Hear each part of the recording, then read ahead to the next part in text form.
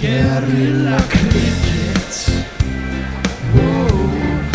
Guerrilla cricket. Whoa. Guerrilla. Take guard, man the barricades, patrol the cover boundary. At last the time has come, this is a cricketing emergency. Hear this call to arms for every cricket revolutionary. Take up your bats and stumps for the test match insurgency. At first they tried to silence us, but we would not be silenced. They threatened us with lies, so we threatened them with violence. Che Guevara, Sangakkara, Joseph Stalin, Douglas Jardine, Robespierre, Darrell Hare, Vladimir Lenin, O'Brien Kevin, guerrilla cricket. It's not about the winning, it's about how many rules you break. Even in cricket commentary, this is the best advice to take. Pick guerrilla cricket, it's the finest choice you'll ever make. There's so much more to cricket than rev counters and a slice of cake. At first they tried to sanitize us and clean up our act, but people like it filthy, and we know that for a fact. Fidel Castro, Lenny Pascoe, Carlos the Jackal, Umar Akmal, Mahatma Gandhi, Grant and Andy, Brendan Behan, Austin Ian, guerrilla cricket. Stick with us, cause you know we're not the kind of thing that you see on the TV and the radio. So vive la revolution. First they tried to buy us, but we would not be bought. Okay, we were, but then we ran away, and we will not be caught.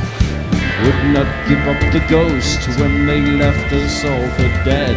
They decapitated us, but we just grew another head.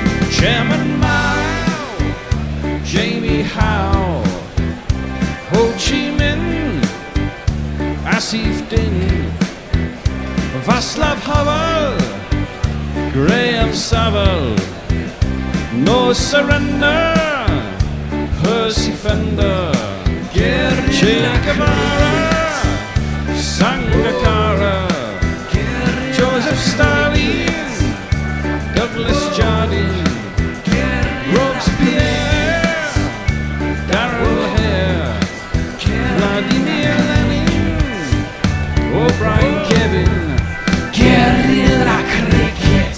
Well, 10 months in cricket is a very long time. Both England and India have new captains, but in India's case, not the one they expected.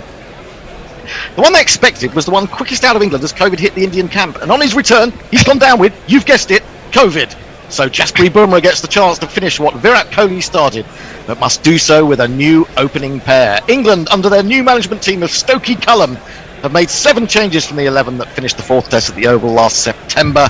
And here we are, the final test, in July 2022. Is this the longest series there has ever been? Has this been the longest wait for the final test? I guess it has. I'm Gorilla Hendo. Good morning to you. Good morning to anyone who's joined us around the world. And I'm also with none other than Grubby. Hello everyone, and what a pleasure it is to be here. And did you notice at the toss how quick Stokesy was to say we'll have a bowl as soon as he won the toss? I did kind of, and it's really based on the fact that England are a chasing side now. They think they're playing in an ODI or T20. Also with us all the way from Perth, Western Australia, of course, it's the inimitable. It's the man who says fuck before the programme started. It's Messi Jez. G'day, Hendo. G'day, Grubby, and a belated happy birthday to Grubby on reaching his half century. We got a jingle for that or not? I could find one. I suspect we have. As Grubby has alluded to, England have won the toss and have put India into bat. However, India's team is much changed. Well, in important places, really, because you've got a completely new opening pair. Shubman Gill, who hasn't played since was it New Zealand last year, is back in favour. KL Rahul, of course, has gone with a hernia, and Rohit, as we said before, has problems with COVID. So the teams line up as follows. For India, Shubman Gill, Che Pujara opening the batting, Hanuma Vihari, Virat Kohli, Shreyas Iyer, Rishabh Pant, Ravindra Jadeja. Surely there was a chance to get Ashwin in, but no. Shardul Thakur, Mohammad Shami, Mohammad Siraj, and Jasprit Bumrah, who becomes, well, they're saying he's becoming the first Indian fast bowler to captain the side, but some people have been arguing over whether Kapil Dev is a fast bowler or an all-rounder. I think he's an all-rounder, so in my opinion, he is, basically. England line up as follows. Alex Lees, Zach Crawley, Ollie Pope, Joe Root, Johnny Bairstow, Ben Stokes, captain. Sam Billings is in for Ben Folkes. He's also not recovered from COVID.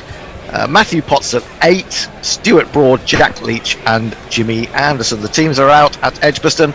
There is a bit of sun around, but there's a lot of high cloud as well, and it was the cloud cover that Ben Stokes intimated had made him decide to put India in. What do we think of that, chaps? What do we think of the opportunity of passing up a good batting wicket? Well, it's interesting. The record at Edgbaston is that 20 tests have been won by bowling first and 18 by batting first. So there's not a lot of difference historically in that regard. And I think given the record that England have shown so far this season, they're planning to win by 5 wickets yet again. Well, a month ago, I'd have sat there and rolled my eyes to the heavens and gone, oh, it's only because we don't trust our own batting. And it's a bit of a defensive move because we can't really lose the test in the first couple of sessions by bowling first. But now, given what's happened in the last 3 games, you think, no, that it could be a very attacking move, and we'll just knock off whatever in the 4th innings. 5.5 and over. It's quite interesting, isn't it, when you consider that Shea Pujara is going to open, and Shubman Gill, a man who's yet to score a Test century, is back at the top of the order. He's a man who's promised a lot since Australia, but hasn't necessarily delivered. I suppose today is his big chance. It's a lineup of a man with great experience and a man with quite limited experience. Anyway, Messi, have we been joined by anyone so far today? We certainly have. Mog is with us. He says, I'm already sick of fucking India and all their dipshit fans. Also, hello, let's get on with this. Farong, who says, I think England enjoy batting fourth. Don't know why. Good toss to win. I think this pitch will have a bit more life in it than the previous tests against the Black Caps. Always very sad when you have to cheer for the 3 Lions, but I certainly can't support the IP lads. Warren says, good morning all. And the Pornbot is with us. Which country to have intercourse with next? Yeah. Well, let's cut that short. Shall I give you some jingles of some of the main protagonists? It's Gilly Gilly, Austin Pepper, Katzenell and Bogan by the sea. And opening with that man is this man. Chirishwa Pujaras into bat, prepared to face 10,000 balls. Oh, Pujara just bats like he is old. And opening the bowling for England will be... Jimmy, Jimmy! Jimmy, Jimmy! Oh! Jimmy, Jimmy! Oh, little Jimmy, will let go! Yeah, Jimmy is back for Jamie Overton, who must be one of the most unlucky players England have ever had, to score 97 on debut, take a couple of wickets, and then find yourself dropped for the next game. It's a hard place to learn. He'll never play again. He'll never play He might never do. He might be a one-test wonder who scored 97. Amazing stuff. 4 slips in the gully for Jimmy Anderson as we get underway with the 5th test of this amazingly elongated series. He's coming in, he bowls wide of the off stump, and the ball rather dies on its way through to Sam Billings behind the stumps. There is no run. Shubman Gill is taking first delivery, and Joe Root has got his sunglasses on. He's full of the joys of spring, smiling away. There's smiles everywhere in this glorious new land which England have discovered. which I'll talk about a little bit in this week's Smacksman, which will be available When can I get that? in your inboxes in about 11 minutes time. In comes Jimmy Anderson outside the off stump, left alone by Gill, once more through to the keeper. Yeah, the Smacksman will be available in your inboxes if you are a Patreon pledging more than £4 a month. You will get the Smacksman at 11:15. So watch your inboxes and don't get too excited, put it that way. 4 slips of gully, an extra cover, a mid-on, a square leg, a few yards in front of square, and a man at long leg. That's Jimmy Anderson's field. He's coming in to bowl to Gill, and it's outside the off stump, and it's dropped by Sam Billings. Fortunately for him, there'd been no stroke played, and he seems to be in pain. Oh God, we need another wicket keeper. He's injured after 3 balls of the morning. It's been hit on the thumb, it's taken off his glove, and he's in all sorts of pain. Take the ball properly, and that doesn't happen. Pillock. Oh, did it? It was that one of those dippers, wasn't it? It dipped on him at the last minute, and he caught it on the end of his thumb. Very painful indeed. Ooh, he's snatching at that a little bit, wasn't he? My 9-year-old Bertie hates Billings, thinks he's rubbish. Right, this one, Anderson holds its line a little bit, if anything, coming into the right-hander. But again, left alone and through to the keeper. No indication of great movement at the moment, but sometimes we have to wait for a few overs of shine to come off the ball before it seems to do much. But England will be hoping it's going to do a fair bit this morning, having made that decision to insert India. So where are you, Grubby? Do you expect India to equalise, or will England to equalise, or will India hang on to their 2-1 lead? Or can I give you an answer after like an hour at least of this game? All right then. Thanks. In comes Anderson, bowls and hits him on the pad. A straighter delivery this time. It loops out towards Ollie Pope on the end of the slip cordon, and there is no run. Now I should also tell you that the GPL is up and running until lunch, and would you believe it's worth £180 today? £180. That is how long we have not had a winner for. And it's how many of you are taking part these days, which is great to see. So if you want to estimate how many runs will be scored in the day, I'll tell you after this ball how you go about it. Anderson in, clipped away. Lovely shot this from Gill. And it's going to run away to the mid-wicket boundary for the first of these.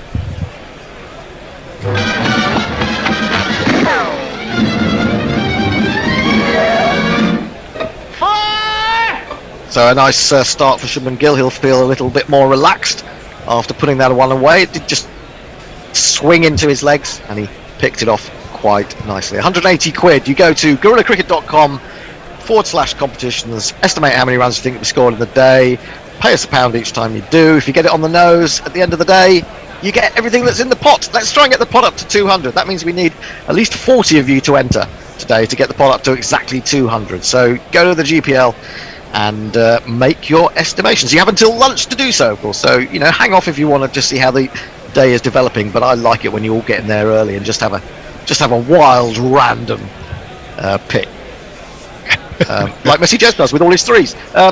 Who else has joined us this morning? Leah's with us. She says, "Morning, everyone. I think we need jingles for match referees. For some reason, I can't get 'I'm the Walrus' out of my head. No idea why. Of course, David Boone is the match referee for this one." Indeed. Warren says, liking that Pajaro jingle, which I think is excellent. Mrs. Luigi Magpie says, good, very early morning from Pacific Northwest USA. Remember the GPL?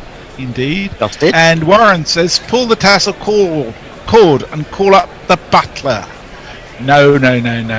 He's very good as a white ball captain. We're not having him here. By the way, I'm totally with Birdie as far as Billings is concerned. Grubby, I think he's an excellent white ball player, but as a red ball wicket keeper, I'm not impressed. Now, opening the bowling at the other end for England is going to be this fella.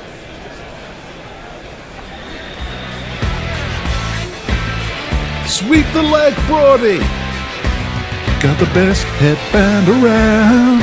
Something has got to keep her down. Got the best headband around. Your ego ain't gonna beat you down. Got the best headband around. Even though your hair is thin now. And here he is in for his first ball to Pujara, who leaves the ball outside the off stump, a little bit close to off stump for comfort, but he's got away with all right. I wonder if anyone can tell me, I haven't had time to look this up, has Pujara ever opened for India before? Does anyone know this? In fact, it's a no ball. A no ball to start with, which is being signalled now by umpire Alim Dar, isn't it? I think it's Alim Dar out there. I'm sorry, Smokey. You were over the line. That's a foul. He was indeed. The score moves on to 5 for no wicket, so India well on their way to victory now. Oh, he has, okay. Broad in again. Bowls. Oh, again, this one comes back and left more or less on length by Pujara. Probably missing that off stump by a couple of inches as well.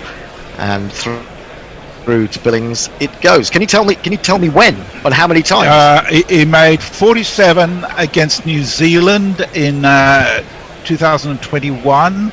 He's only done it 3 times. Right. Where are we going? Sorry. He's that nuggety number 3 who, He was out for a duck against Sri Lanka in 2015. Oh. And he made 28 and 52 against Australia in 2013. All right, so we're going back. I mean, we're generally going back to find him open. Yeah, long time. A bit disappointing crowd at Edgbaston, I have to say, unless they've all been held up by a rail strike or something. Broad. The early start.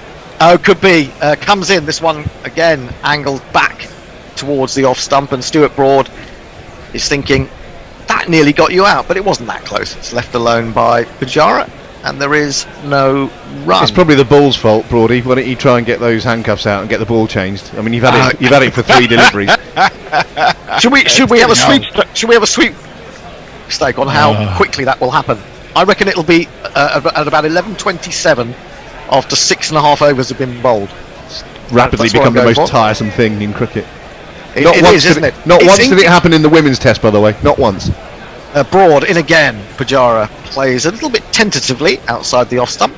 First time that he's put back to ball though. Picked up by Stokes running in from extra cover. And there is no run. Now my internet is so poor this morning that I think I'm going to have to come in this afternoon. Got things I need to do, but I can hardly hear either of you, and I can hardly hear the jingles. It's not too good for a commentator, is it? I mean, you've probably got better reception in bloody Perth than I've got in Wimbledon. It's perfectly good here, yeah. There you go, see what I mean? Ridiculous. Broad again, 4 slips go down outside the off stump. This time Pujara just shuffles back and then leaves the ball, and through to Billings it goes. What is it about Billings and his red ball keeping that you don't like? I'll give you Bertie's view on him. He sees him chirruping away behind the sticks in T20 games for his county, right. And then he's obviously seen him drop 1 or 2 like he did early doors this morning, and now he's very quick to judge, like kids are, and that's it. He's lost. Super good. He's lost to him. To Bert. Yes. Broad in again outside the off stump. This time a little bit of movement away, more after the ball has gone past the bat. England thought that was the end of the over. They've forgotten that there was a no ball. So it will end up back in the hands of Stuart Broad, who will have to deliver the extra one. The cloud cover is giving way to a lot more brightness, I would say, which England possibly don't want to see at this stage. And we shall see, I suppose, as the game develops, as to whether that recent record of chasing and then deciding to put India into bat today because of that is going to pay off. Broad in, straight to one, onto the legs, clipped to mid-wicket. There is no run. That is the end of the second over of the morning. India are 5 without loss. Just Ideal says, do you remember Grubby, the cricketers you loathed when you were 9? They were mainly Australian, I'm ashamed to say. I'm sure they Sorry were, about that. Yeah. No shame in that. That's natural. Yeah, I'll probably... who did that 81 side, for example? I can't remember hating anyone in particular. I mean, later on, I really hated Glenn McGrath when I got older, just because he always seemed to be such a mean character, and of course he would take us apart more regularly than not. Yeah. Surely it's easy to dislike an opponent, not so easy to dislike one of your own players. Is there one of your own players that you would not have, you haven't fallen for their charms? In comes Anderson outside the off stump, good length ball, left alone by Gill, through to the keeper, and there is no run. Bill Athy always left me a bit cold. Oh, right. I don't like Stephen Smith. I mean, I admire him as a batsman, but I do not like the person at all. Did you like his flouncing when he got run out by Kawaja? That was wasn't hilarious. That childish. It was really funny. Pathetic. But Who ran him out? Was it Usman Khawaja? It was Kawaja, yeah. It was Great. Koala. Koala, indeed. Yeah, I was glad to see that. No, I don't like Smith. I can't bear him, in fact. Anderson in bowls, and it's right on the money, full and straight, defended to mid-wicket, and there is no run. I find it objectionable that he should be one of the best batsmen in the world. Yes, it's not right, is it? It's not right at all. Really isn't. He's an unusual character, and for all that it was a bad look, his body language when he got run out, and everyone's disappointed. He wouldn't have done that kind of deliberately or for effect. That would just have been his natural reaction, I'm afraid. No, it's obsessive. Again, now finds an outside edge, or a thick outside edge, but it's played softly enough by Gill down into the region of fourth slip. Doesn't get through, doesn't go down to the third man, which is one of my bugbears. So, just a little hint of movement. It wasn't that far short of Johnny Bairstow. He was actually at third slip. And so just an early bit of encouragement for England. But no wicket taken. Yes, I do hope this crowd is going to fill up a little bit. This ground's going to fill up a bit. Anderson in again, bowls to Gill. Gill's beaten by that one. And it kept a little bit low as it went through to Billings. I'm not even sure whether perhaps it may have just pitched in front of him. I'm not sure that he got any edge on that, but it wasn't a catch anyway. I got offered a ticket for today's play at Edgbaston, Hendo, but I'm here instead. Well, of course you are. It's because you're loyal to gorilla. I mean, and all gorillas should be loyal. Because if you're not, you get shot. It's as simple as that. It's we don't mess about here. If we find out that you've sneaked off to the game. Anderson in again, bowls a little bit of swing into the pads. In fact, comes off the pads. Billings is going to chase that because there's no fine leg. He gets there. There's a man running around from long leg, but he's not needed. They get back for 2.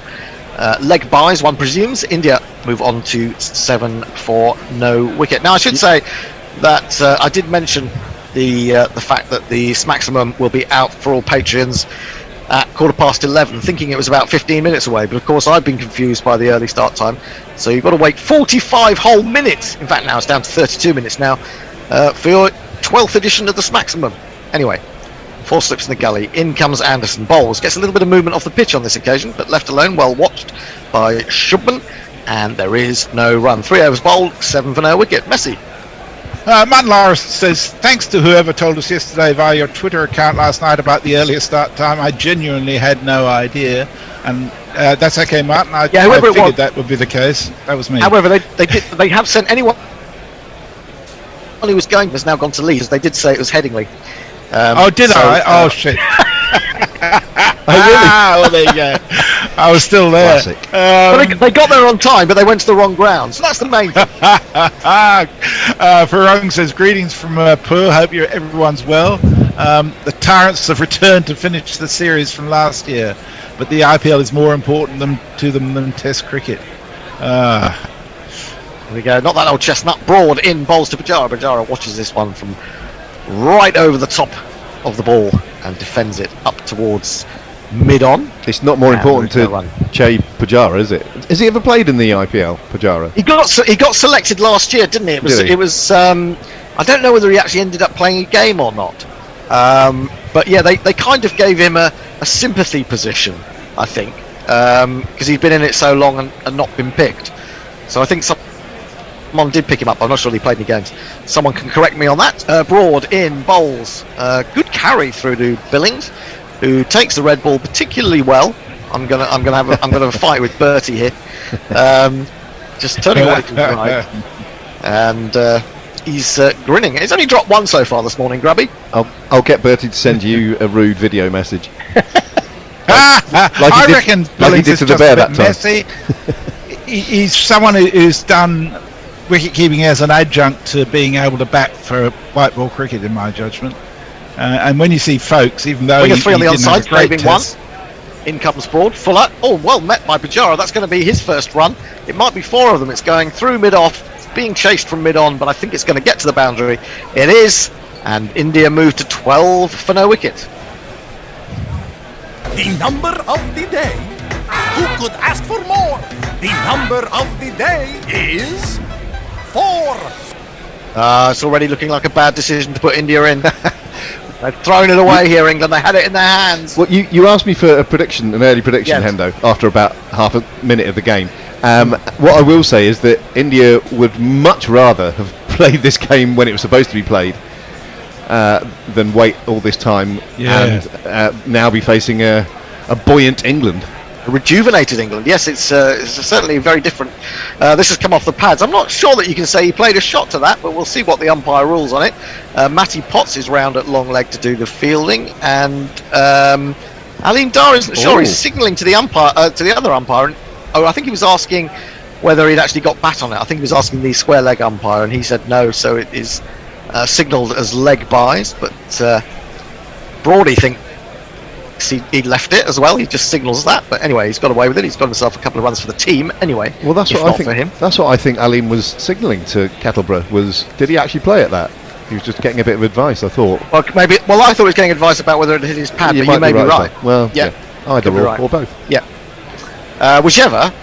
I think umpire Kettleborough was wrong, because I don't think he was really playing a shot. In comes Brody again. All finds the outside edge, but once more it goes straight to ground. Picked up at the end of the slip cordon by Ollie Pope, and there is no run. India moved on to 13 for no wicket. Gill has 4. Pujara has 4. I think it would be a bit harsh. 5 extras already. Beg your pardon. I think it would be a bit harsh to have ruled that a dead ball or that he didn't play a shot. His bat at least went towards the ball. It's very difficult to say he definitely wasn't playing a shot at that. I think it's not like he thrust his bat skywards, is it? Really, no. I mean, it depends if you're a batsman or a bowler, I suppose. In comes Broad again. Bowls full and outside the off stump. Through to Billings, it is allowed to go, and there is no run. It's the end of the 4th over of the morning. India are 13 for none. Mogg says it's important to note that players like McGrath and Smith are very much Bradmans, and he didn't say that, as you can imagine. Warren says my stream's only 5 balls behind your call. I might as well be in Melbourne with 40. So he says, so who would be the sore finger, backache, concussion, COVID replacement for Billings? Interesting question, actually. Leah says the YouTube overlay is wrong. Shouldn't be England versus England 2022 first test, but England versus India 2021 fifth test. Yes, true. And she also says dipshit reporting in. I'm not. Oh, probably in relation to Boone. Full ball from Anderson. Start of an over. There's no mid off. There's only one man saving a single on the offside apart from the slips, and that has raced away to the boundary for one of these. 1, 2, 3,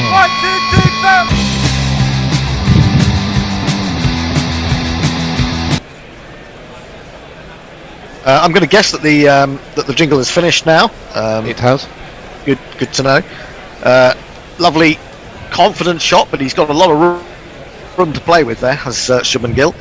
And Anderson's putting it up there, looking for the swing, but that doesn't seem to be responding greatly at the moment, this ball.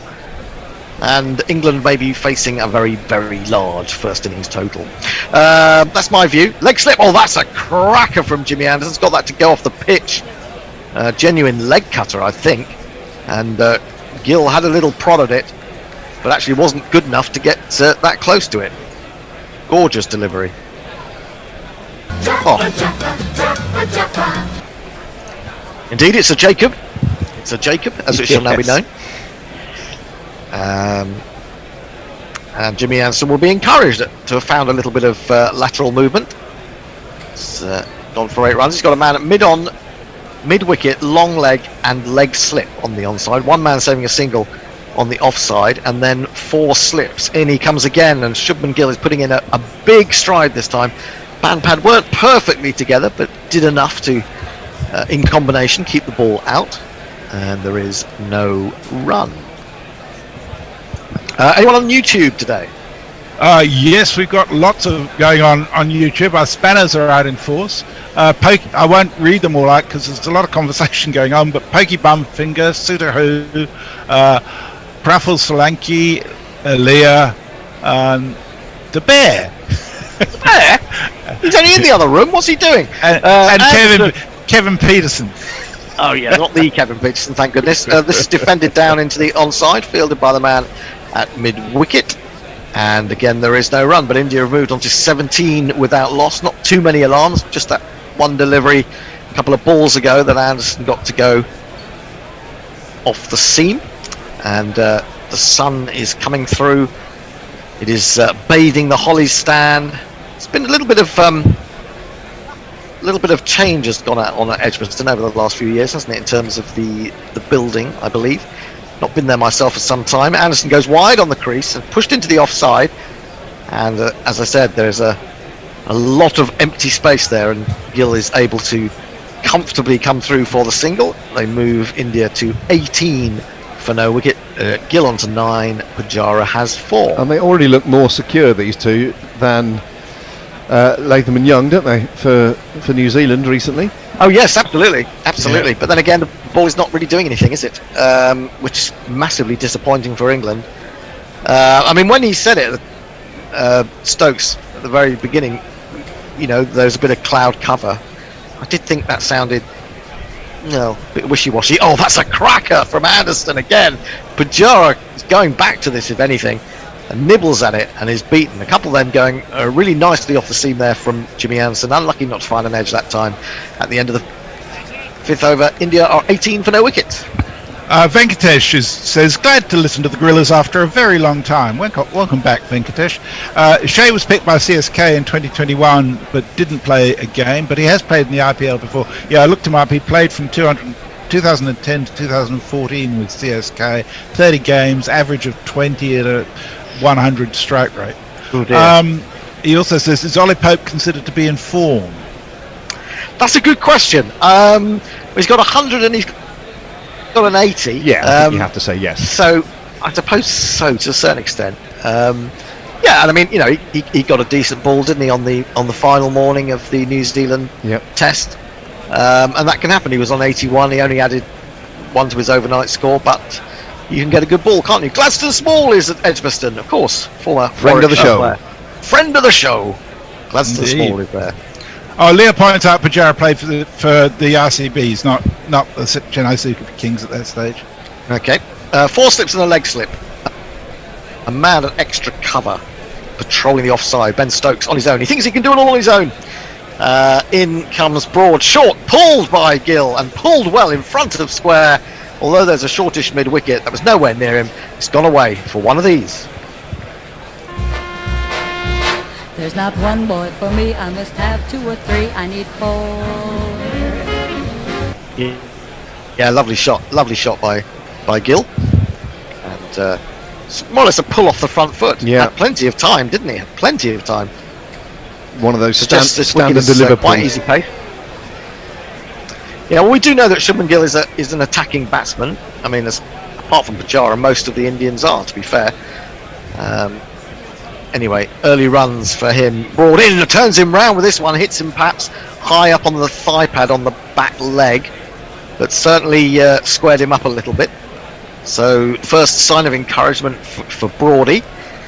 And the score remains 22 for no wicket. Do you notice there's a British player who's got through to the 3rd round of Wimbledon, and he's called Liam Broady, but they insist on calling him Brody. Yeah, like Road. It's ridiculous. It's utterly ridiculous. And I think Stuart Broad go down there and tell him to not mess around with his name. Or we could call him ridiculous. Stuart Broad. Stuart Broad, maybe. Yeah, that might not be a bad idea. Here comes Broad again. In, bowls, back goes Pujara, dabs it down, and there is no 3rd man. And despite the fact that 2 men are herring after it, it's going to get my goat and hit the boundary sponge now. Give it to me 1 time. Give it to me 2 times. Give it to me 3 times. Yeah. Give it to me 4 times. Well, it's all looking a little bit too easy for India so far this morning. We're through the first 25 minutes. We're into the 6th over. We haven't had a change of ball, but I'm expecting it in the next 3 minutes. Here comes Broad again in bowls, and it was Gill actually. Did I say Pujara had played that down to third man. He's got in behind this one and defended that into the offside. This time there is no run. He's got 17 now from 21. Pujara has 4 from 14. And India have raced along at over 4 and over, which is of course the new scoring rate for Test cricket, isn't it? 4.2 and over, and they're looking very good on it. 5 boundary 4s in nearly 6 overs. Pretty good going, isn't it? Start of a Test match. And of course, Jimmy Anderson has been so economical, even when he's not been taking wickets. So this is a little bit alarming for England. Broad in again, bowls, and jabbed into the onside it. Got up a little bit, but was well controlled by Gill, fielded at mid-wicket, and there is no run. 1 ball remaining in the 6th over. Speaking of scoring rates, the Sri Lanka-Australia game that finished today with Australia winning by 10 wickets after less than 2.5 days, the match was at a rate of 4.41 per over the whole match, which has got to be something close to a record, if it's not the record. Yeah, I didn't get a chance to watch any of that game. Apparently Travis Head took 4 wickets in the second innings. Yep. Full, and Gill thrusts his pad at that in the manner of Tom Blundell, who we've seen do that quite a lot, but it's left it alone, gone through the keeper, and after 6 overs, India are 26 for none. Messi. Hombre Nueva says, morning, wonderful Planet GC. Totally forgot about the 10:30 start. Exciting so far. Definitely. I'm really excited by this. Farang says, just keeping my Bangladesh reports rolling. Batting coach Jamie Siddon says the Tigers struggle with the ball and they are not very tall. They struggle with the bat as they're not very tall, he says. Oh, bat, yes. But he points out that Bradman wasn't particularly tall, and I mean Bradman this time. Yeah. And the Pawn Buck says Gorilla Hendo's sympathy position involves a short leg and the third man. Oh dear, oh dear. Anderson in, bowls to Pujara, and Pujara works this off his pads. It almost got through, actually. There may be a bit of pad involved, but he's got it towards mid-wicket, and they've taken a single. Pujara moves on to 5, India to 27 for no wicket. I've said it before. Praful Solanki has joined us on YouTube, says India looking okay if these two get in, and the others can play strokes freely. Sorry, Ravi. I was going to say, yeah, it was just a frivolous comment about how much like a Muppet Pujara looks. In fact, he looks like Bert from Ernie and Bert. He's edged it, and he's caught! First wicket goes down, it's Gill who's gone, and it's Anderson who's taken the wicket. That flew to slip, and India have lost their first wicket.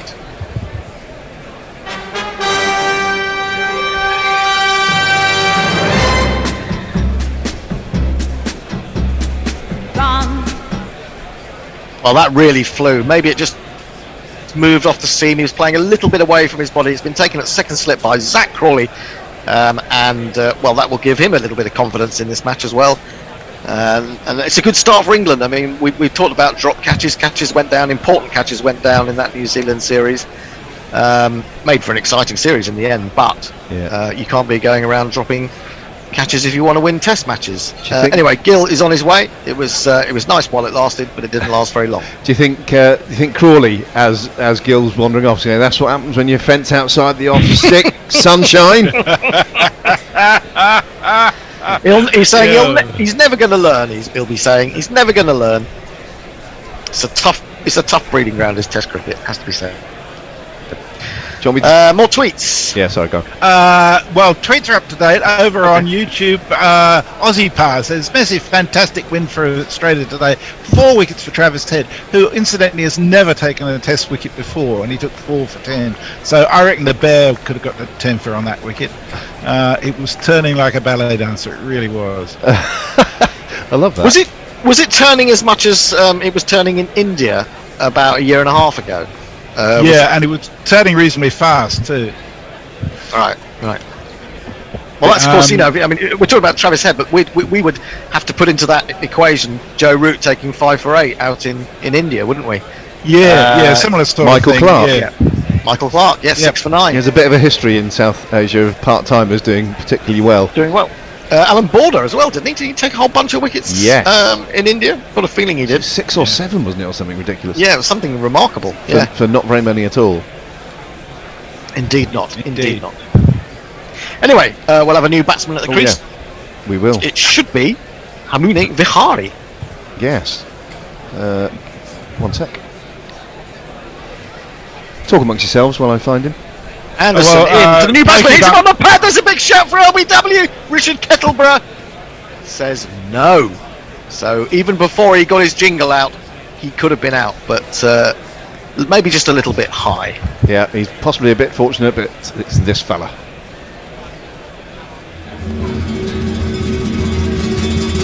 Vihari, oh, Vihari, oh. I don't know much about this lad. He bats right, and he comes from Hyderabad. I can tell you a little bit about this lad. He's got one test. This one also hits him on the pad, and I suspect there was a big inside edge, because otherwise everyone would have been up for that one, because it was so low on the pad. But I think he's got away with it by getting the inside edge, and the appeal was muted somewhat. Let's go look at the replay. Is that a big inside edge we see here? Yes, indeed it is. So it'd be a surprise that one kept a little bit low, or maybe, in fact, I think definitely he should have been forward to that rather than going back. Anyway, here is... Grubby, you may want to let Forthy in. Anderson in again, full, driven, he's going to get runs this time. It's going to be 1, it's going to be 2, it's probably going to be 3. Stokes is after it, he's the only man on the offside, and in fact, he's got there quickly enough to ensure that it will only be 2. And India move on to 29 for 1, but Vihari is off the mark. Yeah, Vihari's got, he's played something like 15 tests, got 105 50s in test cricket, so he's not a complete novice. There was talk that maybe KS Bharat would come in to open.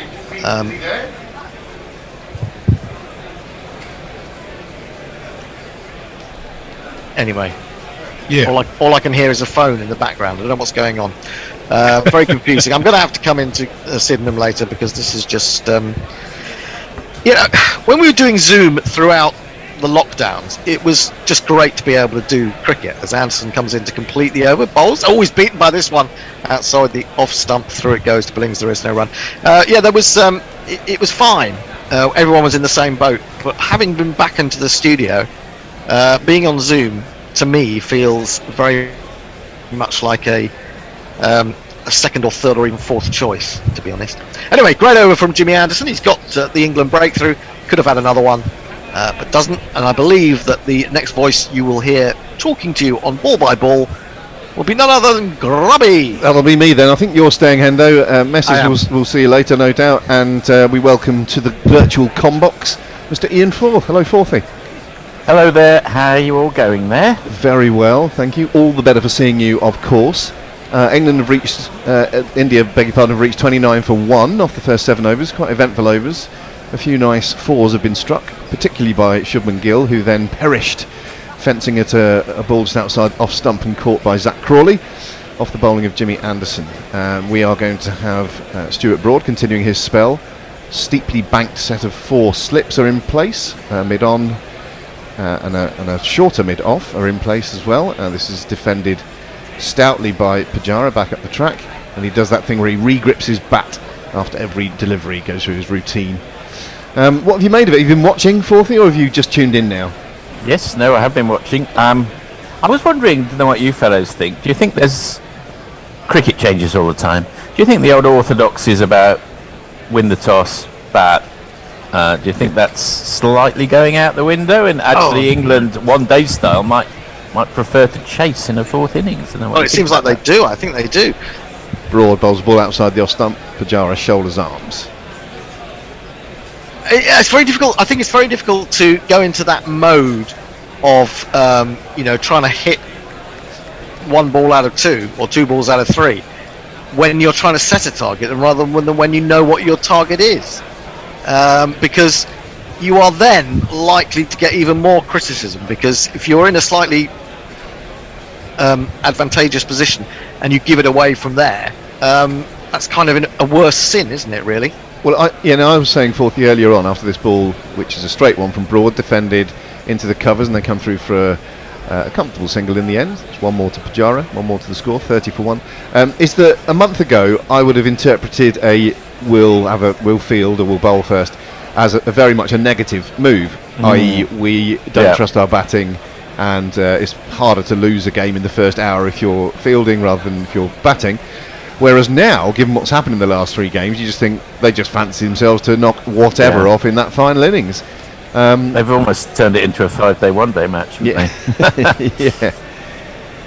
There is a fall waiting to happen, isn't there? I mean, this is, it's not going to work every time. No, of course not. It's interesting to see, it'd be interesting to see how many times potentially it can work. This is a ball outside the off stump of Vihari is fencing at this one as well. It moved significantly off the pitch, and he just stood there and held his bat out, went through to Billings, and I don't think that was too far away from the outside edge. Yeah, he's looking a little bit edgy this morning, isn't he, Vihari? Although he hasn't actually touched anything off the edge, but yeah, fabled wobble in seam at number 3. That wobble seam, which has become so popular and prevalent in the game, particularly among the England seamers, almost becoming the stock ball for some of them, as opposed to the bolt upright seam, which we're used to seeing from these expert purveyors of seam bowling. It's a bit too wide from Broad this time, and a little bit too short, and Vihari's able to let that one pass through. I'm a little bit in the dark about the wobble seam. I thought the wobble seam is just something that happens even when you're holding the ball as if for a seamer. We've also got to talk about the cross seam, haven't we, which is being used to sort of slide the ball on sometimes. I'm not sure the wobble seam involves a massive change of hand position. Not huge, but I would talk about that. Well, I would say it's deliberate though. If you consider the skill of Jimmy Anderson, for example, this beats Vihari again. A fuller delivery from Broad.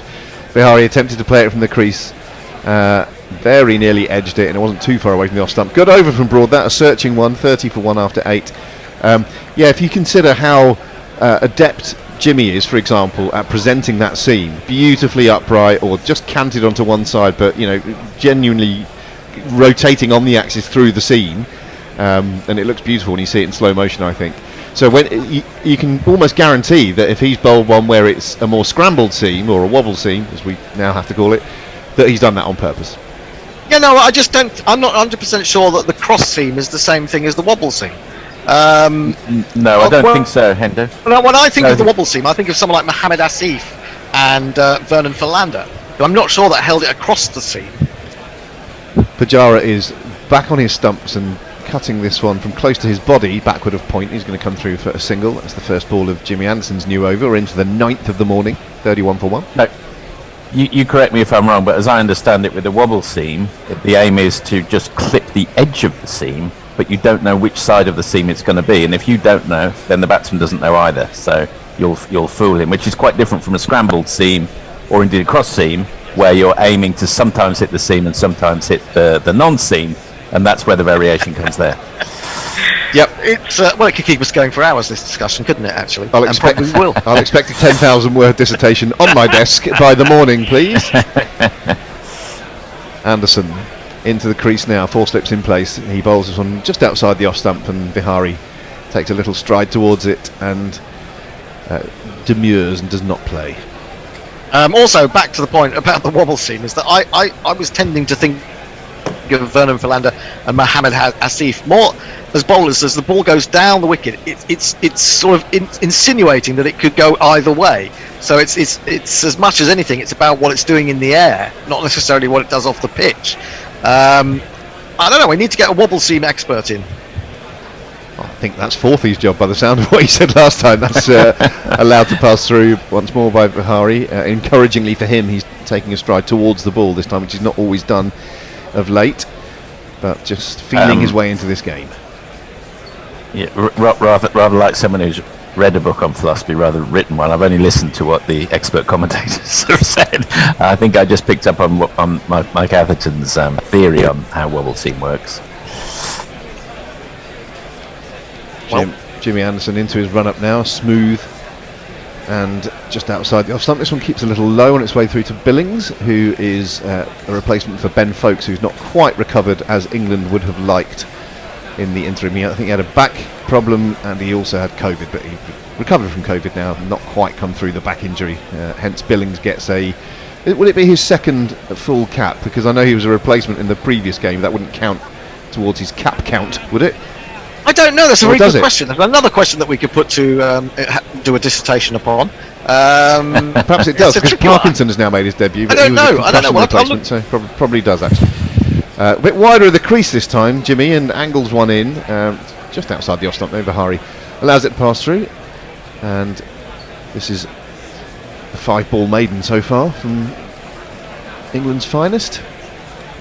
Yeah, it's a bit different if you've only ever been an 88th minute substitute, for example, isn't it? It's hard to criticise a striker who doesn't score in those remaining 6 minutes.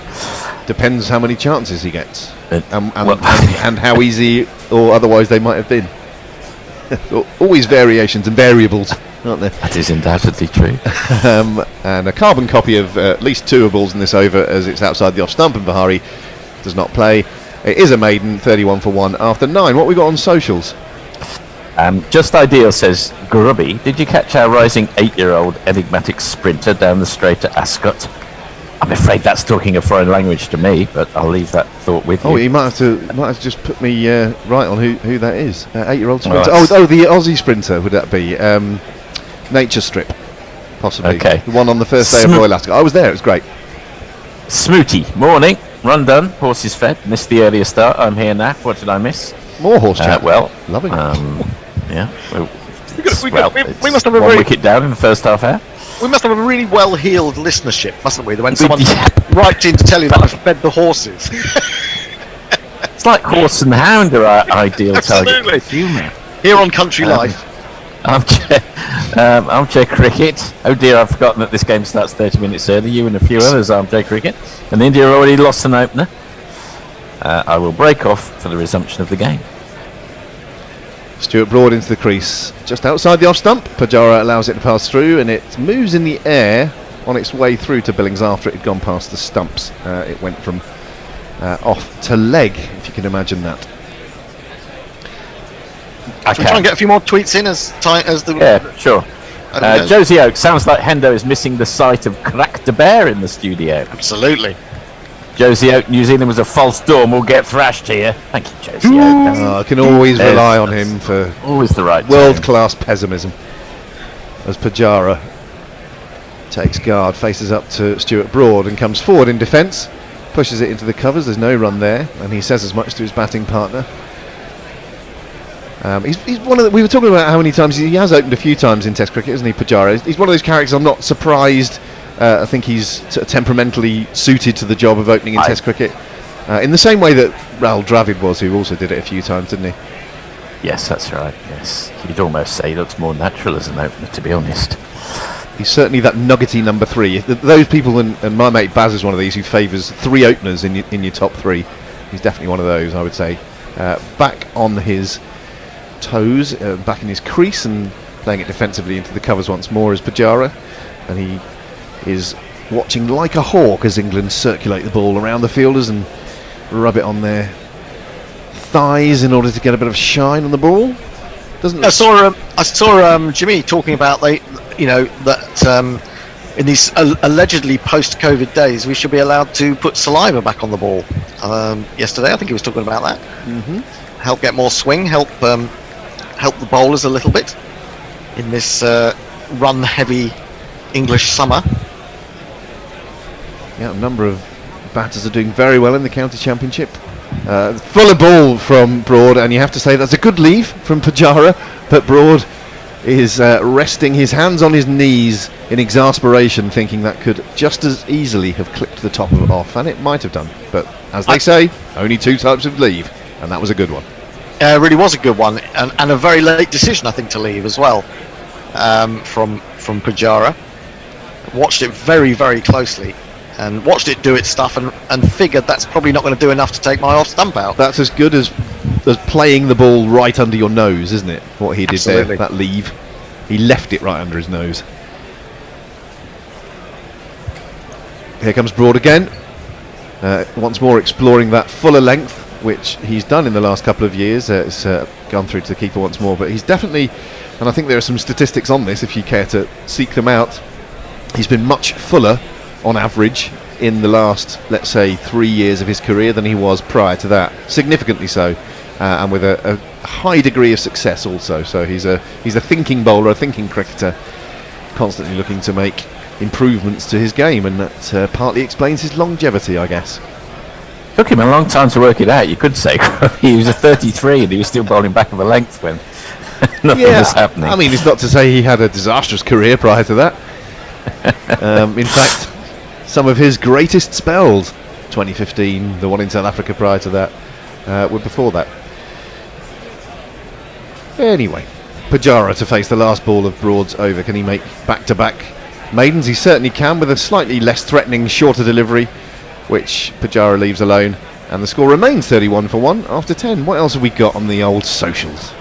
Well, what we've got is Ravi Nair, who says, I hate the fact that all three of you have hair. Dagnabbit, the guerrilla ethos is built on bull buggers commentating on hairy vuggers. Sorry about that. I do have a ball patch. We're beardy and grey as opposed to balding, aren't we, primarily? Nuggety and gnarly with a few traces of hair. Yeah. Venkatesh, surely that will depend on pitches conditions, especially in stadiums named after a living premier. Flat wickets help. Is replying to something. I've forgotten what the original comment was. My apologies. Now, armchair cricket. Another unique occurrence in the Sri Lanka-Australia test is that Anglo Matthews was withdrawn on the day 3 morning due to testing positive for COVID. Oshada Fernando replaced him. Wonder if the former captain's experience could have helped Sri Lanka in their second innings. Change of bowling for England. It's going to be this brand new hero. I've heard from pots that the kettles are filthy black. You know he might do.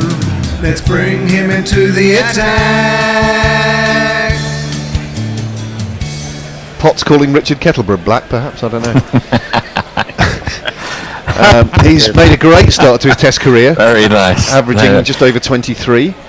And he looks the real deal, doesn't he? He's got that lovely repeatable action, which which might suggest, touching wood as I say it, of course, not that I'm superstitious, that he might avoid those injuries that seem so common among England bowlers. And we have a list of about 10. He's got 5 slips in place, and he's had a lovely Peaky Blinders shave around the sides and back of his head. He starts with a full delivery on Vihari's pads, and Vihari turned it up to mid-on where the ball is fielded. And he looks sharp, both physically and in his bowling. A couple of nice puns I was quite pleased with recently when Owen Morgan was out against first ball in the Netherlands, described as duck à l'orange. And I got another one up my sleeve, but it's nothing to do with cricket. And it's not mine, but it is very funny. Have you ever met Shania Twain? No, of course you haven't, because never the twain shall meet. Oh, God.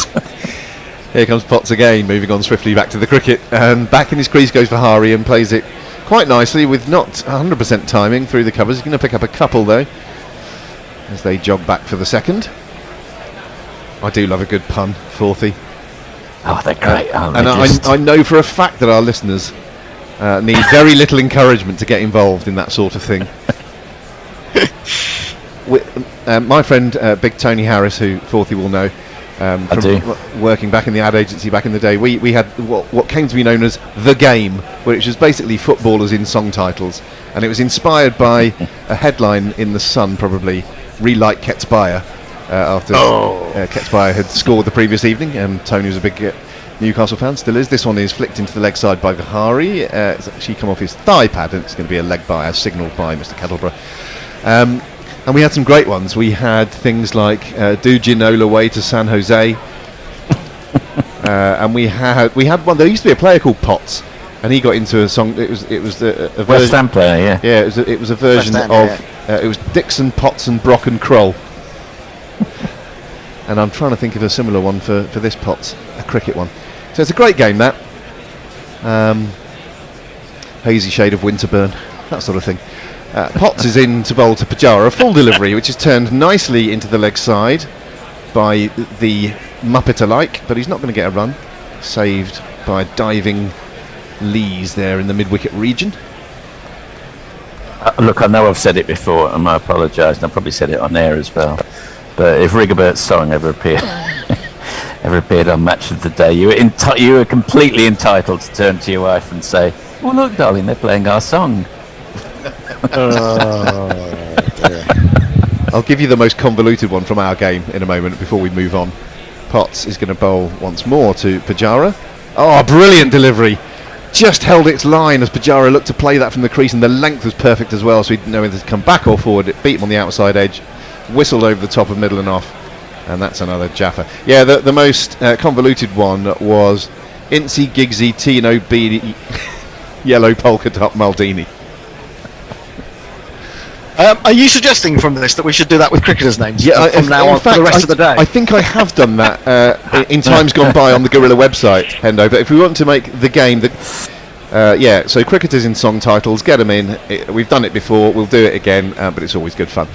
Here comes Potts to bowl once again to Pujara, and he leaves this one a good first over, a challenging first over. The score's moved on to 34 for 1 after 11 overs. And Forthy, I'll throw to you for some social messages, if I may. Peter Lloyd, this is Billing's third test. COVID concussion subs are full players in the match and get the cap as a result. Thanks for the clarification, Peter. So it's highly possible you can come on for just one session. Let's say your keeper gets COVIDed. Yes, that's right, yeah. And the match finishes after, well, half an hour or something the next day. Well, that's a 94th minute. 94th minute substitution.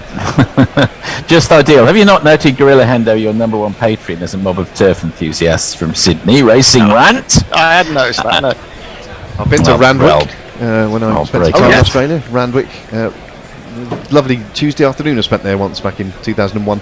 This is turned into the leg side by Vihari, coming forward to Broad's first over of first ball of his next over, and there is no run. Yeah, I was going to say, Grubby, I went to Randwick Racecourse, but it wasn't to see It wasn't to see horses. It was the Pope. The Pope had arrived, not Ollie Pope, the Pope, in 1995. That must have been. I can't even remember which Pope it was. Probably 95. Oh, that John Paul. John Paul. No, it was way after his time, wasn't it? Oh, was it 95? Really? Well, who came after John Paul? I think it was the second.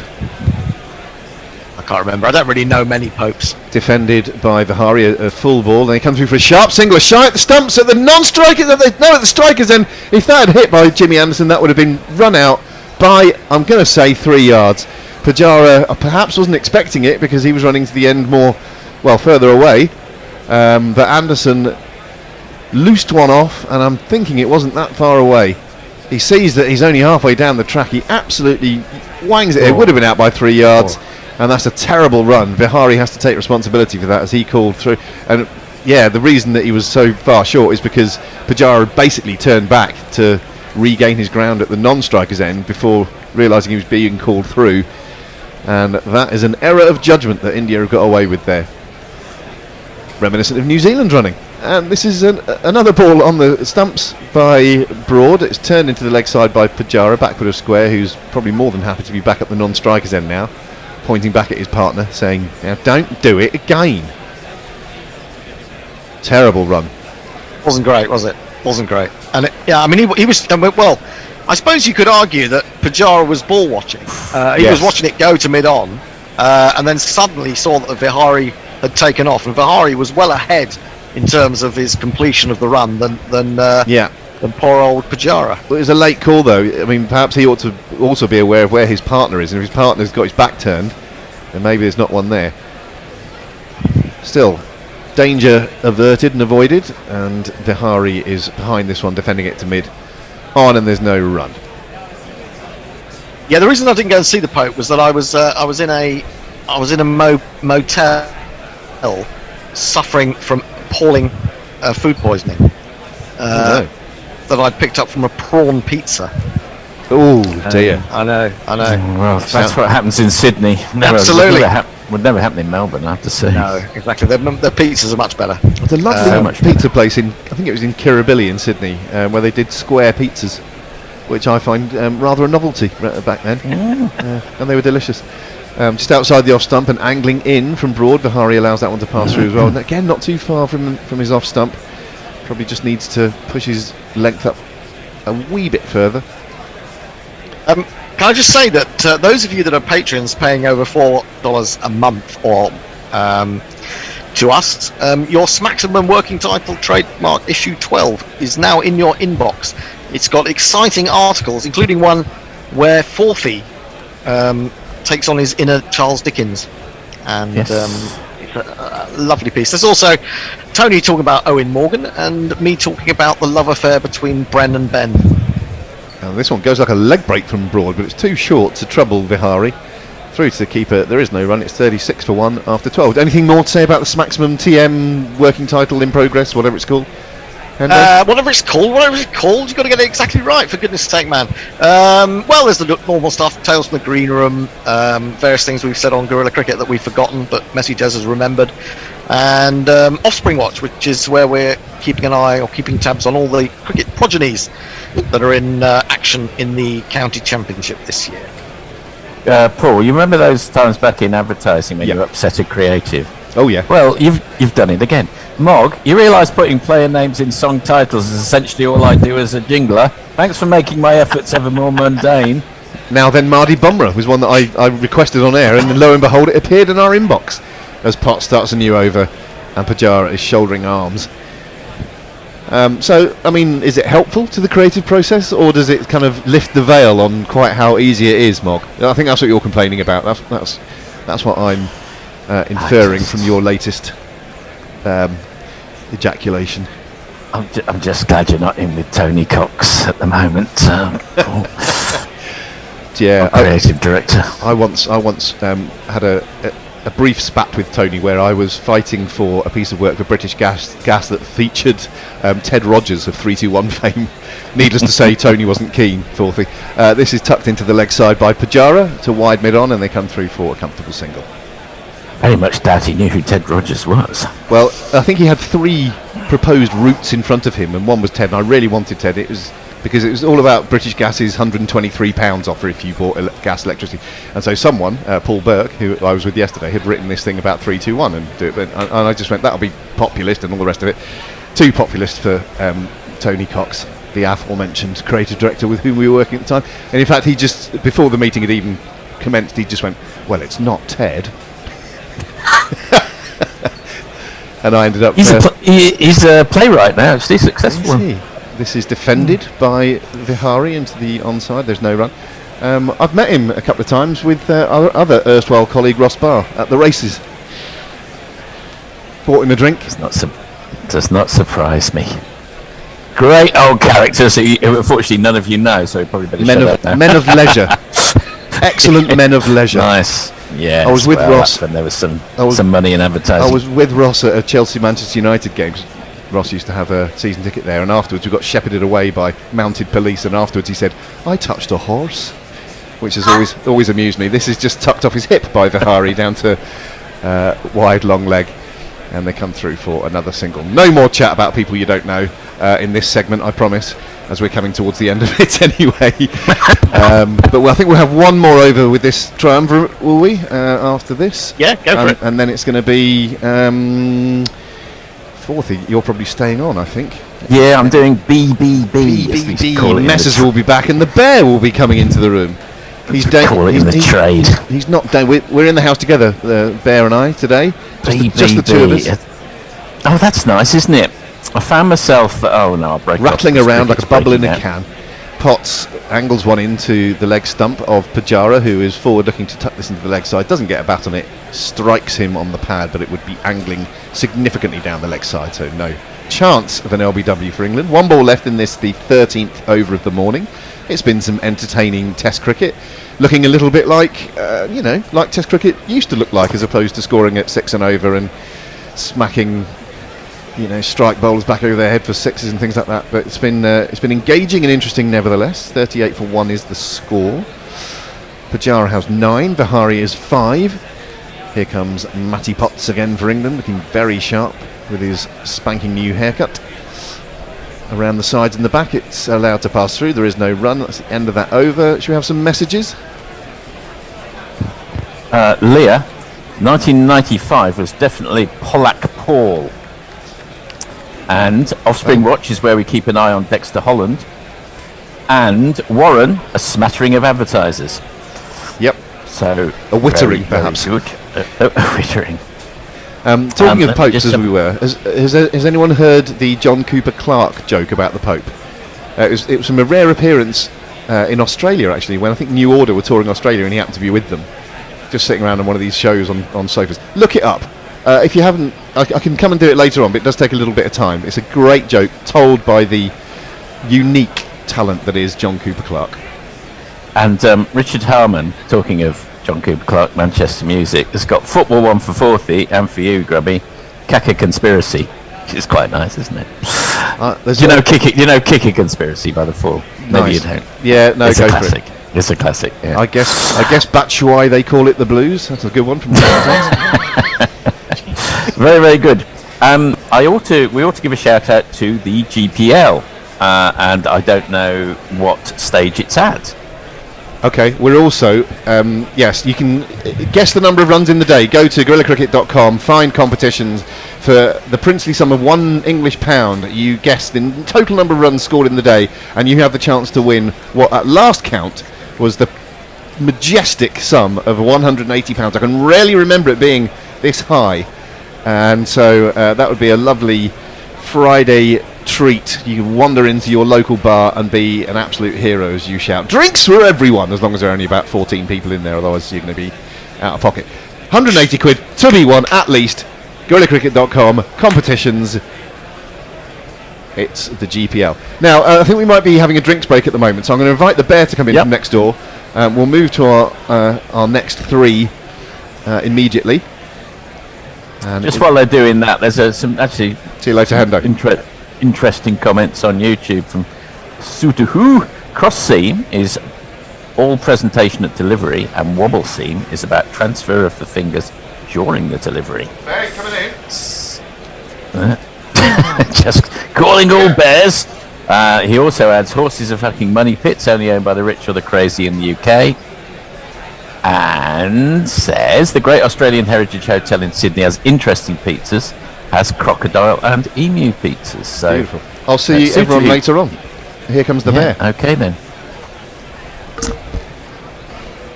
Here comes the bear. That's a traditional mic drop from Grubby. Hello Bear, how you going? Hello Messi, how you going? I'm fine. It's the end of advertising corner.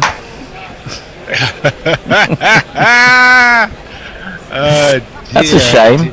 I mean, our loyal listeners love some advertising talk there. You can't underestimate how much fun they find it. I know. I'm only having a little dig, you know. Well, you shouldn't blame Tony for putting us on together. That's what I say. That's fine. That's fine. So come on. I mean, you guys have also. I still think this is. You shouldn't be. It's the second time we decided to bowl first, or third time. Yeah. We're having this discussion, and we might have it during this over. Do we not think, though, that this is a new orthodoxy where England will default to bowling first, believing that they're better placed to chase it at about, I don't know, the fourth morning or something like that? Yeah, but they may think that. Right, okay, after this. Okay. Stuart Broad in, over the wicket to Vihari, clips it off his hips, just wide of the man at square leg, and they come through for a run. He moves on to 5. Look, you might trust yourself to do 6. But if we're going to play like we play now, it'd be good to test ourselves batting first if we think we're always going to chase. But I mean, if you chase like that in a test match, it's going to go wrong at some point, and it's going to look horrible. So you might, and one will traditionally go, well, it's the first day of the test match, so we'll get best use of the wicket if we, keep out ball on the first session, let the pitch dry out and the moisture go, and then just make hay on what should be the best batting conditions. In comes Broad again, this time to Pujara. Walks nervously at the crease, and that one just going down the leg side, clipped, but straight to the man at mid-wicket, no run. I do wonder, what do you think if India looked as if they were going to go in with Ashwin and Jadeja? Maybe they would have been more minded to bat first. I don't know.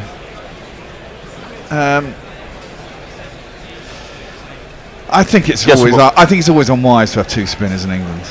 You don't need two spinners in England. I mean, that's the mistake they made in the World Test Championship. You know, you just don't do it. Well, one of them's got a batting average of 35, the other one's got a batting average of 26. Yeah, but it's not that. It's what they're going to get you in the game in terms of bowling. Do you need two spinners? No, you do not. You know, it's typically no. No, that's absolutely for certain.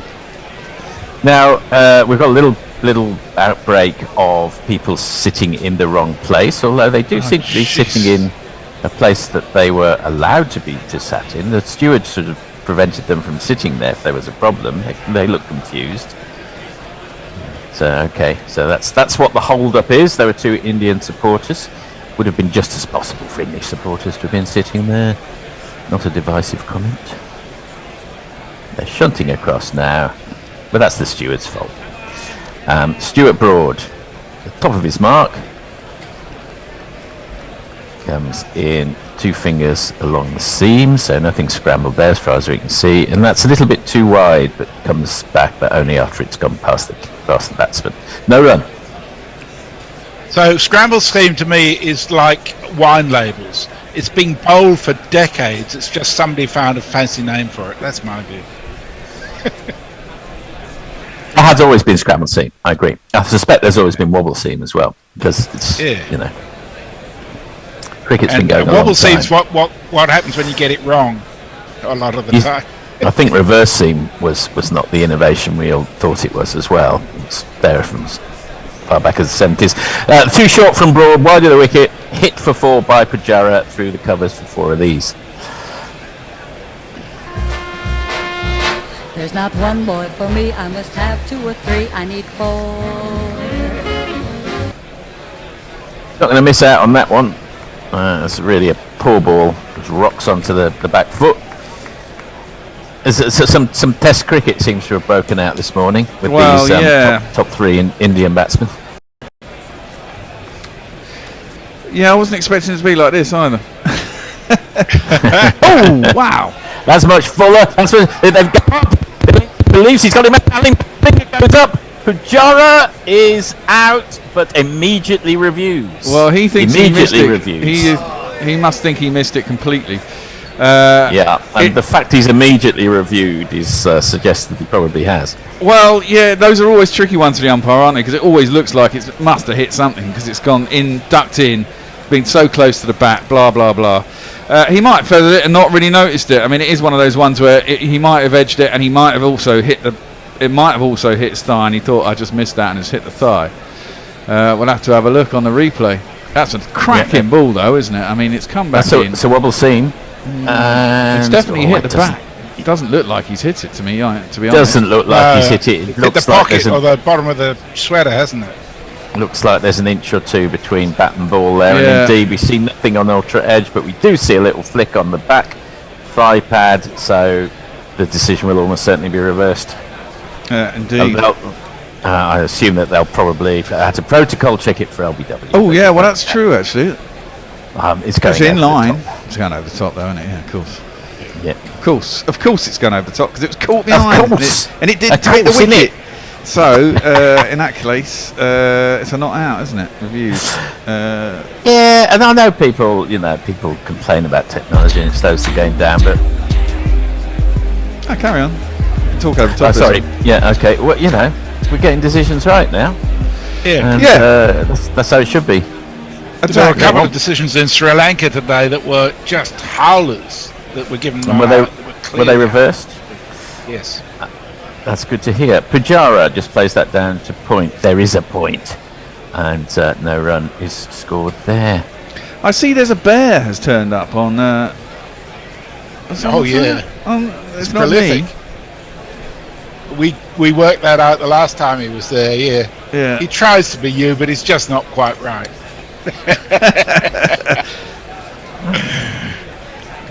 I'd like to know who has taken my name in vain. That's the end of the over to Messi. Kevin Peterson is there as well. I'm not sure where did we have Mog as my work proves repeatedly it's true that any Bradman can do jingle? We haven't had that. No. Leah says square pizza is no novelty, Grubby. There's serious business. Just look at this Detroit style spam pizza which I made a while back. It was delicious. Spam pizza. That sounds appalling. Sorry. A hirsute. Potts more or less bisects Vihari. They're thinking about it, and they decide against it. It almost feels like you ought to do something for a ball that good. It was really good actually, but nothing doing. Let's have a look on the replay. Nah, he's missed it by a mile. It's cut him in half again, though. He did cut him in half, didn't it? Really did cut him in half. It's unlucky there. Could have just clipped the top it's obviously of the middle stump. I mean, they're all going too high. But yeah, obviously it's too high. It's gone over the stumps, isn't it? That one goes the other way. And then good carry. So Potts is immediately looking the most threatening, I would say, of the bowlers so far. He's into his third over. And these are I think England have definitely unearthed one here, wouldn't you say, in Potts? Hey, it's amazing, isn't it? I mean, we said this in the series against New Zealand. I mean, 9th pick, not even on the radar. None of us knew who he was, apart from the people who watch county cricket, which isn't me. And he's wicked. I love him already. He's become one of my faves. I mean, he doesn't swing it like the others, but I think that makes him quite useful actually abroad. And he comes. He's got long strides as he comes to the wicket, almost like he's on I don't know quite how to describe it, like he's sort of on a skateboard or something. Not that. That one's played off back foot, defended by Vihari, no run. I mean, the guys who don't, I mean, he gets a bit of in-swing if it's doing that later in the day, but he tends to concentrate on hitting the seam, hitting the wobble seam. And on flat wickets abroad, that's going to be more useful than a swing bowler who then doesn't have any swing, like someone like Chris Wokes, funnily enough. Yeah, skiddy, you might describe him as.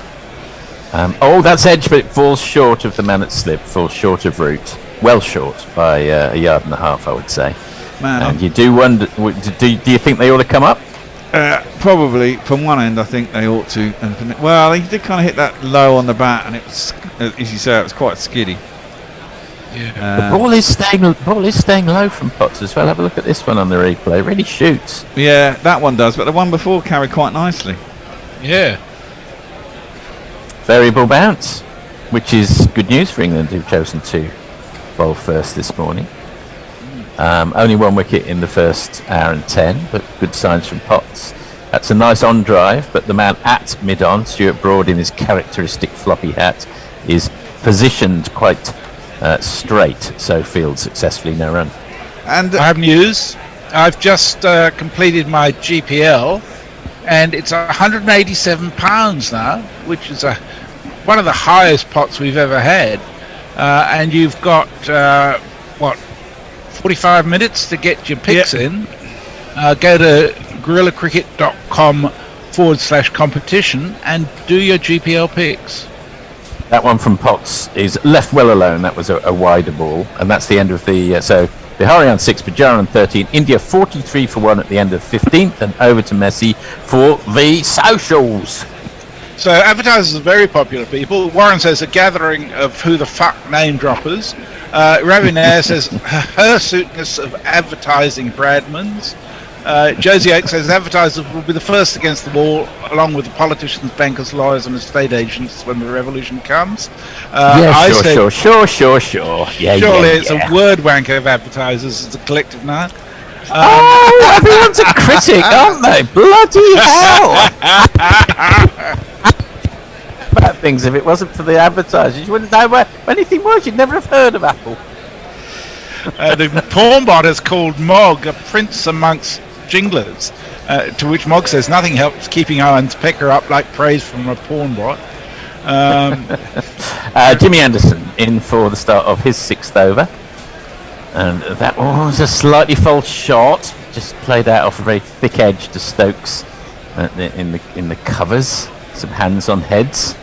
Jimmy coming back to his mark, invests in some Merv Hughes style stretches. I thought I heard yesterday, and admittedly I didn't read any team news yesterday. I read some stories, but I thought I heard vaguely on a radio passing by that his ankle hadn't recovered and he wasn't playing, and then he was in the team this morning. I was like, I must have got that wrong. His ankle. There was nothing ever wrong with his ankle. It was just a convenient rotation thing. My view. Do you think? Maybe he had a little bit of information. You know, he's 40. There's a dot ball there. What would be the benefit though, Messi, of obscuring the truth there, just so he's going to get rotated for a test? That's all right, isn't it? Yeah. Oh no, because they don't do rotation anymore. Yeah, they will when they want to. Whatevs? They're just doing it under another label. You know, Yeah, more rebranding as per the wobble scene that you were referring more to advertising earlier. speak, yeah. More advertising spin. Curse those advertisers. In comes Jimmy again. This one's back of a length. Pajara rocks onto the back foot. He could play that shot all day. Absolutely no problem at all. I mean, and I should point out that Bear has maligned Anderson. He's not 40. He's 39 and 336 days. Oh, okay, fine. All right, sorry, Jimmy, Saint Jimmy. In fact, we have a jingle called Saint Jimmy, and I haven't played a jingle for him. So here we go. Saint Jimmy's coming down across the alleyway, up on the boulevard like a zip gun on parade. Lights on the silhouette, he's in some butter net, coming at you on the count of 1. There you go, Saint Jimmy. I love that jingle. Yeah, me too. It's Green Day, isn't it? You didn't miss anything. That was a dot ball, Yeah. just defended off the back foot through to fourth slip. Green Day, And American idiot. Going back to my point about us batting first, I mean, it didn't go all very well. You know, we pulled ourselves out of the fire thanks to two Johnny Bairstow innings. Jimmy in again. That's a better ball, slightly fuller, and played with a little bit of circumspection, but well enough to be fair by Pajara. Again to fourth slip, no run. I mean, it's a bit rose-tinted glasses, isn't it? I mean, we were 55 for 6 for fuck's sake. When we were chasing 320 and got lucky. Admittedly, Nottingham Trent Bridge was an absolute road, and we played that test extraordinarily well. One of my favourite below-the-line comments, I think it was on the Guardian, was after England were out for about 60 against Australia and then won in that Headingley match. I'll break off for a second. Anderson in again. That was full. Oh, that's a good leave. It's a fucking good leave. As in, all leaves are good when they miss the wicket, but by jeeps, didn't miss by much. The comment was okay. So it worked this time, but I'd like us to try something different next time. Exactly. Anyway, over to Messi. Venkatesh says bowlers who are never able to land the ball with an upright seam considered wobble seam experts, and who might these experts at test level now be? Interesting question. Ravinair says, as I used to be in advertising, I am fully entitled to call the lot of us Bradmans. Fair enough. Indeed. Potts is in again, and that's through dot ball. Do you want to carry on, Messi? Yeah, well, Mog says an unearned smugness of advertisers. Oh God! Oh dear! Oh dear! Dear! Oh dear! Oh dear! I started something here. Dear! Oh dear! I mean, I think it was it Roosevelt who said that if he had been president, he would have got into advertising. There you are. You see, he knew what he was talking about. I mean, admittedly, Mark Twain was less complimentary about advertising. In comes Potts, and that one comes back the other way, but starts wide enough not to be a problem. Vihari leaves it with comfort. Dot ball. We're having a new man come in at the next change, Michael Claydon. I believe he played. Not yet, Michael. Not for another half an hour. 20 minutes even. 10 minutes. Can you disconnect your video, please? It's nice to see Michael, but it's the orthodoxy is that we don't see you yet, Mike. Or Michael. If you turn your video off, mate, that would be great. That one's left by Vihali, well alone. And double. There goes Michael. Anyway, there's a nice little teaser for those of you on YouTube, for example. You want to know what Michael might look like? Build a mental picture, physical picture as well. It's funny you were doing a sort of mock Cockney accent there, Beth, a little while ago. My son and I watched the Long Good Friday last week. Bob Hall says, "Oh, there's a no ball." That's all right. Carry on. Yeah, just the last ball. And you can't, we see Bob Hoskins in the Long Good Friday, you can't help slipping into, where's Victoria? Yeah, exactly. All of that business. In comes Potts. Oh, a studied forward defensive by Vihari. No run. It's actually rather better than we remember it. Have you ever seen the Long Good Friday? Yeah, no, it's very good. It's actually a very good film. It is, yeah. It's also got the chef from Fawlty Towers in it as one of the gangsters I was pleased to spot. The chef. Oh, right. Gosh, that's going back a bit. It's certainly, well, this is all late 70s stuff. Yeah. Hey, where's Victoria? And when he realised he's been stitched at the end. That's right. Hey, where's Victoria? Oh, fucking hell. He made a career. In comes Potts. Oh, that's absolute beauty. Left him off the pitch. Beaten all ends up. Not good enough to get a touch. They haven't gone anywhere fast, have they, since Shubman Gill gone out? I mean, that is one good thing. It's a good point. Vihari is 6 off 34. Pujara is 13 off 44. We all know that Pujara, that's not going to bother him in the least, but it might slightly be getting under Vihari's skin. Yeah, I mean, Vihari at number 3 is quite a big step up, I'd have thought. I mean, he's played 15 tests. He's average in the mid-30s, 34 point something. 35.1, I believe. That's right. Potts in again, wider on the crease. Slants it in, and then it just holds it own, but Vihari is equal to the challenge, plays it out to mid-wicket, no problem. There's subtle variations from Potts. He's an intelligent bowler. He's really thinking it through. And talking of intelligent cricketers, we see Kevin Peterson in the box. That's probably double our ratings.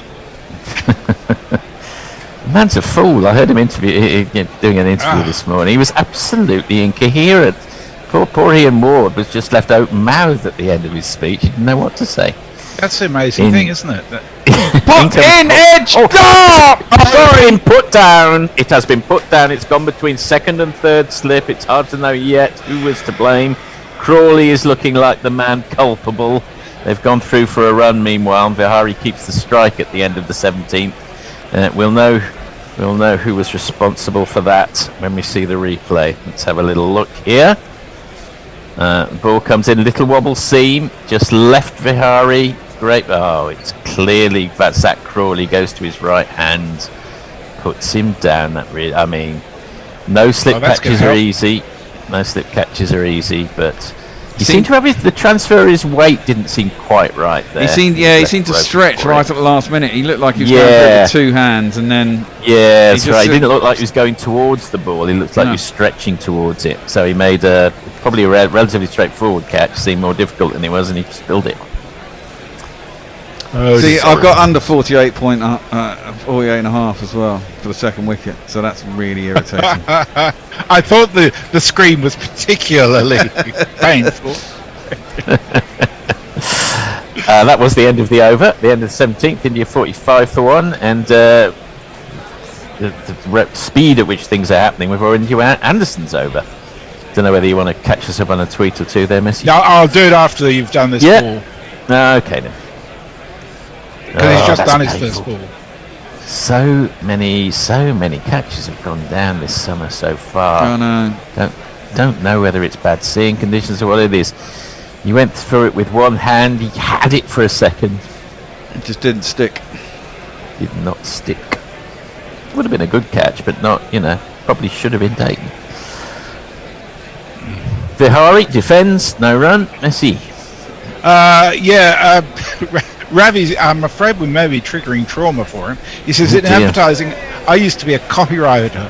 I bet you Bradmans were in client servicing. I was not really. I'm a strategist, which is neither one thing nor the other. So there we are. Grubby, on the other hand, he's in client service. So. Yeah. Of course he was. Yes, of course he was. Out on the race course with the clients. Put a pony on that one. In comes Anderson again. Straight ball, left well by Vihari, but he would not have wanted to have misjudged that. It was only by 3 inches that it. We see Crawley sort of smiling and laughing. I don't really feel that's the correct reaction. Was Grubby the kind of man who had the company credit card and took people out on? Yes, that's exactly correct. And half of the people with him were the bloody strategists, of course. And this was in the 90s. I'm getting a mental picture. It's the end of the night. It's the second half of the decade when there's still a little And bit if of you had money a left. lunch that ended before dinner time, you failed. Yeah, exactly. Correct. Yeah. Well, there was a sharply taken single while we're talking of the good old days of advertising, and Vihali comes through. He comes, it's clipped to square leg there. He moves on to 8 off 40, scored of 46 for 1. Ravi Raj says, which song did you guys play after the 16th over? I felt like I'd heard that but couldn't recognise it. Colin Soda said Jimmy by Green Day. Mrs. Luigi Magpie appropriately says, an expense account of advertisers.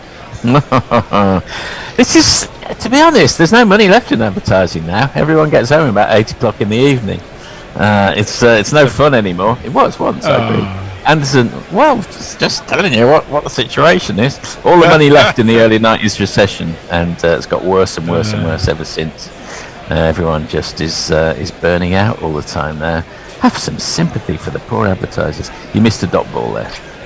I don't like your chances of that. Yeah, I don't know. I know. But everything's run out of money. The companies take the profits, don't they? And they work us all to the fucking bone. Yes, exactly correct. Yeah. Oof. It's been taken. I think this time it probably is. It's Crawley. He's redeemed himself. Bahari, but who cares? It's well done, Crawley. That's the one that left him. Well bowled, Anderson. Well caught, Crawley. The crowd says, you're out. Just climbed on him a bit there, didn't it? Just flicked his glove, I think. It did indeed. And that was an easier catch, and he took it. So that's good. And I won my money. Yes, I didn't lose. Oh, that's 46 for 2. Well, Leah said, by the way, Ian, I think you've got a bad connection somewhere. No, I think what you do is your mic is loud, and when you get excited, it overloads. I think it overloads, and so it tops out. When I get excited. Yeah. I'll try not to get excited. Either you can just turn it down a tad, and it shouldn't go there. Yeah. I'll turn it down. Yeah. There we go. Let's see whether Leah says, thanks to that scare bear, you'll be hearing from my cardiologist. Bog says, really, what is the point of Crawley? This is positively dour, says Lee. It's proper Test cricket when Pujara is the aggressive half of your partnership. Well, well, he's gone now, and England will feel, certainly if they get one more wicket, just possibly 2, that it'll probably be their morning. In comes Virat Kohli. Certainly if they get him before that. If we can get him with an outswinger. He here is one of the best jingles ever produced.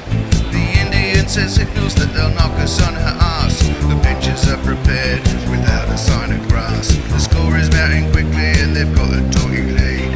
We don't mind the challenge, it's a beat we don't need. He lets loose all his shots when the bowlers are fatigued. And we wait to find the match is dead and our doom is for rat.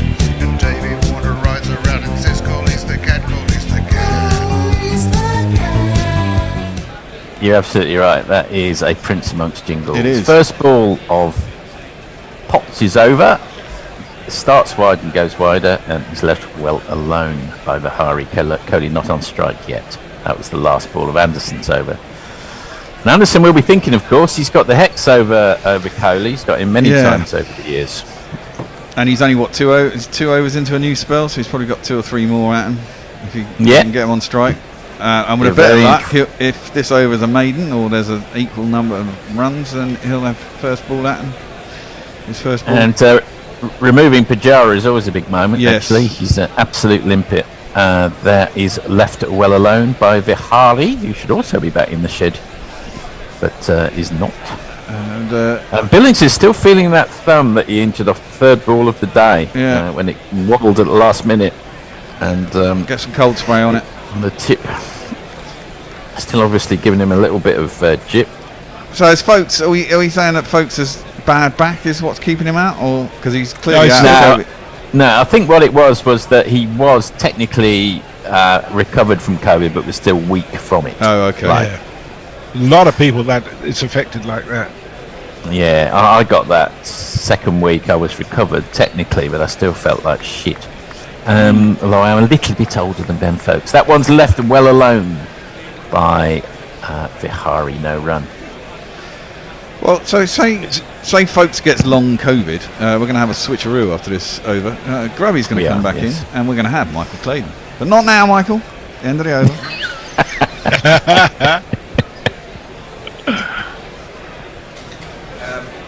Dear. And if you got long COVID, would they dare bring Butler back into this side?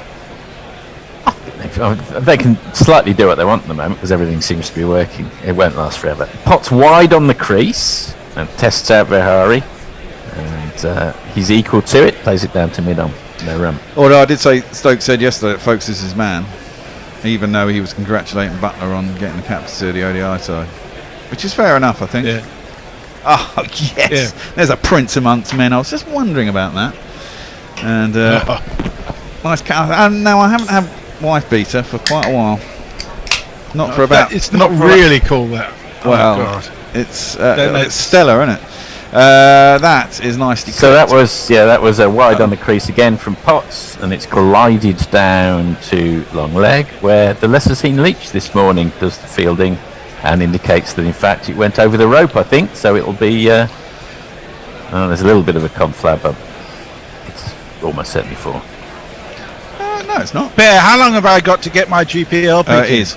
Is it though? Yeah, it is. Yes, it is. I think he put his hand on it with his knee on the rope. Yeah, he got off it, and then he rolled into the thing, and the ball was rolling into him, and it touched him whilst he was still in touch with the table line. So that's 4 runs. We have until 12:30 lunch. So we have 28 minutes to get into the GPL. 16 entries so far, ranging from 207 all the way up to 333. Hey! That'll be messy, obviously, yes. And which means the pot will be £188 as it stands. Come on, let's get it up to £200. Yeah, they are going to give it 4, so we'll just give it a quick 1, 2, 3, 4. 1, 2, 3, 4. That's the sound of Feist, isn't it? Last ball of our spell together. Potts again goes wide of the crease, turns into a leg stomp half volley, clipped into the square leg area. Leach comes round to his left this time. They come back for 2. India are 52 for 2 at the end of the 19th with Vihari on 14 and Kohli yet to get off the mark. He'll face the next over, which will be described to you almost certainly by Grubby, I think. No, it's me. It's the bear in the seat. I'm in the seat. Right. Sorry, I'm getting all. See you later. I've created a habit of taking over other people's ball when something exciting happens. See you in a bit. Hey, come on, Michael. Messers, if you'd be good enough to let me know where we're up to on tweets. Otherwise, I'll just. Ravi is the next one. Ravi is the next one. People really right hate. At the top. Right at the top. People really hate advertising folk, don't they? No, we don't hate them. I just thought we'd have a little rib, you know. No, that's fair enough. But, really vitriolic. Right, Anderson is in. First ball to Kohli. Lets it through the keeper and there's no run. And hello to you, Michael. Hello, is my microphone working? And all? Yeah, you are fine. Excellent. First, my debut. Yeah, I like the clothes rack in the background. It's good. It's like I've come around my mum's house for a bit of peace and quiet. Let's give you a little round of applause. It's your debut. It is your debut. We'll pipe you aboard. Welcome. My old bedroom, which you're back. Wow, there you go. I'm taking it you're in the Welsh lands. From that I am in, Newport, yeah. Nice. Anderson is in. Big booming in swinger to Kohli, who leaves it, and can't miss the stumps by a lot. Through the keeper and there's no run. Do you know Goldie Looking Chain? Yeah, but I actually know one of the members. Ooh, his dad better than him. I don't really know him. I've met him numerous times. I don't think he'd know me, but I know his dad really well. They're great fun. Guns don't kill, rappers do. Yes. Classic track. Well, yeah, very clever lyric. Yeah. I liked it when the Welsh FA hired them to do the opening show before a Wales-England game, and they sang, this one's for David Beckham, they did Your Missus is a Nutter. Yes, yes. Good lads. Left alone through to the keeper, no run. Up in Newport, I have one of their album covers framed by the toilets, and I took a photo. This Gemma Atkinson is on it, of Strictly Fame and actress, and I tweeted her, hoping to get a reply. I got nothing. Shameful. As we look at the head-to-head, James Anderson has had Virat Kohli 7 times, an average of 42.42, economy of 2. So it's not too bad for Virat. We all think he's a bit of a bunny to Jimmy. Leaves that one though through the keeper, and there is no run. And now I've got a brief bio for you. You played for Glamorgan Seconds, is that right? Yeah, I did. Back in the day, it's quite a while now. I'm in my late 30s now, but in my early 20s, played a little bit of Who's cricket and Wales minor county cricket. Good stuff. What you thought the English summer so far, and the Stokey McCullum axis? Well, it's good to see that they've probably addressed one issue. It's just how do they cope when real disaster hits? If they do get skittled for 100 and the budgies come back in, or do they just keep playing that way? And I hope they do. Yeah, as that one's defended out to the covers and there's no run. Yeah, I mean it's going to go wrong at some point, isn't it? It's got to. You can't play like that and constantly go right. I don't think it's good to watch. Yeah, it's good to watch. Change mindsets though. I think people will get in the mindset never England collapse. I actually think it's making them quite an exciting team to watch. Yeah, well, that's true, and I mean, I guess if we win more than we lose playing like that, we'll have a bit of fun on the way. Yeah, absolutely. Kohli is facing out Anderson a little bit wide of the crease, and Kohli gets himself off the mark, just dropping that into the offside, wide enough for cover and get through for a single. That ends the 20th over, 53 for 2. Over to Grubby for some social stuff. I may not read Ravi's latest one. He's just slagging off advertising again and the use of the word strategy and things like that. I mean, people like brands. People walk into a pub and ask for a particular brand of beer or sweet or car, and also some of the most important campaigns ever, like Slip Slap Slop. Yeah, true. In Australia, that saved hundreds of thousands of lives probably, and that's what advertising can do for you. So don't be slagging it off too ridiculously, because if you live in the modern world, it makes you a hypocrite. True, we all watch it all the time. Yeah. No, as I said, we're just having a little rib. So there, Rabbit. Yeah, no, that's all right. I felt a bit bad that I buggered off and left Forthy to face all of that music on his own when the two of us had. So, who else is with us? John Alford. Is it John Alford who used to be in Grange Hill? Surely not. I don't know. Potts in. May have got Kohli just above the knackers in the midriff there, as he cuts one back into him. 53 for 2, India. Vihari's 14 off 46, going nowhere fast. Kohli 1 off 7, and although he's no longer a captain, he's the prize wicket to get, even though he hasn't scored a ton, has he, for like 2 years or something? Oh, no. And the umbrellas are up in the crowd. Well, let me just read John Alford's tweet then. We send good wishes to you, John, because you say, good morning from Madrid, just had a cataract operation, so lying quietly at home listening to you guys. Well, I hope that we can provide you some aural entertainment. However, that's going to come to an end, at least right temporarily, because... Your debut has been cut short, Michael. Well, we can carry on with Michael's biog. We could do if I could. I've got a very short-term memory loss, funny enough. And you were telling us about your time with Glamorgan Seconds. How did that come about? Tell us about the sort of player you were and all that stuff. Yeah, what do you do? Well, I still play basically club cricket on the Saturday in the South Wales Premier League in South Wales, which is 10 teams, 1 up, 1 down, promotion-wise. So you better. So good standard. Yeah, I like to think so. Should be. Premier League's generally. I'll struggle to play anything below that now, I would say. But it's getting harder as I get older. But I still enjoy a game on a Saturday. Yeah. I think you might say that you got 100 recently, didn't you? Is that right? Yeah, I've got 2 this year so far. Yeah, one was in the Welsh Cup. We played the local club in the Welsh Cup, and I got 1 against Glamorgan Academy in a pre-season friendly. You have to wheedle this information out of him. He's terribly modest. There's no false modesty here. Like in fact, sometimes there's quite the opposite. Some sort of unearned showing off. Well, exactly. I think I should play in the IPL. Or at least I could. At least I think I could go for less than 18 and over in the IPL. Where do you bat in the order? All my life I've been opening batter. Recently, since I've been in my 30s, I've been sort of the talisman and drop myself down the order at times and give the next generation a go. And I've been criticised and applauded at the same time. Are you skipper as well then? I am this year. Yeah, I'm trying to pass it on, but it's actually So name on a plaque on the clubhouse wall and all that stuff. Yeah, Brilliant. It's hard to find the next pool, if you like, will bring round on a Monday or Tuesday trying to get 11. Well, on a more serious note, that is very true, isn't it? I mean, I played club cricket for. I gave up about 5 years ago. I'm 50 now, so I gave up when I was playing when I was 45, and I was playing. I was playing at decent standard league cricket at one point, and we would drop down to divisions. We were playing second 11, Surrey League cricket. Well, basically, I was one of the youngest members of the side, and I was in my 40s. Trying to get the youngsters to come through. I mean, I imagine it's even harder out in Wales. The last thing you want is a late. I'm 37 now. It's trying to get these 22, 23-year-olds to play every week and put little back. They do it on a Saturday, which you're grateful for.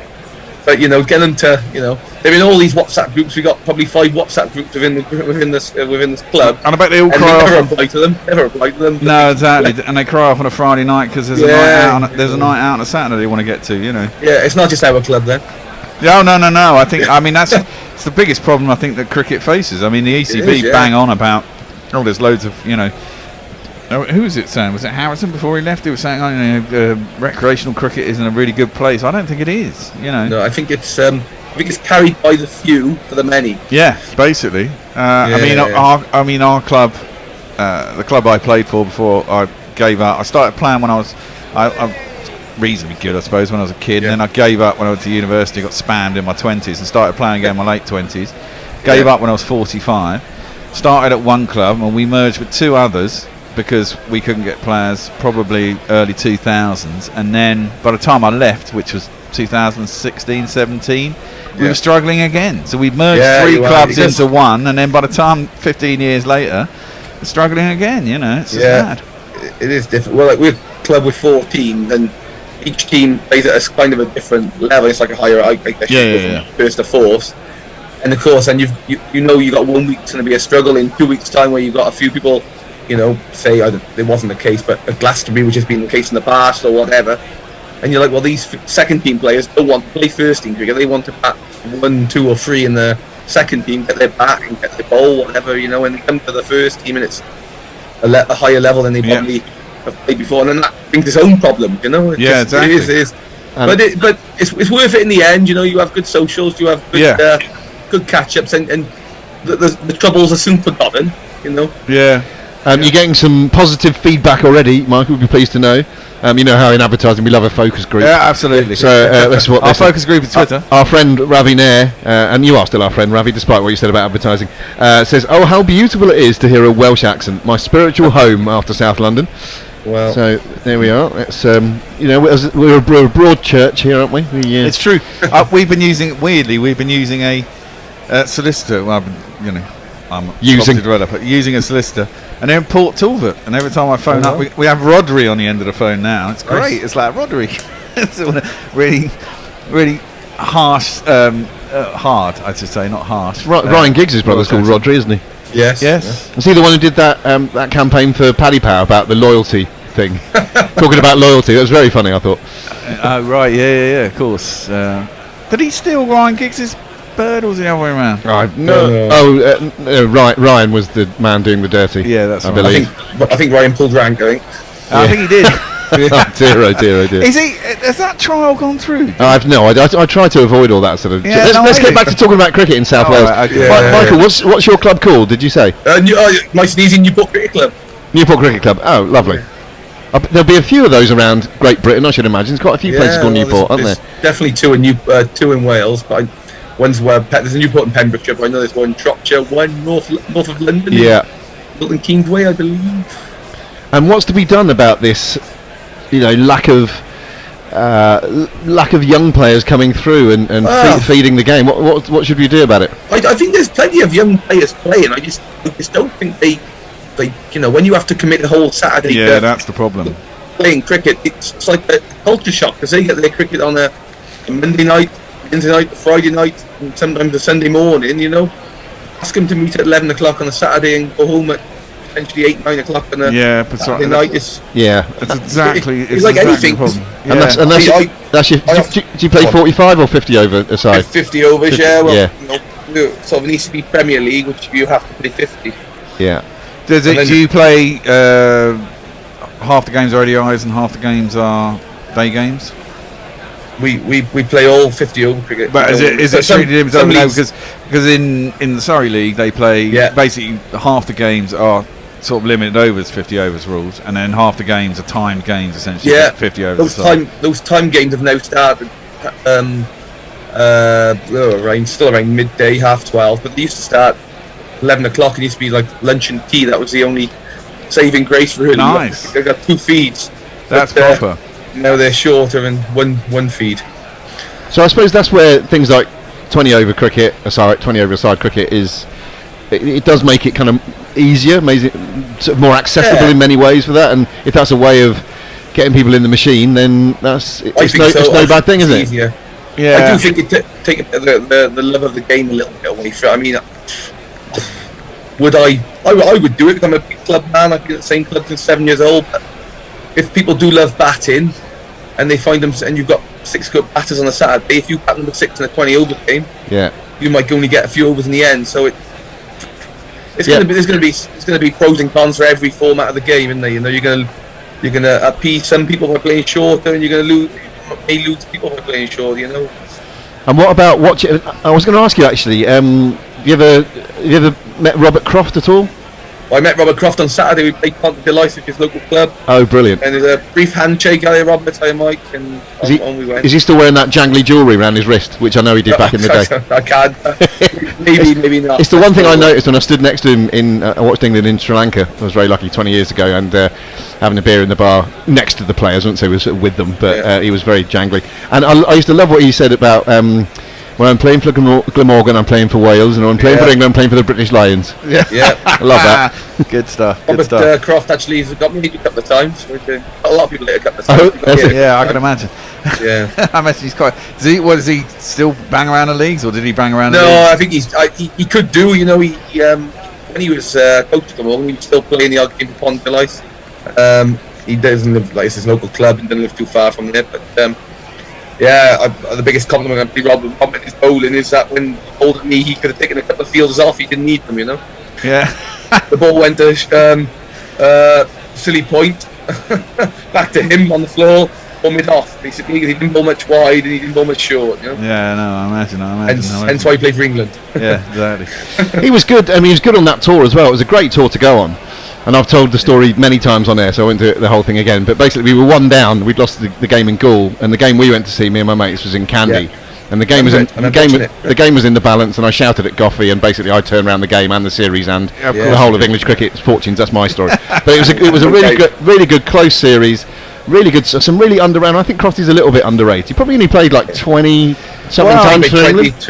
19, 20 games. Yeah. Well, he didn't have the bloody benefit of DRS, did he? No, but he was a good. You know, no one's going to say he was Muralitharan or anything like that. But he was a good, solid spinner in the side. Good job for you. Yeah, canny bowler as well. Could hold a bat as well. I guess what helped him. I think David Lloyd liked him when he was coach and wanted to get him in where he could. And I think they probably felt left-arm spinner in Tufnell, so they kind of shared a few games. And Duncan Fletcher obviously taking over from David Lloyd they'd just come from Glamorgan and. Obviously saw Croft basically a big hand in winning the championship, I guess, in 97 and had that on his side. And then obviously when he didn't tour was it New Zealand, Pakistan, he chose it, he opted out, I think, like Andy Carrick, but it was India, wasn't it? India because I went as far as getting my visa to go, and then it was weird because with hindsight, you go, well, obviously India was as safe as it ever was. But at the time, it was kind of there were areas of the world where people were saying, well, maybe it's a bit risky, and so I decided not to go. And Caddick and Croft were a couple who decided not to go from the players, didn't they? Yeah, likewise. I think probably hurt him in that regard. He was in his, I guess he was probably in his 30s at that point, as Caddick was, and they kind of moved on from Robert a little bit, although he cost himself 10-15 test matches. I think he probably said at the time, it was either him and or Caddick, both of them said, we've taken this decision, it may mean it's the end of my career, but it's the decision that's right for me at the time and my family at the time. So well, I know Callum, his son, a little bit, and he's around our age, so maybe he's, I don't know. I didn't know Robert knew a little bit. He'd coached me a little bit in the youth teams at Glamorgan and all that, but he probably Callum would have been a young kid, or maybe a wife pregnant or something like that. So how old's Callum now? Early 20s? Oh yeah, 20 maybe. Yeah. Is he a decent player himself? So, yeah, he's played age group cricket. I don't know Callum too much. He played for Welsh Colleges last year against the team I was coaching, you know, and he plays Ammerford that way as well. Okay. And what about either from your own club or your experience outside of that? Are there any sort of young Welsh cricketers we should be looking out for in the next couple of years? Well, Alex Horton plays for our club now. He's actually a Newbridge lad. He's 10 miles outside Newport, and he was a young prodigy, if you like. He scored a lot of hundreds at 11, 12 years old in age cricket, and he signed a 5-year contract at 16 with Glamorgan, 15, 16.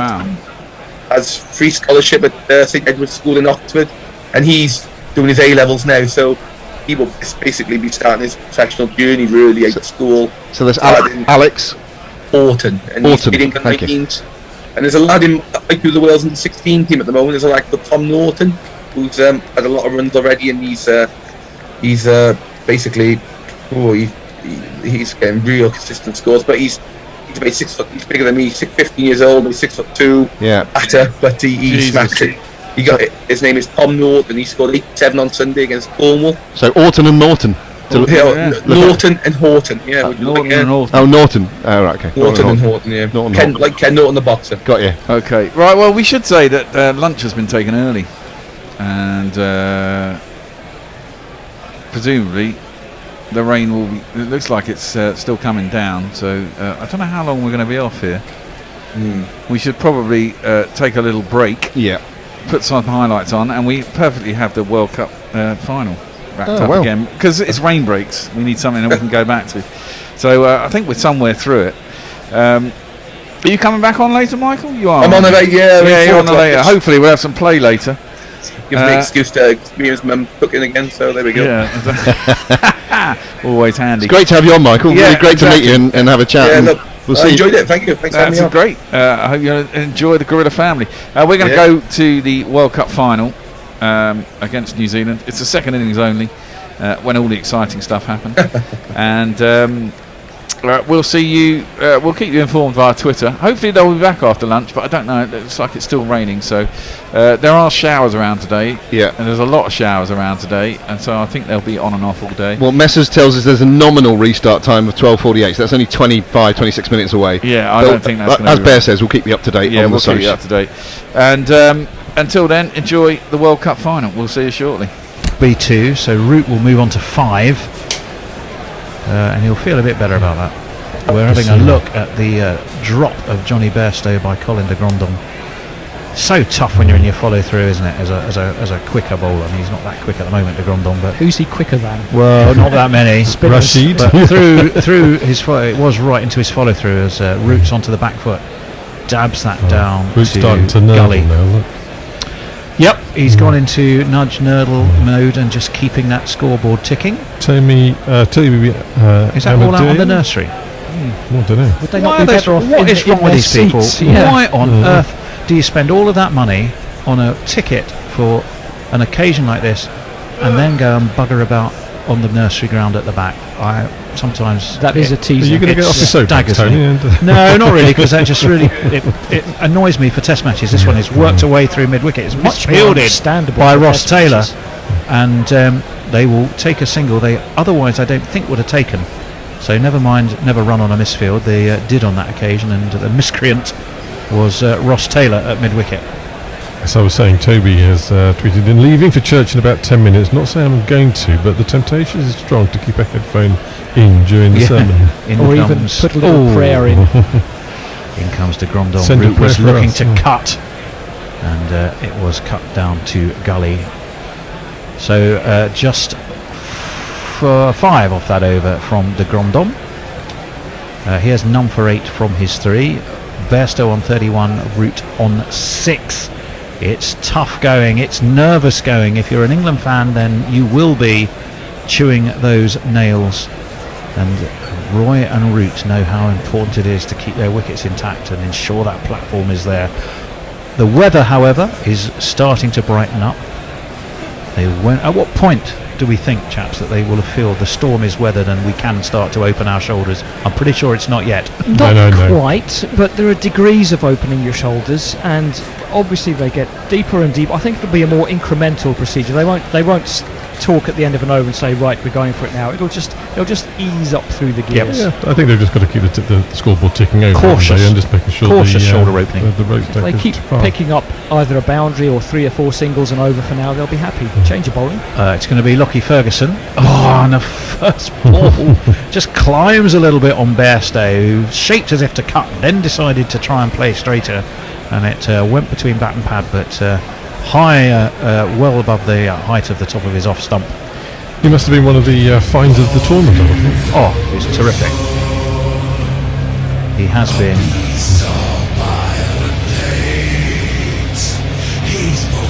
Actually dug that in quite short, didn't he, to get... he didn't play in the first in the group match, did he? He was injured for the Yes, he was. New Zealand group match. And he's tossed the ball back from hand to hand. He's got one slip in place, and That's that will be a wide. It was short again. Bairstow ducked forward.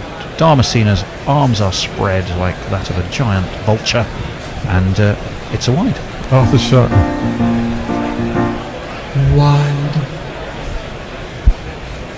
Arthur Shire says, I'm embarrassed, but I imagine Matthew Huggard would be delighted by the fact that when he flashed up on the screen, I thought, oh, it's Russell Crowe. Yes, Ferguson's in, right arm over, up onto his toes goes Bairstow, pushed away to extra cover, no run. If I remember from Arthur Shire's visit here, he does wear glasses. You might need to get a new prescription. Yes, Russell Crowe, I'm not quite sure. He's looking, I thought Matthew Hoggard was looking pretty trim, actually. He's going to be speaking at a club I play for's dinner in September. I would imagine he would Hill. be highly entertaining. I'd be very surprised if he wasn't. In fact, any veteran of the 2005 Ashes, I would imagine, has stories to tell. And except Michael is Vaughan. happy telling them. Well, yeah. As in comes Ferguson, up onto his toes goes Bairstow. Again, it's out to extra cover, and again, there is no run. I'm not sure what Peterson would be like on the after-dinner circuit. Not sure if he does that kind of thing. I think he does, I think he's quite entertaining, actually. He's... Maybe Strauss would be quite boring. Well, everyone's different. Andrew Strauss has a dry sense of humour, but he is quite amusing. 57 for 1. Bairstow on 31. He's facing Ferguson. He's driven this, but again, it's straight out to extra cover. But they're able to take a single this time, and they might be looking for overthrows. But needless to say, our director, free to air or not, some of the direction of this World Cup has been absolutely pants. I'm sure I've got to be honest. I'm sure they're still working off the same feed. I don't think Channel 4 has suddenly sent a whole. No. Everything is the same. Is the one feed, and the captioning has been average a lot of the time. The camera angles have not always been great. Certainly, the ability to provide the panorama when you need it has often not been there. But it was only a single. Thank you very much. In comes Ferguson. Root pulls, and he pulls on the bounce to backward square. It's Guptill, and again there is no run, so strange just a single and a wide from strange place for Guptill to lurk. Well, yes, it is. He often does low there, doesn't he? Yeah, indeed he does. Guptill, would you believe, is top, I think, of the runs saved table in this World Cup. That must be down to catches, however they work it out. He's going to match his inner ring and outfield.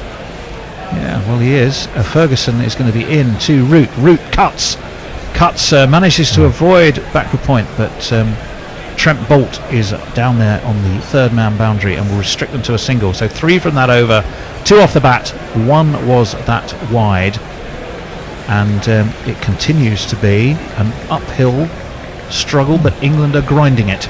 Jay Grover suggesting Root might have some pre-Ashes nerves. Could be. I mean, I just think it's, England would have loved a fast road of a track. They haven't got that. They've got one you have to really grind on, and that's what they're having to do. You can't prepare wickets on demand. Some people seem to think you can, but you can't. It's weather dependent. Depends how much cricket's also been played on the square. Yep, indeed. 59 for 1. Target, of course, 242. De Gromdom is in, and that's a big shot. I think it's going down leg.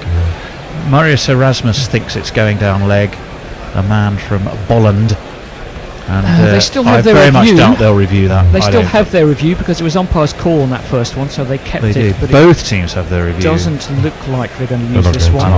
I think that's a wise choice. Mike Taylor suggesting, not sure buggering around in the nursery is a good idea, however much you've paid for the privilege. Well, actually, yeah, my choice of phrase probably not ideal in that instance. As down the track comes Root, looking to pull him away over mid-wicket, completely missed it. It was through to Latham, and that is a real sign of frustration getting at this England pair. Well, I think it was a good idea, but the execution wasn't quite right.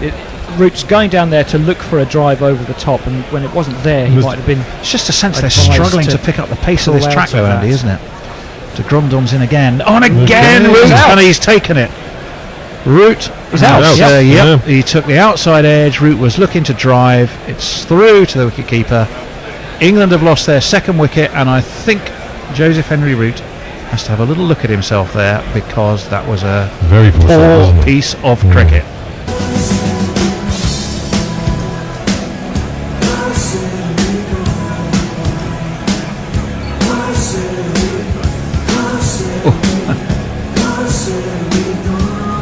And that's born out of pure frustration for England. He came dancing down the track looking to pull, completely missed it.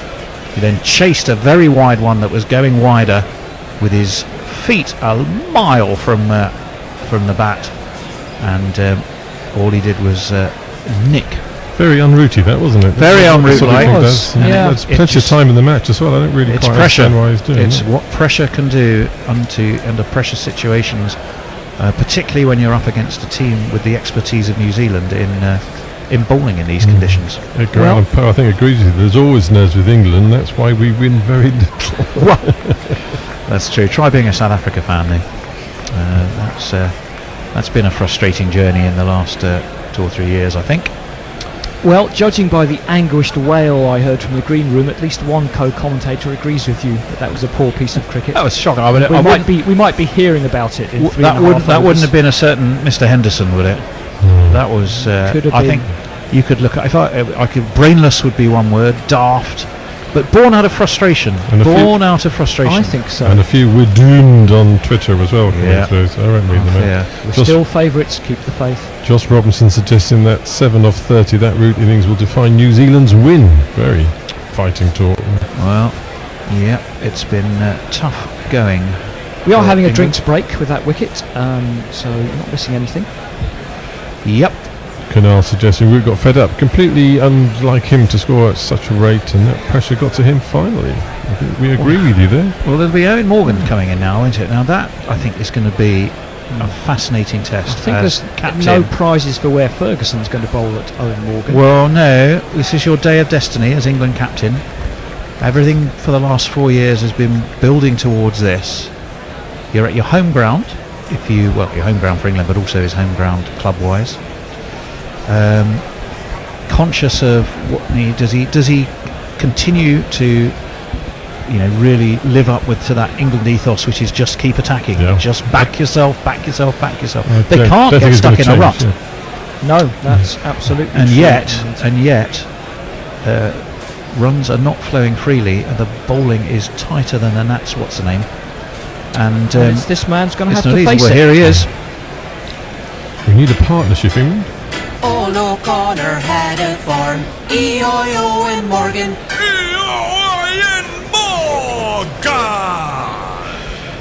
59 for 2.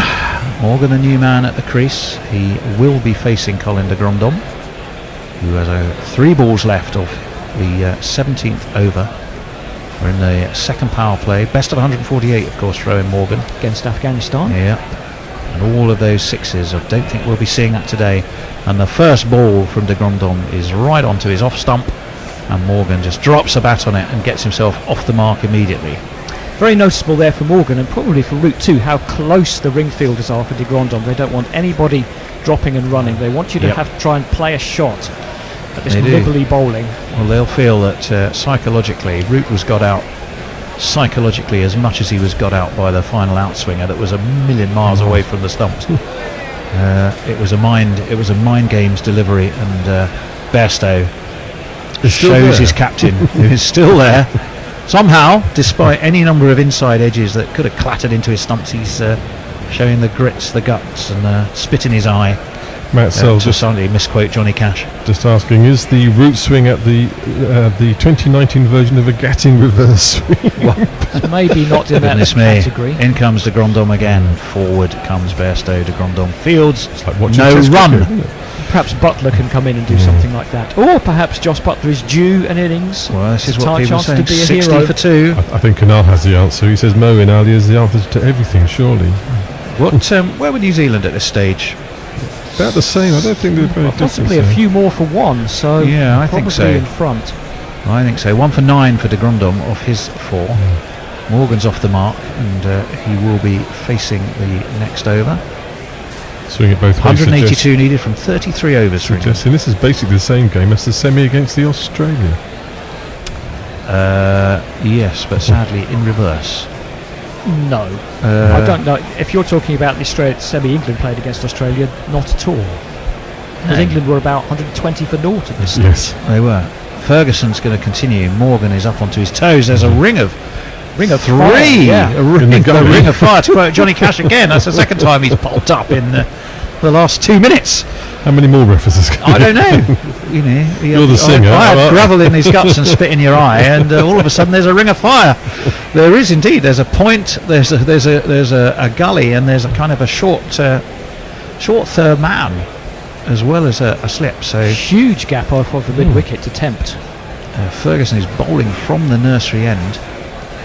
Morgan, and he tries. Guess what? He's managed to get through the ring of fire, but the man at deep third man will get there, but it won't stop them taking 2. It's de Grandhomme taking a well-earned rest down on that third man boundary. It can only be 2 fielders in front of the. Well, let's have a look. There's a slip, a gully. There's a kind of a backward point, and they've dropped. They've dropped Colin de Grandhomme back inside though. When they only need 5, they've got 1 extra 1 inside, which is good. That's Ross good Taylor cricket. is the man at slip next to Tom Latham. Lockie Ferguson is barrelling in. Down the track comes Morgan and squirts it away off an outside edge to cover. Didn't that come off his pad? Well, I thought it was a pad. I thought it was an outside edge. The good news is, in a way, the reason I wasn't quite sure is because the sun had come out quite a lot and made it harder to see. So that should work a little bit in England's favour. Don't forget, New Zealand have never lost to England at Lords. Only 3 games, 1 abandoned, but 2 wins for New Zealand and none for England in ODIs at Lords, as this one is dropped short. Morgan ducks underneath it. It's through to Latham, and there is no run. When was it? 2013. That was when Guptill got his 103, wasn't it? New Zealand won by 5 wickets. I think I was at that game. Yeah, pretty sure I was. Yeah. Yeah. Well, that was 2 games. A bit of a tame game that was. Chased down 230 or something. Well, England needed to chase that down. Yeah. No, New Zealand. Oh, New Zealand needed to. Yeah. And they obviously made it. Took space to spare by 5 wickets. This one is pulled down to a long leg by Morgan. There is, of course, a man there, and it's just a single. It was in May as well. It was quite a cold day. All right.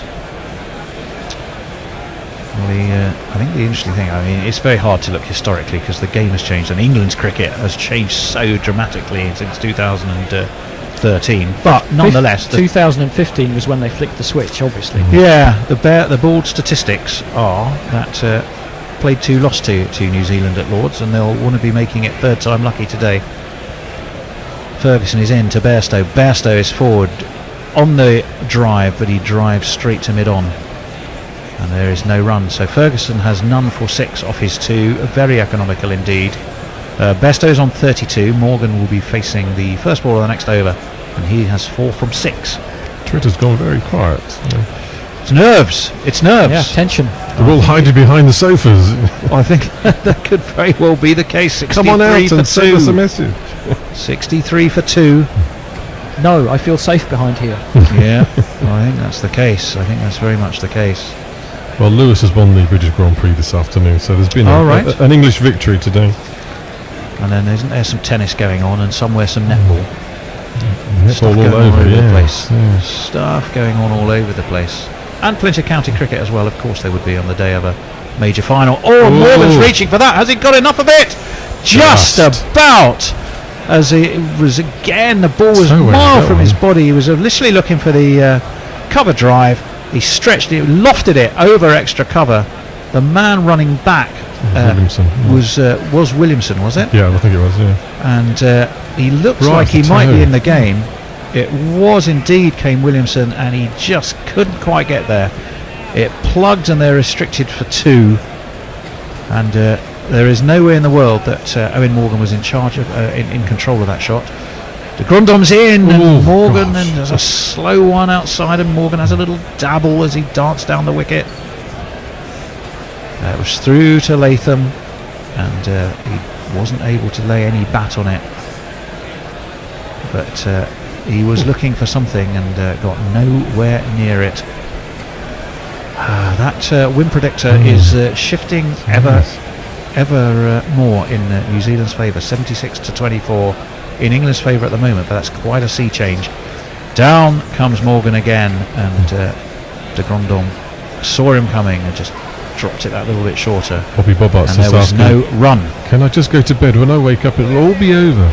Messi Jez has You appeared can at do the that. doorway. All right. Djokovic has apparently won the third set on the tie break. So is that 2-1? I'm guessing 2-1 that's to 2-1. Djokovic, yeah. Okay. 65-4-2 England. We're halfway through the 19th over. De Grandon 1 for 11. Cut by Morgan, but cut straight to backward point, and there's no run. And as ever, we're now harking back on the screen to watch Australia taking England wickets. As if we didn't know. We're watching Morgan dismissals, where he's skied balls and come under a barrage of short bowling. De Grandon's going to be in again. Morgan pulls this one past, down past backward square, but Lockie Ferguson is a man on duty at deep backward square, and it will just be a single. So 3 so far from this De Grandon over, 1 ball left. I don't think De Grandon has quite got the wherewithal to be giving Morgan any chin music. No, but he doesn't need to. He's frustrating England. He's frustrating England with balls that they can't hit, basically. Just based on pace and accuracy. That's a horrible ball. That's a full toss. And even then he got away with it. Bairstow just tickled it round the corner. There is, of course, a man there, and there's no run. Chris Wokes is peeping out through the frosted glass. It's almost like he doesn't want to look. He's probably been behind the sofa as well. He might. Well, I don't know if they have sofas in the Lord's dressing rooms, but there's a very good chance of it. Spicy Golden Duck. Afternoon, Gorillas. Hello to you. Great commentary. Looks like there are some dark clouds looming over Lords. It was darker earlier. It depends whether you're talking meteorologically or metaphorically. And Anna is you could be flagging, right. guys. You could be right in both cases. Anna says she's flagging, guys. Please use outdoor voices to keep me awake. Outdoor voices. What are they, Anna? Just shout more. And, I think, are we looking to replay? No, we're not. We're just looking at stupid captioning again. And this is tickled around the corner for a single by Morgan. He moves on to 7. Evil Scooter says it was a leg by. It was a leg by. This has Ben Stokes match winning in Britain all over it. Well, I think Butler's going to be the hero. Well, that'll be music to one person in the green room and at least one person somewhere down in the Exeter general direction. And big apology to Swing It Both Ways, who's recording all these sporting events. We're telling him the scores. Sorry. 67 for 2. Oh, and of course, with this incredible high drama, what's going on out the back? Well, jugglers and men on stilts.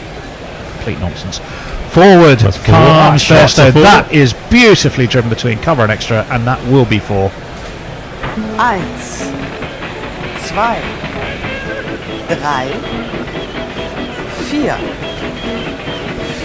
4. Releases a little bit of tension. The required Almost run rate. just a reminder that he's still here, Bairstow. Well, yeah, he got on top of that quite magnificently. That was a gorgeous shot. 5.52 the required run rate. So well within reach. but it's not going to come easy. Andy, are you still feeling good about your all done by 41 overs prediction? That's me. I'm It was not me. sure about 41 me. overs. Oh, it was you? Me. Sorry, it was Yeah. Steve. I knew one of you had said it'll be done and dusted in 41 overs. Are you still feeling confident about your 41? Oh, you are. yeah. Well, Maybe all right. 42nd, 43rd. Oh, hello. Stretching the rules somewhat. Ferguson's in. Oh, he chopped on! Bairstow's chopped on. Inside edge, top edge. And top of stump, rather. And Johnny Bairstow's gone. England are 71 for 3. Bairstow's gone for 36.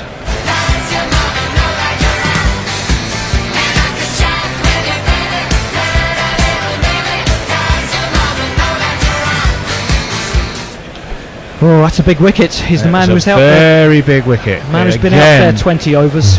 He was looking. The bat was a mile from the pads. The inside edge, and he's got away with it on any number of occasions. He didn't get away with it this time. He chopped it straight onto the top of his bails, and he's gone bowled Ferguson, although it was played on, for 36. That's a huge swing. That's a big swing. I'll call it. This is an even money game now. I go along with that. We're going to see Stokes and Captain Morgan. It will be Ben Stokes now, won't it? Bound to be. Yeah. Perfect. It's perfect man for the situation, I should say. Yeah, I'd go along with that. PJ Mead suggests, telling us there's lots of noisy New Zealand supporters in the upper tavern cheering every dot ball, but they're going to be cheering a bit louder. They'll be cheering that one then, because that was more than a dot. That was a wicket. And England, well, what a test of nerve. What a test of character. John Thompson with the first doomed since the wicket.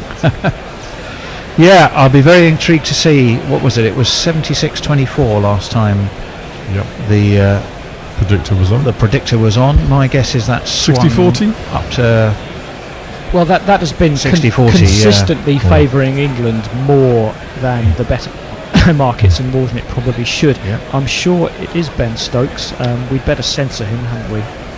Yes. I got up in the steps and he called me a oh, if I'd only seen that Ben Stokes was so mean. And he called me up. You might still need that bleeper when Hendo comes back on. Yeah. Well, he'll be on, I think, what, in 3 balls? Is he on next? Or I'm not sure who's on next, but it's 3 balls left of my stint, and I'm afraid a couple of wickets have been taken. Ferguson's in, it's down leg, and Stokes has turned it around the corner, down 2 long leg. Trent Boult is the man down there, so Stokes is off the mark straight away. Will bring his captain back onto strike. We're having another look at the it's not a good shot. Shocking shot that Johnny Bairstow just, well, he got himself into a tangle again. Was it a great ball, or was it a pressure situation that Johnny Bairstow will look back on that and no, he didn't play the best shot, but it is, if ever there was a pressure situation, this is it. And we're watching Johnny Bairstow climbing the Lord's Pavilion steps. This one, the bat is dropped on it. 60-40. Who said 60-40? Called Winviz, yeah. Well, 60-40 it is now. They need to be employing you, I think. 72 for 3. Little do you know. Well, 1 ball left. Someone actually knocking on the door. I think you just walk in is the normal form. I thought you fell into it. 1 for 11, Lockie Ferguson. He has, I'm going that way, I think. He has 1 ball left of the 20th over. He is into Morgan, who steers this away to extra cover. He will get a single. 73 for 3. Morgan 8. Stokes new to the crease 1 because Bairstow just chopped onto his own stumps. And we will have a quick change, and the drama will continue. Fidel Castro, Lenny Pascoe, Carlos the Jackal, Umar Akmal, Mahatma Gandhi, Grant and Andy, Brendan Behan, Austin Ian, Guerrilla Cricket. Johnny Bairstow done by one that came back into him. It's taken him about 5 or 6 attempts, but he's finally chopped onto his stumps. England 73 for 3 in the 2019 Men's World Cup final, chasing 242 to win their first men's 50 over final. And could we have that rarest of wee beasties, a good men's 50 over World Cup final? Colin de Grandhomme continuing 1 for 12 off his 5, and hasn't he bowled well in these conditions? Outside off stump to the England captain Owen Morgan, who's done so much to revolutionise the English cricket and redefine the bounds of the possible. This is, as you said earlier, Tony, his date with destiny. He pushes a single out to cover. He moves to 9. Ben Stokes, England's man for all seasons, on 1. What a fascinating game this could be. Yes, if you're an England fan, as I said, I think you are watching it from behind the sofa now. If you're a New Zealand fan, I think you might be peeping your head out from behind the sofa and starting to believe. If you're just watching the cricket, you're gripped to every living second of it. I'm Knuckle M. Panda, taking you through the next 10 overs. Tony Bishop, whose voice you just heard, is to my right, playing your jingles. Colin de Grandhomme in right arm round the wicket, wide outside off stump. Stokes leaves through to Tom Latham, the New Zealand wicketkeeper. There is no run. To my left, reading your tweets and your Facebook Live messages, is Jeremy Messages Henderson. And thank you, Knuckle. Edgar Allan Poe says, in my humble opinion, most sports commentators are shite. Richard Benno was the Dion on TV and John Arlott on radio. I couldn't argue with that. Oh, no, absolutely. De Grandhomme in. Stokes comes down the track, I think, trying to cover the little bit of movement that De Grandhomme is getting. But that was a lovely delivery from De Grandhomme. Maybe just dragged it down a little bit, seeing Stokes coming, and got it to seam away sharply past the outside edge of Ben Stokes. Taken by Tom Latham. There is no run. I agree with you, Tony. I don't know why Latham's not been standing up to the stumps through De Grandhomme's entire spell. It takes away the generating pace, but he's getting enough movement. There's the sort of shortish gully in place. That's a terrible ball, and a good take by Latham, who's done very well behind the stumps, as did Butler earlier in tricky conditions. Wide signal down the leg side. Wide. And Spengley says, doomed. Still, the beer's nice in the pub, I mean. Yeah, well, I think we're going to be drinking plenty, whatever the result. Yes, indeed. That shortish gully in place. It's Ross Taylor as De Grandhomme is in. Outside of stump, it was short and wide. It was there to have a thrash at, but Stokes didn't have a thrash. He had a fiddle. Why is he fiddling rather than hitting? And he misses it by a mile in the end. Through to the keeper it goes. There is no run.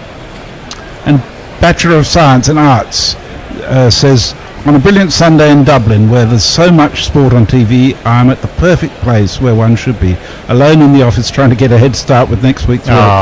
But De Grandhomme in. This one is straighter. Stokes solidly in behind it. He does have a good defensive game, Ben Stokes. Blocks back to the bowler. There is no run. But he's glad to have us guys for company. Oh, well, we're delighted to have your company. Oof. And Jay Grover says, those who will not be happy about Butler's success, the bereaved he leaves in his wake.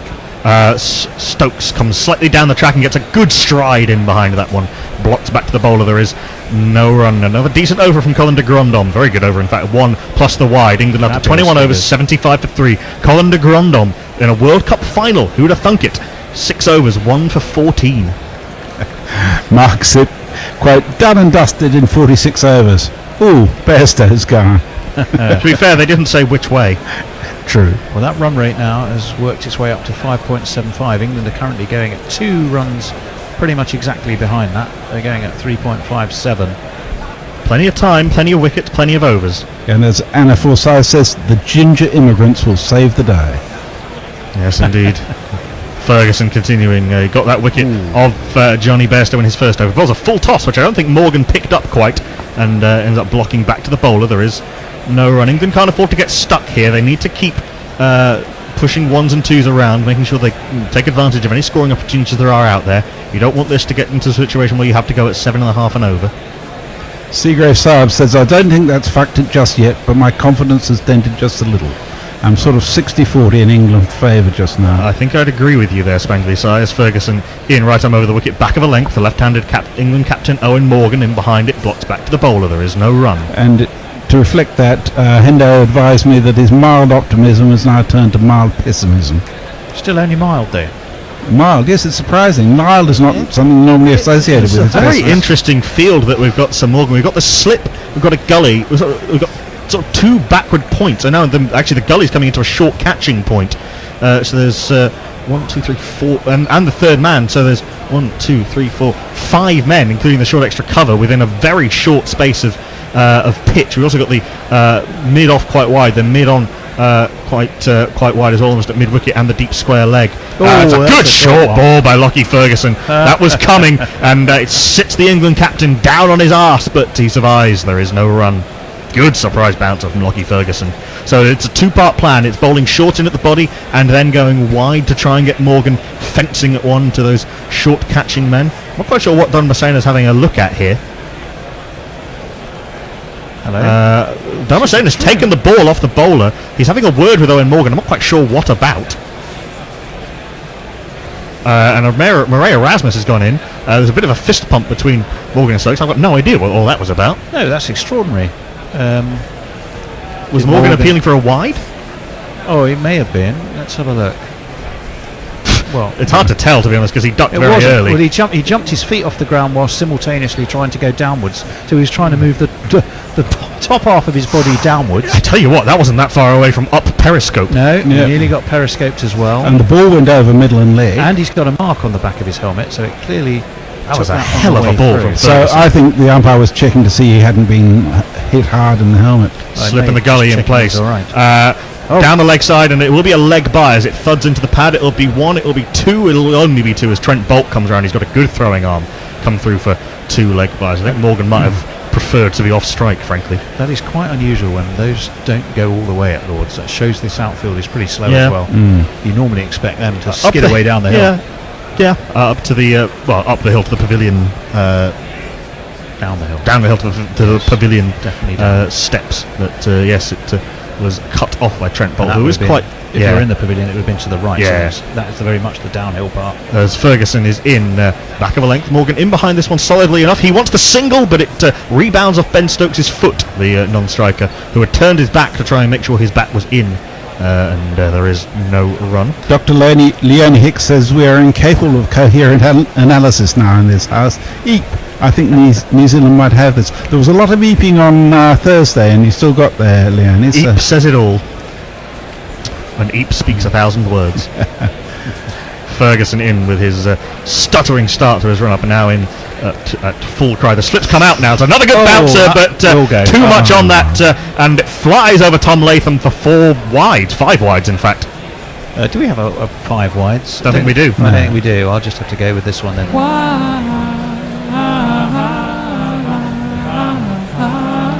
Times 5. 5 times, yeah. Yep, bit of a trampoline bounce from that one from Lockie Ferguson. Latham had no chance. Very welcome 5 wides for England. It's again a short ball though. There's no doubt what their plan is there? Yep, this old weakness of Owen Morgan's has resurfaced.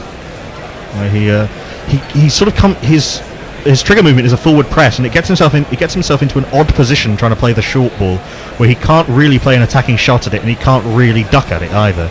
So he ends up sort of flailing at it. Ferguson's come round the wicket now, which I think is a good move. As well as the sort of wide gully, there's a sort of short extra cover, and the man at short catching point, and the backward point, and the third man. So a lot of men in that sort of offside point region, but it's blocked out to the man at point. There is no run. A very interesting over indeed for England, New Zealand, and all watching this match. After 22 overs, England 82 for 3, need 160 off the next 28 overs to win their first men's 50 over World Cup. Fascinating plan. I would love to see during this World Cup a proportion of runs that Owen Morgan will have scored cutting somewhere down between third man and back point. It's where he goes when he's out of form, because when he's in form he goes down the ground and over mid wicket, but when he's a little bit shaky he does like to try and run the ball down through third man. So the idea is basically soften him up with bouncers and then have him poking at a wide one. Have him poking at the wide ones. Got a bit of catching up to do here. Chris Dobertine says it seems that old sense of impending doom has returned to the England camp. Win predictor says 60-40, but the reality feels more 50-50. De Grandom in. A little bit of movement into Ben Stokes, the left-hander from round the wicket. Stokes in behind that one solidly, though, and blocked back to the bowler. There is no run. Morgan's taken his helmet off at the non-striker's end. Murray Erasmus casting a watchful eye over proceedings. He's the umpire at this end. Adam McKee says the Kiwis have got this. I would, although it was 60-40. We're a long way to go. De Grandom in from the pavilion end. Good shot from Stokes, but a well set offside field. We've got that gully up. We've got that Shoreditch recover up, and we've got Mitchell Santner back on the edge of the circle at cover point, and it's he who fields. There is no run. Gordon Anderson watching this game in his local cricket club. Colleagues pointed out that there are no Englishmen on the pitch. Oh, come now. As de Grandon in. Down the track comes Ben Stokes, and that's a good shot. A shot of real authority. Just came down the track, then waited for it to arrive, and put it away hard for 3 square leg for 4. You bound to see the way you get shot for crossing the boundary, crossing the boundary. Mad Wicket, man at long leg, and Ben Stokes picked the gap perfectly, and with real power, the sort of flamingo shot with the back leg coming up. Ravinier says we're fucked. I understand Butler needs a rest after keeping, but does that justify having a double lefty combo at the crease? I think this left-hand, right-hand business is, I think too much is made of it, I really do. Stokes has been the number 5 when England have lost early wickets throughout the tournament. Morgan's been the number 4 throughout the tournament, and now finally Tom Latham is coming up to the stumps after Ben Stokes gave it the most telegraphed charge you will ever see. Yeah, he's it's been a long time coming. Looking to reassert some authority, aren't they, England? Just getting them moving again. This is back of a length, and Stokes, of course, playing from the crease with the very ostentatious coming up to the stumps with Tom Latham. Stokes in behind that one, blocks back to the bowler. There is no, you can't just let them bowl it. No, you have to do something, and the England way is very much to back yourselves and look to keep going on the attack. The depth to do it with. De Grandon in, outside off stump. Stokes plays this one solidly enough as it comes into him. Up to mid-on, there is no run. I have one criticism of Ben Stokes, and I think he's batted beautifully throughout this tournament, is that he can let a few dot balls go at the start of his innings, which is could cause England problems later. It hasn't particularly so far. He's been England's man for all seasons throughout the tournament. Last ball of the 23rd over, de Grandon's 7th is pushed by Stokes. He was trying to turn it square, but it wasn't pacey enough for that. Pushes up to mid-on. There is no run. 4 runs off the over. England 86 for 3. Sigurd Saab says, has our own Ben Stokes put some white wool paint stripes on his helmet for this special occasion? Peter Lloyd, right, starting on the booze. Leah says there are still good commentators around.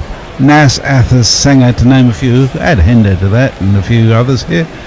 Lord Gara and Ebony Rainford Brent giggling like schoolgirls while Universe Joss was betting against Pakistan last year was a highlight. And Short Third Man says, why is Roger Federer playing for New Zealand under the pseudonym de Grandon? Not dissimilar Barnett-wise, for sure. And Jay Grover says he can't fit behind his sofa. I've already made my bed. I'm running out of displacement activities. No need for displacement. We do have a change of bowling. Pace replaced by accurate seam bowling. This man's had an excellent tournament in all regards, including on Twitter. Indeed he has. Where is he? Here he is. Whoops, all up, here comes another slow ball. Jimmy Neesham's bowled another slow ball. 12 wickets at 20.75.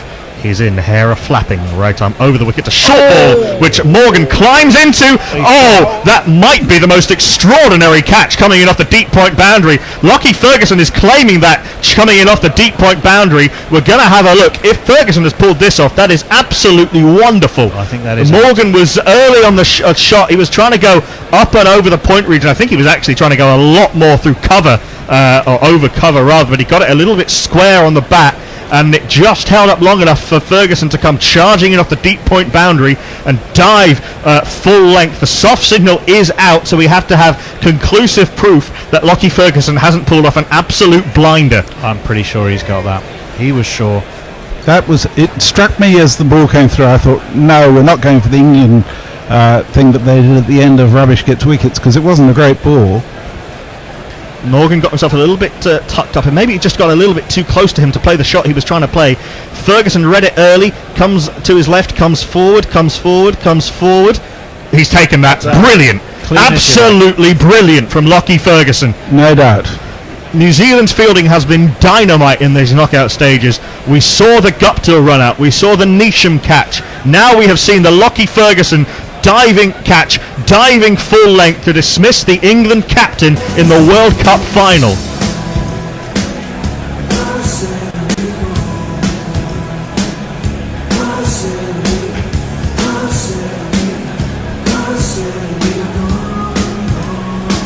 Owen Morgan gone for a strangulated 9 off 22, not a single boundary, ended by a quite brilliant bit of fielding for Lockie Ferguson. Ferguson could barely believe he caught that himself, I think.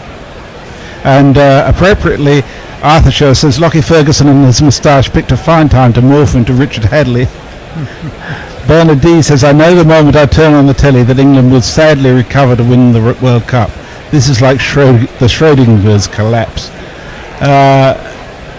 Nick Martin says he's a fit lad, loads of ODI keepers bat fine in the top three, talking about Butler. And Ravi says yes, should have come in ahead of Stokes. Leah says I wouldn't let him play with my balls either. I have no porn stash policy and I will abide by it no matter what if they win the World Cup. This might be talking about our friend Lockie. I think so. And Dr. Dan has sent us another lovely picture of Johnny Bairstow about to hit a 4. Thank you, Dr. Dan. That was quite magnificent from Lockie Ferguson. He came probably 5 or 7 yards to his right and about 10-15 yards in, and that has brought the universe just to the wicket. He's had a quiet tournament since that 100 against Pakistan. Can he make himself a hero? Number 5. No, number 6 in our batting lineup. In fact, number 6 in our jingle card too. Found someone subtler. Okay, he can't spell Joss, but he also can't spell Butler. Joss Butler. Just because he is Joss Butler. 1 S and 2 T's. Joss Butler. Stokes and Butler nearly got England over the line against Sri Lanka. Can they do it on the biggest stage of all, in the World Cup final at Lords? Joss Butler facing up to Jimmy Neesham, slip in place, it's Ross Taylor. That's down the leg side and it's turned away nicely by Butler to the right hand of Ferguson at mid-wicket, who slides back to field. They come through 4-2. Ravi has a message for you. Says, well, Knuckles, I think the idea of a fixed batting order is overrated. So there, and this is all written, sticking out tongue emoji, laughing, crying emoji, laughing, crying emoji, laughing, crying emoji. Well, it's not a fixed batting order. Butler comes in ahead of Stokes when England are doing very well, and when they haven't, when they've lost a few early wickets, Stokes comes in. We're seeing this catch many, many times, and quite rightly. It's fantastic work from Lockie Ferguson. Yeah, this is outside off stump, and nicely played by Butler, just playing with soft hands to make sure that the man from cover has to wait for it to get to him, and they come through for a single. Nearly 50-50 now, and I would say that's been kind to England. The win predictor. Yeah. It just hung in the air long enough for Ferguson to get round. Morgan sliced it. Oh, he was definitely looking to hit that elsewhere than when he hit it, or whence he hit it. The experienced England supporters are losing the 50-50. Muttley says, well, that's it, game over, woof, not a happy pup. Neil says, now it's time for gin. It is rarely not time for gin if you are of that persuasion. 3 runs and the wicket off Jimmy Neesham's first 3 balls of the World Cup final. He's in, right arm over the wicket to the left-handed Ben Stokes, who leaves this outside off stump. It's close to the wide line. Don't think it's been given. It hasn't. There is no run. Leah says, I don't think I'd have to explicitly state that the Grillers are outstanding commentators. I just wanted to highlight the decent voices in the bourgeois establishment of NMB Broadcasting. Thank you, Leah. I don't think we disagree with anyone on your list. Do you know what? I'm ever so slightly surprised they actually reviewed that, or the umpires had to. Well, they were a long way away, and you can't make a mistake in this. Well, I mean, they've made a couple. It never looked remotely in doubt to me. It certainly wasn't to the fielder, and fielders know. Mostly. Neesham in, bowling from mid-crease. That's left alone outside off stump. Stokes is determined, I think, to see this through to the end, and leaving alone through to Latham it goes. There is no run. Yeah, Ferguson knew, and he did very, very well. A lot of people with us on Crick Tracker. I'll try and name check a couple. Vishwesh Vijay Kumar, Sanjay Mehra says hello, Jamshed Ahmed, Mahendra Singh Kunwar, Farooq Qureshi, Shah Pratik. I hope you're all enjoying this game wherever you're watching from. Please share the Facebook Live link with your friends, make the party even bigger. Last ball of Neesham's first over, cut Stokes in half. What a delivery from Jimmy Neesham. Seamed in sharply and beat Stokes on the inside edge. Fabulous first over from Neesham. One wicket, that of Owen Morgan, and just the 3 runs. England. 89 for 4. You could say that his worst ball was the one to get the wicket. Evil Scooter says, okay, game on. For the first time today, a reasonable person can make the case that New Zealand have this at 50-50. Anna Forsyth says, however this ends up, surely Lockie Ferguson is player of the tournament. I think both Knackle and I would disagree with that. Yeah, I find it hard to see past Shakib for man of the tournament. It's to my mind, the greatest all-round performance in a World Cup. Just extraordinary. Ralph the Wonder Llama is with us. Sorry. So I was just going to say, Ralph the Wonder Llama is with us. Hello, Ralph. Hashtag Ultra Doomed. The only thing I would argue about Shakib Al Hassan, because I grant you he's been magnificent, is his side didn't get to the latter stages. That almost makes it, as de Grandhomme is in bowling his 8th over, and it's just nudged away by Butler down to Mitchell Santner at deep mid-wicket. They come through for a single. Almost makes it more impressive because the comparatively little support he's had. Exactly. I agree entirely with Knackle on this. Adelaide Barmy say, fuck me. Jeff Perkins says that like Stokes needs a rest after a day's play. And Durbanake surprisingly says, we're doomed. Interesting, we've not yet seen Mitchell Santner. I wonder if he will get a bowl. I think he will bowl quite well on this surface. This is outside of stump from de Grandhomme and nicely played by Stokes, just guiding it down to third man, taking the single. This is what England need to do now, just knock some singles around, go at 5 and a bit and over maybe. Just rebuild, get a partnership going, steady those nerves, make New Zealand make bowling changes, so move the field around a little bit. New Zealand have been dictating for the last 5 or 6 overs. Indeed they have. 5.8 is the required run rate, nearly 5.9. So they need to stay up with that without losing wickets. As de Grandhomme is in, Latham up to the stumps to Butler, that'll help. It's the back of a length, a little bit too short, and it's worked away through mid-wicket by Butler. They'll take the single, happily take 6 singles and over, 5 singles and over at this stage. Yep. Find those gaps. De Grandhomme's got to pitch it up further. Seagrave Saab says, okay, that's probably fucked it now. If these two aren't still in at 30 overs with 130 runs on the clock, then it's the Kiwis for the taking.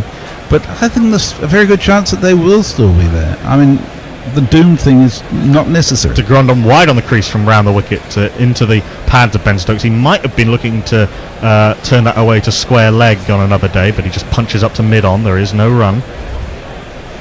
And Bobby Roberts, with the anguish of the fan, the quality of the catch doesn't detract from the sadness it makes me feel.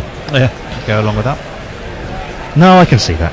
De Grandhomme in again. Stokes playing exaggeratedly straight.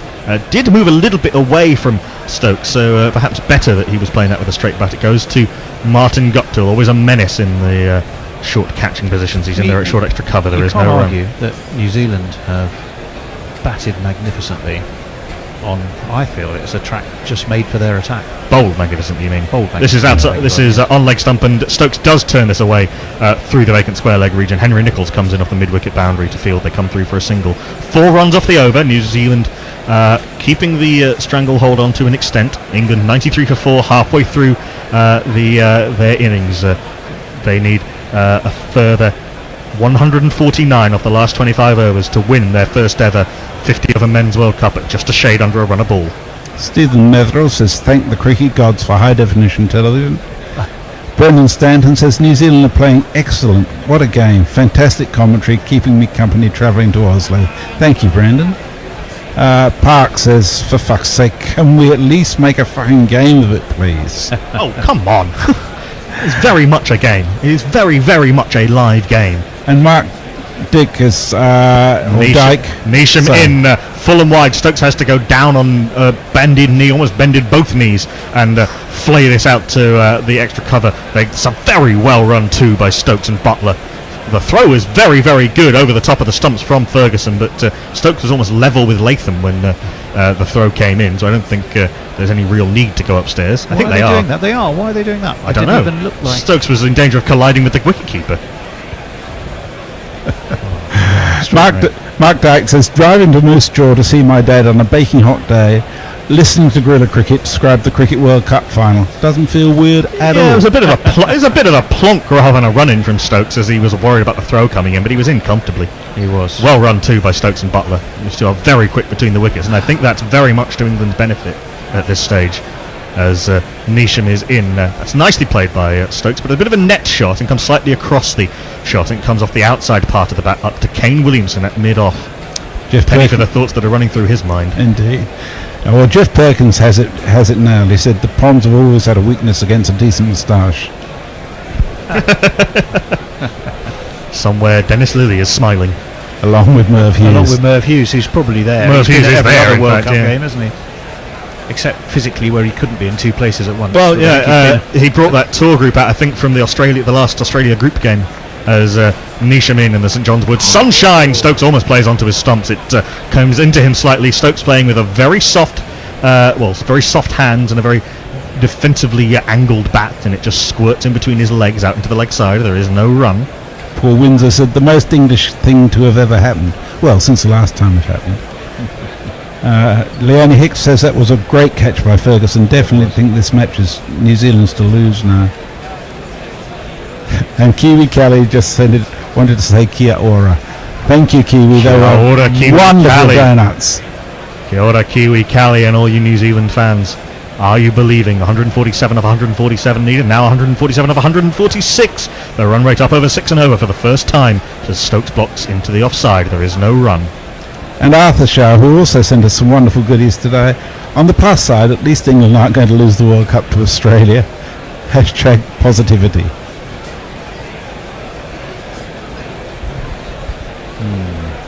Indeed. We've got a backward point cover mid-off, mid-on, mid-wicket. And then back at deep square leg and long leg. I imagine also a man on the point boundary. Stokes comes down the track. Indeed, there is a man out on the point boundary, and he's waved at by Henry Nichols from cover to do some fielding. Stokes comes through for a single out to the cover sweeper. Spicy Golden Duck has a similar view. Thank goodness this is New Zealand spanking us. Imagine if it were India or Australia. And Pirate Badshire in Dublin. Apparently Ireland is 77 for 3 after 12 overs. Retro sluggishness. I say apparently because the live stream is dead.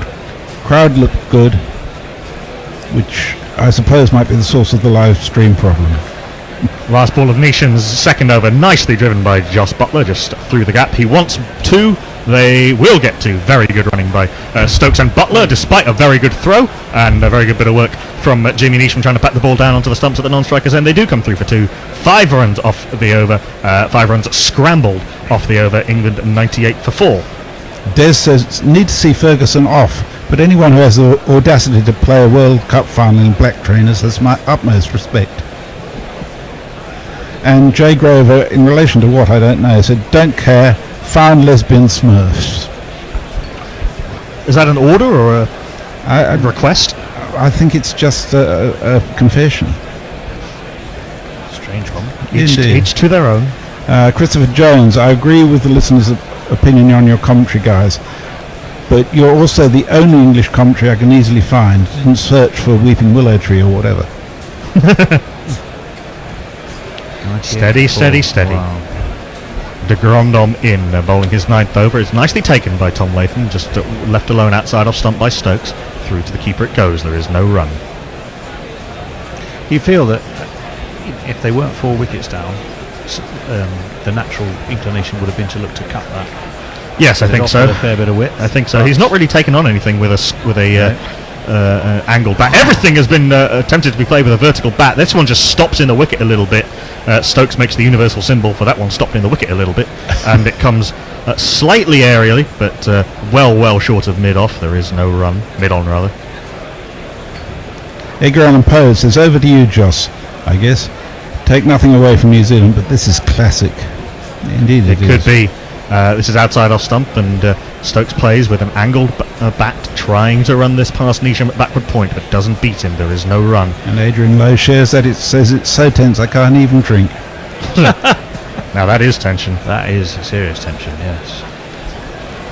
It's come to something when Colin de Grandom is the man to see off in a World Cup final, as he's in, goes wide on the crease with his red socks. Interesting. This is a link delivery worked into the mid-wicket region by Stokes. Again, fails to miss the field. Fielded at mid-wicket, there is no run. Vector Victoria says, if you're Australian, who are you supporting today and who do you want to win? Is their loathing of England stronger than their wanting to see their neighbours get beaten? I'd love to see the Kiwis win. I like to see New Zealand win, except against Australia. This is outside off stump, and again Stokes plays a sort of net shot. It takes an age to arrive to him. He was trying to play that, I think, initially between cover and point, but has to just push it with a vertical bat, and it goes to cover. There is no run. 5 dot balls from Colin de Grandhomme. Stokes 10 off 29 deliveries. Solidity is one thing, but stasis is not going to help England. This is outside off stump, and Stokes has a fiddle at it. Latham can't take cleanly. There was no edge, so it doesn't matter all that much, but a maiden from Colin de Grandhomme in a World Cup final.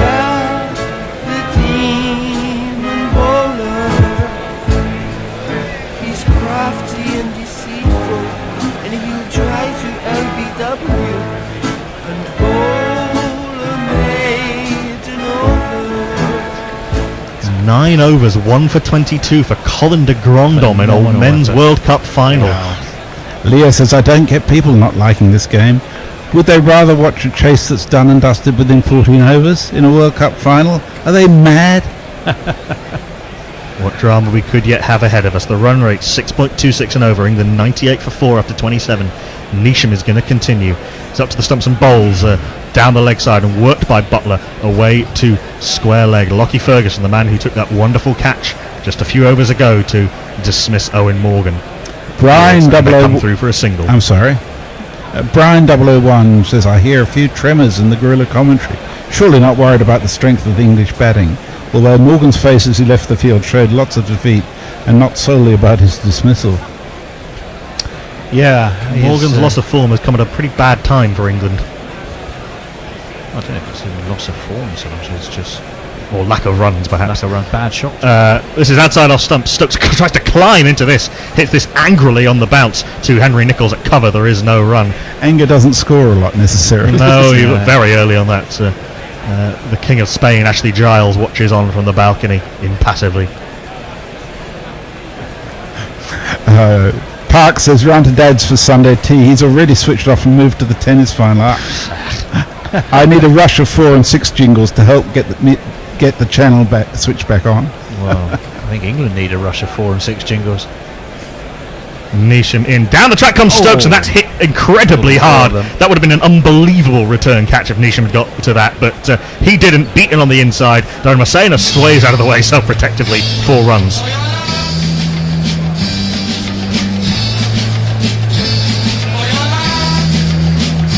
England needs something. They can't just let Neesham bowl at them. Well, that was in direct response to Park's request for jingles off 4s and 6s. Absolutely. Absolutely mullered by Ben Stokes. No little anger in that shot, but nicely placed as well. Neesham, having just seen his life flash before his eyes, is into Ben Stokes. That's a poor ball down the leg side, and Stokes plays at it but gets nowhere near it, and a wide is signalled by Dharmasena.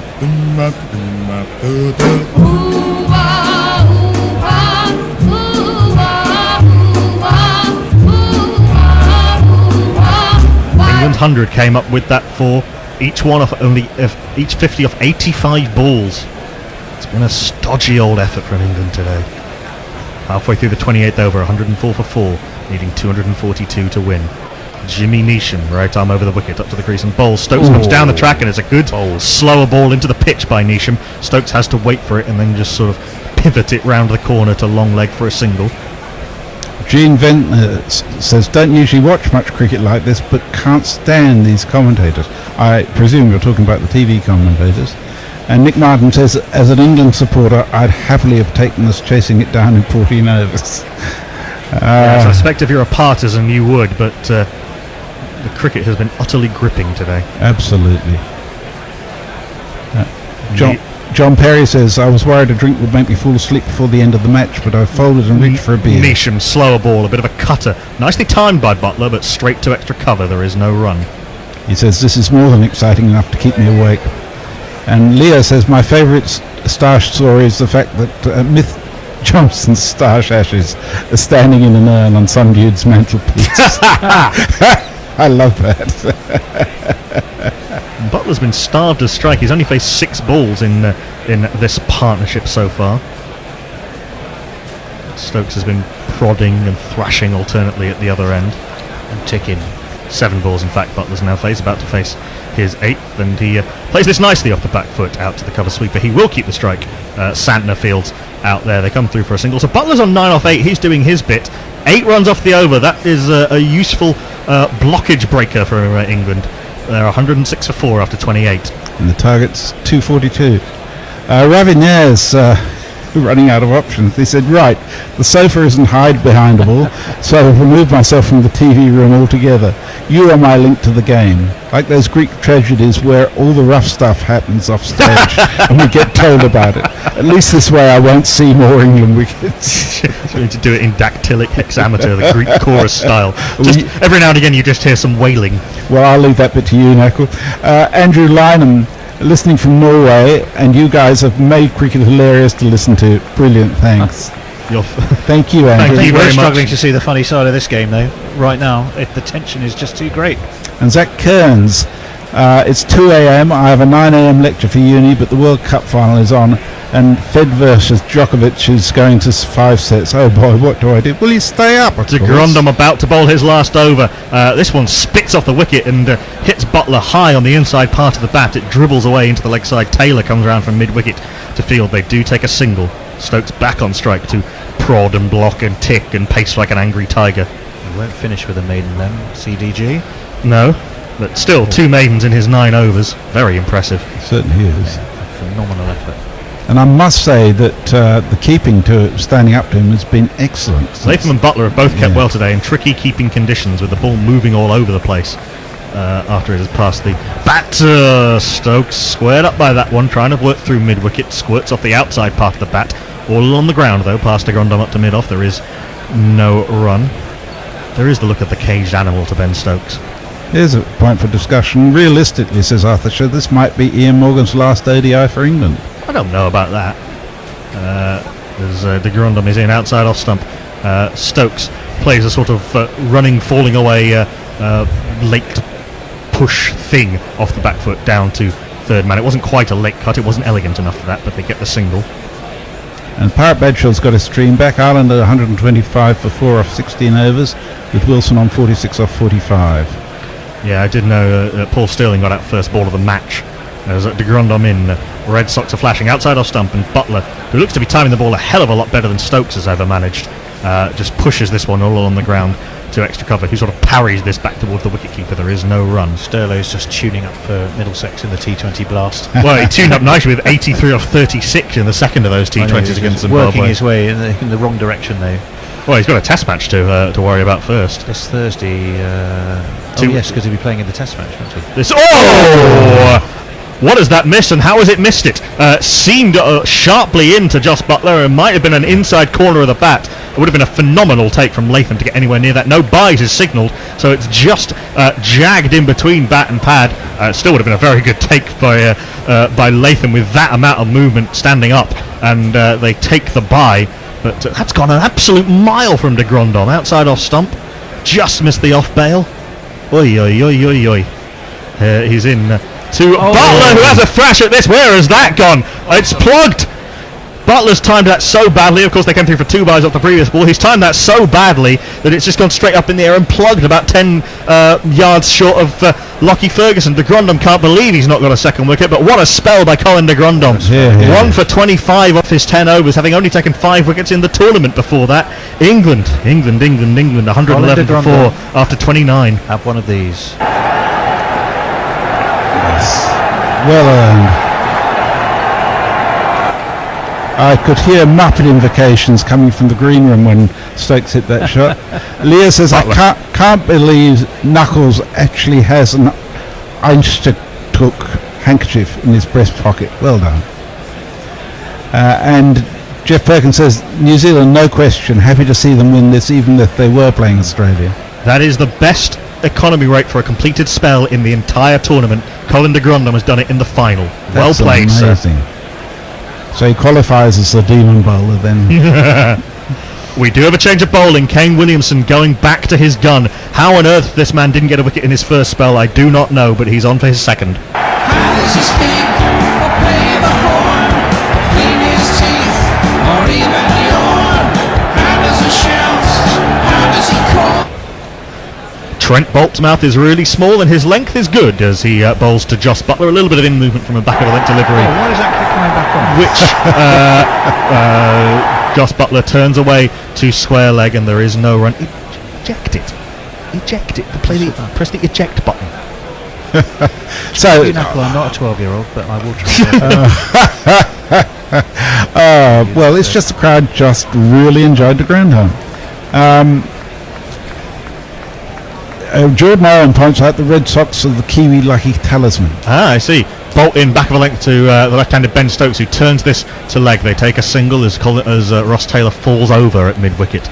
Might be a little bit easier to just work the ball around off the quicker pace of Trent Bolt than the nagging dibble-dobble of Colin de Grandhomme. And Jay Grover asks, as this is an audio only, is the pitch as puddling as it seems? It's not quick. I think it's easier when there's a little bit more pace on the ball. We maybe start to see a lot of pace off the ball because Mitchell Santner is doing some very elaborate warm-ups. Bolt in, no real swing, angles across Joss Butler. He pushes to cover and there is no run. Slip is in place for the right-handed Joss Butler as Trent Bolt is coming on from the nursery end. Evil Scooter says this has been the goodest final as I can remember since probably 92. I guess people who aren't sickened by Ponting might have enjoyed the 2003 final. It wasn't a close game. It was good batting. It was superb batting. Yeah. Ditto 07 with Gilchrist. Yes. As Bolt is in outside off stump. Nicely played by Butler, up on his toes and punching this out to Mitchell Santner on the cover boundary. They come through for 1. 3 runs off the first 4 balls of the over. We'll have a change at the end of this. Dallas Nash wonders why Ben Stokes was asking for pen and paper. Does he want to signal defeat in writing? He's writing a surrender note. Wouldn't have had Ben Stokes down as the Lord Halifax of this England team. And Josh Robinson sends a picture of a fairly bleary-eyed Josh Robinson. Bolt into the left-handed Ben Stokes, who waits for this and guides it off the face of the bat. Guptill comes in from backward point to field. There is no run. He says, I, on the other hand, was worried that my 7th drink would maybe be sober as the Josh. Cheers. You don't look sober, it's all right, Josh. And we have the Bear tweeting in a picture of himself with Colin Croft, looking dapper and very chilled. He says it's shredding his nerves, and I'm sure, no doubt, the Muppets are being invoked. Last ball of the 30th over, last ball of my spell of this world, in fact, last ball of my World Cup as a guerrilla cricket commentator. This is punched off the back foot by Ben Stokes, fielded that mid-off, running around. 4 runs off the 30th over. England 115 for 4, need 127 off the last 20 overs with 6 wickets in hand to win their first men's 50-over World Cup and do so on their home ground. We'll have a word from our sponsors. Your way with Guerrilla Cricket. We partnered with Betway to bring you daily World Cup special offers, available only to Guerrilla Cricket listeners. Sign up at betway.com/GC Radio. That's betway.com/GC Radio. And help keep the bear up to his neck in beers. You get so terribly unruly without them. They really are manageable. Turns into a bit of a... Welcome back. England 115 for 4 after 30 overs, needing another 127 runs from 120 balls. Do we have some twists and turns left in this, what has been so far, gripping World Cup final? To the right, I have Grubby. Hello, Pralab. How are you? How are you? How are you feeling as an England supporter? I'm actually quite confident. I think England will take it home pretty easily. We've got the Grubby guarantee. England will win this comfortably. On the left, Steve, on the tweets. Yeah, I'm still quite confident we'll get this. So, sounded slightly less confident than Grubby there. I'm sick of this. Oh, England going to throw it away. No, I still think we're going to win it. Well, we've got a change in the bowling. First, I'm going to see some spin in today, and it will be this man. We'll do it after the first delivery as Santner comes in to bowl. So over the wicket is cut away, beats the outside edge, no run. Santner baby, get some drift into the pads for me. Been an awful good Kiwi. Santner baby, and dart them in quickly tonight. Let's see working off on this pitch. Comes into bowl Cecily, just push back at the bowler for no run. So far, not much spin at the moment. Just being 2 deliveries. I'm guessing you're loving this as an Australian. I am. Look, no pressure on you. I'm absolutely great. I'm backing the Kiwis to win this. I hope they do. But if they don't, it'll be a good game either way. And this next delivery is just pushed off the back foot by Ben Stokes out towards deep mid wicket for a single. I'll tell you what I'm sort of reassured by as an England fan is Ben Stokes just looks so calm at the crease. He plays well within himself. He's done this before for England many times when I think Knuckle used the phrase the only grown up in the room. And that's what he needs to be right now for England. Yeah, completely agree. If you looked at how sort of Ian Morgan looked at just a bit of the flashes they were playing, Stokes, you haven't seen anything that, barring the odd ball here and there. This next delivery just pushed away out towards the leg side for a single, just using his wrist effectively there, Butler. Happy to just pick a single here and there. I'd say these two are key here. If they can get to within, even 6 runs and over needed in the last 5, you'd back these two to comfortably do it in the end. Yeah, and I think the rest of the batting is quite strong. I think this is the key part. We keep talking in this tournament about partnerships. Comes in, this ball just stops on the pitch a bit, but it's still pushed away, and you find the single. Stokes playing risk-free cricket at the moment, both of them comfortably getting singles everywhere. Yeah, we've talked about partnerships all the way this tournament, and sides that have managed to do that are the ones that have gone on to win. And if Stokes and Butler can do it here, I think England will set a platform for a comfortable stroll to the end. The 5th wicket will change everything. As you see, his ball's tossed up a bit more. It turns into a Yorker that's just pushed out towards long on for a single. 119 for 4 after 31. Still 6.5 runs needed and over. But what have we got in the tweet machine? Yeah. How are our tweeters feeling, Steve? Are they doom or are they gloom? Yeah, very doomy and gloomy, I have to say. Although I'm with Nick Martin on this. Why do they keep showing Theresa May on the screen? I couldn't agree more. And Josh Robinson's just picked you up on your first comment about Ben Stokes cutting the ball away into the keeper's hands. So, God, people are so picky, aren't they? They are. Jeez. You know, everyone is tense and nervous here, although we're trying to portray otherly. Butler's taking his guard again, so he's finding middle stump, which is a good way to reset himself. He's probably looking at this in over by over increments as a way to stay fresh and not let the pressure go to his head. And you've got Bolt. He's been bowling quite well, a bit without luck at the moment. There's a wideish slip in place. He comes in to bowl this next delivery, just cut out towards the deep point for a single. Durbanokis, what a load of false optimism. We're doomed, tell you. Doomed with about 25 O's in it. I wonder what it's like to be Woy Woy Pom. It must be a very dark place. I'd love to see how you'd celebrate it. If you feel like you're doomed the entire time, is your victory that much more sweeter? Would you rather have optimism than win that way? Don't know. As Bolt comes into bowl, this delivery just hits straight to the fielder. That they will scamper through for a single. I mean, what I have liked about England's approach is that they've taken on this sort of pressure and this favourite tags, which is something we're never very good at doing. You Australians are very good at it, but we're not. No, they embraced it, wanting to become world number 1 in this form of the game, and have done that. Had a wobble in the middle of this tournament where it could have gone out. But look, here it is. Here's the game, and here's where you become champions. Yeah, absolutely. His next ball is just cut away and past the diving fielder all the way to the boundary for 4. 1, 2, 3, 4.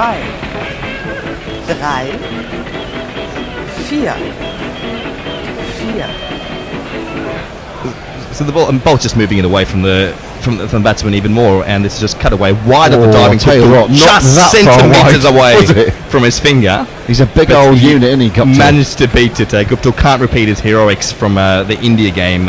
You won't count it down as a drop. Would have been a catch, you missed it, but it would have been a catch of the tournament had he got there. He caught air as Butler just pulls it back into his own midriff for no run. Because he also took that catch off Steve Smith, didn't he, in the game a couple of weeks ago, which was an absolute worldie. We have seen some superb catches in this tournament. Ben Stokes' early doors, Sheldon Cottrell on the boundary, Trent Bolt on the boundary against West Indies, Guptill against Australia. It's been you could probably do it an excellent top 5 there, which I'm sure you all will now. Yes, you do. It's Bolt. He just Butler just moves across the stumps to a 4th stump line and just ends up driving it straight to mid-off. So an interesting choice there, but he's happy to move around given that Bolt is bowling well outside the line of off stump and use his crease a bit more effectively. Mrs. Clugston saying, enjoying the commentary at Guerrilla Cricket so much I can hardly cook dinner. Well, there's a problem for you. So there was delivery brew, but if that is failing, but I guess you want to cook a nice dinner for celebrating England if they do end up getting up. As Bolt bowls this next ball, that's just pushed out this cover out in the deep, so they'll just take a single. England 126 for 4 after 32. Would it be a roast dinner, Steve? Or what do you call it in Australia? A baked tea? Something like that. Well, to be honest, some people call it baked if you're tea, here don't in they? England, you've got to go with the Sunday roast. I mean, it's a Sunday. You've got the roast. I always do the Sunday roast. There has to be a Sunday roast. What would the joint be, though? What's our She Twitter? didn't say, but Well, maybe you could come back to us. fill us on in. that. Are we invited? Is the more important question, though. Yeah. What do you make of Santner's over? Do you feel like the seam is to stay on, or would we go give him another few overs at the moment? I would give Santner another 1 or 2. I think he's not renowned as a massive spinner of the ball, but he has got a few in this whole tournament, not just today, to rip. And when the pressure's on, and if you can turn it a long way, that's going to help your team. So I'd give him another 1 or 2. 1 or 2 to see heavy bowls. Your thoughts, Steve? Oh, I'll get your thoughts after this. As something that comes to bowl, just pushed off the back foot. I'd be surprised if he doesn't. Yeah, I'd be surprised if he doesn't bowl 3 overs here. He's. Yeah, you think so? I mean, it changes the pace of the pitch and just get a bit of an idea. But it's also the sort of bowling style that would encourage Butler and Stokes to come down the pitch and potentially do something a bit irregular that you wouldn't expect them to do. This next ball's wide down the leg side, but is called a wide as well, which is good to see. England moved to 127 for 4. Wide.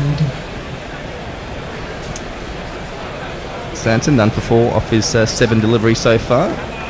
Hasn't really troubled the batsman right now, but then again, we haven't seen Butler do anything in particular against Santner right now. This next ball's wide outside the off stump. That's cut away hard out towards the fielder in the deep, so that will just be a single. All on the ground at the moment. Yeah, I think Joss Butler is playing well within himself at the moment, understanding the situation for England. He doesn't have to go big right now. He wants to play himself in a bit. Plenty of overs, aren't there? So Exactly. Yeah, 17 and a half to go. 6.5 per over required. It's not going to be easy for England, but the longer he stays there, the better England's chances. So they will. We've lost an umpire. We've lost an umpire. The umpire will be back. We do need the umpires. Where did we last have the him? innings. Back at the sofa? He's back. Certainly, he runs into bowl. This delivery just slows up in the pitch, and it's a diving save from Guptill out at short wicket, and he'll save the single there. No run. He's not at the best of tournaments with the bat as he Guptill, but he's done some stellar moments in the field. He saved the most runs out of all the fielders, so I guess he's contributing in many different ways. This next ball is just outside the leg stump. That's just pushed away using his flicky wrists by Stokes for a single out in the deep. I think Ian Hawke sums it up quite well. Somehow in this house can no longer watch, but can somehow still listen to yourselves. Hang in there, Ian. That's right, you can close your eyes and still enjoy us, although it's no less stressful for that. As Santner runs into bowl, it just defended off the front foot for no run. Back to him. Butler's he's looked good. He's looked like he's batting on a different pitch. 22 off 25. All the other batsmen so far have been batting at a strike rate of about anywhere between 40 and 70, but he's been almost a runner ball. It's been positive to see as Santner comes into bowl, and this time Butler is defending, as if saying that, I want my strike rate to be lowered. I need to be on par with the other batsmen. I think Santner's bowling really well at the moment. The sort of flight that he's giving the ball, the guile, really sort of tempting the batsman to loft him over the top, and they're not taking the bait just yet, but I think it's a really, really good way of bowling for him right now. Certainly agree. 129 for 4 after 33 overs. Josh Robinson suggesting the best straw to clutch at is that if England lose, New Zealand will win their first World Cup. That is true. We'll have a new World Cup winner. That is positive. Something to celebrate. Mrs. Cluxton's replied, it's an indoor grill in dreary German weather. I'll pop some shrimps on, shall I? Question mark. Yep. Can't get involved in too. And Adrian Lowe is still behind the sofa, poor lad.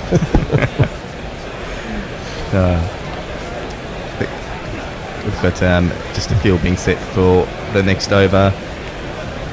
Final at Lord's, got plenty of celebrities, plenty of people watching. They'll all be here for what will be a historic moment, whether it's England or New Zealand. As you rightly pointed out there, it's a first-time World Cup winner. We've had it generally shared between the West Indies, India and Australia. It's a big opportunity for one of these guys to lift this trophy. As Henry comes into bowl, it's just cut away out towards, over the top, towards third man. They'll come back for 2. Stokes played that quite well, actually. He went wide of the fielder to reduce any possibility of that carrying to the third man. He wouldn't want to do anything that would jeopardise England's chances here. Yeah. But 111 runs needed off 101 balls. Don't mention 111. Don't mention 111 for us Englishmen. Nelson required. Yes. Cross arms, cross legs, cross everything. Cross legs. Let's see what the Kiwis have done here. His next ball is just pushed away. Stokes is not having any of the 111 at the moment. He's Good happy to lad. bring that number of runs required down to 109 after he takes a 2 out towards deep mid-wicket. And the sun's out at Lords. All of a sudden looks quite nice there, bathed in that golden sunlight that you get this time of the day. Could it be England's golden sunlit uplands? Very well be. You feel the momentum's definitely shifted in the last few overs. Less few balls are beating the bat, then finding the middle of the bat, easy singles here and there, twos And the sun's threes. out, which the sun's out, which forecast said, certainly yeah. helps. I'd say it's still game on, and I'll be interested to see that wind whiz and whether the English that's are still back to being 50-50-ish, the favourites in this game. As Henry comes into bowler's delivery, just cut away sharply past the diving point, and they'll come back. They will come back for 2. That was good Should running do, there yeah. from both Stokes and Butler. Long strides, both these batsmen. They Apart from their other qualities. So you got there, Steve? Got some stuff? they're all quiet. Oh, everyone's Everyone's watching today. this. They're biting their nails. They can't actually tweet away. Just Unless you want the biting weather their- forecast in Germany, which apparently is dreary. Dreary. Thank you, I Leah. feel that's always No the comment. British weather forecast, as you always do. We've got a bit of a ring field at the moment, but some coverage out from point and mid-wicket as Henry comes into bowl. It's a slower Yorker that's just driven out wide towards Ferguson in the deep for a single. Not in full control of that shot, Butler, but it's comfortably between a few fielders, so no risk I there. don't think he read the slower ball there, really, or if he did, he was almost through his shot immediately, but he played it airy. I think he timed it okay, but it went through that extra cover region. And these two, you feel that they have that weight of expectation. They can win the World Cup for their team, their country, but equally, if one of them gets out, that Hey could ho, our first partnership. 50-run partnership of 65 balls. It will be the fastest partnership of this game so far. And for once, quite even as well. 20, Josh Butler 22, and with Stokes with 24, with the extras, probably contributed by that 5 wides over the top of the keeper's head, would have been one of the key scores, bringing up that 50-run partnership. It all helps. It certainly helps. But now we have Henry coming into bowl. We've got 1 for 29. You'd say he's the one who can probably pick up this wicket here. He's only got 2 overs after this. Can he do something? There's no slip in place. This ball just sent out towards third man for an easy single. Butler doing this comfortably at the moment, bringing Stokes on to strike it for 29. Bobby Bobbitt's tweet says, if the situation wasn't precarious enough, I'm running out of beer. Running out of beer, that's got to be Send an out. issue. Send out a send-in. Can't be running out of beer. Well, that's just, I'd say, poor planning. That's is what terrible I'd say. planning, isn't it? You buy a case of beer, and unless you're drinking a beer and over, Unless you you're should be okay. Unless you're a numpty. And Jay Grover is taking a wee bit of medication, so my day will This end next at delivery hasn't been dropped. So it's Oh. been hit back towards Henry. Has it hit him? Has he dropped this? Has he dropped the World Cup? I guess we'll see this on replay. But from what I can see, it was hit quite forcefully back towards him. May have ricocheted off his hands, and we could go down as a drop catch. But we'll have to look at that replay to Was confirm. it a bit of a one. leading edge? And did it carry? That's the other question. Yeah. We'll need to see that front-on image, which we will at the start of the next over. But in the meantime, any other tweets to get in? I was just saying, Jay Grover, I'm taking a wee bit of medication, so my day will end at least neutrally. Luckily for See, him. when Jay Grover says I'm taking a wee bit of medication, I have all sorts of things going on in my head. And Marty Q, England to win by 1 run. You heard it here first. 1 run. That would I be don't believe that's 1 possible. wicket, is it? But yes, I know. It That's might, all it needs is 1 run for England. That would be interesting. Unless it went to a super over, it's certainly doable. So don't count it out just yet. It carries on to say, just in time to see us whitewash the Aussies and the Ashes. yeah, we'll Fighting talk. We will park that discussion. That's the next thing, galloping over the horizon. We do have the England-Ireland Test match, which starts in a couple of weeks' time as well. But for right now, you'll forgive us, I'm sure, for concentrating on this game. There seems to be a bit of a theme of predictions coming in, because Kunal's gone for England to lose by 7 runs. 7 runs. So let's see. I used to what like you, Kunal. Used to like you. I think we have a drinks break at the moment, so we're just waiting for that to continue. Feel free to run through the tweets. That's up to date. We are up to date. Excellent. Oops. Oh, there's a new one. Is that a refresh there? No. That's good. I hit the wrong button. Sorry about that. No, look, it will certainly be interesting. I mean, I don't think there's any point in talking about the Ashes, but I'd say, as an Australian, one of the things we do want England to lose this World Cup, because I think it'll be more and more insufferable if you've won the World Cup and you're heading to an Ashes series, rather than you've lost a World Cup going into an Ashes series. So, well, you'll forgive me, but I will. I'll take that. I'll take your annoyance. Fair enough. If it means we've won it. Finally. A little point raised by Nick Martin. England conceded 17 wides. If they lose by 7 runs, I will repeat this fact. Good spot, Nick. Don't know, Nick. Don't. You're better than that. Better than that. And Bobby Boberts, I think the Aussie game got me overconfident. I only had enough beer to last until 2:30 a.m. But where are you in the world? Exactly. It's got to be anywhere you are. There will be. Must be in the middle of Australia if it's 2:30. Both at McDonald's and here near you. It's 5 o'clock somewhere. Who did that song? Is it Alan Jackson? It's 5:30 here. Anyway. It's 5 o'clock somewhere. It's a great tune. England still needing 105 to victory. I think when you get below that 100 mark, will be quite interesting. Still, it's on a knife edge. Do you know what I mean? Yeah, it still is. You can say what you like about the character of this game. It might have been a bit stodgy. Both teams have found it hard to bat, but it's been an intriguing contest, you know, and it's going to go down to the wire. Much as I'm shredding my arse thinking about it, you know, so in terms of a spectacle of a game, you have to say it's been a good one. Yeah, it certainly has, and it's very unlike many World Cup finals, because you often never go down to the last over. Yeah, a couple of those that Australia have won far too easily. That's true. With scant regard for the world game. The game of cricket certainly could use a game like this. Roy ended up making 17, but I'd say you'd still go Henry's still the pick of the bowler so far, 1 for 30 off his 8 overs. It's been extraordinary, and Bolt's been really unlucky as well. That first ball of the game, this innings, could easily have taken a wicket. At times he was swinging it almost too much. I'd say Lockie, so he's only bowled the 4 overs, and I'd bring him back on. Like, he's the sort of guy you can pick up at 2 or 3 quick wickets, and particularly when you need 105 or ever run a ball needed. Even a few dot balls here and there will start building pressure. We've got Santner for now to continue. Comes in with slow bobblers that just pushed out towards the fielder. They will run through for a quick single. The throw came in quite errantly. No overthrows there. Geez, that was a sharp single, wasn't it? I mean, if he'd hit from backward square leg, though, it would have been very, very close. Yeah, certainly would be. You know the old cliche about straight after a drinks break as well? That is true. I don't know why that's the case. People just sort of have too much to drink and go, I'll do it, but he ran in there. I'm going to say that would have been out. I agree. If that throw would have been a yard out. That would have been gone. It was a poor judge of single. This Stokes' nest ball just cut away, and they'll run through for a single, a more comfortable single this time around. No risk of run out over here. Isn't it amazing in cricket and sport generally and life generally how when the pressure is really on you can make some stupid decisions? That single that we saw, he would have been out by a yard. You'd never do that in the normal course of events. Yeah. Why can't you do the things that you do in practice in the most pressure cauldron situations? Santner's next ball just pushed out towards long on, long off for a single. Chris Paul, against Australia, everything went weirdly well. At least this is a proper game. It's certainly. I mean, you do want to win the World Cup, right? Like, win a classic would be amazing. Though you can talk about the moments of the game rather than a one-sided victory. As Santner comes into bowl, this is just clipped out towards a sort of backward square leg for no run. Dot ball for Santner. He's none for 10 off his 2.4 overs. I'd say this would be his last over. He haven't seen too much coming from this, and you bring back the pet seamers after this over. We'll see what the Kiwis do.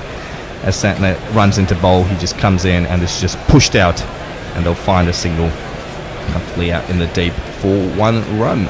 These two put on 60 runs or so. It's been a solid partnership. Evil Scooter says, okay, at this drinks break, with Butler and Stokes in and scoring freely, I have England 80-20 ahead minimum. Wow, 80-20. That's extraordinary. Would you take those odds, Grubby? No, because that would be odds of 1-3, which is far less than you would get in the real world. Pushes his wrist out, Butler, straight to the fielder at mid-wicket for no run. None for 11 off 3 for Santner. England 141 for 4. 101 needed from 90 balls. And if you want to see the latest odds, go to betway.com/GC Radio. Sign up, get exclusive odds and offers. And, well, I would make this an even. It's a coin toss. It's like, 5 to 6 the pair, I'd say. So, which way you think it's going to go? put your money where your mouth is. And on the gambling theme, listening anxiously in Tokyo. If England bottle this and cost me 150 quid from the bookies, I won't be best pleased. Who's that? Ig. 150 quid. I mean, Mate. the ICC prize money for winning the final is about 4 million. So I think the players will be a bit more annoyed losing out on the rights to an extra 4 million. Yeah, but they're not going to be sending Ig any money, are they? Let's face it. As Henry comes at the ball, it's just pushed out towards the wicket for no run. Brian 001 says, "Oh yes, England will be insufferable leading up to the Ashes if they win this World Cup." Yeah, I'm happy with that, Brian. Brian, you are one of our top senders in this World Cup. You sent us some beer the other week, which we were hugely grateful for. We've had Annafield side sending us pizza today. We've had Arthurshire and all sorts of people sending us loads of stuff. Next we'll just cut out for a single. Brian 001 carries on. "I was living in England in 2003 when Wilkerson drop kicked England into winning the World Rugby Cup. For months later, every pom I saw would do their Wilkinson impression." Okay, Brian. I didn't know you were an Australian. That's okay. We're still friends. You must understand it was quite big. We're still basking in it as well. You do have to hold on to history when you don't win that much, don't you? Absolutely, yeah. As Henry runs at the ball, stay with the wicket, he comes in. This ball stays a lot lower and actually just goes on the inside of Butler's edge for no run. 2 bounces off to the keeper. It sort of begs the question, though, as an Aussie, do you prefer England crowing about winning the World Cup or the All Blacks? I'll tell you what, I mean, I'll stick with, given the fact I'm supporting the Kiwis right now, I'll stick with the All Blacks, although rugby's a slightly different sport. But I will go with the All Blacks for today at least. As Henry comes to the ball. The ball's a full delivery. There's an appeal for LBW. Not out is the call. Looked a bit leg sideish live. Let's see what Williamson and co do. They're coming together. Williamson, arms open. He's got a question mark. They've got a review available. He's asking Henry the question. Review. They've gone for it. That was out. That was out. That was definitely out. Was that definitely 100% not out. No. I tend to agree with you. At worst, they'll get is an umpire's call clipping leg stump. I think the importance of this partnership, though, and possibly sow some seeds of doubt in Stokes, it could be useful here. But let's have a look at this no ball. But Pranab, I don't understand this. When teams, they sort of know that it's not out and they can't get it overturned. When it's been given out, not out on the field. Why do it? And you go, well, let's just... It's two stumps for Christ's sake, and it's angling down. It's clearly going down leg, so it's definitely missed the bat. I guess we'll have a look at Hawkeye. They're just going to confirm to Snicko that it's missed the bat. I'm now going to look like the biggest chump in the world if it's handing into leg stump. But why do teams do this? It's like, we'll just take a risk on it. And now the rule is different. Now you keep your review if it's... but it's not even this is going to be missing, and I think if they lose their review, they have. So they've lost their review, and it's going to be crucial in the last... So 10-12 overs when a decision doesn't go their way, but that was comfortably going down into a 4th stump down the leg side.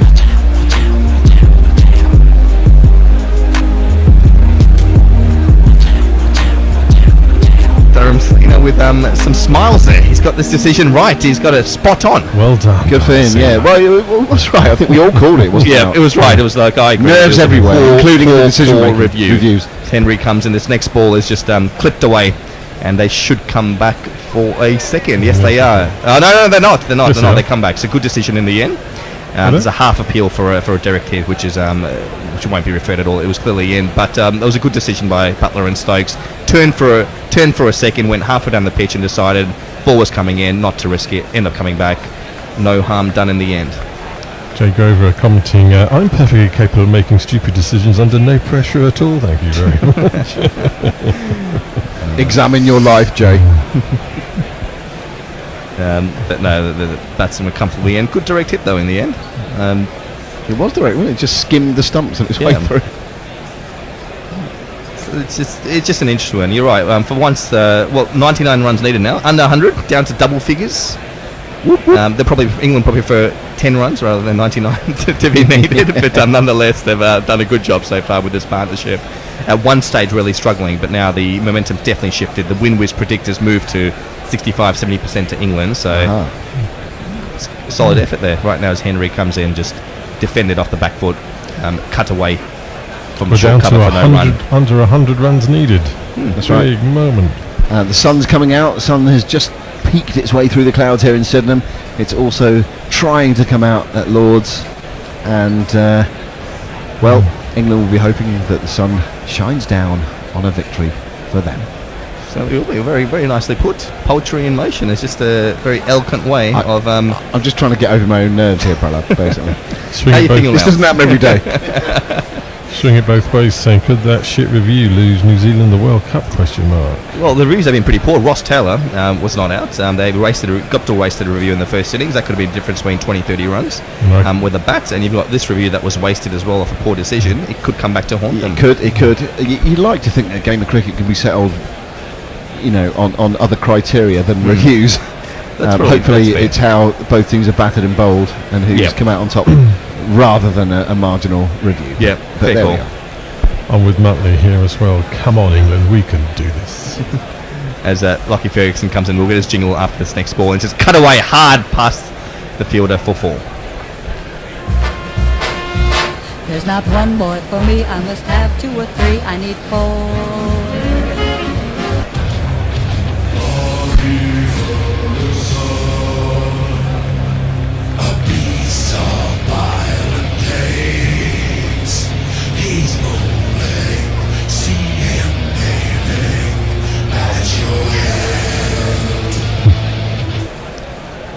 Lockie comes to the ball. His next delivery, that's edge uppishly. In between about 3 different fielders, so over the top of point, in between, straight to the deep point. That is safe from Stokes there, just a single in the end. A big shout out to Bear and a lovely picture of him with the great Sachin Tendulkar. He's with Tendulkar now. He's with Tendulkar now. Right, he's out there. I'll tell you what. Show it to the Facebook Live cameras. That's the first time that Bear's actually smiled in one of his pictures. He's had pictures with Clive Lloyd, Colin Croft, Curtly Ambrose, Steve Waters he had. Anyway, he's with the demigod that is Sachin, and at last the Bear smiles. Lockie comes into ball, spores a short delivery that just swindled away towards fine leg for a single. So what is it now? 93 required of 81. I mean, look, I'd say it's mentally doable, and Ferguson just is struggling at the moment. They're easily reading the bowlers. All it takes, though, is just that 1 or 2 wickets, and suddenly New Zealand are back in it. Yeah, sure. Yeah, I mean, England at 4 down, it still makes it very much in the balance this game. 2 down, you'd think England are very strong favourites, but these two well equipped. Stick scores a fuller delivery that's just driven out towards Santner at cover for no run. I mean, but you think back to sort of some of England's finals, the Champions Trophy against India comes to mind. Probably in a position where they shouldn't have lost to, but ended up losing a few quick wickets. So in the back of their mind, New Zealand will have it that England can collapse here. They have in the past during this tournament. They'll still believe. It's just a case of if these two can just knock some, I guess, just knock New Zealand out over here. If they can just sort of go run a ball, keep this wickets handy, they'll stroll in, and this next delivery is just pushed out back towards Lockie Ferguson for no run. England changing room looks nervous, doesn't it? Well, I thought Morgan and Plunkett looked pretty relaxed together there, sharing a laugh and a joke. Jason Roy was shaking like a yeah, but he's a very intense character, though, isn't he? He's a very intense character. But you feel a sense of calm with Butler and Stokes at the crease. I have to say, the last 5-6 overs, I haven't felt concerned by any of the deliveries or any of the shots that have played. Generally, it's not the same you can say normally, as this next ball is just short of a length, just defended out towards Taylor at mid-wicket for no run. So 13 overs left, 93 runs required for England, 149 for 4, and it is tense and nervy. This does not happen every day. No, it doesn't. Once every couple of years we have a World Cup final, so it doesn't happen every day. And you're right, England don't have a great record in the latter stages of 50 over global competitions. You know, lost the first World Cup final, lost the ICC semi-final against Pakistan when Pakistan were rampant and beat India in the final. It just hasn't happened for England, and you know, England have built a side here that they think can master all and should be able to, but it's turned into a really nervy bum squeaky chase. Certainly has. Santner moves out of the attack, and we've got Nishan back in. We'll get his jingle after the first delivery as Nishan comes into bowler's balls, just defended off the front foot for no run. Whoops, all luck, here comes another slow ball. Jimmy Neesham's bowled no slow ball. That first ball wasn't a slow ball. It was just a sort of regular pace, a dibbly-dobbling stuff that just pushed out quite easily. Still 7 runs and over needed, so it's eminently doable, and they'll be looking to target Jimmy Nation, being sort of that 5th bowler at the moment, as he comes to bowl next to release. Down the pitch is Ben Stokes, and he just manages to sort of inside edge it between his bat, his pads, and the wicket, ending out towards the fine leg boundary, where it's saved by the fielder, and they come back for a 2. So a lot happened that delivery. Could have been a wicket, could have been 4. Could have been a lot of things, but he's managed to master this idea of this French cut between the bat and the wicket. Down on his haunches, wasn't he? Well played by Ben Stokes, I'd say. He didn't mean any of it, but he's got it perfectly done. Perfect timing. Horribly cross-bat shot. Oh, it really was. Jimmy Nation, let's see it. Can he be the hero that New Zealand needs? As he comes into the ball's next delivery, it's wide. That just cut away sharply, sort of half cut, half driven out towards the man in the deep. Single there. A little shout out to Jeremy Bray. Good afternoon. Just discovered you in time for the final. Great stuff. Hello from Belgium. I've been banished upstairs as no one else understands what's going on. Oh, bonjour, Jeremy. Welcome. Welcome. Stay with us. We'll be here later in the summer for the Ashes and all sorts of other cricket. So now you found us, please stay with us. And PJ Mead agrees. It's squeaky bum time here. Jimmy Nation. What's he going to do with his delivery over the wicket? This ball is full. It's just clipped out towards mid-on. They won't come through for a single. Well fielded there. Matt Sell trying to find ways of reducing his blood pressure. He's got 3 ideas. England smash the ball around. New Zealand takes some quick wickets, and Djokovic drops serve cricket. Watching too many things, man. Too many things there. Yeah, that's right. That's gone into the 5th set, hasn't it? The Federer Djokovic match. I think we'll get a score update in a few overs, I'm sure. Yeah, but frankly, who cares? Yeah, I think Federer and Djokovic, but that's probably about it. And the Royals apparently are out there watching that game Them rather and than their the families. English game. As Nation comes to the ball, a thrower ball. That's a Yorker that is actually picked up quite late by Butler, but he managed to just correct his shot and hit it straight over his head for 4. The number of the day. Who could ask for more? The number of the day is 4. Well played there by Butler. Just a nice lofted drive. He was going for the Yorker, wasn't he? And he didn't get it too far wrong, to be fair. But this is the thing that Butler can do. Incredibly strong wrists. He can just lever those balls from right under his nose. And he's levered that one pretty straight. Basham coming in to bowl his last delivery of the over. It's a wide ball that's just driven hard straight to the fielder for no run. The field placing's been very good in this match, hasn't it? Many times the batsmen have had them. Both things, I'd say. Both England have done it well, as has New Zealand, and very aggressive attacking fields. And what I've loved from New Zealand as well is that aggressive, close-in, offside field. You know, backward point, gully, just one in front of point as well. Almost like a slip cordon in that kind of point. I can't remember the last time in an ODI match I've seen a slip cordon in that sort of position. I know, it's brilliant. It's testament to Williamson and the New Zealand leadership team, as we probably have to call them these days, that they've executed that plan and done it pretty well. It's been good. That's the end of the over. 38 overs gone. Full crowds, they're not going away, are they? Oh, you'd be stupid to go away right now with the game still on the line. Wonder if there's still some people in the nursery, Tony.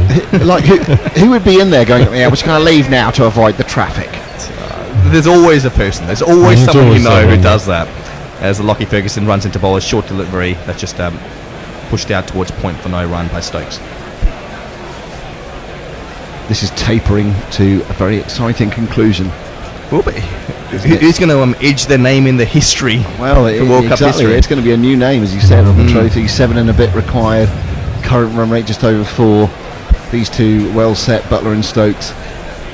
They'll feel confident, I think. Going to have to start thinking about who's going to get man of the match soon as well. Man of the match, I guess a lot will depend on who takes up this game. There's Lucky Ferg balls, a short delivery that Stoke just pulls out there, all along the ground, beats the fielder down to the boundary for 4. I think Butler.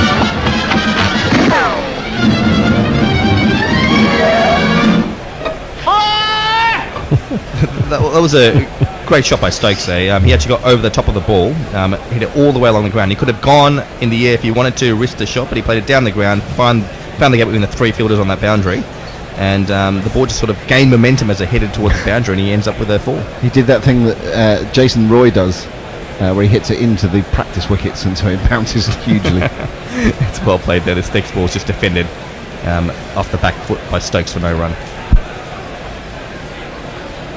Stokes on 40 now. He's managed. He started off quite slow. Actually, he's 40 of 63 deliveries now. So he's certainly he's been pushing at a run and ball in the last 2 or 3 overs at the moment. They've certainly upped their rate, haven't they?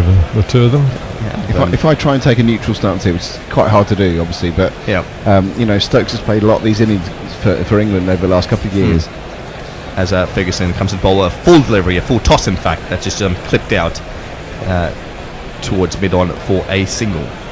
The only grown-up in the room innings, where like semi-final against Pakistan a couple of years ago in the Champions Trophy, everyone fell apart. He played a very sensible innings.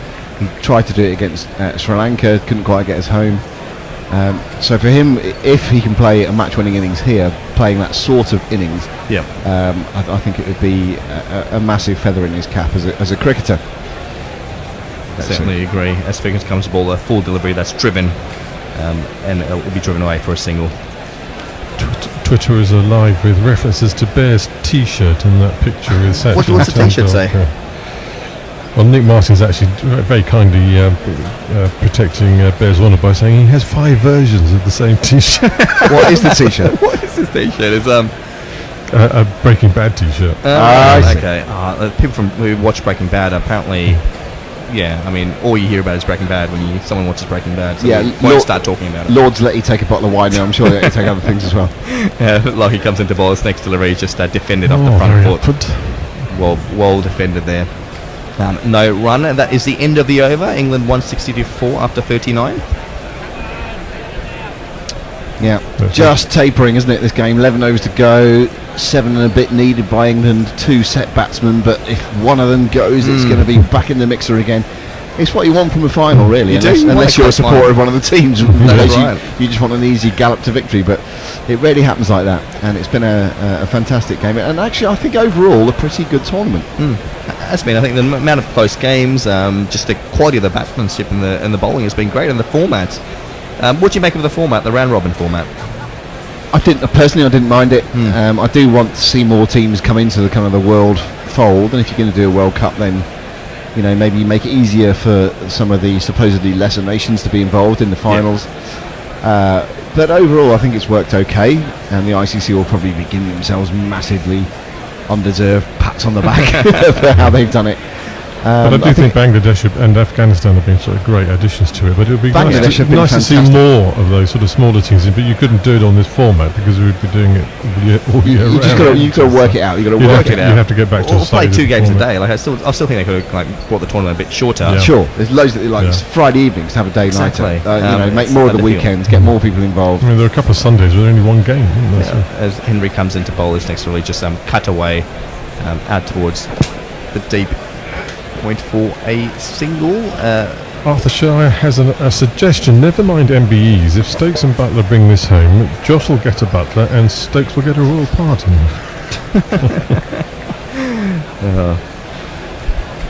And we are back.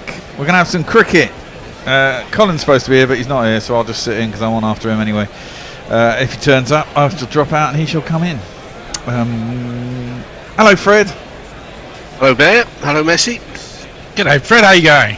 Not too bad, thank you. We are indeed back. I believe it's me on BBB. It is indeed. So, to people who are joining us for the first time today, after a morning session and a spot of rain and some outfield wet patches, India will resume on 53-4-2. We're in the 21st over of this match. The openers have gone. Shubman Gill was caught Crawley bowled Anderson for 17, and the makeshift opener Che Pujara was also caught Crawley bowled Anderson. He had made 13. They're not out batsmen are Vihari on 14, and Kohli, who's just come in, has 1. And we resume commentary. Are we calling this the 5th test match, or are we calling this a one-off test? Yeah, it's the 5th test. 5th test of the series. We're back in 2021. We all feel a year younger, and we know if only we knew then what we know now. I'm not sure what we'd do about it, but hey ho. So we were in the middle of an over, and Potts was bowling it. So he will resume, and we'll have his jingle probably after the first ball. Or have we got time for it now? Let's do it. Let's give it a go. I've heard from Potts that the kettles are filthy black. You know he might do. Let's bring him into the attack. Well, the first ball is a tentative prod by Coley to a ball outside the off stump, and it took the inside edge. It couldn't have been far away from the stumps, and runs down to fine leg for a boundary. 1, 2, 3, 4.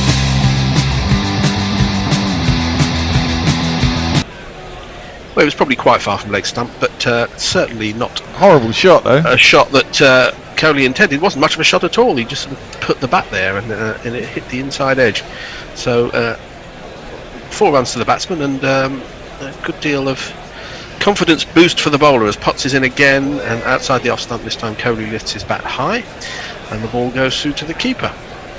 So, Messi, I'm assuming there have been a lot of people who got in contact with us over the lunch period and the rain delay period, so let's hear the best of their messages. Well, I think the most interesting one...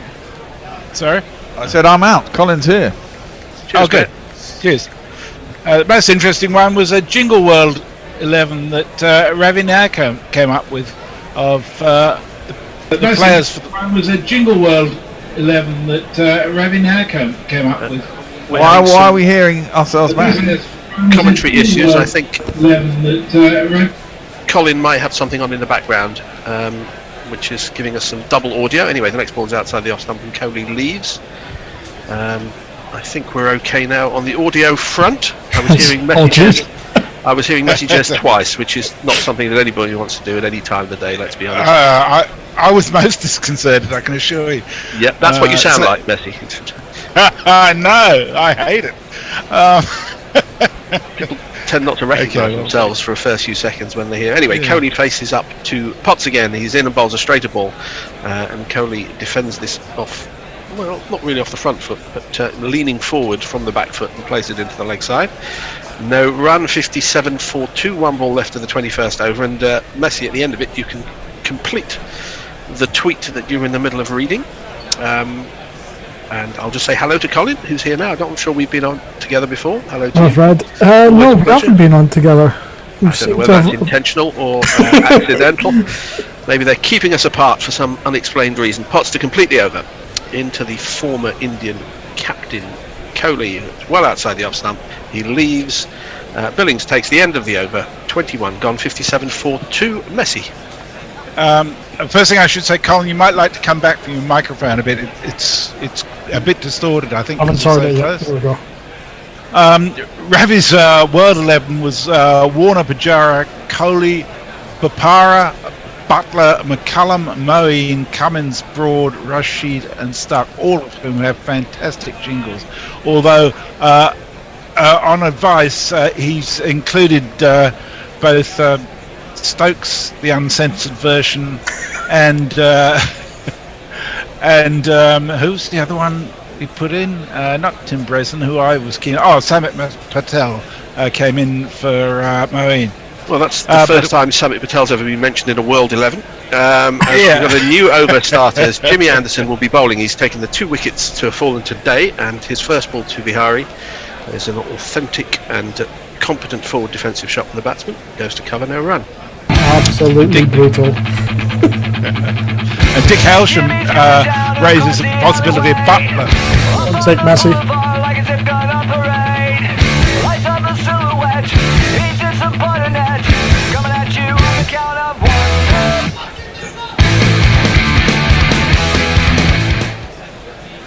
That was a jingle for somebody. I couldn't quite work out who, but Jimmy. Oh, it's a new Jimmy, is it? As this one is closer to the batsman, he just chops this into the gap at point and walks a single. Does Vihari? He has 15 now, and the score 58 for 2. So, Colin, did you see any of this morning's play? I watched a good deal of this morning's play. Seemed like India just trying to battle through to get the point of the ball, not actually moving about. So just nerdling along, but eventually falling. Yeah, Crawley took 2 of the catches. He actually put down one as well. Yeah. Quite a difficult one. But he is a new man in this test match as Anderson bowls, and this is an in-swinger, which Coley gets inside of and plays it out again to that point gap and takes a single. Do you know why he's a new man, Crawley? I will tell you, he's changed his test number. Rather than actually change his batting technique, he's gone for the sportsman's superstitious angle and changed his number on his back, and that is going to, well, that's going to turn him into, I don't know, it's going to turn him into a reincarnation of Brian Lara or something. I don't know whether this means he loses all his previous statistics. He no longer has a test double century. It should. I mean, there should be some comeback for doing something like that. Should be some. What's he going from and to, Fred? Good question. As Anderson comes in and bowls, and that beats the outside edge of Vihari, who may have played slightly inside that. But either way, it finds its way into the keeper's gloves, which doesn't always happen when Billings is keeping. Yeah, I can't remember, I heard or I saw it a little bit earlier that he's changed the number, and so has Potts for some reason. What I'd find hilarious if someone else took it and then started making runs. Yeah, I suppose so. But let's see whether that minor change is going to improve Crawley's batting. This one is, well, he's tucked up his Vihari, that may have caught him, taken him on the body, and either way it dropped in front of him. He's got a fine beard, Vihari. It really is full and thick and luscious, if you like that kind of thing. 59-42. So Colin, you were talking about India looking to play off the new ball and to try and see through into a period where batting should become a little bit easier, but they have lost a couple of wickets having been put in. The question is the wicket going to calm down? So this next ball is punched off the back foot down to third man. 3 slips chase after it, which seems somewhat overkill. One of them has dropped out. Bairstow gets to it, flings it back, and I think that's Crawley who wangs it in to the keeper. So that's going to be 3 runs to Kohli, 62-42. Do you think it is going to get easier from what you've seen, or do you think it's going to be tricky batting all the way through? I do. I don't think this pitch is going to have any demons in it. I think this is a new mantra of English cricket, where previously they would produce wickets where it was seamer friendly, demons, 250 all out sort of jobs. Now they've realised, actually, we've got a better chance here if we just produce batter friendly wickets and then outscore them effectively. Well, I'm old enough to have seen many new mantras when it comes to English cricket. probably in the hundreds. But well, let's see how it goes. It's amazing how 1 or 2 or 3 test matches overturns all that we've ever known about cricket. I'm not sure if it does, but time will tell. Potts wide with a crease, and Vihari jabs this down again towards third man. This time only 1.5 people chase. And they're coming back for the second. It's a good bit of running, but it was a little bit tight. But they do complete it. 2 more to Vihari. He's 20, 64 for 2. Especially if you watch Vihari in the way he's batting. He's basically just standing on an off-stump line and just trying to only play if it's coming close to him and not actually searching for anything, where Shubman Gill definitely fell for. Just went. I mean, it is tricky for subcontinental batsmen playing in seaming and swinging conditions, just as it's difficult for English batsmen playing anywhere, or has been the case, as Potts bowls again, a full ball, and he's got an LBW decision, and it's given. Vihari has caught on the crease. I'm not sure whether he may have got slightly outside off stump, which could be the only thing that would save him on appeal. The umpire's finger went up, and they are discussing whether or not to review it. I think he probably won't. No, he's been told by his partner to get on your way, and England have taken their 3rd wicket. The bear is on the phone, so we won't be getting a jingle. But, well, that's good news for England and good news for Potts. Let's have a look at this again.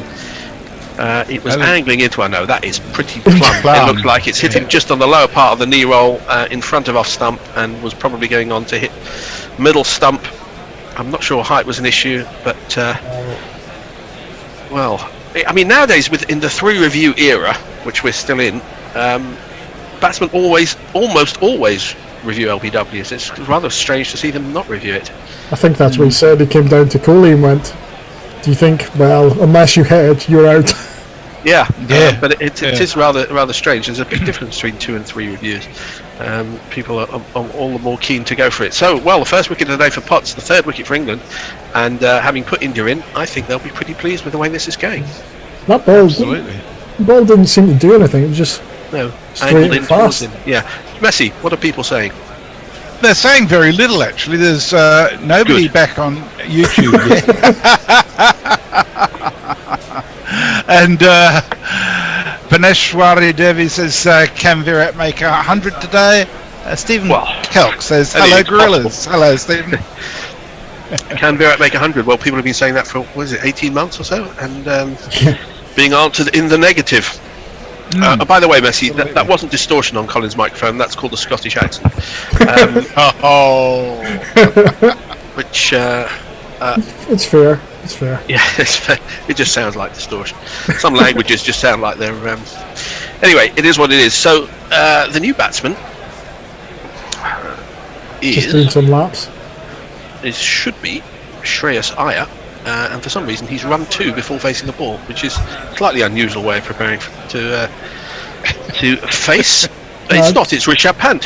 I should have recognised him. And Rishabh Pant, who, well, I mean, he is nothing if not entertaining. He is a wildly talented, still very young Indian wicketkeeper batsman. And he is a wicketkeeper. I had my doubts about him when he first came into the team, but he's improved tremendously with the gloves. But with his team in a little bit of difficulty here at 64 for 3, I can't see him playing any other way than he usually does. So this should be interesting. We've got 4 slips and a gully waiting as Potts will be bowling over the wicket to the left-handed Pant. He's in now and bowls, and it's pushed to the offside. He's looking for a single which is not even close to being there. But if he wants to run himself out, I'm sure that England will accept it gratefully. We've seen some odd run-outs in the last few games, more than one normally sees in Test cricket. But Pant looks anxious to get off the mark. Most batsmen are, to be fair. Stokes is a bit bemused. Seems he's middled it straight to him, and yeah, he's just pushed it together and has taken about 8 steps down the wicket. No, 3 steps, and then in no uncertain terms he's been sent back by Kohli, who seems to be like the type of batsman who wouldn't sacrifice himself under any circumstances. Maybe I think that's true. I'm being a bit harsh. Anyway, Pant faces Potts, and this is an inside edge into his front pad. As again, he only propped half forward there. He's not getting. That's probably not the way to play on this wicket, but he's successful that time. It's very Potts' haircut is quite interesting. He's had it completely shaved at the sides and left it on top. Looks a bit like the bear, actually, who's got a bit of a Billy Bragg haircut, which I'm not saying is a compliment. We haven't seen a review of. We haven't seen the what's it called, the Hawkeye of that last OVW. No. Maybe it's not working again. I hope they will dig it out for us in a while. Anyway, Potts has 1 for 17. He's in his 7th over, and he's continuing his impressive start to Test cricket. Bowls again, and this is on the leg stump, and it's easy for Pant to just turn this square on the leg side. Long leg comes round to field, so a single to Pant to get him off the mark, and the score is 65 for 3. Pant would be a pretty exciting entry into England's team. Thinking about his way of playing right now. Yeah, it's probably not too long before they introduce transfers at international level in cricket. Probably do in-game transfers, and that'll be the next thing in the IPL. South Africa and England have been doing it for a very long time. Well, tend to only go one way, to be fair. Yeah, that's true. But this England team is, apart from Stokes, are they all born in England? Probably. Oh, the handcuffs are out. England haven't taken a wicket for 4 balls, so it's about time to have a look if the ball's okay. I would like to see the umpires just throw it straight back to them and say, it's fine, mate, carry on. You can't look at him, no. There was they were talking about using it for time wasting purposes, and somebody with the gorilla in the last test has last ball the over to Kohli is flicked around the corner and very fine, down to fine leg. The ball was a leg-sidey ball, and Kohli didn't miss out, and that gets him a boundary. And if you kids can't listen and you bound to see the way you get shot for crossing a boundary, crossing a boundary. And that was his jingle as well. Thank you, Messi Jez. What is the world saying of interest? The very wonderful Brian 001, who frequently keeps us in beer, says, "I'm here. I had to curtail my posts Sorry, start this again. Had to curtail my post-hot yoga rehydration fluids. I've been told I'm on after-school granddad duties. Is India taking a while to get back into Test cricket? Are they keen to have this 5th Test? I'd say yes to the first and no to the second, probably. I think they'd much rather not be doing this. Thank you, Brian, who, as well as all his other, all the other things he's doing, he keeps us up to date with what's going on in Northampton, which is a very important, an important thing. He lets us know what's going on, and you know, it's always good. Always good to find out what's going on. There seems to be nothing happening as Pant prepares to face up to Jimmy Anderson. 4 slips and a gully wait as Anderson again over the wicket. Down the wicket comes Pant, and he inside edges this towards the leg slip. The keeper, the keeper comes round and Fields has a shy at the stumps. I don't think there was any chance of a run out. But what on earth? Jimmy will be grinning. He is grinning ruefully to himself, thinking, "What the hell is Pant doing?" He's just charged down the wicket to the 4th ball he's faced against Jimmy Anderson on a potential seamer at Edgbaston. Well, I know the rule book of Test cricket is being torn up and rewritten, but I'm not sure there's a chapter for that. Brave or stupid. It's kind of one of those. Well, to be fair, Fred did say that Richard Pant gives us a different perspective on cricket a lot of the time. The next ball is all the more recognisable as Test cricket as it's outside the off stump and Kohli leaves. When Kohli was in England last year, he was batting, getting very far forward and coming out of his crease a lot. And it's disappointing for me that Folkes isn't keeping in this Test match, because he would have been able to stand up to Jimmy, and that would have given added another tactical dimension to the England bowling attack, which they are missing. Probably would have pissed Jimmy off though. No, I don't think so, as this next ball is full on off stump and defended by Kohli back towards the bowler, who quite rightly leaves it to a fielder to pick up. It's not his It's hard to tell with Jimmy. Yes. His natural resting face is quite grumpy, so it's... Yeah, he does have that reputation, to be fair. But whenever you hear him interviewed, he actually seems quite a cheerful person. Behind the facade, it's off and away. Who are we looking at in the crowd? Ian Bell. It's either Ian Bell looking very glamorous. Well, it would be at Edgbaston, yeah, it's quite likely to be. 5 slips wait now as Anderson bowls to Kohli, who stands on the back foot, finds the gap at point again and takes another single. 5 slips. It's certainly aggressive. England's slip catching has got a little bit better actually this summer. I know a few have been dropped, but a few good ones have been taken. Bairstow took, was it 3 in a row in the first Test match against New Zealand. The first Test was a lot better than the other 2, though, I've got to say. But there have been a lot of catches going towards the slip region. Catches always get dropped. I mean, I don't care who you are and where you are. It's never 100% sort of thing. But they balance out. As Anderson bowls again, pushes this across Pant, who decides to stay somewhere near his crease this time, but misses the ball. I'm not sure if that defeated him or if he played inside it. Either way, it kept the keeper and slips interested. Let's have a look at the slow motion replay. Oh no, he played that, and his bat was being pulled away from his body, seemingly without. Well, that wasn't too far from the bat or the gloves, and unsurprisingly, the keeper and slips were interested. Yeah, that seemed to be drawn involuntarily towards the ball, which is probably not what. It's not a long-term strategy for success by Pant, and this is on the leg stump, and again he manages to find a way of pushing it into the offside, and again sets off. Maybe that's the type of thing he does. Was it Dominic Cork who used to hit the ball and just always take 3 steps down the wicket to annoy his partner and everybody on the fielding team? Anyway, that's the end of the over. Messi, let's have some tweets.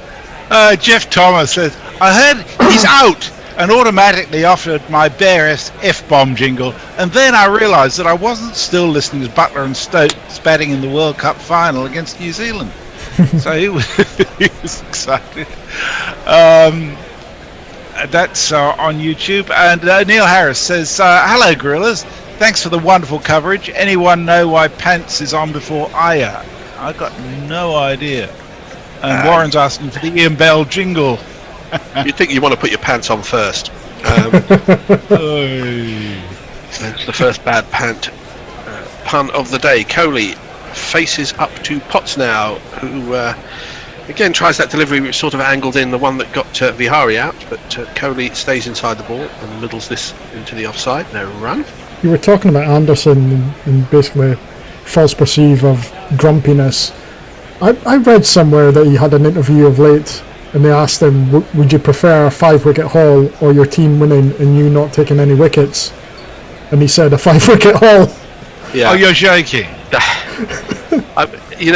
It's possible that he may have said that in humour. I would like to see that in its full context, but that's not a great quote. As Potts comes in the bowl, and he's got him, he's dragged on. Coley tried to leave, he got an inside edge, and Coley's wretched run continues. England have taken a 4th wicket. Fuck off! Just fuck off!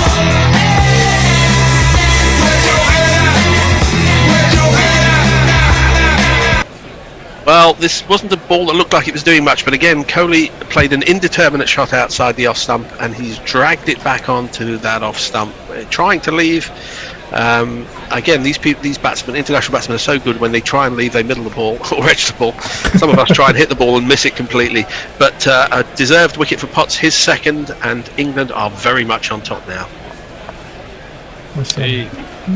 Bad form for India. It was so. We've said for a while that these people doing the flourishing leaves were going to eventually inside edge onto the stumps, but I never actually believed it would happen. It's happened more and more in recent years, and he just lifted the bat too late. It may be a case of Potts, the ball getting there quicker than Coley thought, which is... he doesn't show up as being hugely speedy on the speed gun, but cricketers have an expression for bowlers who feel quicker than they are. Maybe he's one of those. He definitely is quicker than Anderson, but as you say, the speed guns say otherwise. Well, 4 wickets down, and India, as Iyer comes in to join Pant, and I wouldn't say they've got a huge tail, because they've got still Jadeja, Thakur to come, but Shami, Siraj and Bumrah are not a hugely inspiring, although they did very well against England last year, when we thought it was going to be 9-10 Jack rolled over. And as far as England are concerned, I mean, India went home last year because they weren't happy, and it was a test series where they were very much on top, and we're finishing off this test series with a buoyant England. And conditions are very difficult as 4 wickets wait for Potts, bowling to Iyer, who's pushed this down the ground very nicely. An attempt at a diving stop by the bowler is unsuccessful, so they've taken 2 runs for Iyer to get off the mark, and the score is now 73 for 4. Not to undersell. Away at the edge of the place, so tragic. Rolling in pain off the field again, it's tragic. And you and your burning desire, you took my place.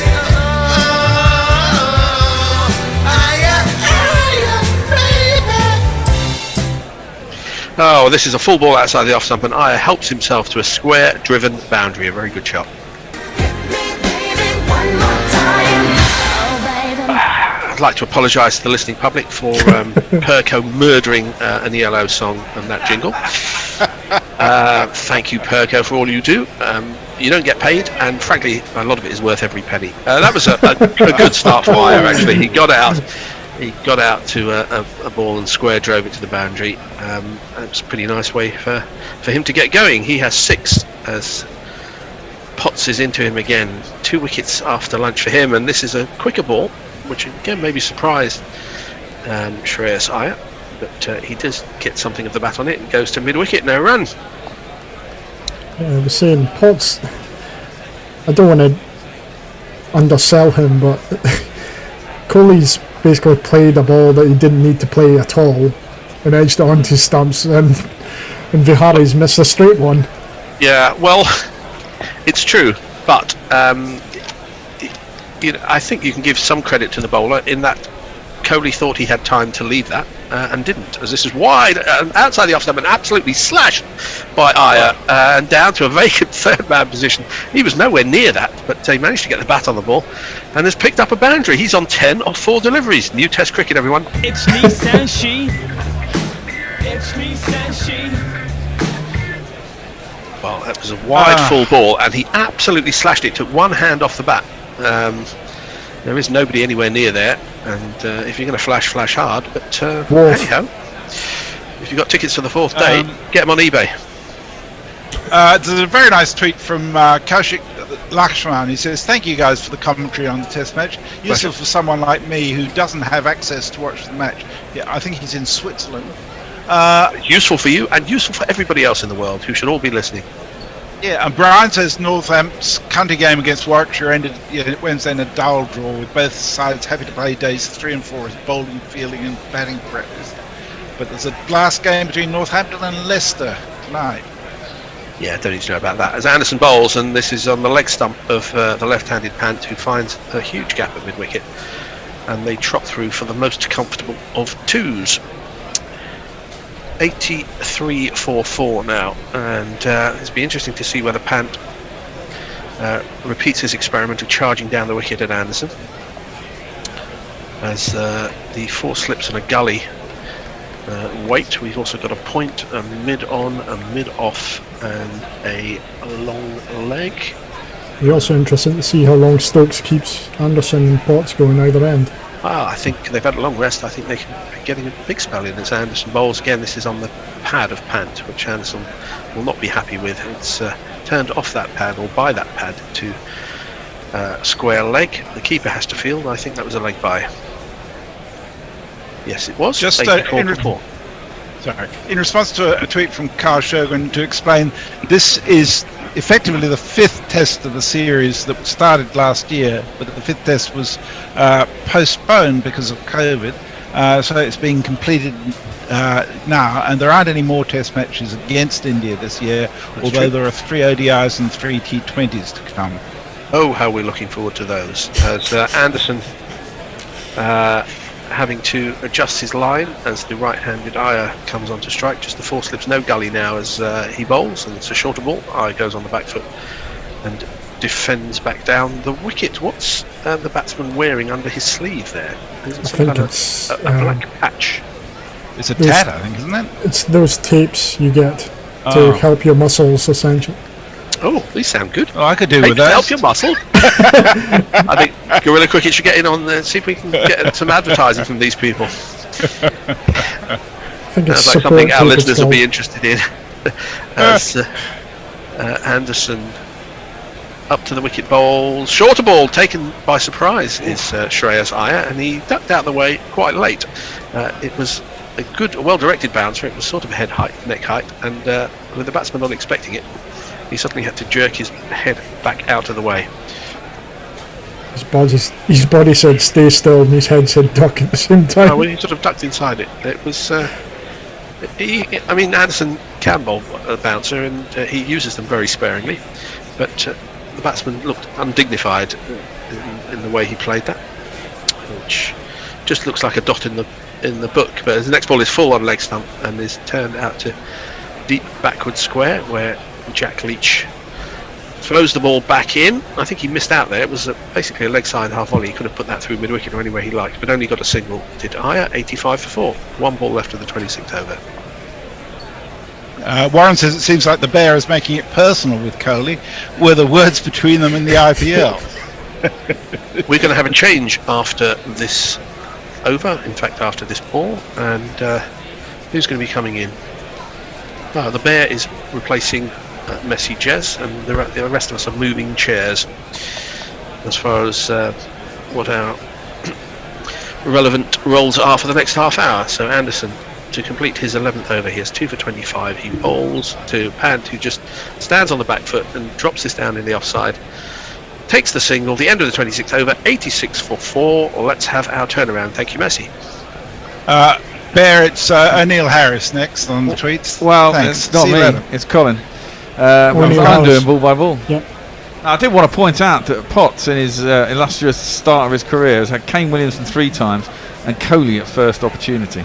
It's not a bad start. All the formerly good Test batsmen. Yeah. He's having a great record against the Test leaders of 2017. So yeah, the Fab Four. When is this Fab Four going to get rewritten? Well, it should be soon, really. Well, the top 4 at the moment is Root's at 1, isn't he? And Marnus Labuschagne's in there, and someone else recently joined in. I can't remember who it was. Was it Imam ul Haq or Babar Azam? Yeah, he's up there as well. Yeah, one of them. Yeah. Well, Potts is going to continue. He's bowling at Pant, and he defends that back down the track. There's no run. And it wouldn't be Labuschagne at the minute. It would be Khawaja. Well, it depends. I don't know how when points change and stuff. What was this? Did Khawaja run Piggy out on 98? Is that what I hear? Yeah. Sweet. Well, yeah. I like that. Well done. Usman's gone well up in my estimation. It wasn't that bad, that bit. It was afterwards where Smith had a bit of a petulant flap and then sat in the dressing room looking grumpy. Oh, that's his way. That makes it even better. Exactly. Defended by Pant into the offside, and there is no run. Yeah, the rankings are, for what they're worth, Root at 1, Labuschagne at 2, Steve Smith at 3, Babar Azam at 4, Kane Williamson still at 5. Well, and then Karuna Ratna Khawaja, Rohit Sharma, Travis Head, and Coley at 10. Coley is hanging on in the top 10 and may not be there after that. Well, exactly. Must be a lengthy period to use then. Either that, or they'll change the. Well, he still scored the methods of making the thing rankings and putting back at 1. He hasn't scored a ton for 2 years, but he's still made some reasonable scores. He's made some 80s and 50s, and that's straight. And mistimed drive by Pant up to mid-on. There's no run. In new cricket standards, these two could put the game back to England, couldn't they? Now that we're playing, basically ODI cricket and Test matches. Well, people might say I'm cynical. In fact, they have. Really, Fred. Who said this? I can't believe that 150 years of Test cricket orthodoxy is going to be overturned in the space of a month. No, I think. I think we it may come back to bite them at some. It probably will, but. I think it's absolute bullshit. Anyway, I just think that England have 2 players in their middle order who happen to be quite good at playing that way, and on form, and Bairstow particularly. And if he's and the funny thing was about the Trent Bridge test. I'll complete after this ball. Potts in, driven nicely by Pant inside mid-off, who's very wide. Should get 4 runs for that. And I thought, I feel might have dried up. Slowed up a bit because of the rain. In fact, it has. Stokes is going to chase it down. It'll probably be 3 though. Yeah, it is. Yeah, that Trent Bridge test with the chase on the last day. It's very rare that Test matches. Need to become ODIs or T20 games, as the way that did in terms of run rates and the like. Yeah. And also, it was a Trent Bridge wicket, which is incredibly good for batting and has very short boundaries. Yeah. And it's very rare that those things sort of all collide. align. Yeah. And you can read a little bit too much into that. Yeah, but the chase last week, I mean, that was equally astonishing. Yeah, and they've been sort of 4 down each time as well in difficulty. So, well, that's what I mean, especially in that. I mean, in the last test, as that's full and arrowed in at the stumps, Shreyas missed times to drive up to mid-on. There's no run. I mean, we were 55 for 6, and in fact, if they'd have fucking reviewed against Jamie Overton, we'd have been about 61 for 7 because he was absolutely plumb LBW, and it was only because Wagner thought it was going down leg side. It's a funny old thing, cricket, and to think that you can get away with it, or this is the new thing and we're going to win all the time, it's just nonsense. It is. Having said that, I absolutely agree with you. It's fun while it lasts. Yeah, exactly. Oh, it's entertaining. I'll give it that. Potts in, full, driven hard by Shreyas Iyer, 2 full, and long half volley really. Shreyas Iyer doesn't miss out on those, and he punches it out to the cover boundary for 4 runs.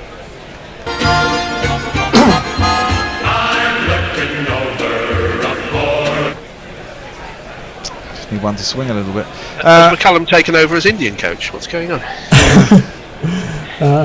Over on Twitter, O'Neill Harris. Well, at least Kohli has kept up where he's left off in the IPL. Very consistent.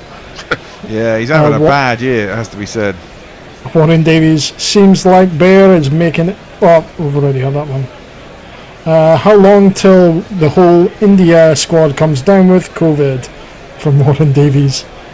Well, they can all be substituted out now, can't they? So That's how Well, did they? That was a question I was about to have. How did they do the like for like thing? Is that written in the rule? yeah, I think it must have been during COVID. Well, it predates that because of concussion as well. It has to be like. Yeah, but the concussion has to be light for light. That one swings across Richard Pant. He's not interested. I mean, the one thing he will say about England deciding to bowl first, which I wasn't so sure of earlier, but if they knew that the weather was around and it's going to be like this, then there is, kind of a reason to do it. I suppose it's a lot easy. It's a lot harder for batsmen, I think, to stop and start than it is for bowling attacks, and you kind of think as a bowling attack, if they're getting on top of you and then you have an hour and a half break for rain, you get another go basically. Yeah, especially if Stokes is not going to bowl that many overs. Precisely. Down the track comes Rishabh Pant, and he smashes Jimmy Anderson, new cricket style, back down the ground for 4 runs.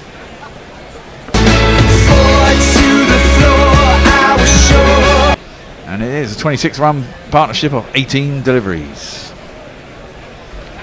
Now, how are England going to cope with it being put back on them? Well,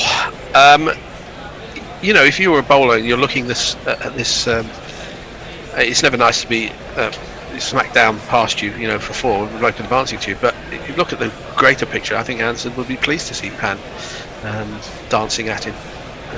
He would back himself in the modern parlance. Well, I hope so. I've got under 104, 106 and a half, I think. And it's going rather quickly as that one's worked out to deep long leg. And it'll be a single to end the over.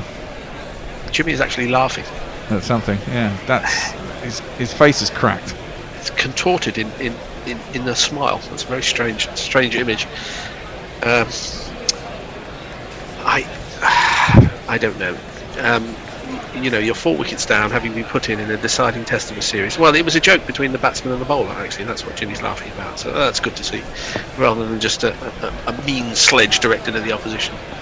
And I think these teams get on reasonably well, apart from Jadeja, that is. But no, it is good to see. Anyway. Jimmy is going to continue. He's halfway through his 12th over. He's into he bowls it short. And, he dropped his hands on that, rode it for a little while, and then realised it was getting up too high. Through to keeping his 9. How many Test matches has Shreyas Iyer played? I don't remember him playing a Test match. But give me a short moment. I'm sure I will tell you.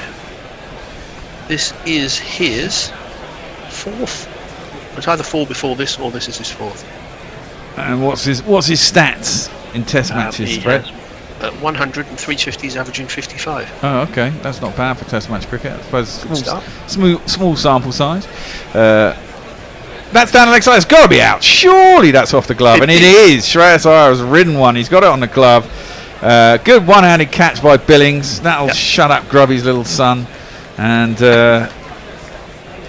Well taken by Billings. We'll have to give him and Bears won a bet. And I've won a bet, which is always a really good thing.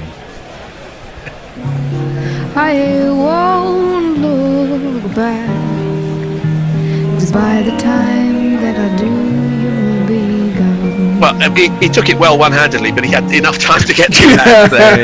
It wasn't very far away from him. And this is what's so valuable about Jimmy's experience. He's watching batsmen come down the wicket to him. When they do that, the short balls can be very effective, and people don't expect that from him. And admittedly, it was Pant who was doing that to him, not Iyer. But he's bowled 2 short balls to Iyer, which has got him in trouble. 2 short balls in a row, and the second of them he's just gloved down the leg side. Well, maybe that's a weakness that they've seen in Shreyas Iyer. He didn't look particularly comfortable against the short stuff, did he? I mean, I remember when it was the left-hander who had cancer and for who hit broad for 6 sixes for India. Jesus.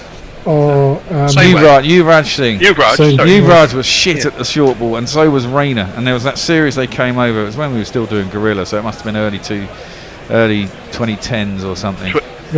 2008 or something like that. No, because we weren't doing it then. But I mean, and by the end of the series, basically Yuvraj and Reina were the middle order. They come out and get peppered with short stuff. Yeah.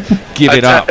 It's a bit like India did the same to Moeen Ali in that 2014 series. They suddenly realised he was struggling with balls sort of chest height, and just every ball was there, and it sort of found him out. But this is what happens in Test cricket all the time. Everybody's looking, and you don't even have to play them anymore. You can watch video of every delivery from around the world and prepare for batsmen in that way. We have a new batsman, and he is pain in the arse. Who's that spinning on the field? Who's that done? Devious balls in my direction. All of this surely is a dream. Are they bringing on the covers again? I really hope not. No, he's just waving at somebody in the crowd. I think. Okay. Ali Dar's got a wonderful beard. I do like a good beard. Jimmy in, he's on fire, and he first ball is an in-swinger to the left-handed Jadeja full. And it was the last ball of the over. Good over from Jimmy Anderson. India are in all sorts of shit at 98 for 5. And Jadeja must be the last recognised batsman then, because after him there can't be a lot. Yeah, Thakur would probably be next. Thakur, well, he scored a handy smash around, didn't he, against us in one of the tests last year.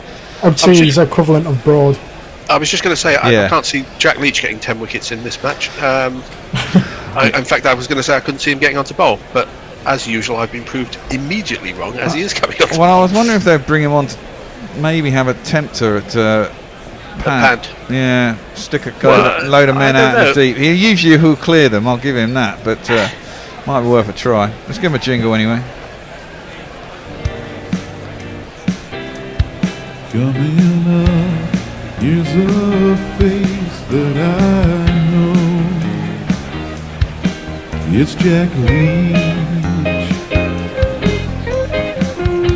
Now coming up is Jack Leach. On Jack Leach. And is that Rooty? No, so I was going to say Ollie Pope. He always Pope's goes. getting dressed up in all the armour to go in at short leg. I wouldn't want to be short leg against Rishabh Pant in this situation, I don't think. I would not. I'd need a very good insurance policy. Yeah. I want extra padding. I want like a hockey goalkeeper suit. Or the Michelin Man costume. Yeah. Those inflatable suit things. Oh my god, they've got a fucking helmet cam on the short leg camera. No. I draw the line at this. I do as well. This what the fuck? It's new innovations by Sky. As his first ball. Oh, terrible bit of fielding. Who the fuck was that? It's Alex Lees, isn't it? No, it's the captain, Stokes, at cover. It's just missed one that was hit lightly at him by Rishabh Pant. First ball that Leach bowls and gives away 2 runs. Oh, that's the first time Lees has been mistaken for Stokes, I'll tell you that much. Certainly when he's batting. It hit a practice, hit an old wicket and sort of jumped on him. But still not a long barrier there from the captain. No, not a long barrier. Always get a long barrier, they always tell you that. Yep, and they're right. Yeah. We should have had some tweets at the end of last over. Sorry, Carl. I'll get you at the end of this one. That's worked to short leg, where Ollie Pope is. Took a really good catch in the last test to lay them out, wasn't it, when started to slide in the second innings for New Zealand. Right, and because it's been hit at him, we get to see it. Grass looks very green through helmet cam. Kind of luminous. That one is flicked again. Risty by Pant. Gets it out. There is, of course, a man out at Cow. It's Johnny B. Presumably they'll be... Well, we haven't seen the field, but I'm presuming they got deep square / mid wicket. Long on and deep mid wicket to Pant. I would anyway. You would have a mid wicket. And I would definitely have a mid wicket. But nobody else does. No. Oh, this is going to be a gimmick which is going to be extremely annoying because we're seeing jerky images from the short legs helmet. It's only going to be half decent when one either gets smashed at him. I've fired up the porn blog about jerky images from the helmet of short leg. It's only going to be good when one gets smashed at him or he takes a spectacular catch or one just pops he up. can hit one in the helmet and smash the camera, that would be good. Yeah, that would be quite fun. That one is defended back to the bowler and there is no run. So cynical. In my village cricket team, we thought last year of, or a couple of years ago, of installing a little camera in the umpire, in a hat for the umpires, which they could wear, so that we could refer decisions. But then we thought probably all our umpires wouldn't actually be looking at the play when it was going on, so it wouldn't be much use. But it would be a good idea. I think. Well, a lot of teams now, don't they? You can get these sort of setups for about £1,000 or something for broadcasting to the internet, pitch vision or something. That's defended by Jadeja. He's not playing new cricket. He's not interested at the moment. As it's defended out to the onside, and there's no run. And last ball of the over. Well, now he is. You were saying? I was saying. Leach. Well, no, he hasn't got all than that. There's no long on now though. I thought it'd gone all the way, but he completely mishit that. It bounced a good, 7-8 yards inside long on boundary. Just sort of popped out there. Nearly didn't make the boundary. Yeah, didn't he? He didn't make the boundary. It plugged in a wet patch. Yeah.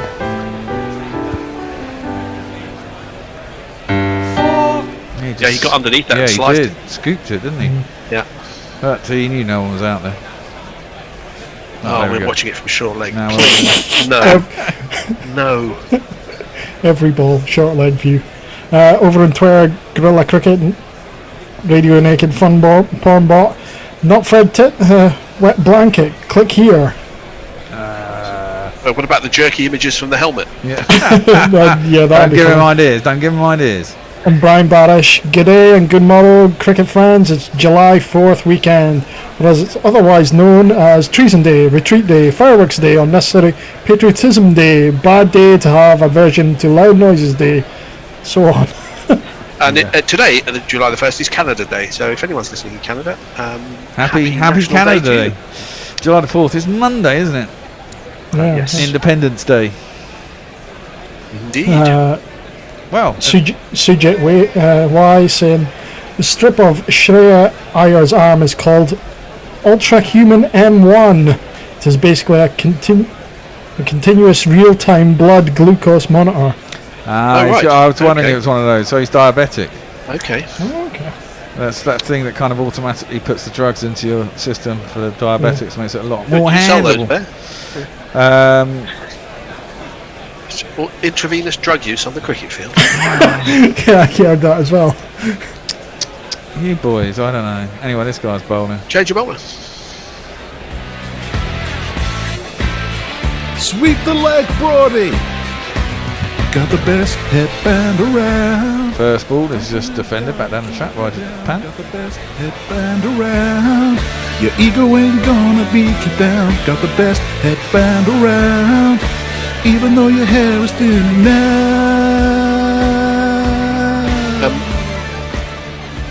Still no sign of Stokes bowling, interestingly. No, but they were saying earlier on the TV when I was listening next door that they asked him that question, broad around the wicket into the pads of Pant. He knocks it square, goes off sauntering for a single, and Jadeja just wasn't interested. Had to scoot back. There's a throw at the stumps, it missed them. I don't know if it would have been that interesting had it hit. Now, Stokes was asked about why he didn't use himself so much because apparently he was fit, and his response, whether true or not, was that he I'm wanted a shit bowler. No, he wanted to. He wanted to make the bowlers go beyond their limit and see what we could do as a 4-man attack. Oh right, yeah, okay, let's injure all the bowlers. Yeah, that's good because I can't be asked. No, I mean he's obviously not 100% fit. He hasn't been 100% fit for bowling for a couple of years now. But if he bowls 8, 10, 12 overs an innings, that could still be hugely useful. Oh, what's going on? I'll tell you what's going on, Fred. Pant is going rushing down the wicket at Broad now. Gets a big inside edge into the ground, goes out square on the leg side, and there's no run. It's all been skittish, but this is how Bairstow starts, really. He got a bit lucky in a couple of those innings. Could have been out. He edged one couple over the slips. The usual shit happens. The problem is if they actually do end up getting their eye in, then it can be quite dangerous. I just want to take you back to that Stokes quote, if you relayed it accurately. After years of saying we're wrapping up our bowlers in cotton wool and making sure they don't overbowl, he says I want to push them beyond their limits. That's a bit of a change. Well, indeed. Broad into Jadeja, hits him on the back thigh, and Jadeja can't. Slightly higher than the thigh, by the way he's walking. Yeah, he couldn't hide the pain, as you normally want to do. And it looked like it hit a fleshy part of him with no protection. Oh no, it hit right in the knackers. I think it was off the inside of the thigh, onto the box and onto the back thigh as well. So a lot of pain there. There's a big appeal from Johnny Bairstow's down on one knee with hands in the air. I don't know how he was thinking that was Imploring. Imploring, yeah. Oh, now that's shorter and wider. Gets a bit of zip off the pitch. Jadeja sees no need to play it. Jadeja has had a running feud with English cricket, particularly with Jimmy Anderson, for about 10 years now. I mean, it's been going on for a while. So, for the most part, as I say, the team seem to get on reasonably well. There's no sort of flashpoints, but if there was, it would be between Jadeja and Anderson. Yeah, we had a jingle about IPL influence, I think. But not with Anderson. Yeah, well, he's not going to get in the IPL. That's what. Well, Jadeja was captain at one side, wasn't he? And then they got rid of him after 6 games because they weren't winning anything. That's worked into the leg side down to long leg by Jadeja, and there is no run. Right.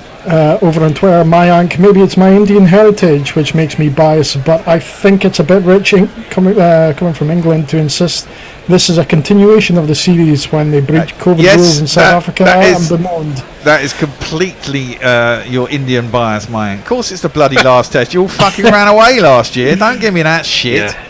And Mayank continues on with England love to throw away 150 years of orthodoxy. Just look at the standards of the state of Conservative government and Boris Johnson. Very true. Aidan saying in 2018 India came in the hottest summer we've had, and it rained when they were here. Now one of the dreariest summers we have had since 1995. The one game they play, it rains and nibbles around their fans' perception of our of the weather isn't being changed. Well, yeah, this is England. It's kind of, well, you know, it gets saluted as a green and pleasant land. Maybe green. Not sure about now pleasant. I've missed this live, but better late than never. Fuck off, Virat, you shit. Other opinions are available, yes, but not heard very often. I actually like Virat Kohli, and I thought he's a great captain. I thought he got treated badly by India, getting dipped from the, unless he wanted to, of course. I wanted him in this series because I was looking forward to England's new approach being with someone hostile against them. Yeah, I mean it's going to be, isn't it? I mean you've only played against one, exactly that, against one opposition, and it became successful. That one comes into Jadeja, jams it down onto his inside thigh, and there's no run. Jimmy's bowling well here. Ball starting to move in the air. Ethan Brooks. He looks about 14. He looks about 14. It's a good job they put a name on him because I wouldn't have been able to tell you anything about him. I still probably can't. Cricketers called Ethan. I can only think of one other. Can't think of any. Number 6 bowler Ethan Bamber. Is he related to what's his name? Bamber. No, it's Bamber Gascoigne. I'm thinking. No, probably not. That's a good ball. Well defended by Jadeja. Plays very straight. Again, it was angling in towards the pads. Would have been a huge appeal if he'd have missed it. The thing about Kohli is on the field he's very centred on himself, and you know you get the feeling that I mean, do you remember that time when he was bowled and he insisted they send it for a review? He's got a rather dramatic and slightly selfish persona on the field. But yeah, agreed. That is a similar sort of delivery into leg side, but I think it's all part. But if you hear his interviews, and he's a completely different person. I mean, he sounds, sweetness and light, very reasonable, and very generous to the opposition.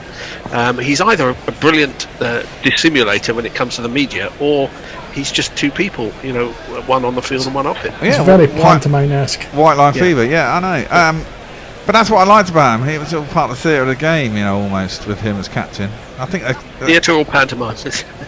Well, one or the other, it doesn't really matter, but I think it added something to the game. I liked him as captain, even though he annoyed the shit out of me. And I'll send him off with a fuck off jingle, but I still like him. That one is down the legs of Jadeja, and just lets it through to Billings, and there's no run. That's what I felt was missing in the New Zealand approach last series. It was all a bit nicey and yeah, Yeah, I like a bit of argy-bargy on the field. Not literal argy-bargy. Yeah, but it's like when football commentators, when there's a bit of a, when there's a scrap and they say we don't like to see this. Actually, we do like. Yeah, to we see do like to see it. love to see Exactly. You know, it's part of what high-end sport is all about, isn't it? That's across Jadeja, and he leaves that through the keeper, and there's no run. This could. I don't know if this is going to do Pant any favours, is he? He tries to run down the wicket and smash a couple, gets off strike, and Jadeja just does his thing. Well, we've been saying about Pant that we didn't think that the way he plays is, a recipe for longevity in England, but he's proved us wrong last year. In that he proved he can play big innings in this fashion. There looks very grey skies nearby. As that one's left through to the keeper, and there's no run. Immediately, you say that was just left through. That came back at him, and it wasn't very far from off stump. No, but it's late swing. It's a good leave. Yeah, he knew where it was going. Over to you, Cole.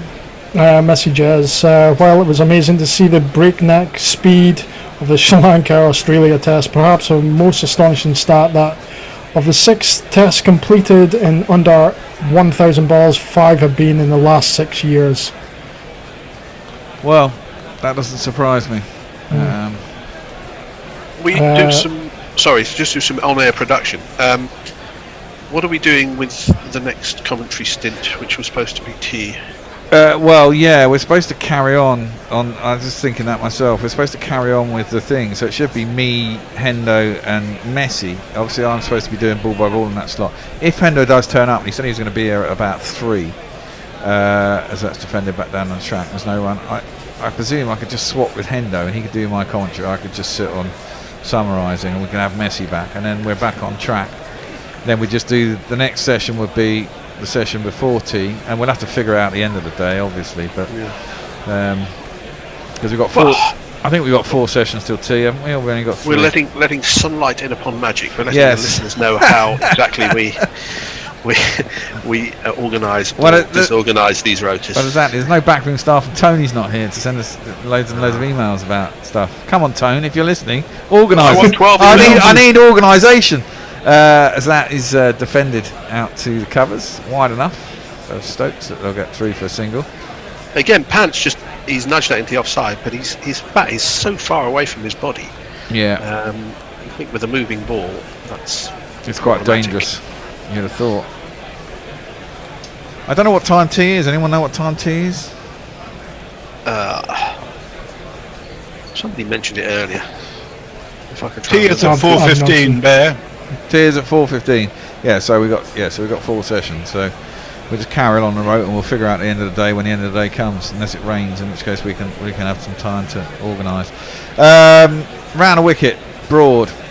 Good takedown the leg side by Billings as Jadeja tries to flick it with 2 hands. No one. So we've immediately we had Leach with 1 over there, didn't we? Yeah. Did he change the ends of the bowlers? Or? Maybe that's what he did. That's his role in the team this game. Yeah. Well, I don't think he minds. He completely proved Gary wrong in the last game. Yeah, he did. Although, he did. I'm not going to qualify. Good. Doesn't need qualifying. He bowled well, I thought. Broad in. Oh, edge down towards the slips, but always going down off the outside edge of Jadeja's bat. Just say a couple of tweets to catch up. Kind of Warren Davies, Bear revolts against technology, and then O'Neill Harris. So that's why Iyer is in after Pant. Well, yeah, but you could see Pant getting out in a similar fashion. Yeah. Doesn't look full, Edgbaston, which is a bit disappointing. It is a bit disappointing. I'm quite surprised actually in Edgbaston, first day of a India-England test. England-India even. Broad around the wicket. Edge! Caught! No. Yes. Yes! I thought that was caught. There's not a lot of celebration.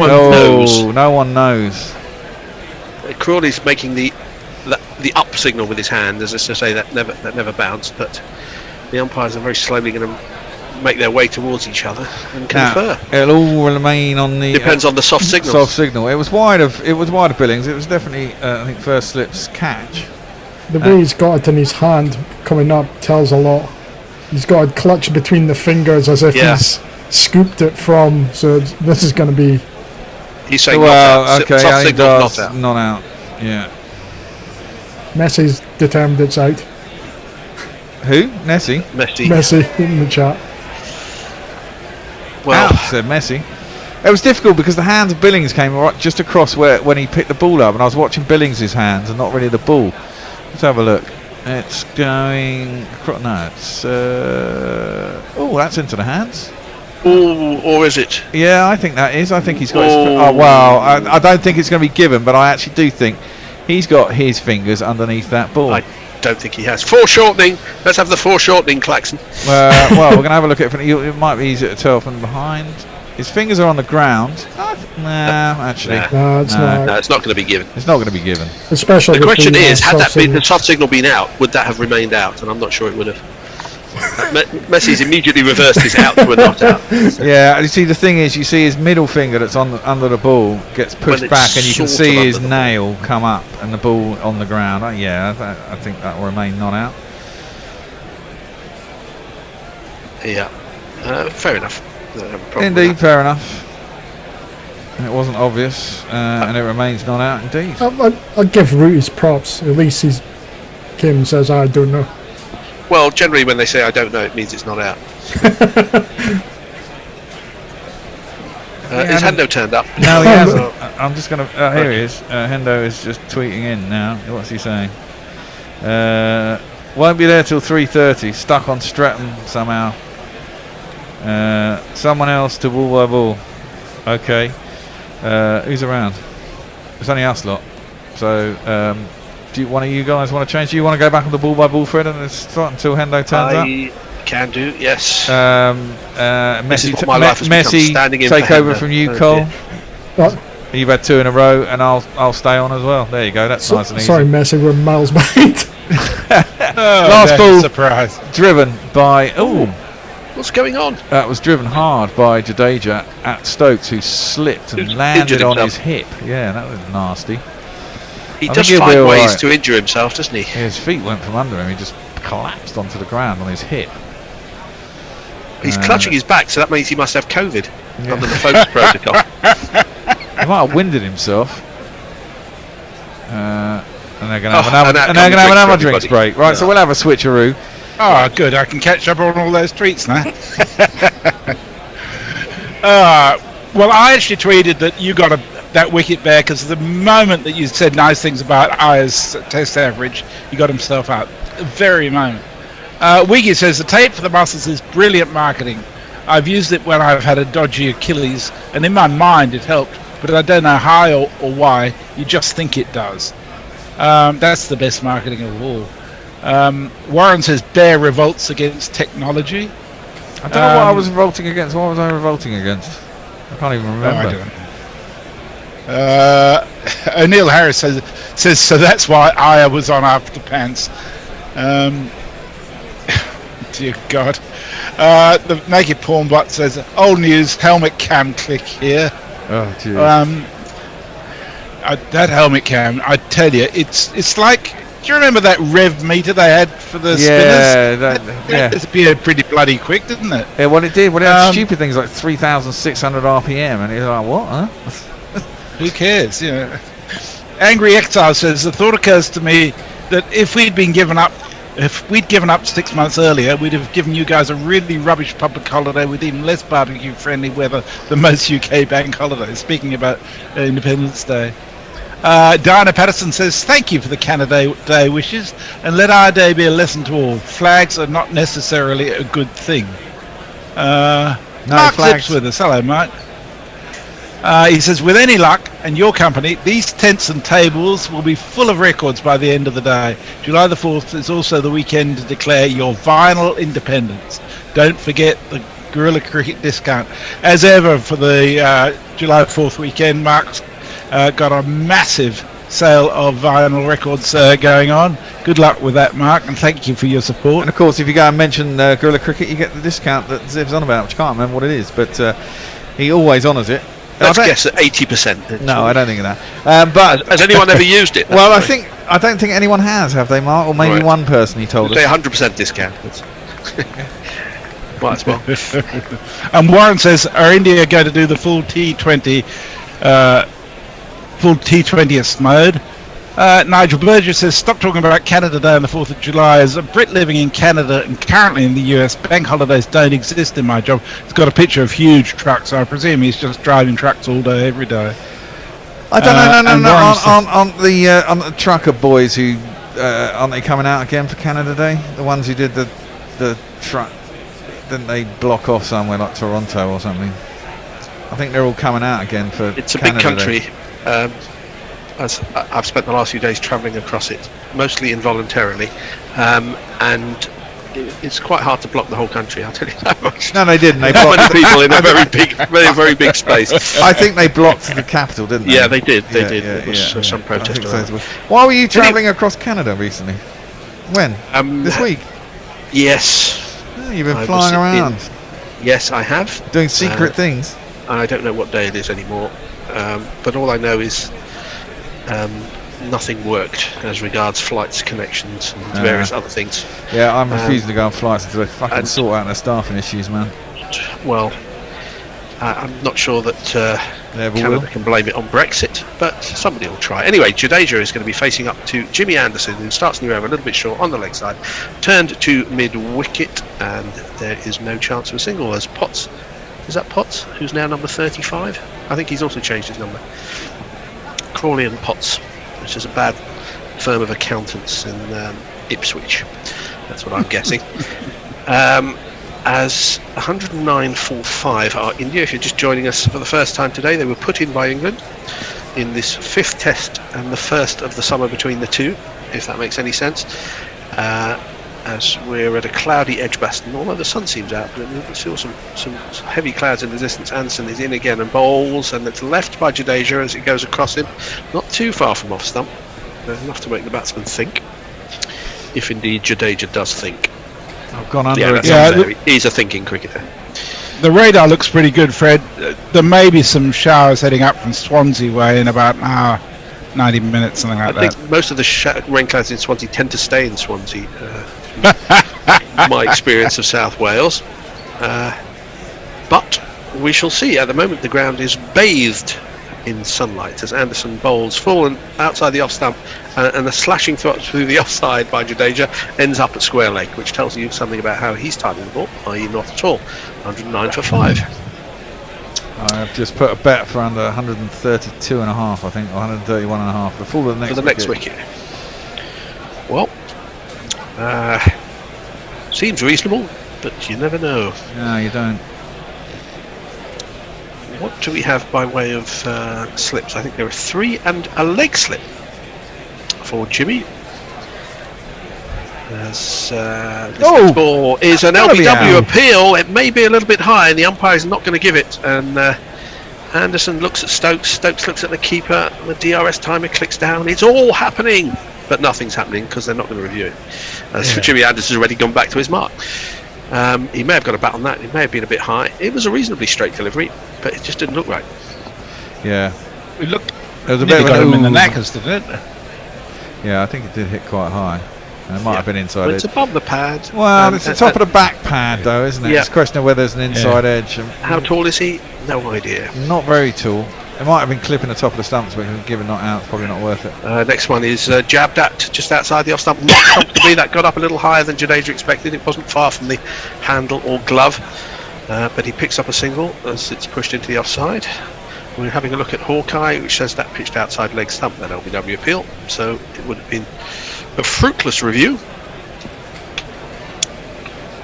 And the game carries on apace. 32 overs, well, the 33 overs about to be completed, and we're going at 3.5 almost an over, and 5 wickets have fallen. So the game is moving ahead at a hell of a pace, as most tests seem to have done this summer.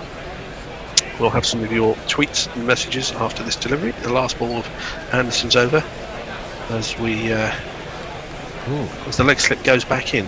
It's a very fucking dark cloud though over the back of the bowler. Yeah, I thought that. Well, maybe it's just an odd televisual effect anomaly. As the next ball again catches, this time Pant, in the top of the thigh, drops into the offside. The end of the over, very good one from Jimmy as Pant is squatting on the ground trying to clear his head from a little bit of pain, and now he's succumbed to to kneeling and praying that it gets better soon. He's caught that flush in the goalies. Anyway, Messi. Mayank says, I wonder what Test cricket was like in England before floodlights. Seems every day the lights are on halfway through the day. Well, yeah, I suspect they. Well, they're on now, and it's bright sunshine. Bright sunshine now. He also says, I'm personally offended by your tweet, Mog, where he said he was sick of India's dipshit fans. By the rules of the internet, you are hereby demonised and cancelled for life. Yes, everything's got to be black or white. I'm sure Mog meant that with some touch of irony. I'm sure he did. But you're not allowed to give people the benefit of the doubt on the internet. It's the law. True, that's true. Warren says, not Fred in the Great White North. Oh, the irony. Oh, dear. I think he's talking about Great Whites. Mike Taylor says, is anyone else infuriated when cricket talks of foreshortening on catches? Foreshortening happens when the point of view is extremely close to the object, the foreground appearing disproportionately big. Cameras are 70 metres away, so there's zero foreshortening. There you go. Yeah, but zoom does give you that foreshortening effect. And then it gets pixelated as well and all that sort of shit. It's a zooming effect, it's not a foreshortening effect. That's what Mike's saying. Okay, I will take his opinion on board and forget about it the next time it comes up. Pant is still struggling, it's fair to say, having been caught in the pants. He nothing has moved on as far as the game's concerned in the last 4 or 5 minutes because he's receiving attention. I'm not quite sure what you do to alleviate pain in that area. I'm sure the bear could suggest some drugs that would help, but they may not be legal. But he's struggling a bit. And this is not a bowler who's bowling at 95 miles an hour, Jimmy Anderson, but even if a projectile hurled at you at 85 miles an hour, it's flush in the box. Yeah, exactly. It's painful, man. Yeah. We have a correspondent on YouTube called Punts and the Beer Light, which is an interesting handle. It says, where's the bloke from Northern Ireland who used to be on comms? I presume you're referring to Roger Pineapple. Haven't seen Rog for ages. I'd love to have Rog back, but he's never here. The first ball of a new over from Broad to Jadeja is an in-swinging delivery which is timed very sweetly through straight mid-on by Jadeja and down to the long-on boundary for 4 runs. 1,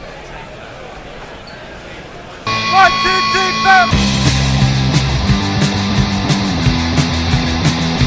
4. Yeah, you got yourself on telly. Roger's spending most of his time in Northern Ireland at the moment, and I speak to him occasionally. He seems in good form. Has he ever? You ever mentioned trying to get him back on?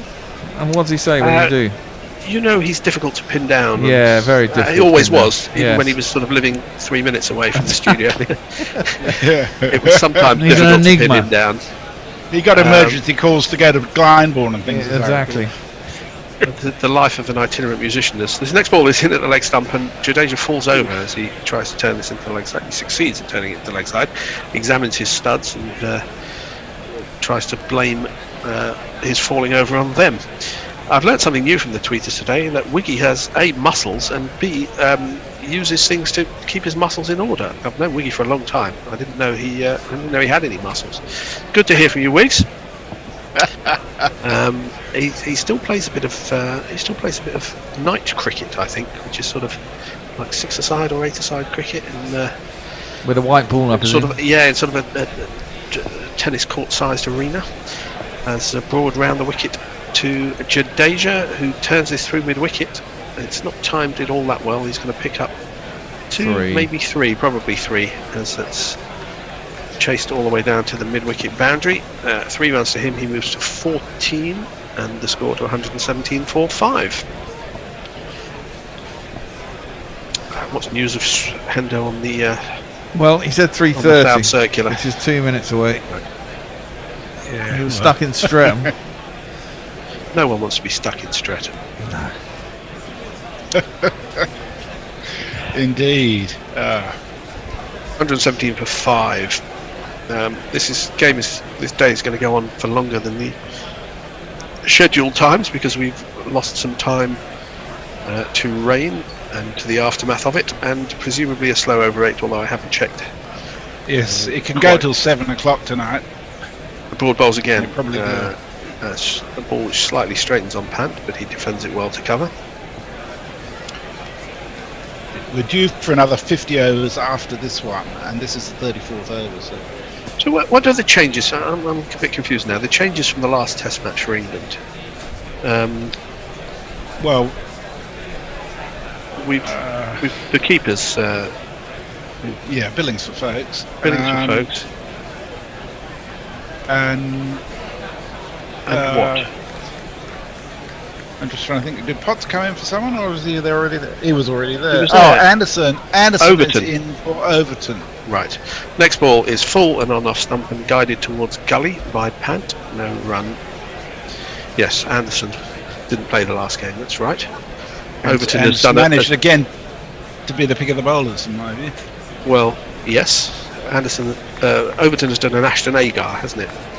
A bowler who's come in and who's done very well with the bat and has been told, thank you very much. Don't call us, we'll call you.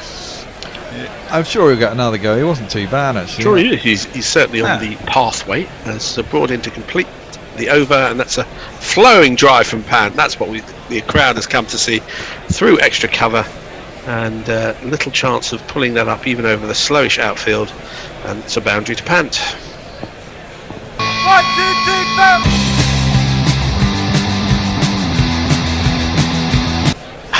Yep, we've heard that jingle a few times today, and almost solely that jingle. Messi, what are the tweeters saying? Jeff Thomas says, regarding such Pant-style injuries, all you can do is count them, was a comment once heard on Match of the Day. Yep. And he also says, wasn't Wood playing in the last game? No, Wood hasn't been fit all season, has he? Yeah, but Wood was playing. Wood was playing in this series. Last. Do you mean this series India or this series? No, this series in India. This series in England in 2021. Quite frankly, I know I'm getting old and I've got a very bad memory, but if you asked me to name the England 11 that played in the last Test match of this series, i.e. the 4th game against India, I'd probably get about 5 or 6. Anyway, Anderson starts a new over, full and driven nicely by Jadeja again through long off. That's long on run. That's 2 in a row he's hit there, and he's timed it sweetly. 4 more runs. 1, 2 ka 4, 4, 2 ka 1. My name is Lakhan. My name is Lakhan. Well, this new version of Test cricket has just taken out all the dot balls. Basically, it's either wickets or boundaries. Not a bad thing. I would call this a counter-attack, but it's not. It's just the way the game seems to be played this summer. Jadeja, well, we know Jadeja is much more than a bowler who can bat. He is a fine batsman of his own accord, as he's turned this one through backward square leg or down to long leg for a single. We have had 8, 9, 10, 11, 12, 13, 14, 15 runs in the last 8 deliveries. So 126 for 5 now. It's hard to say what a good score is, but I think they really have to find their way to double this, really. You'd think for a competitive total, 126. You would think anything less than 250 is below par. They feel like a shadow of their 2021 selves. They really do. That was an amazing year for India. Starting in Brisbane, really, or Sydney first. Turned sweetly and beautifully by Pant through the mid-wicket region. It was a full ball. Is it going to get to the boundary? No, that's a great bit of fielding by, is that Stokes? I think it was. And he's managed to scoop it back and has saved a run. No, it was Potts. Put himself into the firing line. Oh, yeah. And saved a run. They're looking at it again, but it's entirely clean as far as the boundary sponge is concerned. So he's prepared to throw himself around the boundary. I'm sure one of our number, Gary Naylor specifically, will so that's pointless. Not like to see that. That's one of the things he doesn't like to see. There's a long list. I think you can find it on his website. You'll see all the things that Gary doesn't like. One of them is bowlers throwing themselves into boundaries. He's got a point. They do injure themselves sometimes, but nowadays this is what kids are taught to do from the age of sort of 8, 9, 10. So it's not like they're doing something they're not used to. So that was only 3 runs to Pant. He has 25 from 29. But Jadeja's on strike now, and this ball is turned from leg stump to square leg, and a single is taken as Potts has to come in. He's doing all the fielding at the minute. 130 for 5. I wonder if Stokes will bring himself on soon. Give himself a little turn his arm.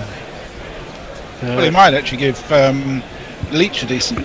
Well, he might do, but I'd also be tempted to go route, get it to, if it's going to be anything, try and get turning away. So you from think the Leach left is the second best spinner in this team? No, I just think they're a couple of lefties, and you've got a right fishing. arm. I'm fishing. I know you're fishing, Fred. It's all right. I'm not biting. You're not going to catch this fish. No, I don't think I've got a line strong enough, to be honest. Oy. Oh, well, the handcuffs are out. We need a handcuff alert jingle. Oh, it's not going through the one it's supposed to go through, and he's called for the box. What was his name? Marcellus Wallace is going to come out with his briefcase. Well, that's a Pulp Fiction reference. We never found out what was in the briefcase, but apparently it was about 8 cricket balls. Yeah. Joe Root's gone off. Root's taken advantage of the break to go off and probably have a piss. I would have thought. Yeah, I thought so. Well, the sun's out. Oh dear. Out comes the briefcase. It's a snazzy metallic version, and it's got the Edgbaston bear and ragged staff emblem on the side. The symbol of the Earl of Warwick the Kingmaker. You will learn some medieval history if you listen to Guerrilla Cricket long enough. And the umpires. And it's not about us. No, some of us remember it messy, don't we? With medieval history. We remember it as modern day events. 34.4 overs ball is the one they're looking for. I wonder if they'll find one. What happens? What has to happen? The batsman and the captain agree, or is it the umpires decide? I think the umpires decide. Right. Yeah. What they should do is take out the ball, send the bloke off with the briefcase, and then the bowler should say, "Can you put it through the handcuffs just to have a look if this one's okay?" Well, they bloody do that sometimes. They do, yeah. They sometimes check the balls in the box, but that seems daft. You'd think they'd check the balls in the box, make sure they go through the fucking handcuffs before they put them in the box, wouldn't you? The number of ways of time wasting on the cricket field. Absolutely. Cricket, not playing cricket. Who's that listening to the commentary? Shardul. No, that's not Shardul Thakur. No, that wasn't Thakur. That was the other one. The other one. The other idiot. Whoever he is, he's probably listening to Dan Norcross on Test Match Special. That was Mohammed. Sorry for him. That's Mohammed Siraj. Mohammed Siraj. You probably don't watch the final word that Jeff Lemon and Alan Collins do, but Norcross has been standing in for Jeff Lemon on some of it, and their sponsors are now Advanced Hair Studios, which maybe Chuck will know. Well, the first ball with this new ball, which isn't a new ball, it's is bowled an in-swinging delivery to Pant, who drives this up to mid-on. Didn't time it as well as he wanted. No runs. You're saying Norcross needs the assistance of the Advanced Hair Studios? Is that what you're suggesting? Well, that's well, he actually owns that. He does concede that they might actually be able to do something for him. Not that I think he's maybe trying to get some free treatment. Yeah, exactly. Anderson bowls, good ball, and Pant defends. So we've had 2 balls of proper Test cricket there in a row, but not many others. The end of the 35th over, 134-5. The porn bot says, "Has anyone checked if Pant's balls go through the handcuffs?" Oh dear. Well, they may have done at the start of his innings, but I'm not sure now. Wiggy says, "Bring out the GIMP Pulp Fiction Z is dead, baby." That means nothing to me, but it probably does to somebody who knows. Zed's dead. That film is nearly 30 years old now, Bear. Can you believe it? I know. It's got some killer lines in it. It has. It's a very self-indulgent, but it's entertaining. A couple of hours. And we're up to date on. It gives us an opportunity actually to mention Patreon, because we haven't done much of that today, and it's very important to us to keep us going. That we actually do need funds to pay for the various expenses involved, everything from paying the bloody broadcast fees in terms of whatever it is Bear has to do, to the hardware, to the rental, to the electricity, God knows what. Council tax, the insurance. reason they're able to keep Yeah, the reason I Broadband. keep doing this is because we have some wonderful Patreon supporting us, and as a result of that, they get lots of benefits, including a weekly podcast, a weekly newsletter, which went out So go today to- at 11:15. Starts a new over to Jadeja. Sorry, Messi, you can come finish off in a second. That's wide outside the off stump, and it absolutely shoots up. And Billings takes it above his head. May have hit an old footmark. So if you go to patreon.com/Gorilla Cricket, you'll find the range of options available at different levels, depending on what you can afford to support us and the different benefits that come with those. So we would love it if you could come on board and join the family, and come and chat to us on the Discord channel that's exclusively for patrons as well. Indeed. Broad bowls and driven sweetly again. I've said it a few times recently, but that's another one from Jadeja. Again, it's a slowish outfield, but it does find its way to the sponge, delighting the Indian spectators in this Edgbaston crowd for more. 1, 2, 3, 4. Getting I'm a themselves very back in tolerant the game. man, as you both know, but people who signal 4 in the crowd with both hands at the same time need throwing out of the ground, quite frankly. That's basically an exercise move, isn't it? It's like, some fans loving it now. Starting to fill up. Yeah, 3 of them are fine, and the one in the front who's decided to join in late, he's got it all wrong. I just heard the front door slam. Hendo has arrived. A swishing drive or attempted drive by Jadeja goes past his outside edge and into the gloves of Billings. It's the first ball that's beaten the bat from an attacking shot for a while. Most of the attacking shots that these two have played have succeeded, but that one's a definite moral victory for the bowler. But they don't have Well, that's good timing because Hendo's due on in 5 minutes. Is Well, no, he was due on. We're all now. over the place. But, We're all over the place. But I'm going to take a break, having done 3 stints in a row. Fair enough. And we will work during the tea interval on some replacement rotors as broad bowls again, and this one is left by Jadeja. And Billings takes. no, we're changing in 5 minutes. You're on. 5 minutes. Because it started at 2:15. Sorry, on-air production notes with Hendo. So we're back onto the 15-minute schedule rather than the 10-minute. Yes. Intervals. Excellent. Sorry, what time did you say tea was, Messi? 4:15. Right. Okay. I think and that play can go till 7 o'clock. That may be me done for the day, but I'll wait to hear Tony's instructions. As broad bowls well outside the off stump and going further away, and kept rather low as well. Good take by Billings. So these two have put on a number of runs, he says, trying to find the scorecard and not being able to find it. But 36 runs. It's a decent partnership for the 6th wicket so far, as Leach is warming up. Either that or he's trying to catch his captain's eye. He, unsurprisingly, hasn't changed his number on his back after the last test match.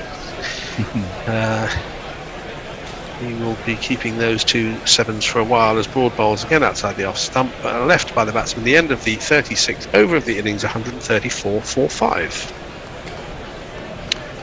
So we have Neymar Butlins with us saying British weather is like COVID, ruins all the fun. The next time I feel ill, I'm going to ask my doctor for a pitch inspection. I'm not sure that I go too far that way. Neil Harris says Test cricket sees most fielding teams being very attacking, so there are always massive gaps to get runs. I grew up watching Richard Richardson feasting on those gaps. The West Indies never went for crazy suicide singles like the Aussies because they'd hit 4s instead. Well, there were some very good workers of singles in the West Indies teams over the years, in my view. I mean, Gordon Greenwich wasn't all smash and bash. No, it was a different era. The best I ever saw of that, I mean, he did play a couple of test matches, but not as many as he could have, was a batsman called Clive Radley, who played for England as an injury substitute in 1978 and 1979, I think. And his basic modus operandi, was just to push the ball in the gap and run 2, which he seemed to do virtually every other delivery. And he could just keep it up all day. It was astonishing. He never scored many boundaries in his innings, but he scored a lot of runs just by pushing the ball into the gaps. I see Clive occasionally at Middlesex second games. He still watches a lot of cricket. He's involved in administration and in coaching. He was an MCC coach, the coach of MCC after he retired. He's a wonderful man, and I believe he has an ODI average in the 80s. So there's not that many people in such exalted company at the top of the ODI international average ratings. Anyway, Leach is going to start a new over.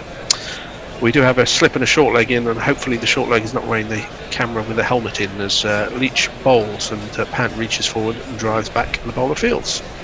The first game I ever played cricket after my sort of retirement in my 20s, my early 20s, I came back and played for a club in North London. Someone managed to get me up to someone up Barnet to play cricket. And I bowled at Clive Radley, first time I bowled in about 8 years, and he smashed me around a park. Well, he wasn't a smashing type. You were chosen specially as this next ball is full and pushed back to the bowler by Pant. Really, how old would he have been then? He must have been in his 60s or something. He was pretty old. Must have been his 50s. I mean, that was 1998. Right. So around about then. Well, next time I see him, I'll ask him if he remembers. I doubt it. Leach bowls and down the wicket comes Pant, and he sort of drives this and doesn't time it all that well, but it goes between mid-off and the stumps and down to the boundary for 4. The number of the day. Who could ask for more? The number of the day is 4. It's Jack Leach. Now coming up is Jack Leach. On Jack Leach. Shorter ball, pulled, and he's beaten the man who's about 20 yards in from the boundary at deep backward square. It's gone squarer than that, and it's 4 more. Well, Bay, you said you thought they'd bring on Leach to see if they would start playing some attacking shots, but they were playing attacking shots. You've got to play to the seam bowlers. You've got to make them play attacking shots, decent balls. That was a shit ball. It was a drag. Yeah, that was. But having been driven, he then dragged the next one down. Yeah. Almost assuming that he was going to come down the wicket, but he waited and turned it into a long hop, really, and helped himself to 4. So Leach is faced with you're going to take over interesting decisions. We'll have a change after this over. Down the wicket comes Pant, and he's hit it high in the air. How deep has that gone? Well, it's gone a long way beyond the boundary. 6.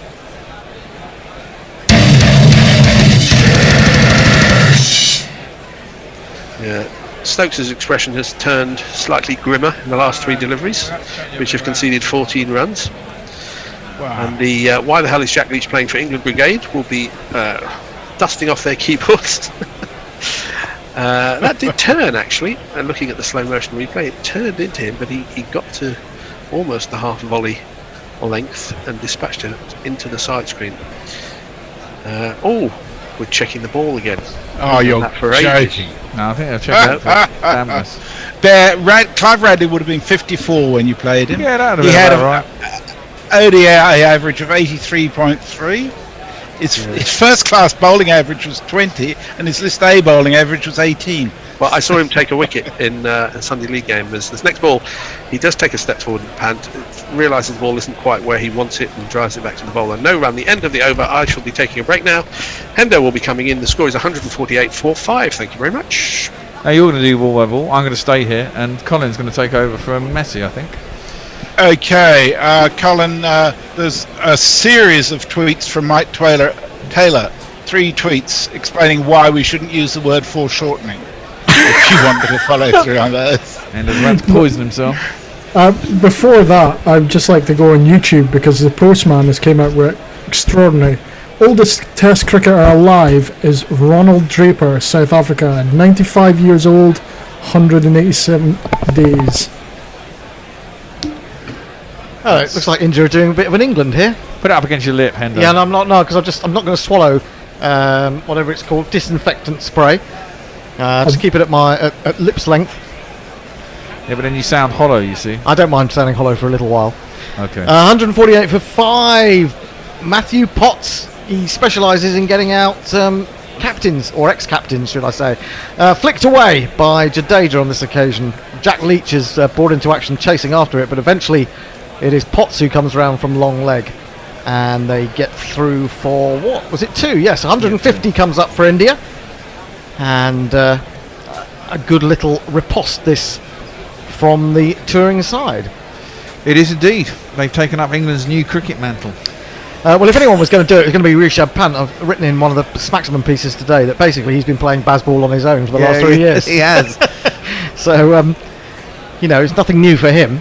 He's just going to play the way that he always does. 39 off 37 for him, 26 off 35 for Ravi Jadeja. And Broad with 4 slips is round the wicket, bowls to Jadeja just outside the line of off stump, and he watches it very closely and allows it to go through to the wicketkeeper. So talk me through these various dismissals. I saw the first 2 this morning. Kohli, that must have been fun. Chopping Matthew Potts on. Am I right in that? Yes, he just kind of hung his bat out there, came off the inside edge onto his stumps. It was quite fun. So he's still looking for that elusive 100 that he hasn't scored for many a long day in this form of the game. Really old-fashioned numbering on the Edgbaston old scoreboard, isn't there? It's an interesting font. I like it. Up there. You like it? Do you know what it is? Yeah. But I like. If anyone knows what the font is on that scoreboard, I'd like to know. Broad in again, bowls once more. It's left alone by. It's Jadeja. not Comic Sans, I don't know. Not Comic Sans. Comic Sans. There's nothing comic about it. We're into the 38th over, so the run rate is up at exactly 4 and over. Now, as I was coming through Tooting and getting stuck in Tooting, would you believe it? Roadworks? No. Crossing the road in front of me, I'm beeping away. There's a man just kind of trying to cross the road in front of me. Who's it turn out to be? It's the Grubster. Is it? I thought he'd still be here. And then there he is walking across the road, finding women and kissing them. Well, I presume they were friends. That's all I can say. But he said, have a good one. I thought, well, I'll try if I ever get there. Streatham is mad. As the man goes back at deep square leg, it's going to be dropped short from Broad. No, it isn't. It's outside the off stump. Good length delivery. Just fading away from the left-hander a little bit. Through to Billings.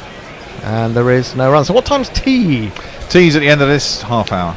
4:15? Yes. Okay, all right. And then we've got to figure out a rota for the rest of the day. There's only basically us two, isn't it, to do ball by ball? I believe so. Yeah. Unless Fred decides to make a late entry. Will Fred return? The return of not Fred. The not return of Fred. Or something along those lines. Anyway, Anderson 3 for 41, Potts 2 for 39. Broad looking for his first wicket, none for 42. Tearing in past the umpire. Bowls it a little bit shorter this time, but once again, Jadeja watching it very closely, just allows it to pass through to the keeper, and there is no run. Do you think Leach will get another over? Well, I'd be inclined to take him out of the attack just for now, because I think Pant is onto him. I might give him one more, and he knows that he's going to be attacked. But you've got to set the field for it. Then I think with someone like Pant, you can keep him mid on up, but you're just as likely to catch him at long on. He's not going to pull out trying to hit it over long on. No, at all. If you've got a man back there either. Broad to completely over. Again, this one's a bit wide, and Billings has to run across and take it after it's left alone. So Jadeja not forced to play it too much there. At the end of the over, India, after being put into bat, are 150 for 5. Tweets. Mike Taylor, please start saying parallax, not foreshortening. I did physics at university and I am now an artist. I know what I'm talking about. The only way you'll get foreshortening is if they are using close-up images from the short leg camera. Okay, the parallax view. The parallax. That was a film, wasn't it? There was a parallax view, yeah, I think you're right. I don't know what it's all about. Maybe Mike Taylor knows. And wasn't it Warren Beatty? Was it? Is it old as that? Yeah, I think conspiracy movie, 60s conspiracy movie, I think. Okay, extraordinary run rate of 5.44 this afternoon. Very England-like. Very England-like. New England. We should have played Billy Bragg's New England when we come on. Wasn't that Billy Bragg and Kirsty McCall? Well, Kirsty McCall did a cover of it. She did a cover, was it? Became more famous. Short square leg and a slip and a shortish mid-wicket for Rishabh Pant as Leach comes in, left arm over the wicket. Bowls to the left-hander, who's just rather scooping this up to mid-on. He almost got ahead of himself there. His bat seemed to be way out in front of him, and he just controlled it with the bottom hand. So rather an ugly shot on the move, but he didn't get himself into too many difficulties playing it, nonetheless. If he scoops that, he's got a good chance of getting it. If he gets a leading edge, he's going to go towards cover. Guess what? There's no cover. There's no cover. There's a mid-off. They've opened the door to him at extra cover as he forward to this one, just plonking the bat on the ground as he defends. And Leach does his own fielding.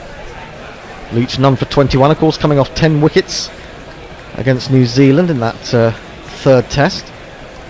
But it's a completely different approach that he's up against here. He's in again, bowls a flatter one. It's swept by good fielding.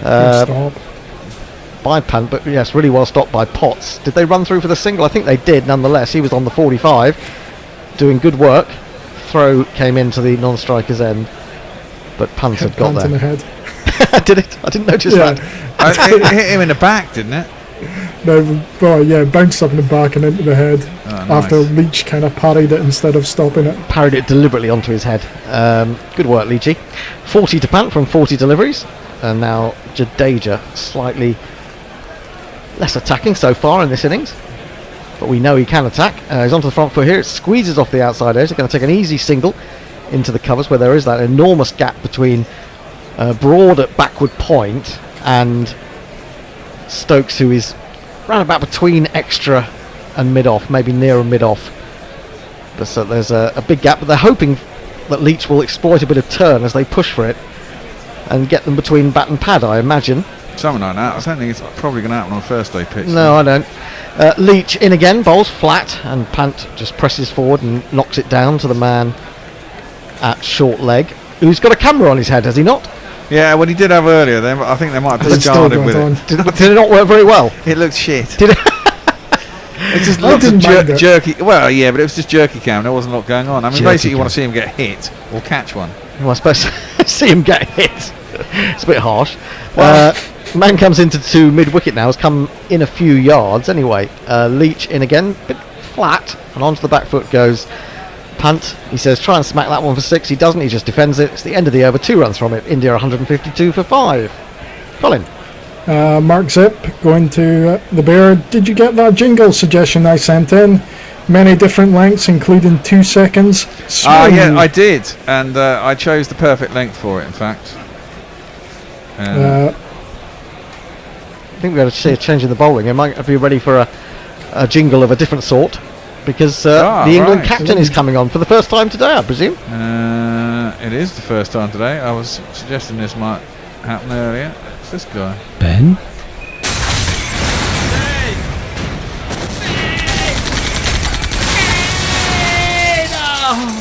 Ben Stokes. On Twitter still, Warren Davies, 2 jingles at the same time. New 2-track jingle machine.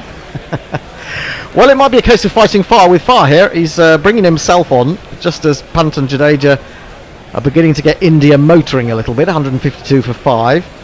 They've added over 50 for this wicket. He's going to have 4 slips. He's got a man at deep square leg, long leg, mid-on, mid-off, extra, and third man or backward point. Bowls to Jadeja, who brings his bat down in front of his pad and squeezes into the onside. Comfortably enough, there's no one saving the single there. They'll take the 153 for 5. Jadeja moves on to 28. Looks like a pretty full crowd now at Edgbaston. It was a little bit slow filling up this morning, certainly in that first half hour. I think most people were unaware of the 10:30 start. That was a no ball by Stokes, by the way. So it's just been signalled by Aleem Dar.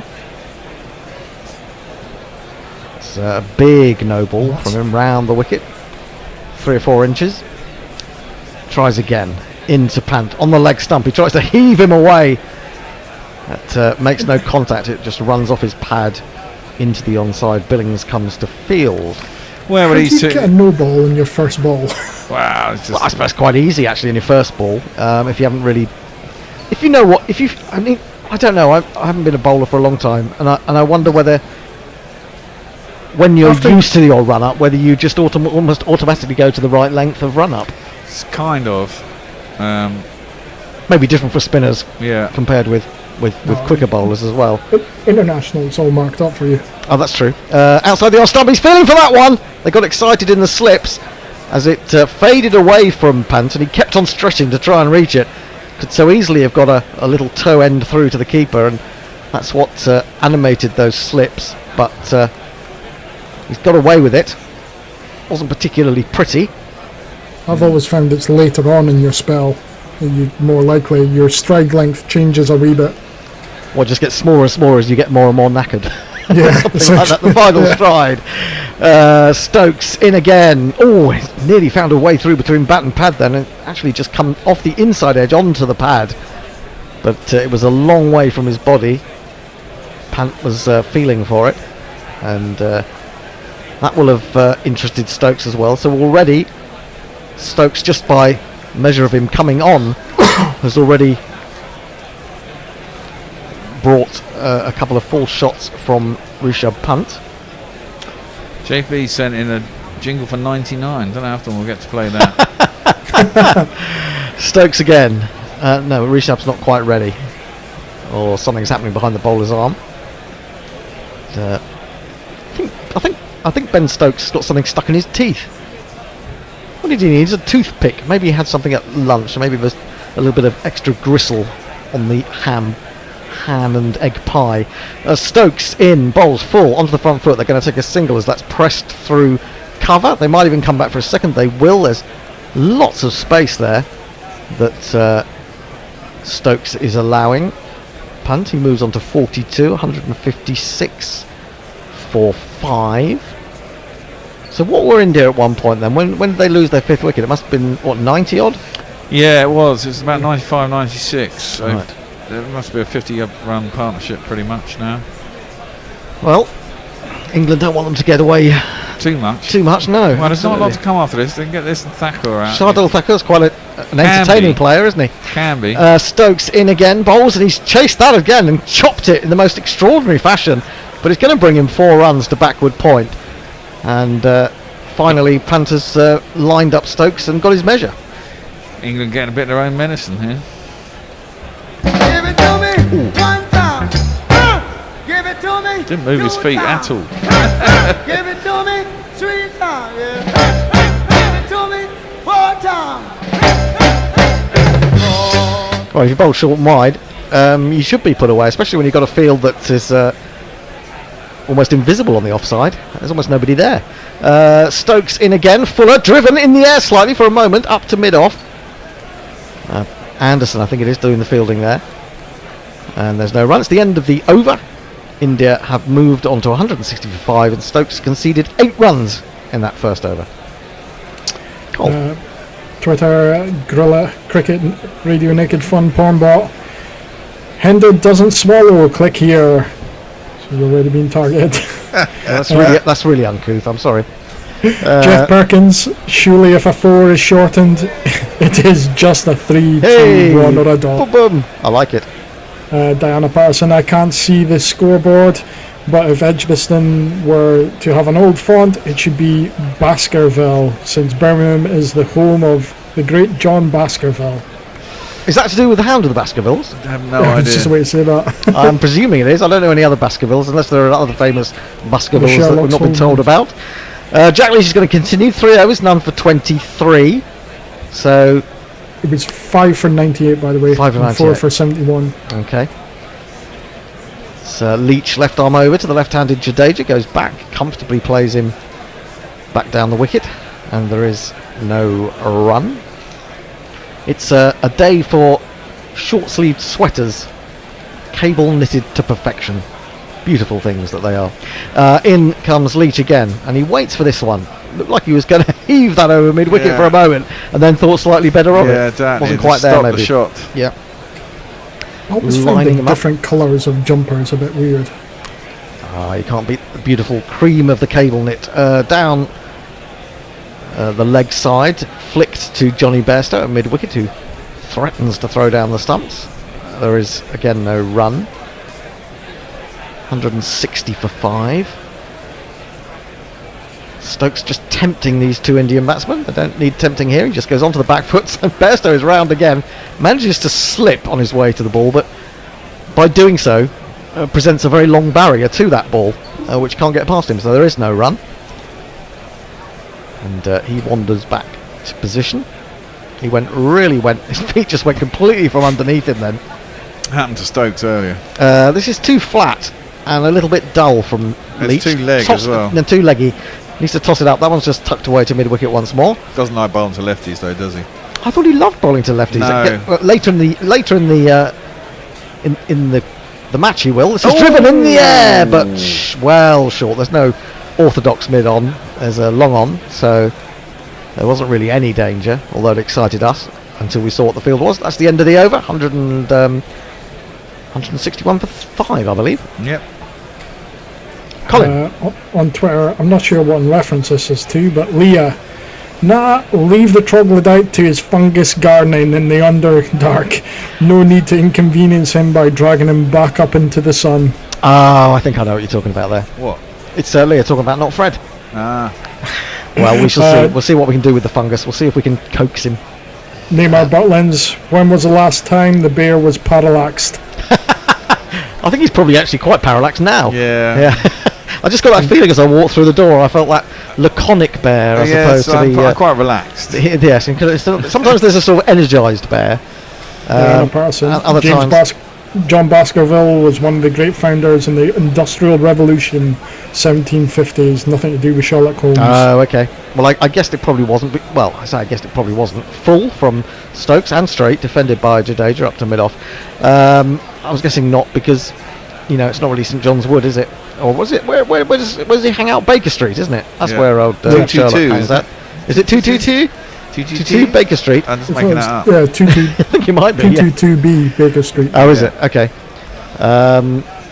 So there we go. Oh, this is rather horrible.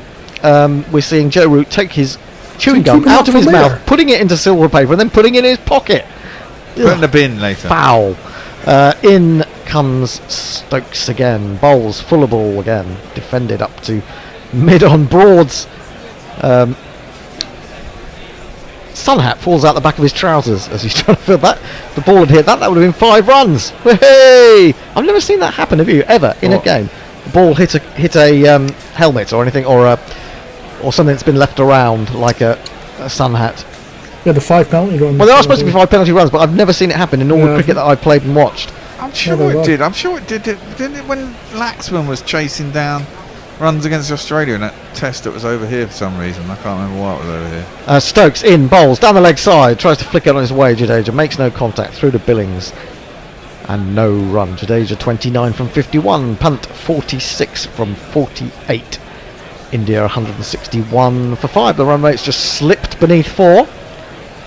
We're into the 42nd over of the day, and we've got about 10 minutes to go until tea. England would love to grab another one, although by its very nature tea might just upset the concentration of one of these two. There's often wickets fall after breaks. Stokes in again, wide on the crease. Oh, that makes that one rise on Jadeja, who does well to control it and drop it down towards gully without spooning it in the air, and they hurry through for a quick single. 162 for 5, and it's another no ball from Stokes. Another no ball.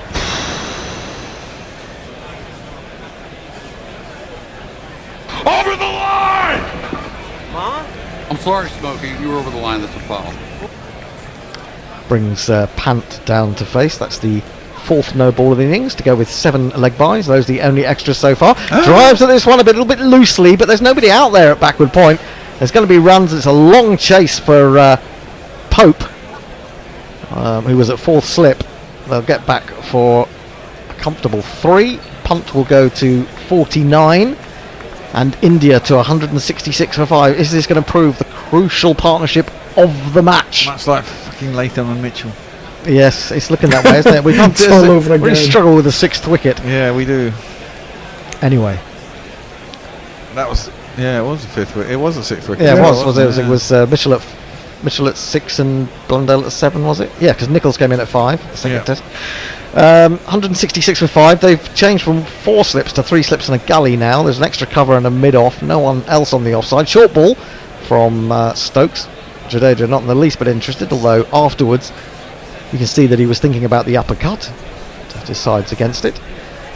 And he's batting very responsibly. 30 from 53 balls. He's letting Pant play the dominant role and a run a ball at the other end. 49 off 49. as we pan across Edgbaston, and it's a fine sight. The 5th Test match, would you believe, separated by 10 months from the 4th, and Stokes is in again to complete only his 2nd over. Short one, he does pull this time, and is there anyone down there? Yes, Jack Leach comes into view at long leg. It'll be just a single, and at the end of the over, India have moved on to 167 for 5. Stokes 2 overs, none for 14. Not a great experiment so far. Aye. Cole. Mark Zip replying, aha, is I've chosen the perfect length of jingle shorthand for the perfect length is 0 seconds. One of the Sherlock Holmes avoided the need for permanently having his feet in the air by living at 221B. 228 indeed, and so yeah, that was very uncomfortable for him, wasn't it? Jeff Perkins, isn't the parallel axis smog parallax Olympic event? Yes, I'm sure he's got parallel axis. Leach will continue 4 overs to 24 so far, bowling to Jadeja.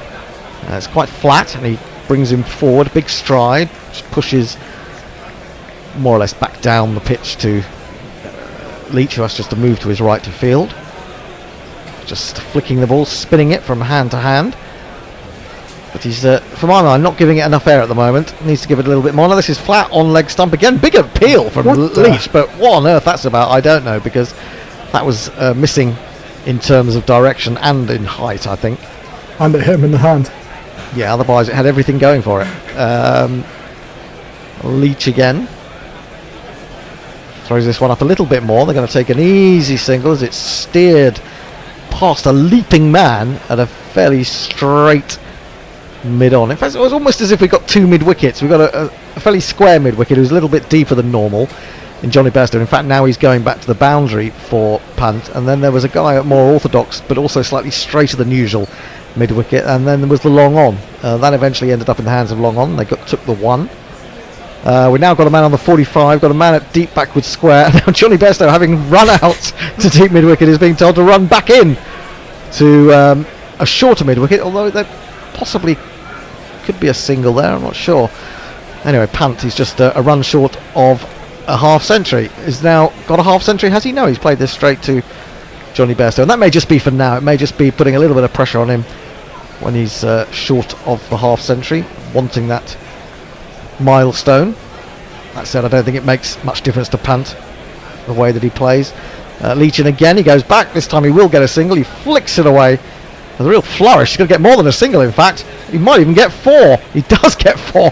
I don't know who it is in the end who's ploughed into the boundary edge. Was it Potts? I don't know, but they look like running in quicksand. Anyway, it's gone for 4, and it's 50 to Rishabh Pant. Long drawn out grinds and flashing cameos, quite accumulation that just grows and grows. Lucky or lucky inducing reverie. These are a few types of half century. Well, it's a 10th half century to go with 4 hundreds, 6 4s and a 6. And he's obviously went into the wrong dressing room this morning. Yeah.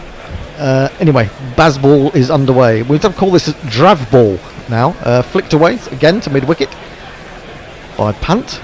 53 now off 52. Went to the 50 off the 51st ball that he received. It's the end of Leach's 5th over. Nothing much there for him at the moment. None for 29. It's not really working, is it? It's not really working. I think they... Well... Time for a bit more Jimmy. I mean, I don't know how long Jimmy's been off for, but I think they'll just keep him on till tea and then just go again after tea. Maybe they will. There's only one more over probably. It's tea's due in 3 minutes. And yeah, I'm sure they'll make the next over drag out for 3 minutes. So okay. Pant on fire is the handwritten notice in the stands amongst the Indian fans. And it looks now Stokes will bowl to 3 slips only, so he's taken away that gully. I'm wondering whether he's pushed him out to backward point or deep backward point, cut off that cut shot that Pant's been playing. Well, it's Jadeja to face initially. He's in, bowls. Oh, and he leaves that and it didn't leave much to the imagination in terms of that taking off the off bail. Very close indeed, just a little bit too much bounce. Stokes grins about it as he walks back past the umpire. Just trying to see whether he's trying to reverse it or not. No, I think he's just trying to bowl orthodox swing at the moment, looking at orthodox away swing to the left-hander, that is. He's in again. Bowls to Jadeja. Jadeja meets that quite nicely. Full face of the bat, pushes up to mid-on, broadies round swiftly to prevent the single. India now 172 for 5. The run rate just a tiny amount beneath 4. England have got to believe that if they can get this wicket, they can roll them for 220, something like that. Yeah, but you could also see Pant going completely wild. Exactly. Well, this is it. They need the break. They need to regroup, come back, and think we can just break this partnership. We can keep them down at 220. Still a long time to go before a new ball is due. They've been going along quite well. They're going through. Well, he's looking for a single there. Jadeja. It went to the man at cover. I think he threw. Did he hit the stumps? I know the ball sprung away. It looks like it's a sub fielder. Ethan something or other. Ethan somebody. Brooks. Ethan Brooks. Okay. Anyway, he's had his moment. That's another no ball from Stokes. So the only way they could have got him out there was to run him out. So too much of that at the moment. Jadeja had to put his bat down. It does indeed hit the stumps and then sprung away towards mid-wicket. I thought about a single, but in the end didn't cross. Stokes applauding the young man. Well done, young man, he said. Yes. Don't you hate people who call people young man? Anyone calls... Well, I wish someone would call me young man. There you go. Stokes again into Jadeja. Jadeja leaves, lining that one up just outside off stump. He's very close to the off stump, but Jadeja is at the moment judging particularly well and not playing at it. It's quite patronising. I feel so. Yeah. I feel so. Yes, I don't like young man. It reminds me of the Harry Enfield sketch with the randy wobbly old lady. Young man. Young man. That's immediately what happened in my head. One of my favourite Harry Enfield sketches. Stokes again into Jadeja, onto the back foot this time, made to play, was looking for a single, but the extra cover is round. I think it was Matty Potts, and again there's no run. We think he's going to give him Potts another go. Actually, Potts hasn't bowled a lot today. It doesn't feel like he's bowled for a while. He bowled 9 overs, hasn't he? Well, I mean, I guess it's been slow, but there was a big delay, wasn't it, from about 12:15 to about 2:15. Yeah. In terms of the rain, and it wasn't actually raining, was it? It was just that the outfield got very wet, from what I read. Well, it rained and it stopped, and it rained a little bit more, Okay. and there was some standing water in the outfield. Stokes bowls, makes Jadeja play on the back foot, perfectly straight, out into the covers, and there is no run. 173 for 5. India were 98 for 5, so these two are put on 75. There's another no ball from Stokes, the never-ending over. Well, he's making sure they don't get another over in before tea, eh? Could be that, yeah.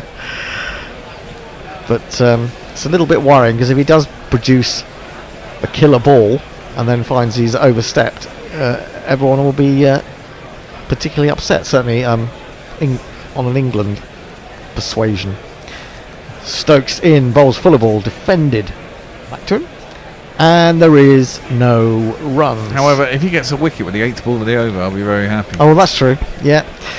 Well, it can work both ways, can't it? Yeah. 174 for 5. Pant 53. Jadeja 32. I suppose it's typical that I would turn up and that all the wickets would stop falling. Having battled my way through Tooting and Streatham. Well, you kind of feel it was always, you often get ebbs and flows, don't you? You do. Innings, that's what Test cricket's about, isn't it? Kind of felt they were due a flow for the Indians rather than an ebb. Stokes, short one, rubbish short one to be honest, and Jadeja looks at it contemptuously and allows it to go through to Billings. That will be tea. India have moved on to 174 for 5 from 44 overs. Pant has made a 10th Test 50s, 53 not out of 52.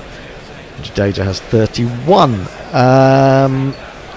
What have we got for tea, Bear? Well, as you said, Ravi Shastri, who's doing the commentary for Sky. And yet, He's in our studio as well? He's in our studio as well. Amazing. He was talking with Dave Brooke not that long ago. Would you believe it? Would you believe it? And so we're going to put him on. If Sky can have him, so can we. And you can listen to him talk about this series and a few questions for Dave coming up. See you shortly. Oh, a special guest on this week's podcast, a man who's played many roles in cricket. You can give him any role, one thing is guaranteed, he'll make a great success of it. Bowler turned batsman, coach, mastermind of the broadcasting area, and then returning as head coach of India. Now back as broadcaster and commissioner of the Legends tournament. Ravi Shastri, how do you fit it all in? It takes time. You go with the flow, David. You know, it's a great journey. It's been over 4 decades now. But you know, once you're passionate about the game, you want to be involved with the game, then you know things just happen, and it's just happened for me. No plans, no ideas before that. It just kicked in. I mean, you were known as a classic slow left arm bowler. You batted number 10 when you started playing for India and indeed at domestic level. You then worked your way up to opening batsman. Tell us about that transition, Ravi. It just happened where I always had tremendous confidence in my own ability as a batsman. It was just that the Indian batting lineup was such that you started at number 10. But then very quickly, you know, I was up the order to 9 and 8, and then I made sure I always sat next to the captain, whoever it was, whether it was Sunny or Kapil. Towards the end of the day's play, if they needed a night watchman, you know, I was ready to go against whichever side in the world. So that's how it actually started. I went as night watchman against England, and I got 90 odd in Delhi, and then you know, many other times against other teams, and by that time you were moving up the order all the time. So it went, I mean, you literally had batted at every number from 1 to 10.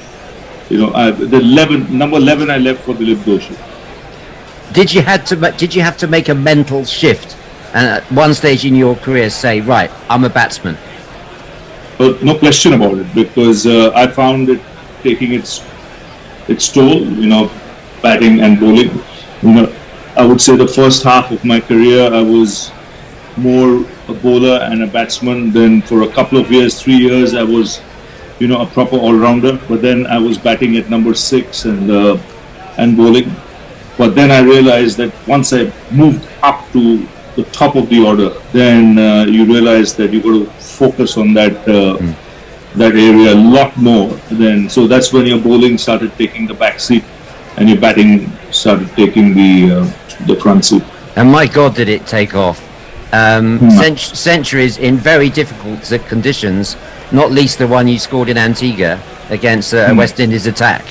Tell us about the attack that day. Not many other people managed to stay in against it. I was on 2 tours of the West Indies. 83, the attack was holding Roberts, Ghana, and holding Roberts, Ghana, Marshall. No, Davis played in that game, So I think Ghana wasn't playing. Davis played in that game, and then again in '89, Winston Davis, I got 100 in Barbados. That for me was probably the best 100 I made in Test cricket. Who was the attack that day? Little different from '83, but it had Walsh, Ambrose, Marshall, and Bishop. Just Bishop for some light relief. Ian Bishop to put it up round your chin. What was your secret to get, to playing against those guys? Because no one else managed to in the Indian team. I mean, that's the reason why I was asked to go up the order. And you've got to treat it as a challenge. You've got to realize that there's no shortcut there. You've got to, guts it out. You've got to take the knocks. And bottom line is you've got to have the gumption to hang in there for 4 or 5 hours if you want to get anywhere past 80, 90, because those days the restrictions weren't there. In '83 you could bowl 6 bouncers and over. The equipment that you wore was nothing compared to what the headgear and the gloves were 10 years later. So it was a challenge, and you don't often get lineups like you got in the 80s. You had some real quality bowlers. You got a lot of good bowlers later on as well. But when you had those kind of the kind of cricket gear you had and the rules that existed, where there was no restriction on bouncers, then it was a massive challenge. Well, can you imagine, Mikey allowed to bowl 6, or Joel allowed to bowl 6 bouncers, or Andy allowed to bowl 6 bouncers in over? I mean, you don't even want to go there. Just going to bring Jay. Going to bring my colleague in from Essex Cricket. I'm down here in Chelmsford County Ground during the lunchtime of the Essex Yorkshire match. I'm joined by Jay Naik, who's one of the stalwarts of Ilford cricket. Jay. Shastriji, you talked about the Barbados finest attack. One thing, because until then the benchmark batsmen were all small. The great Gavaskar and their technique was very different because of their height. And you're a very tall man, and you were probably one of the first tall Indian batsmen to cope with that. And so, what's the big change in terms of your compared to what you learned from the great Gavaskar and Amarnath and so on? I think in my case, I was a bigger target. I was an easier target for the fast bowlers. With Sunny's height, if you banged it in short, you got to get it in the right areas to get it somewhere near his face. He could easily duck or sway. In my case, I believe that you have to sway out of the way of the bouncer. You got to keep your eyes on the ball and leave it, because that's half the job. If you cannot play the short ball, or if they even get a sniff that you are intimidated by the short ball, you have no chance. But the point is, you created that, and hats off to you, because you were the first Indian batsman to do that, a tall batsman, and wow, because there are not many tall batsmen who are successful against that attack. So hats off to yourself. Well, Ravi, you've always been a pioneer. That's why when I worked at Channel 4, we came to you as our Indian expert in the commentary box. Because the next phase of your career was very distinguished in the commentary box. You're one of the best readers of the game. Everyone loves hearing your commentary. How big a part of your life is the broadcasting, and how difficult was it to give it up in order to take the Indian national coach job? Very difficult, because I was under contracts. I was enjoying it. I'd been 23 years in broadcasting. You'd worked all around the globe with probably every channel that existed in different countries, and it was something that you really enjoyed. And then suddenly, when you were asked to do that job, you had to. And without being given too much of time, all you had to tell yourself was just treat it as a challenge. Go out there, give it your best shot. I didn't expect anything. I just wanted to go there and get a good mindset going with the boys to compete wherever they went. What a job! The rest is history. You talk about that job. You're talking to Jay and I. We are both lecturers in business at the Open University, and we talk about different organisations. That organisation you had to manage, all those egos. It's what we call a person culture, not a people culture. It's a person culture. How did you navigate that with the senior players? Because so many coaches have come a cropper with the senior players in India. The fact that I'd been 23 years in broadcasting, so it wasn't as if I knew the players. I hardly knew anyone, barring to an extent Dhoni, because of the number of interviews I'd done with him, post-match presentations, things of that sort. But barring that, I really didn't know anybody. But you had to crack the whip the moment you went in the sense announce yourself. Bottom line, where you set some goals for the side, you get some team culture going where, they were told very clearly it's not an individual sport, it's a team sport. So the word I goes out of the window, it is we, and then take it from there. And the bottom line is, if you're going to play, then you're going to play to win, and you're going to play to compete. If you think you're out there to fill the numbers, just because you're playing test cricket, there are 10 teams and you're one of them, sorry, then Jay, then it's not in my, you're not in my territory. Yeah, but Raviji, in terms of managing the politics, because that's such a, as a coach, what percentage of your time was managing the politics and what percentage was kind of, handling the actual team type of thing, Actually, to be honest, I didn't have any problems there. Because bottom line is I don't know what's politics. Yeah. And if someone tries to play politics with me, then they'll get a definition which I know of politics. As simple as that. So, there was never any politics, but it came to me, you had a direct dialogue with the selectors. For a long period of time, there was no board. You had a COA running the cricket. If you realize that at that time. So, sure. The relationship with the captain, with the captain must be key, Ravi, and that's where, from the outside, it seemed like you and Virat Kohli had a very, very good working relationship. How did that come about, and how did you complement each other? I think we're similar characters when it comes to mindset. We're both aggressive. We want to compete. You want to win. You're not there to give excuses. You've got to own up. If you mess up, put your hand up and say, you're not good enough. Just be honest about it, and but play hard, play fair, but play extremely hard. You don't give an inch once you're across that boundary line on the field of play. So Virat was pretty similar when it came to that, and for me, the most important thing was the transition from Dhoni to Kohli. That happened very nicely. There was tremendous respect between the two of them. So that made the job a lot easier. Even when MS retired from Test cricket, he still carried on playing for India under Virat in the one-day game, and gave his best, which was fabulous. Of all your achievements with the Indian national team, which one would you say that away victory in Australia, where you came back from impossible odds to win that series, would that be one of the key series? That was actually without Virat, wasn't it, for a lot of the time? Yeah, I think that's epic. Yeah, that's something that I don't think can be matched. It can be equal, a performance like that. When you see the times you played cricket in, COVID times,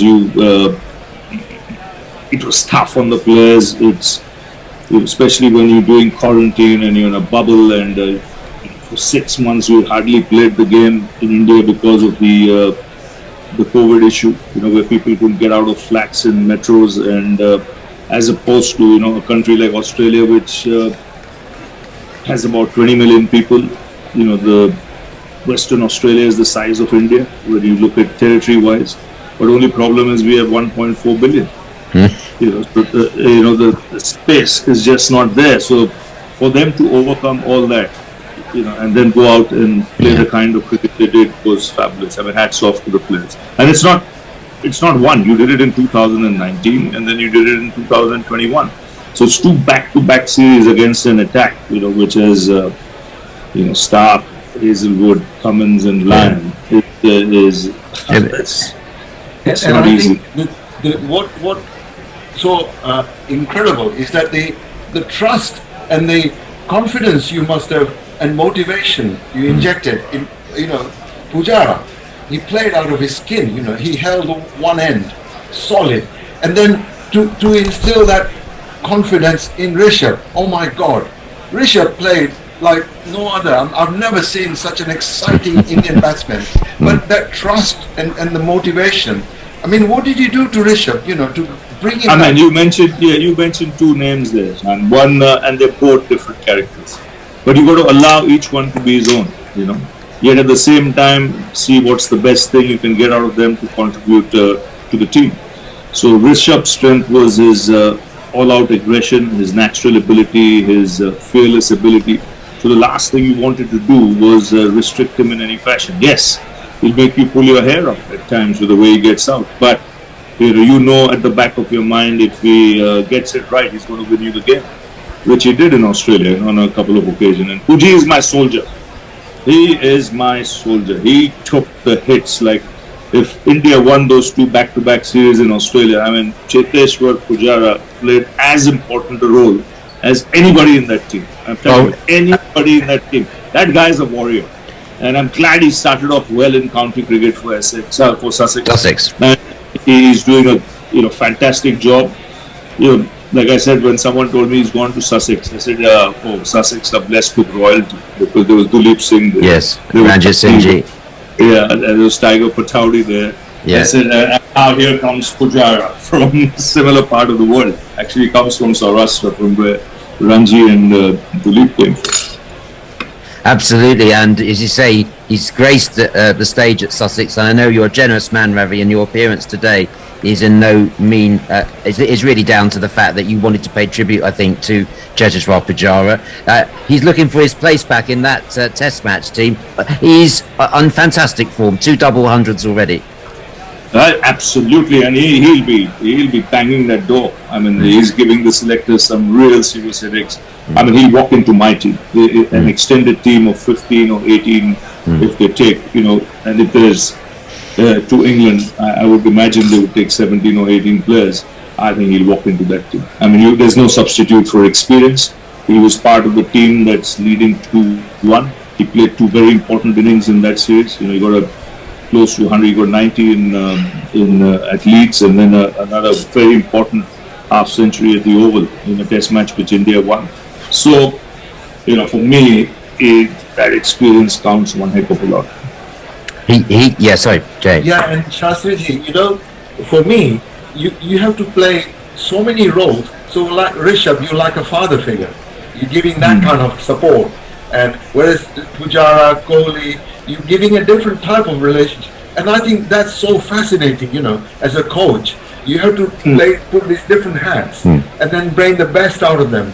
I mean, wow. That's off to you.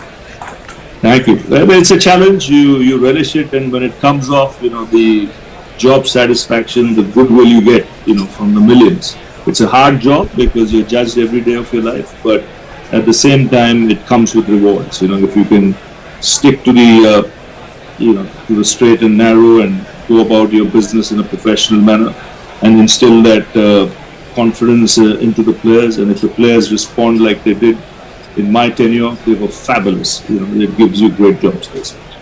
Well, hats off. I've taken my hat off to you, Ravi, because you're a man who played so many different roles. Your record in county cricket is every bit as good as Pujara's. You're the second highest Indian run scorer in the history of the county championship.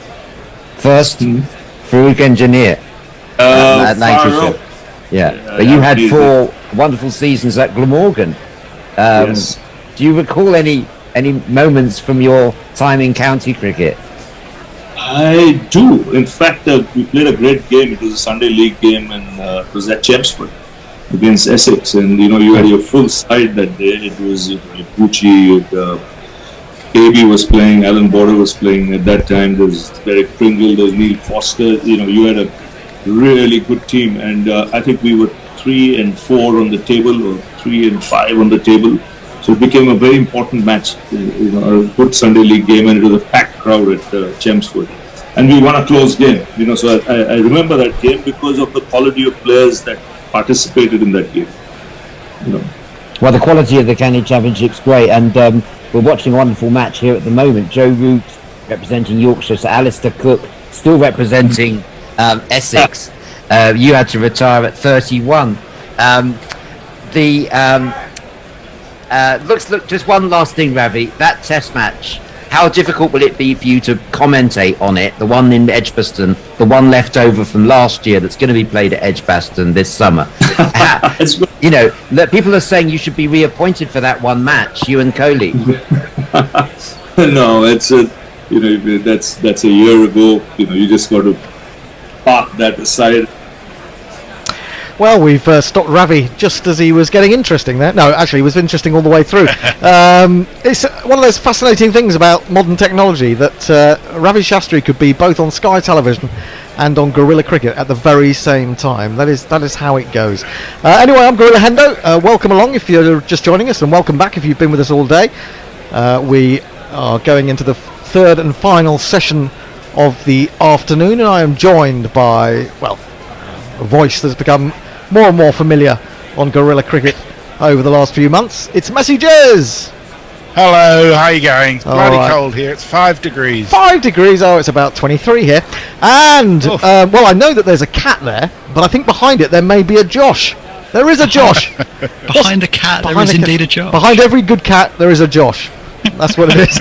Which particular cat is that, Josh? This is Lila. Lila. Oh, She's sulking a bit because I actually had to go into work today and sell a future of indebtedness to some of our nation's finest young people. Oh dear, that is really depressing. I can understand why she'd be upset about that. Well, who of you is on tweets? Is it you, Messi? Yes, it is. I. So it'll be Messi on tweets, and it'll be Lila on who's going to be summarising for us. I'm interested to get a cat's eye view on this and how they think it's going. Rishabh Pant will rejoin on 53 not out from 52 balls. Ravi Jadeja 32 from 65. The lights are on. There's a lot of cloud around Edgbaston, so even though technically we can go on till 7 o'clock tonight, I'm not sure we will get all the way through that before the artificial light takes over from the natural light, or something along those lines. Matthew Potts got rid of Virat Kohli, the former Indian captain. He's got 2 wickets today, and he is going to begin straight after tea. I've heard from pots that the kettles are filthy black. You know he might do. Let's bring him into the attack. 2 for 39 as he starts his 10th over, coming into bowl to Rishabh Pant with 3 slips, and as he gets just about to take his delivery stride, he breaks into a little trot, turns around laughing as if that's the funniest thing that's ever happened to him, and it possibly is when you've lived in Durham all your life. 174 for 5 is the score.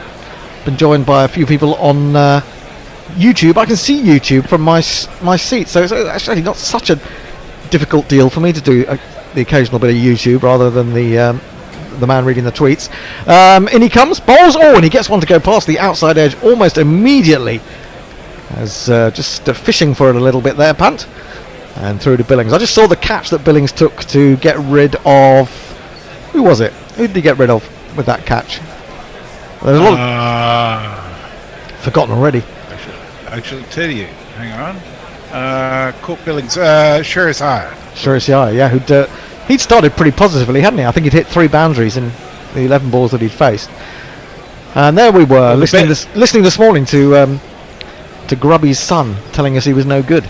Potts in, bowls driven, beautifully spanked by Rishabh Pant, away to the right of mid-off, and it's one of these.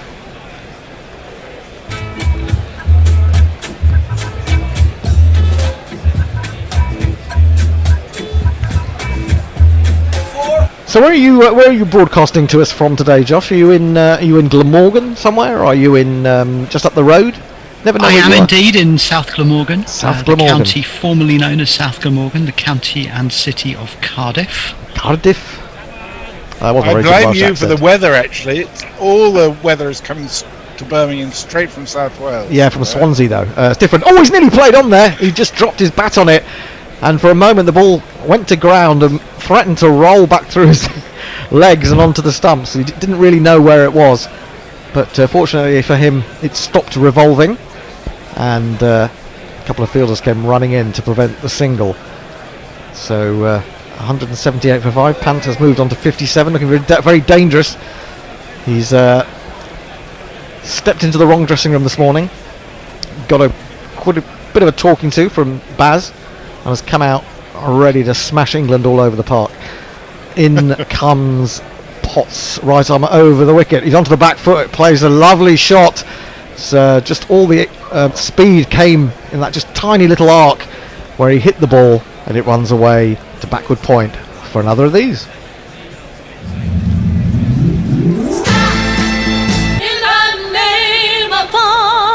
Play that off the back foot. It wasn't that short a ball, was it, really? No. It's nicely played.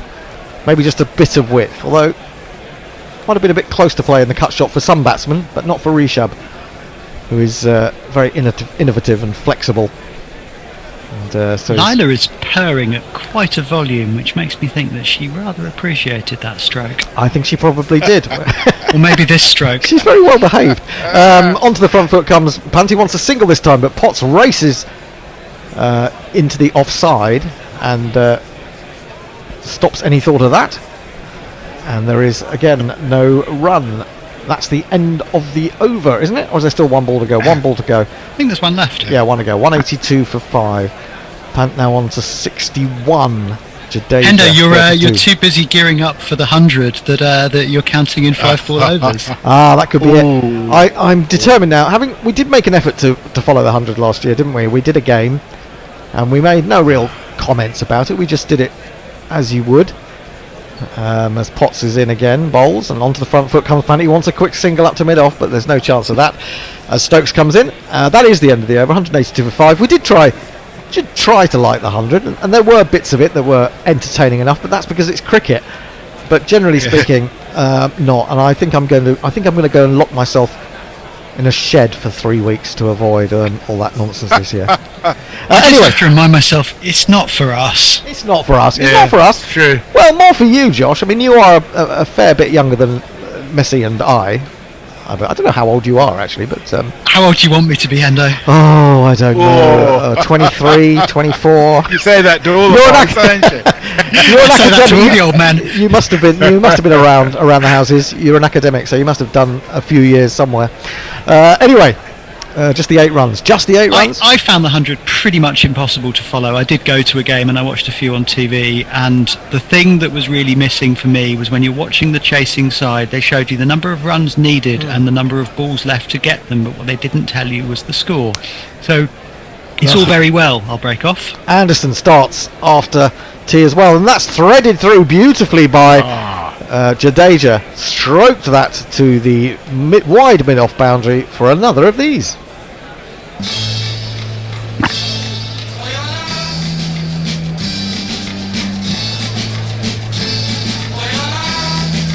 And the usually economical Jimmy Anderson, although he's picked up 3 wickets and bowled pretty well, has gone for a few runs today. 3 and over. That is quite a lot these days for Anderson to go at. Yeah, the 100, I don't think it's for me. I mean, it's all very well knowing that someone needs, say, 30 off 15, but whether that's in reach depends on knowing where they've got to. Indeed so. Anderson bowls. This one gets trapped between bat and pad, and then everyone converges trying to get there to the ball first. And again, there is no run. 186 for 5. Now, I subscribe to a magazine that some of you might have heard of. It's quite left-wing. It's called the Byline Times. And basically, it tells you about the stories that the rest of the mainstream media won't. In fact, so it's kind of preaching to the converted a little bit. But there's a really excellent article in it today, written by Peter Oborn, and forget. You said quite left-wing. It's very left-wing, yeah. Peter Oborn, he's a well, he's not. Well, he was. Anderson in bowls outside the off stump, left alone by Jadeja.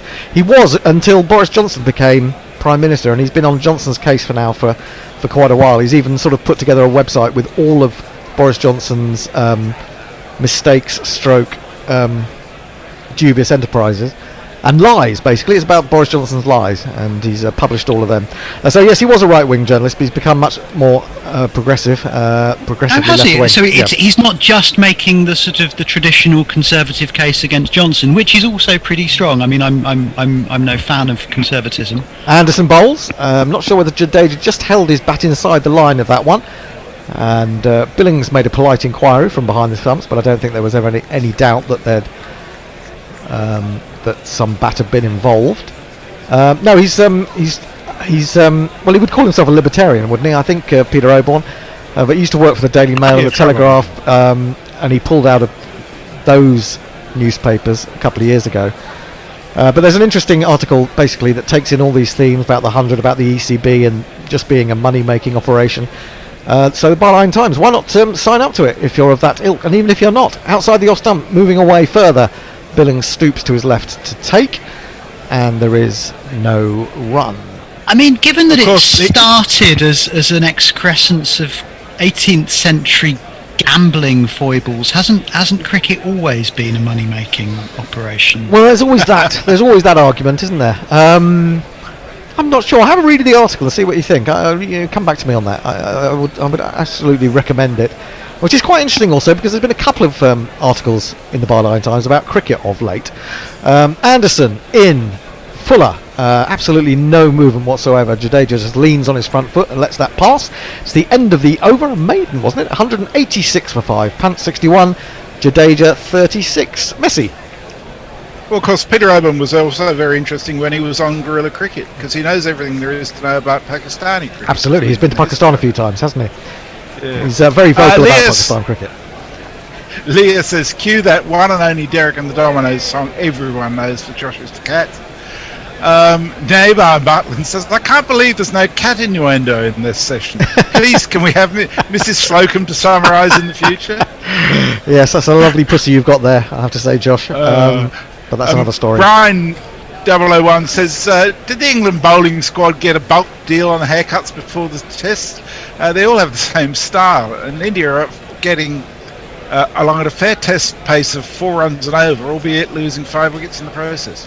First ball, a new over from Potts is defended square by Pant, straight to the fielder at cover, and there is no run. The run rate's just leapt up. It's just eased above 4 again to 4.03 and over. So this is new Test cricket, as we have seen over the last few weeks, being embraced by England and it appears India. But Potts is in. He's in his 11th over. He goes onto the back foot and he forces that again. It's just the way he speeds his hands through, probably about a foot as the ball arrives and pings it away square on the offside for one of these.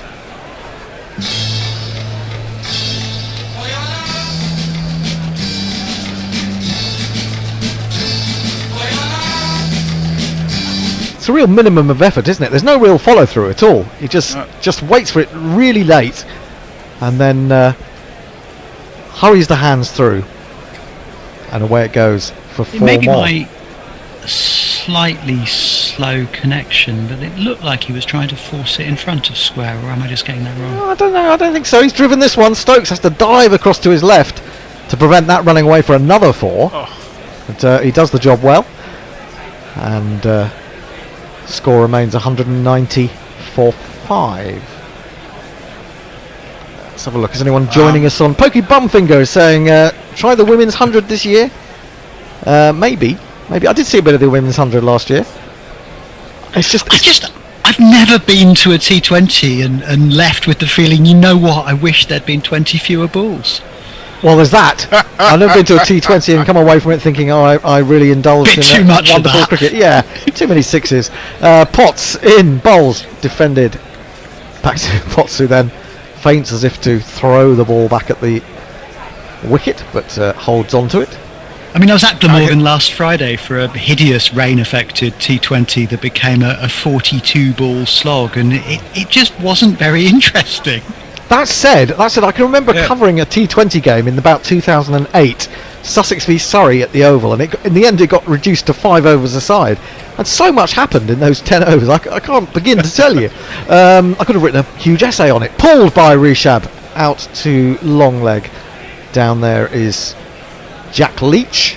Hasn't been asked to do too much today. They'll take a single, and now Rishab is holding on to the back of his leg as if he might have just twinged a hamstring slightly, but I think he's going to be okay. Do I infer from that, Hendo, that the last T20 you watched and found memorable was 14 years ago? No, actually, the last T20 game I remember well was England beating South Africa in India in whatever year that was. 2016, wasn't it, when Joe Root played brilliantly? So one in 2008, one in 2016. Yeah, but I mean, to be honest, can you remember many T20s? Yeah. I mean, no, nor ODIs for that matter. No, well, exactly. This is it. I can't even, to be honest, I can't even remember Test matches. I had to remind myself what had happened in this series this morning. Potts in, bowls outside the off stump. He's around the wicket now, left alone by Jadeja, and that is the end of the over. 191 for 5. This is England Welcome playing to to my square the world, series. This is England playing to square the series, isn't it? It is. They're trying to get the equaliser. The older you get, the lot more there is to forget. Absolutely. Mayank says, just because someone isn't young doesn't mean they'll like the 100-hander. Don't be ageist. I'm 28 and I love nothing more than 5 days of Test cricket with 2 to 2.5 runs a day. Oh no, believe me, I love it when I see young people loving Test cricket and being drawn into the longer formats. I don't necessarily buy that idea that it is purely for young people, but that's the way it's always marketed. I don't think it is for young people. I think it's for people who don't think they like cricket. Yeah, that's probably more like it. I think that's fair to say. O'Neill Harris says, cricket is great. The rules are myriad and complicated. Making it more complicated does my head in. The 100 isn't for me either. Honestly, I'd get rid of power plays and just make the restrictions all the way through. Well, of course, we've got the 60 coming up in the West Indies shortly. Anderson starts the new over, bowls to Pant. He wants a single. He's just pushed it up to Broad. And Broad said, how on earth do you think you're going to get a single with someone as fit and lithe as me at mid-on? And he comes tearing in rather belatedly and does cut off the run. 191 for 5. He's looking very confident, Pant, isn't he? It's not as if he's trying to keep the bowling out. He's looking for a run every ball. However, he thinks he might get it, whether it's playing, a very attacking shot or just dropping it into the offside or the onside and looking for a single. He's trying to just keep that score ticking over one way or another. Here comes Anderson again, 17th over, bowls, and he snatches his hands out of the line of that one. Very late, Rishabh, but a very good leave indeed. I mean, this invention of new formats with new numbers, it's all awfully reminiscent of that time in the mid-90s when all the other TV networks were trying to come up with their version of Who Wants to Be a Millionaire. And let's face it, they were all shite. Yeah. Well, the original was pretty crap, wasn't it? I mean, I never really enjoyed that. But the original generated audiences for some reason. I guess because you could sort of play along at home a bit like Universally Challenged. Anderson bowls and he's produced the reverse flap. Hasn't got it particularly well. He's got it over the slips. He played that shot in India, didn't he? But he's going to get, 2 runs for that one? He's gone on to 68 in fact, from 66 deliveries. This innings is taking on dangerous proportions for England, very dangerous proportions. That is a lot of risk. Oh, huge risk. Not all that much reward. I'm curious as to the game theory of that, but I don't think there is any reason to be playing that stroke in. Well, actually, it's not been as well played as Joe Root's played it in the last couple of matches, has it? No. He's played it particularly well. Anderson again, staying round the wicket to 2 left-handers. Oh, he's gone for a horrible hike across the line there. Almost a slog sweep to a good length delivery, and it could have been clattered into his stumps. It could have gone off a top edge. He's probably lucky he didn't get anything on that at all, because it could have gone I'd love to know how anywhere. close that was to the top edge. Let's have a look at this one again. Little bit of swing, but it's a horrible shot. It's a mow. It's a mow, nothing more than a mow. Harsh on Mo's the world over. Well, indeed so, but Mo Ali would be rightfully distressed. Yeah, Mo Siraj, Mo Sami, they'd all be upset, wouldn't they? Mo Molam. Jadeja should be talking to him, saying, "Settle down, lad." Anderson in again down the leg side this time, and Billings strangle dives away to his right and grabs it very athletically and acrobatically. I think he's done well ever since Grubby's youngest son slagged him off this morning. Billings has been brilliant. 193 for 5. So I think we're going to have to get Bertie in to come and justify his slating of poor old Sam Billings, and tell us where we're going wrong and where Billings is going wrong. So is folks still down with the lurgy? He is down with the lurgy, yep.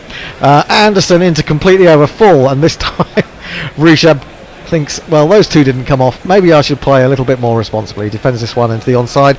There is no run. Messi! Well, you have to remember that in all likelihood, the whole of the Butler household is besotted with Joss. Leah says, this pair, Lord Shardle, a Shami Blitzkrieg and a customary Boomer of 40 against England, should get England near to respectability here. Brian 001 says, cricket used to be all about proper old money. Now all the old MCC ties are harumphing over this crass new money. Crass money. Yes, exactly. And Leah says, I've never been to 5 days of a test not affected by rain, and thought to myself, well, I could have done with 20 fewer balls. But I've never been to a test, so make of that what you will. Well, you need to get to a test match pretty soon, don't you, Leah? This is outside your stump. Pot starting a new over. Right arm round the wicket to the left-hander. So it's right arm round the wicket to the left-handers in general. Anderson to Pant, and now Potts to Jadeja. For what it's worth, I've also never been to an orgy and thought I'd rather have had 20 fewer balls. I've never been to an orgy, I have to say, and I don't think it's going to happen now. You don't know what you're missing out on, Nigel. Well, I kind of do, but and that makes it even more frustrating, I suppose. 193 for 5. The run rate is just 4.01. Raoul Drabad is sitting there chatting away in the balcony. Aims a drive at this one, does Jadeja, and he's beaten by it. Goes through to Billings. There is no run. So the porn bot says, "I applaud trans and her pussy. Inclusive gorillas, click here." Well, I can see now that Lila, is just having a little wash. Imagine if we were all to sit here and wash. I mean, that wouldn't be pretty, would it? Let's be honest. I don't think prettiness is what we get watched for, and no, funnily enough, you're probably Speak right. for yourself, Jeremy. Yes. Now that's another good ball from Potts that actually came into Jadeja. Still made him play, but he played inside the line slightly. I'm not sure that he meant to. I think he was trying to hit that one, but was beaten by it again. So 2 useful deliveries, and Jadeja and Pant go and meet in mid-pitch just to say perhaps to each other, calm down, just take it easy, take a bit of time. We need this partnership to progress further. Run rate drops under 4, Claxon. Da-da-da-da. Well, there you go. Now, what sort of game is this? You can't even score at 4 and over. Terrible. Rubbish. It's rubbish. Potts in again. Onto the back foot goes Jadeja. They will get a single here as it's just dropped into the offside. In comes Alex Lees to field. And the score moves on to 194 for 5. Jadeja to 37. What does Leela think about all this? Grand Theft Auto says the only 100 game I remember is the one when Stokes made the worst captaincy decision and got a ball which had gone for 2, re-bowled against Hales, which Stokes then dropped over the boundary and Hales went on to smash it. Hi, Josh waving. Potts Chris. Back over the wicket to Pant, who helps this short ball down to long leg. Fine of the fielder there, and it's going to be another of these.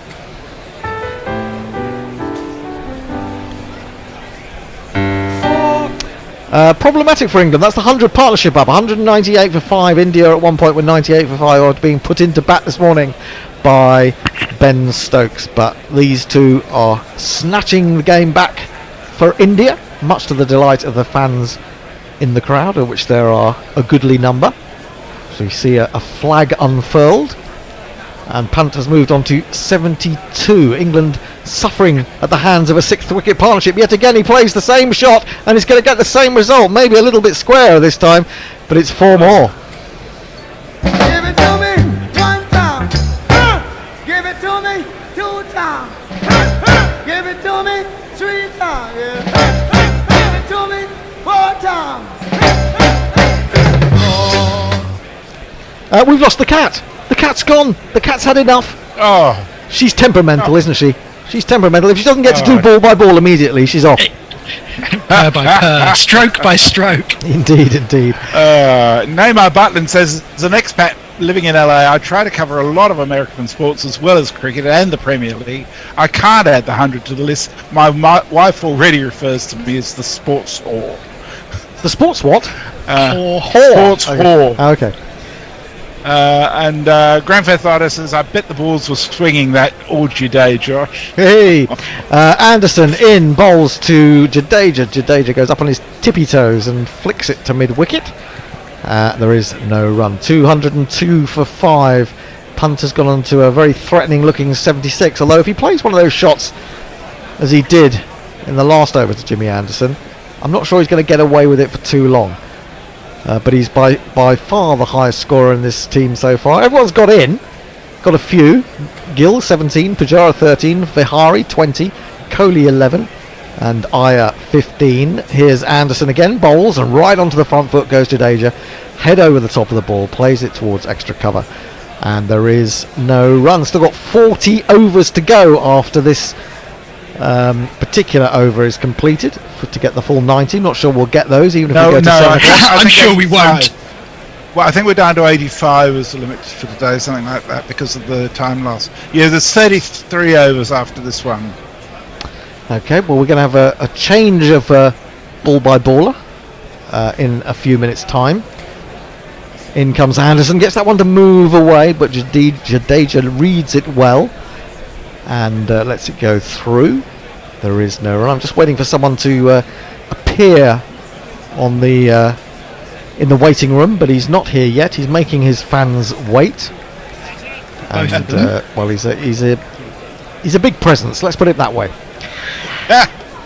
202 for 5. He's already here. Is he here? Where is he? I can't see him. Yeah. NFT. Yeah, was he here? The All right. non-fungible token. He's very, very fungible. Onto the back foot goes Jadeja. Tries to force through the backward point region, but can't get it past. I think it's Lee's, and there is no run. Where we will be having not Fred Titmus. He's going to be on with who's he going to be on with? I did send out a photocopied Colin and Messi, according to the photo of the handwritten Dewberry jig. That means I'm just going to sit here and do your jingles for you. Yeah. Anderson in again, outside the off stump, left alone by Jadeja. 37 off 81 for him. Pant has 76 off 71. 202 for 5 is the score. I can't tell if it's just the batting that's loose or a bit of both. It looks to me like England are deliberately bowling in such a way as to generate chances and concede runs in the process. Onto the front foot, that's a good length ball, straight, and Jadeja's right over the top of it. You could well be right. 202 for 5. It'll be not Fred, it'll be who else? Messi and who else? I've forgotten already. Colin is Colin and Messi's saying, so that's a goodbye from me. I probably won't see you in about an hour's time because I have to go out to dinner. Sorry. Oh, we had you down. We had you down, but we'll have to make alternative arrangements, won't we? Well, Lila will do it, won't she? She'll come back. Yeah, I'll put Lila on and give her a microphone, and she can purr to your heart's content. Absolutely, I'll be happy if no one else is. Over to you, not Fred Titmus. We'll probably get more sense out of the cat, let's be honest. Thank you to Hendo, thank you to Josh, thank you to Messi, but you're still here, Messi. I'm doing the what time is it where you are? Colour. I think it's 5 past midnight, and it's 5.5 degrees, so it's all the fives. All the fives. Well, I'm hoping India don't get to all the fives, but they've lost 5 wickets, but they are 202. They have 202 runs on the board, and this has been a very good partnership between Pant and Jadeja.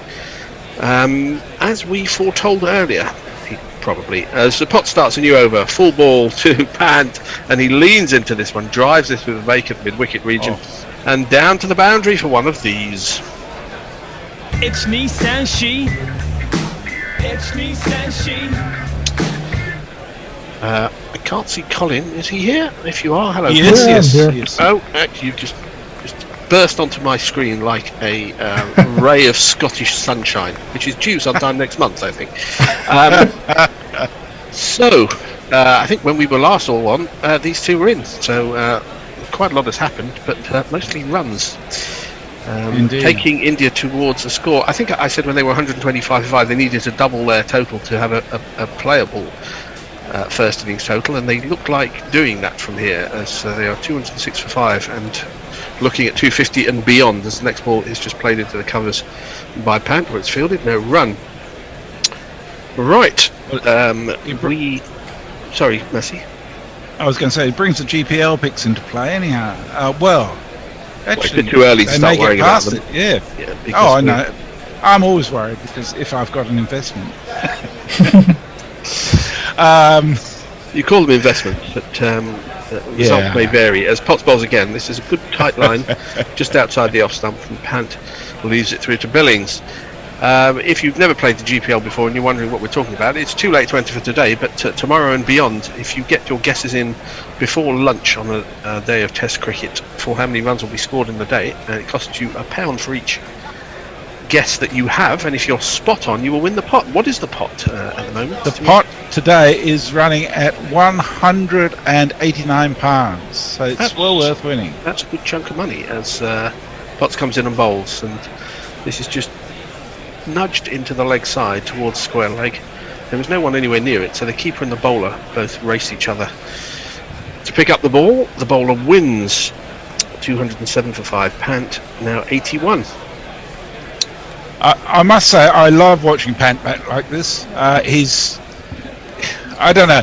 There's a part of me that was thinking India weren't the real India earlier on because they just didn't have that resilience. But these two are showing the flair that they showed to dig them out of a whole lot of situations over 2021 as well. So, it's I hate that term, baseball. It's attacking cricket, and I really enjoy it. Potts round the wicket now to Jadeja, wide of the off stump, and the ball is left through to the keeper. We will be having some of your tweets read after this next delivery at the end of the over. We're putting Colin on notice. I don't know how far behind we are. We generally spend most of the day about 10 minutes Not that behind bad, on the... to be honest. Messi keeps us up. It doesn't matter quite so much in Test cricket. Sometimes in T20s, I remember on the odd occasion that I've done those. A lot has happened since the tweet. Yes.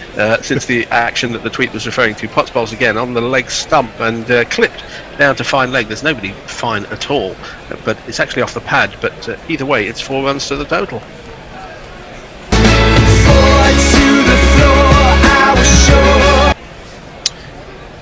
Colin, what do people say? On Twitter, O'Neill Harris. I don't have the time to go to a test match for a full day. I prefer listening along and watching while work. But I'd go to a T20 game. It's short enough, and in the Caribbean, the atmosphere feels like a party with the cricket on in the background. Yes, fairly true. Mayank, there's nothing better than spending 7 to 8 hours at a test match in the stands. Makes my mouth water just thinking about it. Brian, has Hendo been on the beer ciggies? Saying all the Indian bats have had a good start. Is really downgrading Kohli's 11 runs. Is 11 runs now a decent score for Kohli? Well, when you get into double figures, you feel like you're past the initial danger when you're never quite sure what happens when you first come out to bat. But it's a point. And say over on YouTube, conversation between Chad Wright and Pokey Bumfinger, going on about the blast and the Royal 500. 50, we're not watching those. As down the wicket comes Pant, and he's taken 2 steps and mown Anderson back over his head, a couple of bounces, and across the boundary.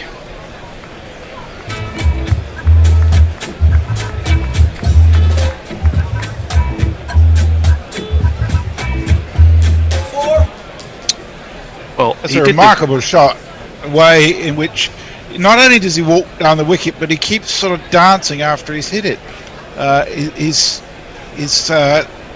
He jumped momentum, and then his foot was like a pirouette almost.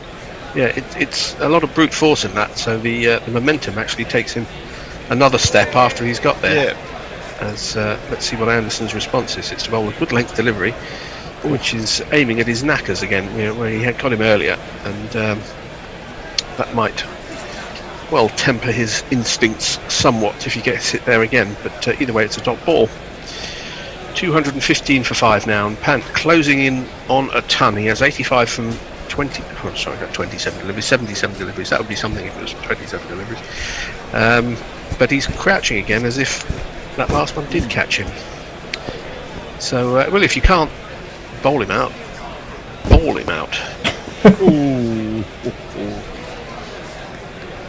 Yes, he does look in a bit of discomfort, doesn't he? Yeah, he may have just recovered from the last one.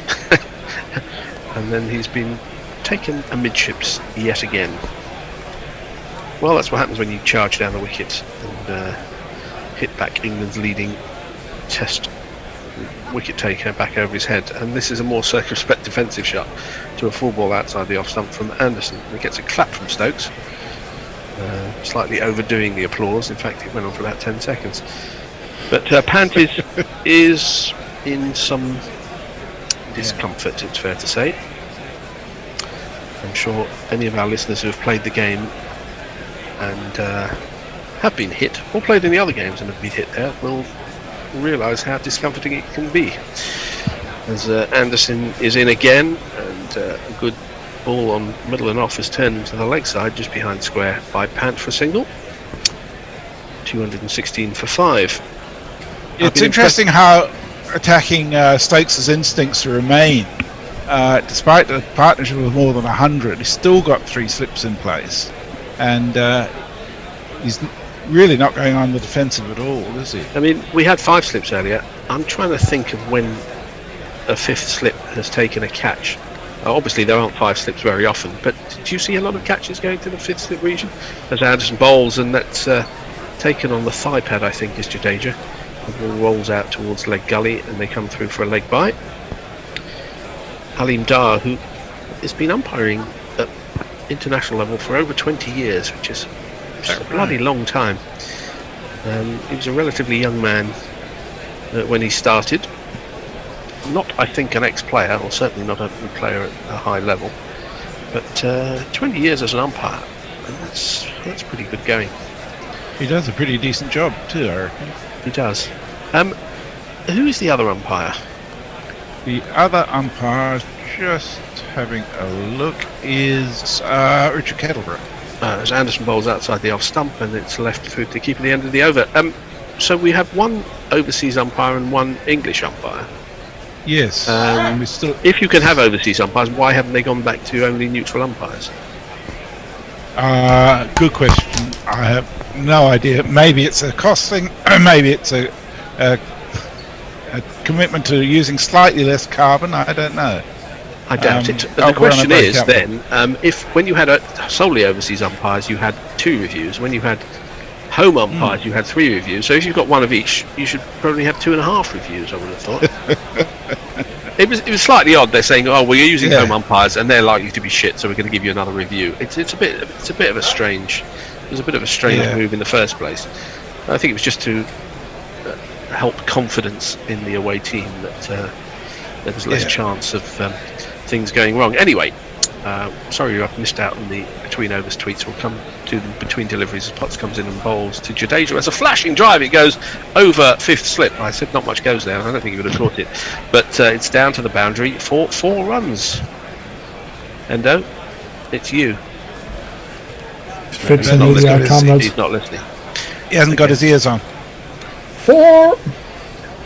Yeah, it was a thank you. Decent length ball outside the off stump, and it was a flashing drive. It actually went over about 6.5 slip. We haven't seen fields like that since the 1970s. Lilly and Thompson were making a point. The ball has been retrieved. Potts has had a summit meeting with Broad and his captain Stokes. The smile on Stokes' face has lessened during this partnership, it's fair to say. He was enjoying it very much. He was enjoying the play early doors when they were about 100 for 5, but a bit less so now. Has the slip come out? I think. Well, no, we still have. No, still got 3. I tell you what has happened. He's actually sponged down his cap, so the sweat marks don't look quite as bad on it.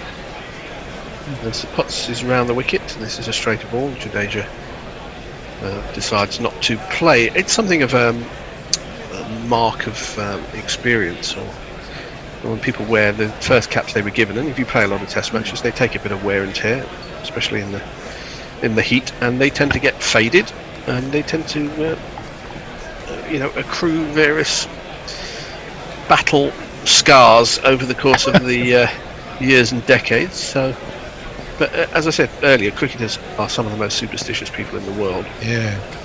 As the slips settle down and Potts is in again, closer to the off stump again, left by Jadeja. Let's run through some tweets between deliveries. O'Neill Harris, I'm probably a sports whore as well. I'd rather listen to GC radio than see a popular play. I'd rather watch paint dry than play musical. Also, some women I've dated find that difficult to comprehend. Especially, are you in the West Indies, O'Neill? I can't remember. Music a very big part of life in the Caribbean. As Potts bowls again, full ball and driven up to mid-on. He's fielding quite short there, Stuart Broad. He's not at the edge of the circle. Not that there is a circle, but you know what I mean. He's actually genuinely saving one, which he does there. As I recall, he's from Jamaica but lives in South Carolina. Oh, okay. Grand Theft Auto. Have India had any warm-up in these conditions, as they could explain in part the getting out ramps and Vince style? This is a full ball and is driven up to mid-off. It's also not too deep. They did play a... I'm not sure if it was a first-class game, because It was a weird game. swapping in and out of... and they played against Leicestershire in a 3 or 4 day game, and I think they led Leicestershire a couple of players and started doing that rotating business, but they have had some cricket in these conditions. I think Bumrah I think it's fair to say they're pretty undercooked. Well, they didn't have to scurry off home last year, did they?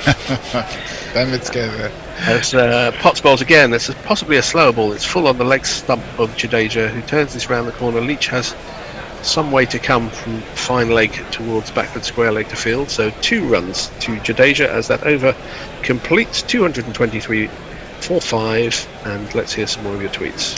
Neymar Butlins. This Indian innings reminds me of the last curry I had.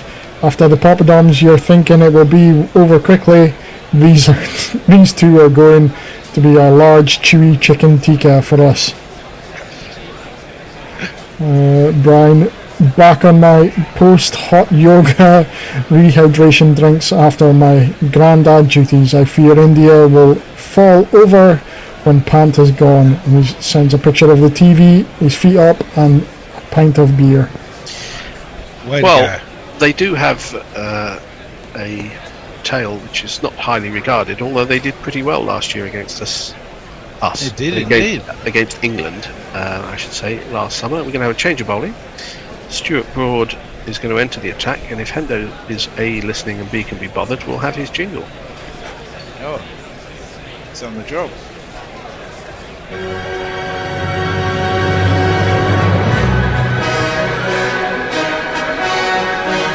No idea.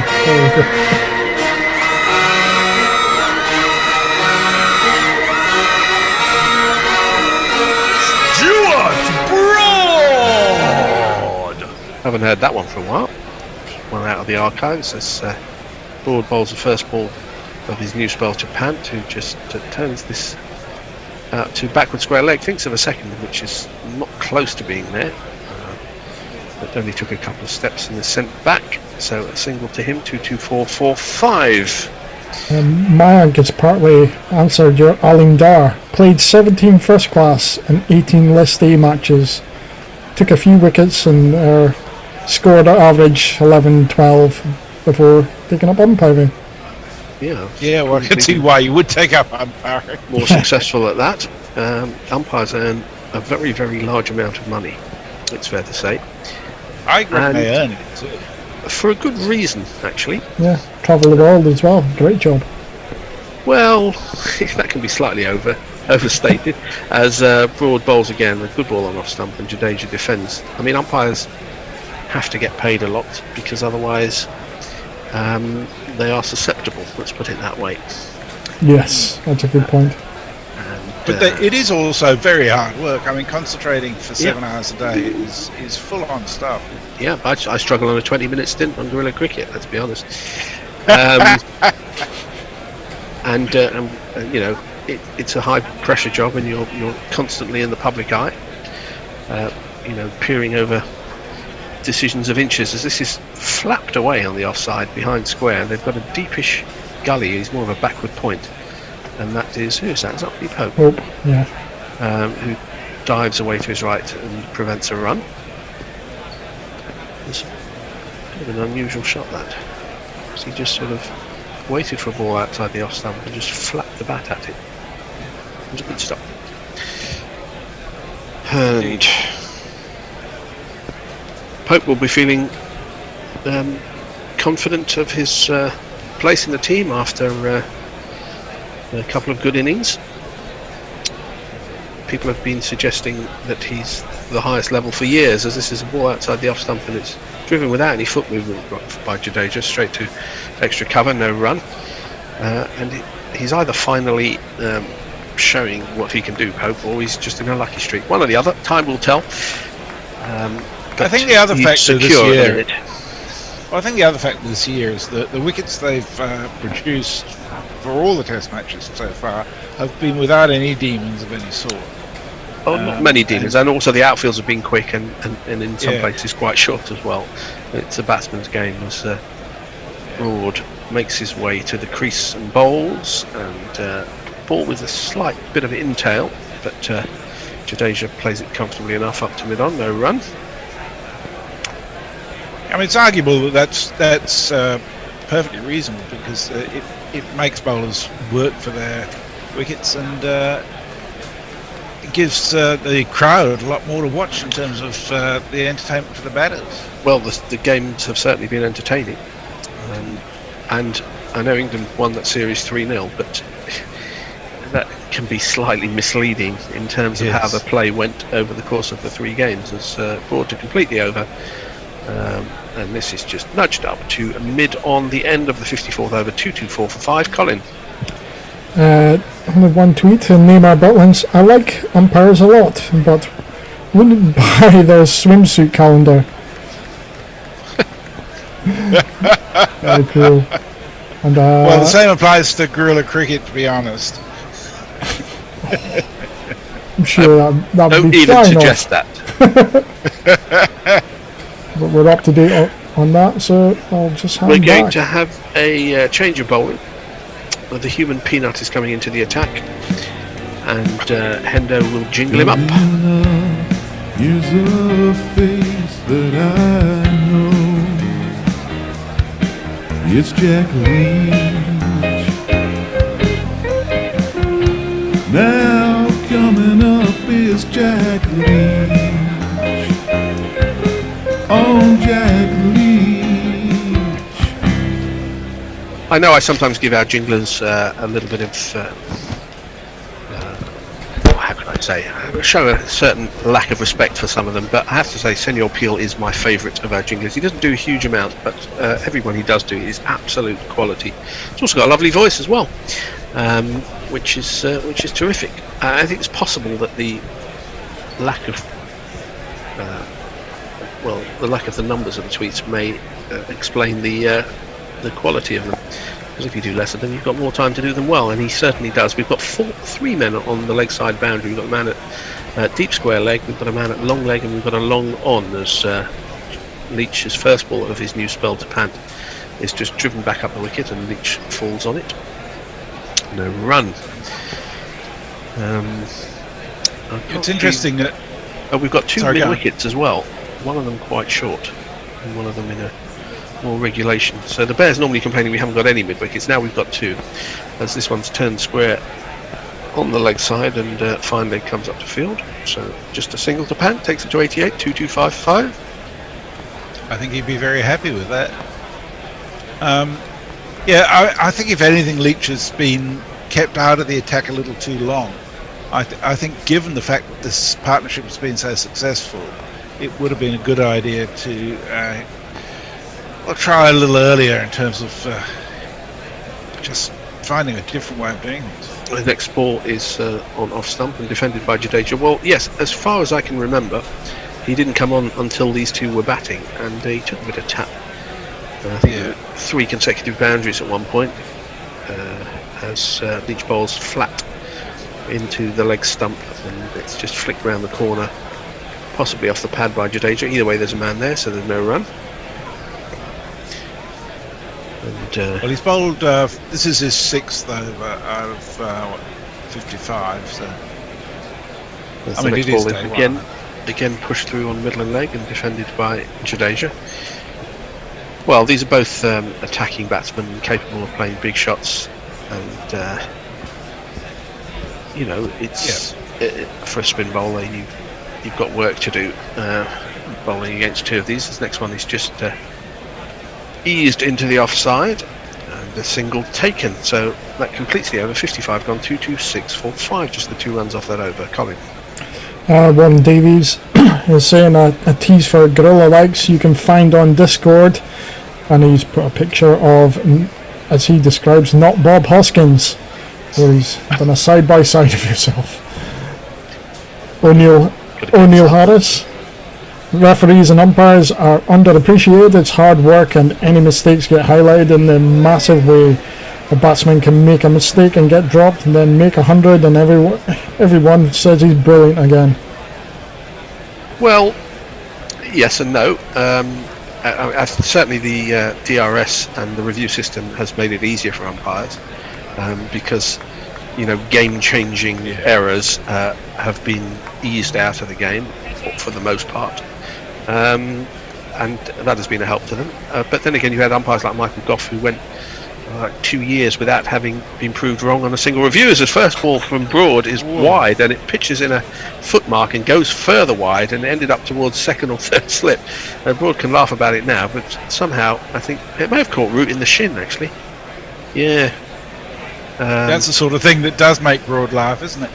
Other people sagging it. It just swung after pitching. It didn't hit anything unusual. And what happened was that Billings got a glove on it, pushed it down into the ground, and then it ended up in Roots' shin. Yeah. Roots' shin.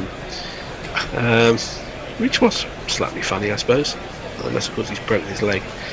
In which case I'll have to get COVID to get a replacement. Yeah. Broad bowls again, straighter ball, and that's just eased into the leg side. Jadeja wants a run, but there isn't one there. Yeah, I mean, once COVID's out of the way, what are you going to do to get someone changed? I suppose you're going to have concussion concussed by one of your own players. Yeah, you have to fall in a way that you land into the next slip's knee, and then you can get taken off the concussion. Have to do a Jack Leach. Wherever there are rules, sports teams will find a way of getting around them. That's just the nature of sport. Yeah. I would say professional sport, but it's in amateur sport as well. In all sport, let's be honest.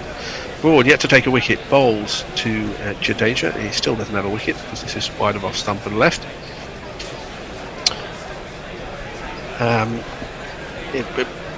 England took the decision to put India in, and will have felt vindicated when the 5th wicket fell. But it's looking like a decent batting track, which, yes, even against the very skillful Indian attack, I think England batsmen in the form they're in, well, I don't know if they're in form. Some of them are in form, not all of them. Might feel that this is still a good decision. This is down the leg side, and it's helped on its way by Jadeja, either off the bat or the pad. It is leg byes, and it's 4 of them. There's not one boy for me, I must have 2 or 3, I need 4. It's a jazzy jingle, so you know Hendo's on the machine. Jadeja's played an excellent role here. I mean, he scored 48 off 104 balls, and it's exactly what's needed to be partnering Pant while he's going mad. I saw earlier that Pant's slowest Test 50 was 105 balls, which is ridiculous when you think about it. There's a short ball from Broad, and Jadeja has nothing to do with this. I mean, that is a decent strike rate in Test cricket, sort of 2 balls per run, and that's his slowest Test 50. And how many scores did he have of over 50? I was just going to have a look right now. I think he's got 400s. He has 950s and 400s. Yeah. So he does entertain the crowd, if a crowd are entertained by runs and stupid things like that instead of dot balls, like they ought to be. Are you not entertained? Damn well should be. A good day's cricket was 210 for 3 off 110 overs. As outside the off stump again from Broad, and again Jadeja has nothing to do with it. Yes. So, at the end of the over, let's hear some tweets. O'Neill Harris, what's he trying to say about contributors who send in a lot of jingles? It's nothing, just some fishing. It's not like I'm holding myself back. I do tend to say what I think about these things, but our jinglers do a very good job, and often at incredibly short notice. And what's good is we've sort of created a competition between them, and we sort of put out an appeal saying we need a bunch of Bangladesh B team things because we're doing some obscure game, and within 20 minutes the email account is flooded with jingles of players we've never heard of. Oh, you've caught Richard Peel. Sorry, I'll let you read it. Oh, that's a good thing. Anyway, Leach is going to start. He has a slip. and nobody else in the picture other than the keepers. This is prodded towards mid-wicket by Pant, no run. And, Pant has 88, only technically 2 balls away from 100. As he's shoveled that into the leg side, and he's got towards deep mid-on. I'm not sure how many bounces it was, but it got to the boundary pretty quickly. It's 4 runs.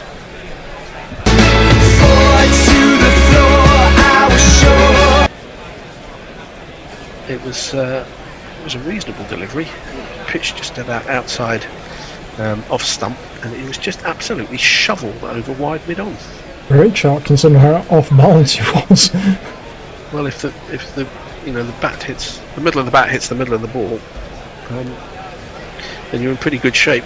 They're moving the mid-on. Are they moving in wider? No, they're bringing him back to regular long on. Well, there are 2 mid-wickets, but that went way over their heads. So I suppose they're there for the clip shot or for the miss-hit. But they're still there as Leach is in again, and down the wicket comes. He's fallen over, and he's hit that for 4. That has gone very straight, sort of straightish mid-on. He came down the wicket, took 2 steps. He had a heave. He fell over in the process, and he still got 4 runs. I love that. He's getting caught if he hasn't fallen over there. He's literally swung himself off his feet. I'm not quite sure how to describe this, which people have said a lot about my commentary over the years, but that's just odd. Anyway, his left foot came away underneath him. He's on 96 and Leach is bowling to him, and he's gone back into his crease and he's turned it round the corner for a single to take him to 97, 239 for 5. He's inventing shots that we've never seen before, but they are somehow successful for him. Hendo's shouting something in the background. I think we're due a change at the end we're of due this a over. change after this over. Excellent. As Leach bowls again, and this time Jadeja, who's on strike, just gently strokes this up to long on and walks the single. So Pant on 97. Leach has 1 ball left. Will he try and invent something new to go to his 100? Probably. He strikes me as the type of batsman who would like to go to his 100 with a 6. Yeah, I think you've summed it up right. As Leach is in again. Well, Warner finished his test today with a 6. And he's lapped this round the corner. He hasn't tried to hit it out of the ground, and he's taken a single, kept the strike. He's on 98, 241 for 5. That is the end of my stint. Good luck to you, gentlemen, and thank you. Thanks, Fred. The Bear should be back in any moment now to help with summarising duties. Who's staying on tweets? I'm on tweets. It's you're on tweets, Messi. Okay. Yeah. We should give you a break at some point, shouldn't we? But I've got a break after this. Right. Okay. The Bear's coming in. So Col. Is that Colin for the day, or have we got you again? Yeah, that's me. That's Colin for the day. Thank you very much for your contribution. Thanks, Carl. Thank you, Colin. Up there in Aberdeen. Is it just us 3 for the rest of the day then? Pretty much, but in different sort of combinations.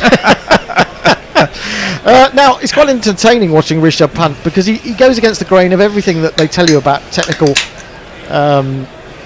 mastery of batting. They always say you've got to be balanced. Well, he's been off balance by the last 2 shots that went for 4. And somehow he still managed to get them to go over the boundary. It's good placement as well.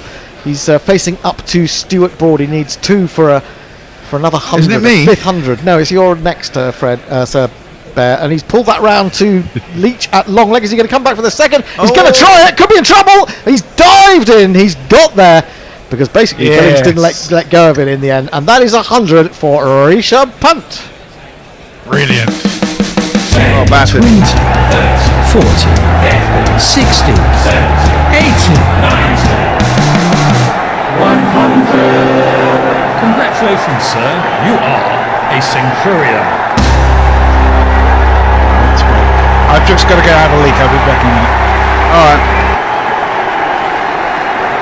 It goes on for 3 minutes, Hendo. I know, it's the standing ovation that we gave to Alistair Cook all those years ago. Yeah, loads of times during that one test. That game, yes.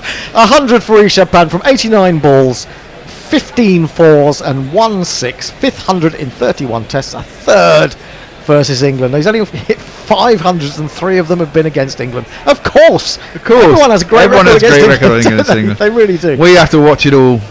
243 for 5. England need a wicket rather desperately because they've given momentum to this innings, and Messi Jez was absolutely right. Jadeja's played the perfect foil at the other end. Short ball, he flaps this to ground and through square leg. There is Matty Potts out there on the boundary, so it's just a single. 244 for 5. And Rishabh was not going to miss out on that chance to come back for a second, although he was kind of off balance when he played the shot.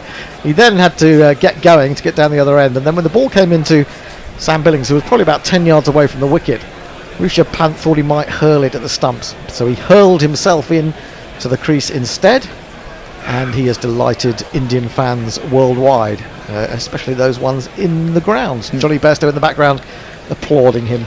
It's a gentle applause rather than anything too enthusiastic. Well, he says, wait till I get out there. Exactly. But that is a Bairstow-like innings in many ways. Well, yeah.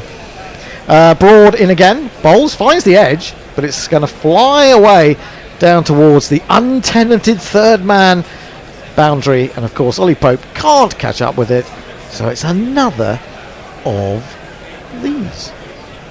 1, 2, 3, 4. Pants on fire. He is indeed. Well, that was Jadeja, wasn't it? Yeah, it was. That was. Well, he's not so far from a 50 now.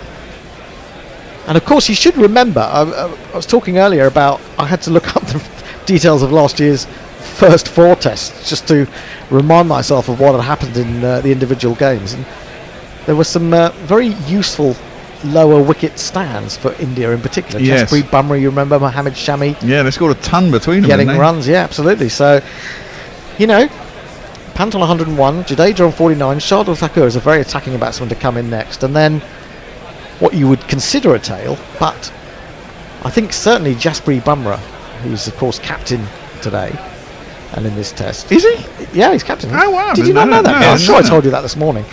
You can always see that Bear does his research. Broad round the wicket, bowling to Jadeja. Jadeja is going to go to 50 as he just eases this to the left hand of mid-on. Congratulations to him, and here we go. It's the old Saudi treatment.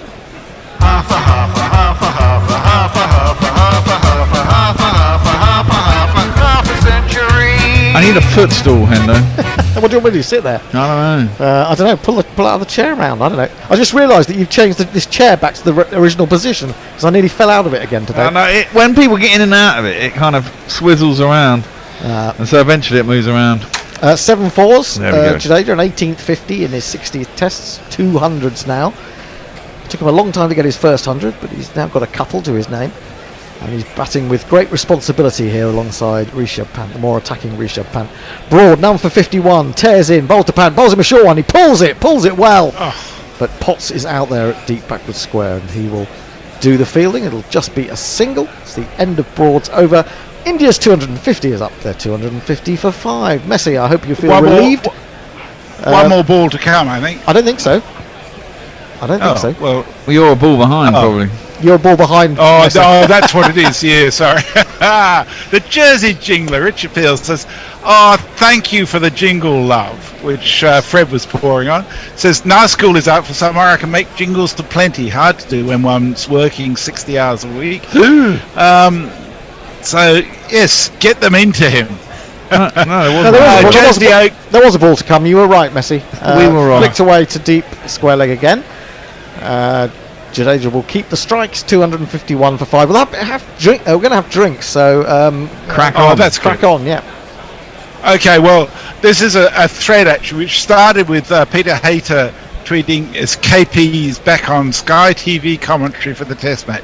Let joy be unconfined. And to that, Graham Fowler, Foxy, says that's a big mute from me. In fact, I watch Wimbledon. To which Josie Oak, God bless him, said, well, you can put on BBC Test Match Special, or you can watch Guerrilla Cricket, which are basically the same now that TMS has recruited all the sofa and Guerrilla commentators, apart from Guerrilla Hendo, who got confused and went to a jazz festival. Yeah, that's what I'm saying. That's what they say, apparently.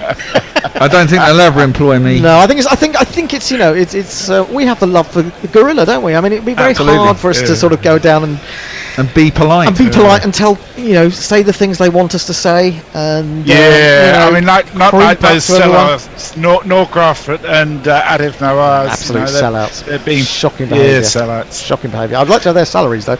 Yeah. Warren says the utopian paradise that is Australia getting across the board minimum pay increase today. Does this mean Jeff Perkins will get its due from Auntie Beeb? Unlikely, I'd say. Yeah. Yes, the minimum wage in Australia went up by 5.2% today, I'm pleased to say. Okay. That's pretty good. Dollar an hour. How many dollars an hour? Well, it's now, I think it's $20.50, something like that per hour. Okay. It's about 12 quid.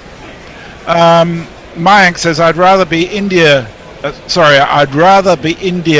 be 210 for 3 at close of plays than 235 after 56 overs. So there's an old-fashioned test. Fuck that. It's Bazball, and they've just taken it over. I think we should put a ban on the term Bazball.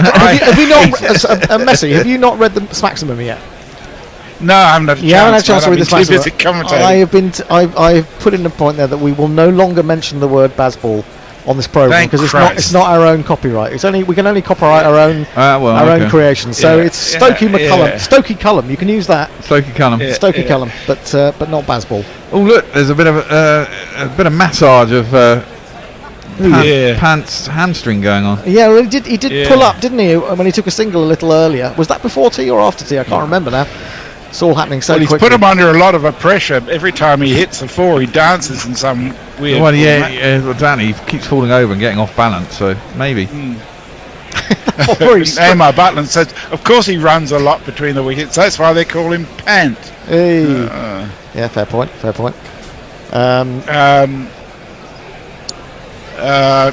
Fifth theory and form of chess, says Grand Theft Auto. Jeff Perkins has produced the cover of a gorilla swimsuit calendar. Oh my lord! God. I don't want to see that. I don't want to see. Who's he used? Who's he used as the model? It's me, guy. I'm gonna have a look now. Tremendous stuff. Yeah. That's what. Should we just remind people? Actually, I don't know if we're ready to go back. I just thought we might have a little snippet of this because we're celebrating the fact that not only that's good is he not on Gorilla Cricket, but he's not on the BBC anymore. Just a little bit of this, just a snippet. Yes. Born free of his stupid voice and his dopey thoughts. Born free's the best way to go. Just a snippet of that. I'm loving that cannon. I'm loving that cannon. That's brilliant. The Messi Jez. Have you been? When was the last time you went on a surfboard, Messi? Ever? Well, I've only ever been on a bodyboard. I've never been on a longboard like that. God. To be fair, that's probably not your body. Talking of bodyboard, that's probably not your body. If that was my body, my God, that would be different. You would. You would be hanging around with us. That's for sure. Yeah, exactly. You'd be down on the beach and impressing the babes. Anyway, Jack Leach is going to continue. He's got a 6-3 field. He's bowling pretty much to leg stump. There's a big gap on the offside, but unless you come a long way inside it, you're probably going to have a chance to play that. Although this one is offered up outside the off stump. It's only caressed into the offside very gently by Jadeja. You'd have thought he might have hit that a bit harder. They might have got a couple there. And they just take a single on this occasion. This is a bit of a hiding to nothing. There's absolutely nothing in the wicket for a spinner on day one, is there? I mean, it's not like you're going to get one rag sharply in between. You're either going to buy a wicket in the outfield with one of these two, or just give away runs. Well, Jadeja's been batting very sensibly. He has not been trying to hit. No. He's watched what Pant is doing at the other end and just providing good support. Leach in again, flat onto the leg stump, flicked away. And it's a beautiful flick because Matty Potts running around from long leg and Johnny Bairstow coming from mid wicket can't get anywhere near it. It's 4 more runs. There's not one boy for me. I must have 2 or 3. I need 4. And to get 4 from that is incredible, really. It's just a flick, isn't it? You've made all the pace yourself, but it must be an incredibly quick manoeuvring of the bottom hand through that. to get it away so smartly. And these outfields, despite the rain that's been at Birmingham today, still very quick. Well, it's a beautiful sunny evening now. Of course. Yeah, exactly. Leach in again. Oh, that's a good ball. Has that gone down? I hope not. That looked to me as if he might have edged that behind. No, Leach I'm was not sure. clasping his head. Sam Billings is now saying to Root at slip, no, he didn't touch that. No, on his cuff, he didn't. But it's a little bit worrying that he doesn't take those cleanly. He got very lucky, didn't he, in the final test against New Zealand with one of those, which was trapped between his legs. Down the leg side, paddle sweep, dive, put in. But it's offloaded, really, by Matty Potts, enabling them to come through for a single. Applause from Ben Stokes, but I can't say this is the most attacking way to bowl. No, I get Leach off and just go with yourself, Ben.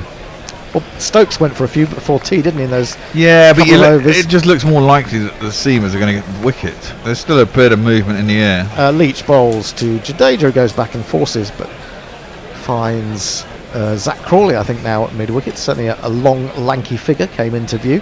We're just looking at this potential edge. It wasn't. I think it was the bottom of the bat clipping the pad made a little bit of a noise.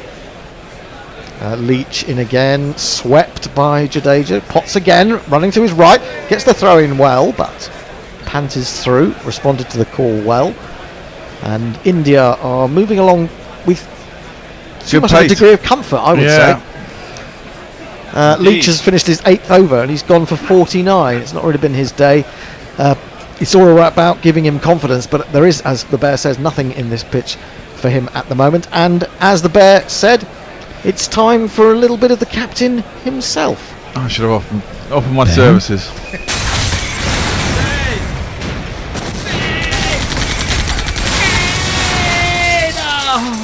Ben Stokes. Leo says this Pant innings is like soothing salt on the wound. It's great, no doubt, but it gives a glimpse of what could have been if the top order hadn't been so shit. Well, I mean, that's the way cricket goes. It's the way cricket goes, and you've got to give credit to the fact that Jimmy Anderson bowled really well, and Matthew Potts, although he's gone for a few more runs than he did against New Zealand. I mean, he was incredibly economical in the first innings of that final test against New Zealand. But, just finding out a little bit about what Test cricket is about. You've got to keep going, and he does keep going. To give him a certain amount of kudos. Very much a leg side field. What have we got? We've got a man halfway back more than halfway back at long leg. So I don't really know what you call that. You've got an orthodox square leg, deep square leg, a slightly deep mid wicket, and a mid on. I think it's going to be short. No slip at all. Down the leg side, way down the leg side. And Billings runs across to his right to take that. Well, this is not attacking cricket. This is... We've run out of ideas. We've run out of ideas cricket, isn't it? Yeah. Oh, shit. There's no in-between with him. I mean, it was 3 slips, half an hour ago, and now there's no slips. And he comes back. He comes back on, and he bowls a no ball straight away, which is not his good. 5th no ball. I think Fifth no ball, and he's only bowled 3 overs. And he's gone for 17, so 5 of those. No balls. In he comes again, short, and wisely Jadeja, with all those men lined up in the leg side, pulls out of the hook shot and lets it go through to Billings. India 259 for 5. They were 98 for 5. So That's this annoying. is now worth 161 for the 6th wicket. And there's some adventurous batting to come. Yeah, England desperately need a wicket. Yeah. 20 overs to a new ball. Yeah, it's been very, very rapid. 4.38 the run rate today. Short again. But Jadeja is certainly not going to take him on. Pant may, should he get down that end. But Jadeja is just getting under everything. I'd be tempted to, I don't know, maybe set the field up leg side and try Yorkers and something full and straight. Set the field up and bluff him, you mean? Is what? Well, no, I guess if you pat the leg side and try and make sure you bowl straight, he's only going to clip you into the leg side. Make sure. Well, he has actually. Look, well, he has that, but that's, I think that's more for the short ball, isn't it? As much as anything. It's a strange field. Stokes in short, and he does pull this one, and he pulls it well, but only to the man who's in not the orthodox mid-wicket position, but the slightly unorthodox mid-wicket, about 15 yards back from where he normally would be. Yeah, sort of halfway to cow. Yeah, it's a. So we've got a couple of those fielders. There's a long leg who's about, 40 metres from the bat.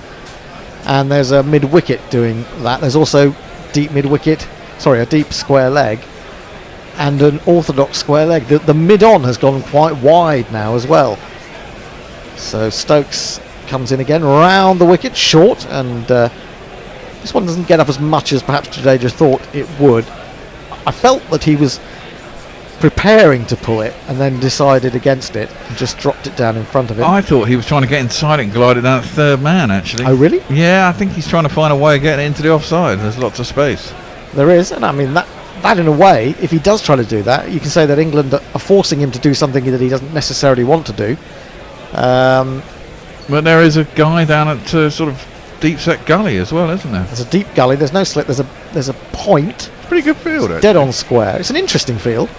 Not sure I'd want to bat against it, put it that way. Stokes in short, too short in fact. He's really pummeled that into the pitch. And it's gone looping up over Jadeja's head. He's looking towards the square leg umpire as if to say, is that a no ball? Well, it's not on height, but he has overstepped the mark again. Aleem Dar has just got the message through from presumably the third umpire, and it's yet another one of these. Over the line! Huh? I'm sorry, Smokey. You were over the line. That's a foul. Here he is again, bowls short again, and once again Jadeja shapes the pull and then leaves it, and through it goes to Billings. Still one ball remaining in this over. Stokes had lost count, had to ask Aleem Dar. Yeah, I'm not surprised. It's inglorious It's an sunshine. old Australian over 8 balls. Absolutely. Yeah, when I was first listening to cricket from down under, it was 8 balls per over. I don't remember that. Yeah. You don't remember that? No, maybe you're so young. So young. Stokes in again, short. Absolute filth. Absolute filth. It's not leg buys. It's not a no ball. That's outrageous to call that buys, because that should be given as wides. Absolute nonsense. I'm going to play the wide jingle. He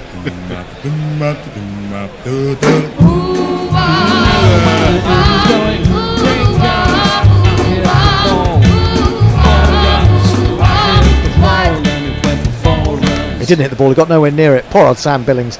He would have had to have got over to about a 5th set of stumps to get anywhere near this. And England just giving runs away at the moment. It's not incredibly intelligent cricket in my mind. So I've just opened a beer from which Brian very kindly sent me, called Running with Thieves, which I thought appropriate. Can you hold it up and have a look at it? Let's hold it up. Hold it up to the camera. It probably won't. Oh yes, there we go. There you go. Running with Thieves. That's what you do these days, I'm afraid. He's just tweeted in a story. My wife came into the lounge the other day and saw me watching your YouTube feed. She stood there for a while and asked me what I was doing. Sorry. No, carry on. A long conversation ensued about why I was watching 3 bearded burblers when I couldn't see what they were looking at. Yeah, it's kind of logical, her thought process there. This is played in the offside, backward of square. They take a single. India 265 for 5. Jadeja back down to face Leach. He's kept Leach on despite going for 50 from 8 overs. It's horrible ball down the leg side.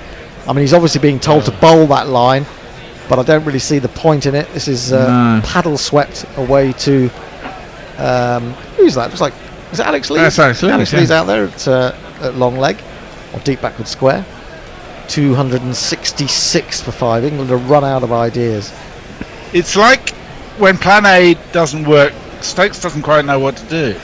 Pulled from a sort of sweep position by Rishabh Pant, and Lees can't get around to that. It's 4 more. And the wheels are coming well and truly off for England. Yeah, they are.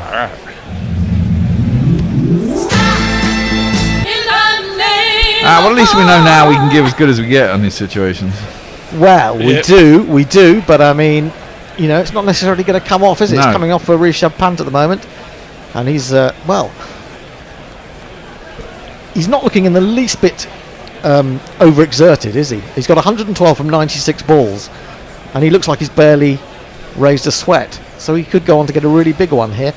Leach in, he's down the wicket, he's smashed that. Think that's going to go all the way, is it? Yes, it is. There's a man at long on, but he's not needed.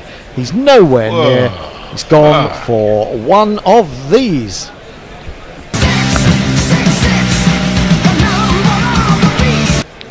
The second six of the day, the second six hit by Rishabh Pant, 276 for 5. Magnificent use of the feet.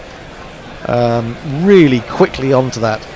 And I don't see the point in exposing Leach to this kind of treatment. No. I was just looking at my watch. They've got an hour left, haven't they, max? Yeah. And you might as well get a bit out of Jimmy and a bit out of all the fasties before the game's out. I mean, it's only 20 overs. 20 minutes each, is only about 4 overs each for the fast bowlers. Bowls to Rishabh Pant. Terrible throw came there, and they're going to get overthrows. They're going to get Broad is now going to have to run after that. What on earth was that? Poor old Leachy. His figures are suffering. It was Zach Crawley who threw. The wicketkeeper was nowhere near, and it's another of these.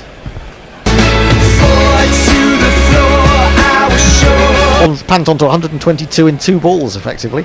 122 off 98. England really are getting the treatment here. Billings was right up by the stumps. What on earth was Zach Crawley doing? It's miles away from him. Oh dear, that's simplest terrible. Return you can imagine. Crawley already owes England a few runs. Leach in again. Down the wicket he comes. It's the one-handed six this time. I think that's gone all the way. He might as well just watch that sail into the crowd. Pant is well and truly on fire. Certainly is. Oh, I say, champ, give me any lift. 16 runs from 3 balls. 286 for 5. These two have added nearly 200 in how long as well? Not very long at all. I think not very long at all. Tactical miscalculation here from Ben Stokes, I have to say. And that was a brilliant one-handed six. We've seen him do that before. But it just shows what strength he's got in his top hand, doesn't it? Amazing shot. Certainly does. Swings it like a pendulum. Brian says KP on TV is right on the fashion trends of this shiny elasticated waistband pants, no socks and Velcro flat shoe. Elasticated waistbands. I just got a couple of those and I sent them back because I said I'm not wearing elasticated band trousers. And Chris Acquire says even with Vaughan having stepped back hit wicket, I can't imagine Hendo or Bear keeping up unfailing politeness to Aggers. No, I couldn't. No, that would be difficult, wouldn't it? Be difficult, especially because he didn't like me because I used to be called Hendo TMS, as in Test Match Sofa, but he thought I was taking the piss out of Test Match Special. Anyway, I've upset everyone along the way. Stokes bowled short, turned into the onside by Jadeja. Jadeja is an oasis of calm in comparison to what else is going on out there. He's got 54 off 123. Pant has 128 from 99. They've added 188. We better have a start to have a look at the GPL because at the rate they're going, everyone's going to be out. They're going to be out of it.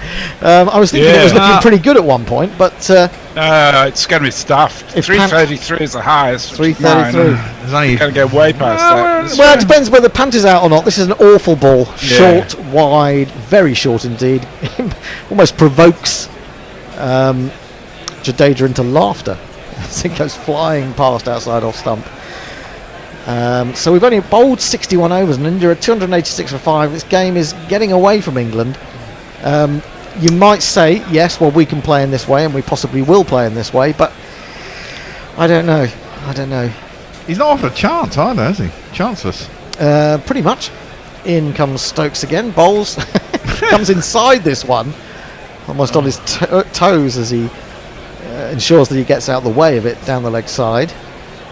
And there is no run. The run rate Not Fred's retweeted an interesting stat for Andrew Sampson. Number of test centuries made in less than 100 balls in England. From 1880 to 2021 there were 10. 10? In 2022 there's been 3 already. Wow. Well, things evolve, don't they? Stokes in again, short, pulled by Jadeja. Didn't really get hold of it. One of the fielders on the leg side, the shorter long leg, if that makes sense. Ollie Pope does the fielding.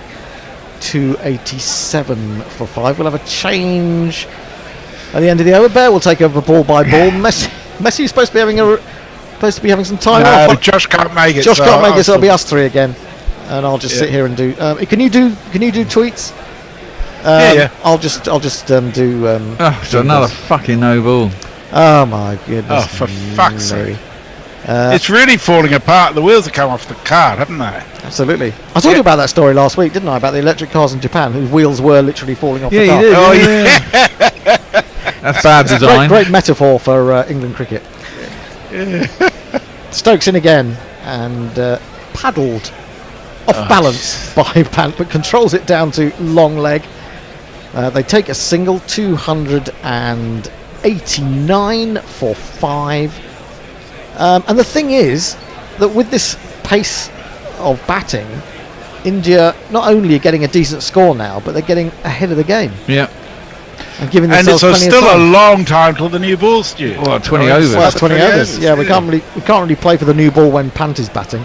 Yeah. He'll just take you downtown, won't he? I would get Leach off now. Yeah, Stokes in again, another short one, and Jadeja won't be tempted. He goes, bends at the knees, flexes at the knees, wanders towards square leg, and says to the umpire very politely, "Do you think that might have been, too high?" The umpire says no, and so he just wanders back to his guard. Ben Stokes is, I'm afraid, bowling quite a bit of filth here.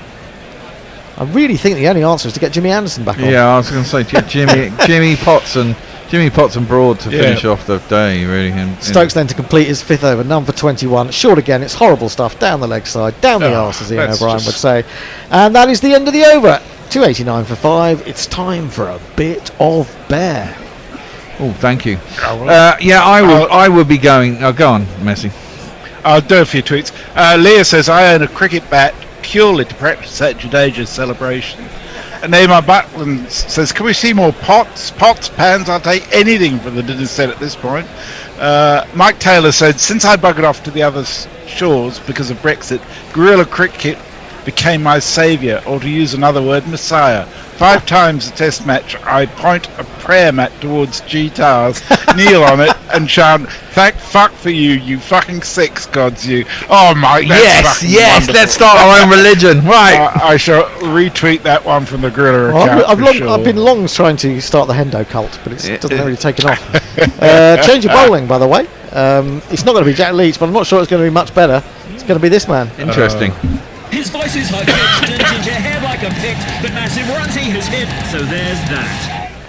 Introduce yourself. Joe Root. Introduce yourself. Joe Root. Introduce yourself. Joe Root, actually. Oh, actually, JP, if you go into England alternatives, there's a new JP 2020 underneath where you are now. Okay. Well, that's thrown up wide outside off stump by Rooty, and they get through for a quick single. This one? No. Where you were, there's two England carts. England there, and there's Joe Root. Oh, is this a new one? No, down the bottom. Joe Root. No, not that one. Alright. Not bad though. No, turn that one off. I like it. Alright. Yeah, but we can't have 3 Joe Root jingles. That one's tossed up. And we can do what we like. Well, we can do. Program. Yeah, it's true. That's played up to mid off and they go through for a single. The one at the bottom there. Oh, okay, let's try this one then. You are Joe Rootiful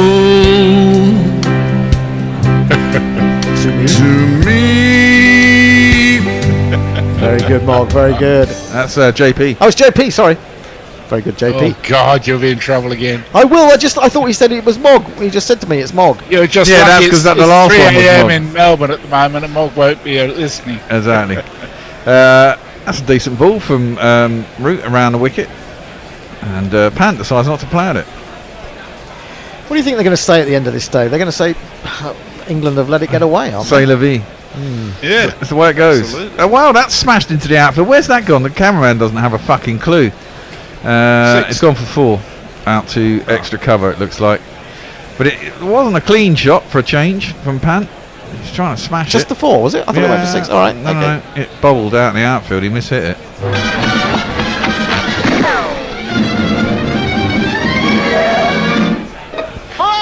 It's amazing how many of his mishits go for 4. Yeah, it is, isn't it?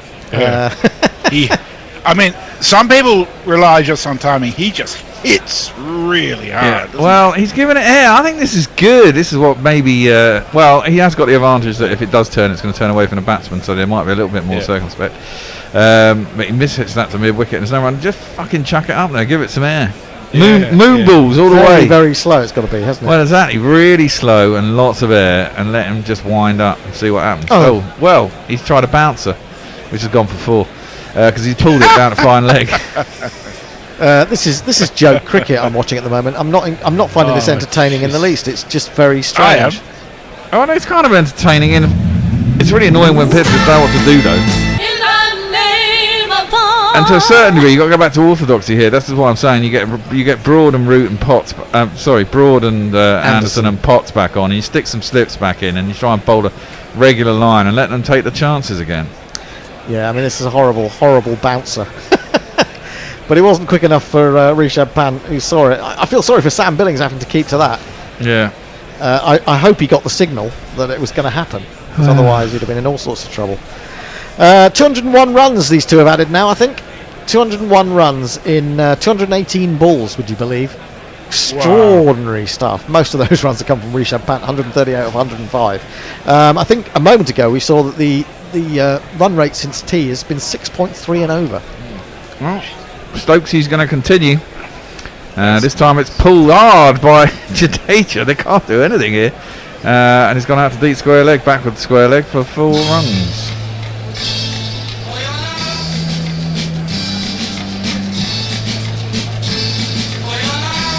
300 up. And the 300 is up. 303 for 5. From 98 for 5 they were. To 303 for 5. I'm beginning to feel like New Zealand fans last week. Yeah, a bit so. Do we think that New Zealand bowled as much tripe as we've bowled in the last sort of 40 minutes? I think they did when this is it. It's easy if you can hit the bowlers off their stride, as that's short again. And Jadeja's complaining about all this short stuff, but the New Zealand bowling wasn't as bad as this, though. I don't think this it was really crap. I mean, I know he did get a New Zealand wicket by bowling short and getting him into a trap at one stage. But to keep doing this is just nuts. I think Root is the best bet, just tossing it up and hoping for a miss hit. Highest 6-wicket partnership for India in tests v England. That is a surprise. We see records tumble all the time against us. Stokes in. That was another short one, so if it's not that short, and Jadeja just lets it through to Billings, and there's no run. The thing is that about this kind of... It is the highest test score against England. I realised that as I said that, but you know. The thing about this bowling is saying, like, we can't get you out. Yes. That's what I mean. You need to go back to basics here, don't you, and just get... lots of glum faces on the England balcony. He's not leaning back and looking all casual tonight, is Brendan? No, but he's still got his Ray-Bans on there. Yeah, true. Still looking cool. Sponsors. Yeah. Oh, and that's a better ball. Bowl a bit more of that. Well, he's not doing anything, mind you. That was straight and defended by Jadeja back to the bowler. But you know, at least if he's going to take a chance on it, you miss, he misses, you hit, sort of deal. I mean, I know you can say, you know, after what happened at Trent Bridge with New Zealand getting 560 or something, was it, in the first innings, and England still winning, that England can win from this position. But the longer it goes on, the more difficult it becomes. Well, it's only day one. There are a lot of days to go. 4 more, in fact, after today. Stokes is in. Another short ball.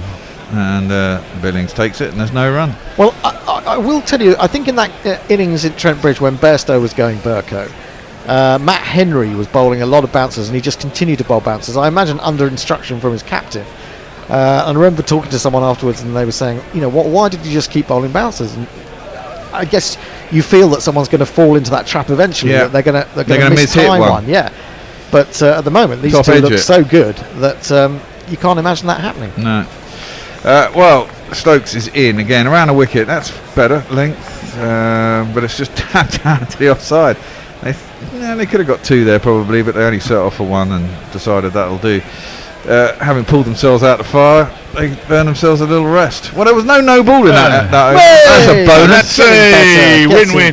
Neil Harris says extras at 28, third top scorer of the innings. Neymar Butland goes a bit left field. He says this is exactly how Scientology started. Probably is actually. Yeah. I do remember seeing a documentary about that. Now I think it was down to cricket. Neil Harris says, it's 3 a.m. and you're still on Guerrilla Cricket Radio, Messi? No, it's 3 a.m. in Melbourne. It's 1 a.m. here. And I tell you what, on YouTube, people are really pissed off. Has Anderson bowled since tea, says Chad Wright? I know they're waiting for the new ball, but they need to switch something up here. Well, they're not going to get the new... Well, the thing is, they're not going to get the new ball tonight, so it doesn't matter. And they've given away 120 runs without a fight. This is absolutely pathetic from England and Stokes, says Stephen Box. Yeah, it's not clever. It's not clever. It's not even attacking, is it? I mean, it's negative, if anything. No slips. A bizarre field on the onside. I mean, I'm not against bizarre fields. They can sometimes work and they can confuse batsmen. But, you've bowled with that field for about 4 or 5 overs now, hasn't he? Yeah, but he has. But not only that, he's bowled with that field bowling short. And I thought that field was set up for bowling kind of out the pads. Quite straight. Possibly just a little clip up in the air. Yeah, just not slightly and maybe even from over the wicket. Well, Root's going to continue. Tosses that one up. And that's about the most threatening ball I've seen in about 2 hours. As Jadeja just prods at it and it gets the inside edge of his bat. He had to wait for that though, didn't he? He got into position ages too early, really. Yeah. Root again tosses it up, but it's too wide and it's cut. There'll be a man out there, I presume. No, there isn't. There's a man comes around from cover, but they'll get back for 2. It just looks really, really, really easy. The cricket looks very ragged, and then maybe from a New Zealand point of view, that's what it felt like at Trent Bridge and Headingley. But certainly from an England perspective, it looks incredibly ragged at the moment. It does indeed. Root around the wicket, tosses that up. It's just prodded out into the offside, and there is no run as it goes to cover. No, our appearance on the BBC, I wouldn't get along with Aggers because I had a massive row with him on. I accused him of shit on Twitter as tossed up outside the off stump and there's no run, and he threatened to sue me. Did he? Yeah, it was that Aggers. Yeah, even though it's true. That's sensible. You told me to take it down. Eventually, I did after a few days. That's cut nicely by Jadeja. Oh, nice shot. He's beaten the man Broad, who is just chuntering after it, down to the third man boundary for 4 runs.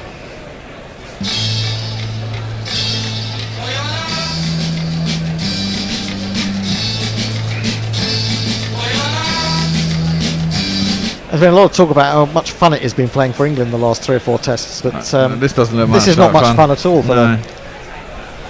Still, I mean, they can still get them out for less than 400 and make 500 by the end of day 2. The way this. Well, that would be an amazing day's cricket tomorrow, wouldn't it? So that was defended into the offside and there's no run. I don't think. I mean, this is it. I mean, all this talk about everyone doing it. It's not. It's just. Root will work around anyone who's doing it and score reasonably quickly. But I mean, the 2 people who are really going to do it are going to be Stokes and Bairstow, aren't they? Yeah. Which is how it should work. I mean, they're your 5 and 6. I mean, they are there for the ball being older, supposedly, and crashing it about and moving a score along. Yeah, the trouble is if you get Ben Stokes in at 6 with 21 on the board, that's a bit of a problem. But then I suppose it sets the scene for the counter-attack. And we've seen the counter-attack come off, but it's not always going to come off, is it? Well, it's certainly come off today, isn't it? Yeah, I mean, they were 98 for 5, and now they're 300 and whatever it is. Well, it's exactly what England would have done. And they bite a bit, really. This could be a classic test. It could be punch, counter punch, all that nonsense. Yeah. Into the hip of Pant. For once, he doesn't hit it, and then he drops his bat. I think they just struck him on the hip. I think it did, yeah. I don't know. I thought it was on the thigh pad, but maybe it was above it. He's looking at his finger, actually. Taking his glove off. Well, he doesn't look in a great shape. He's smiling. That's not surprising. He's 138 of 106 deliveries. I must have hit him on the hand. I thought it hit him on the thigh. It looked like it, didn't it? Yeah. He's in quite a lot. He's in a lot of pain. Yeah. I suppose that's one way of stopping him. Retired hurt. Running down the pitch. Yes. Ooh. Yeah. I'll just do a couple of tweets while I stop it. Leah says, as someone who knows how Scientology started, I can say that actually it has nothing to do with cricket. However strange that sounds. It started from greed, then developed a serious drug habit, like a lot of religions, frankly. To wit to woo, responding to Mike Taylor's being on the prayer mat and worshipping us, says, I think I'm on the prayer mat right next to you. Indeed, thank you for all that you do. Thank you so much, to wit to woo.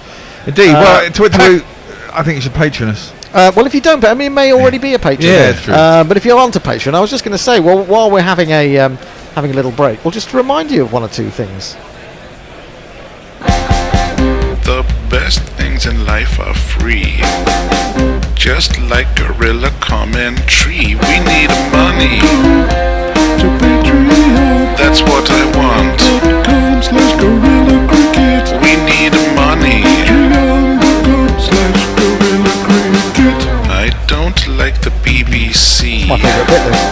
I prefer guerrilla commentary. I want money.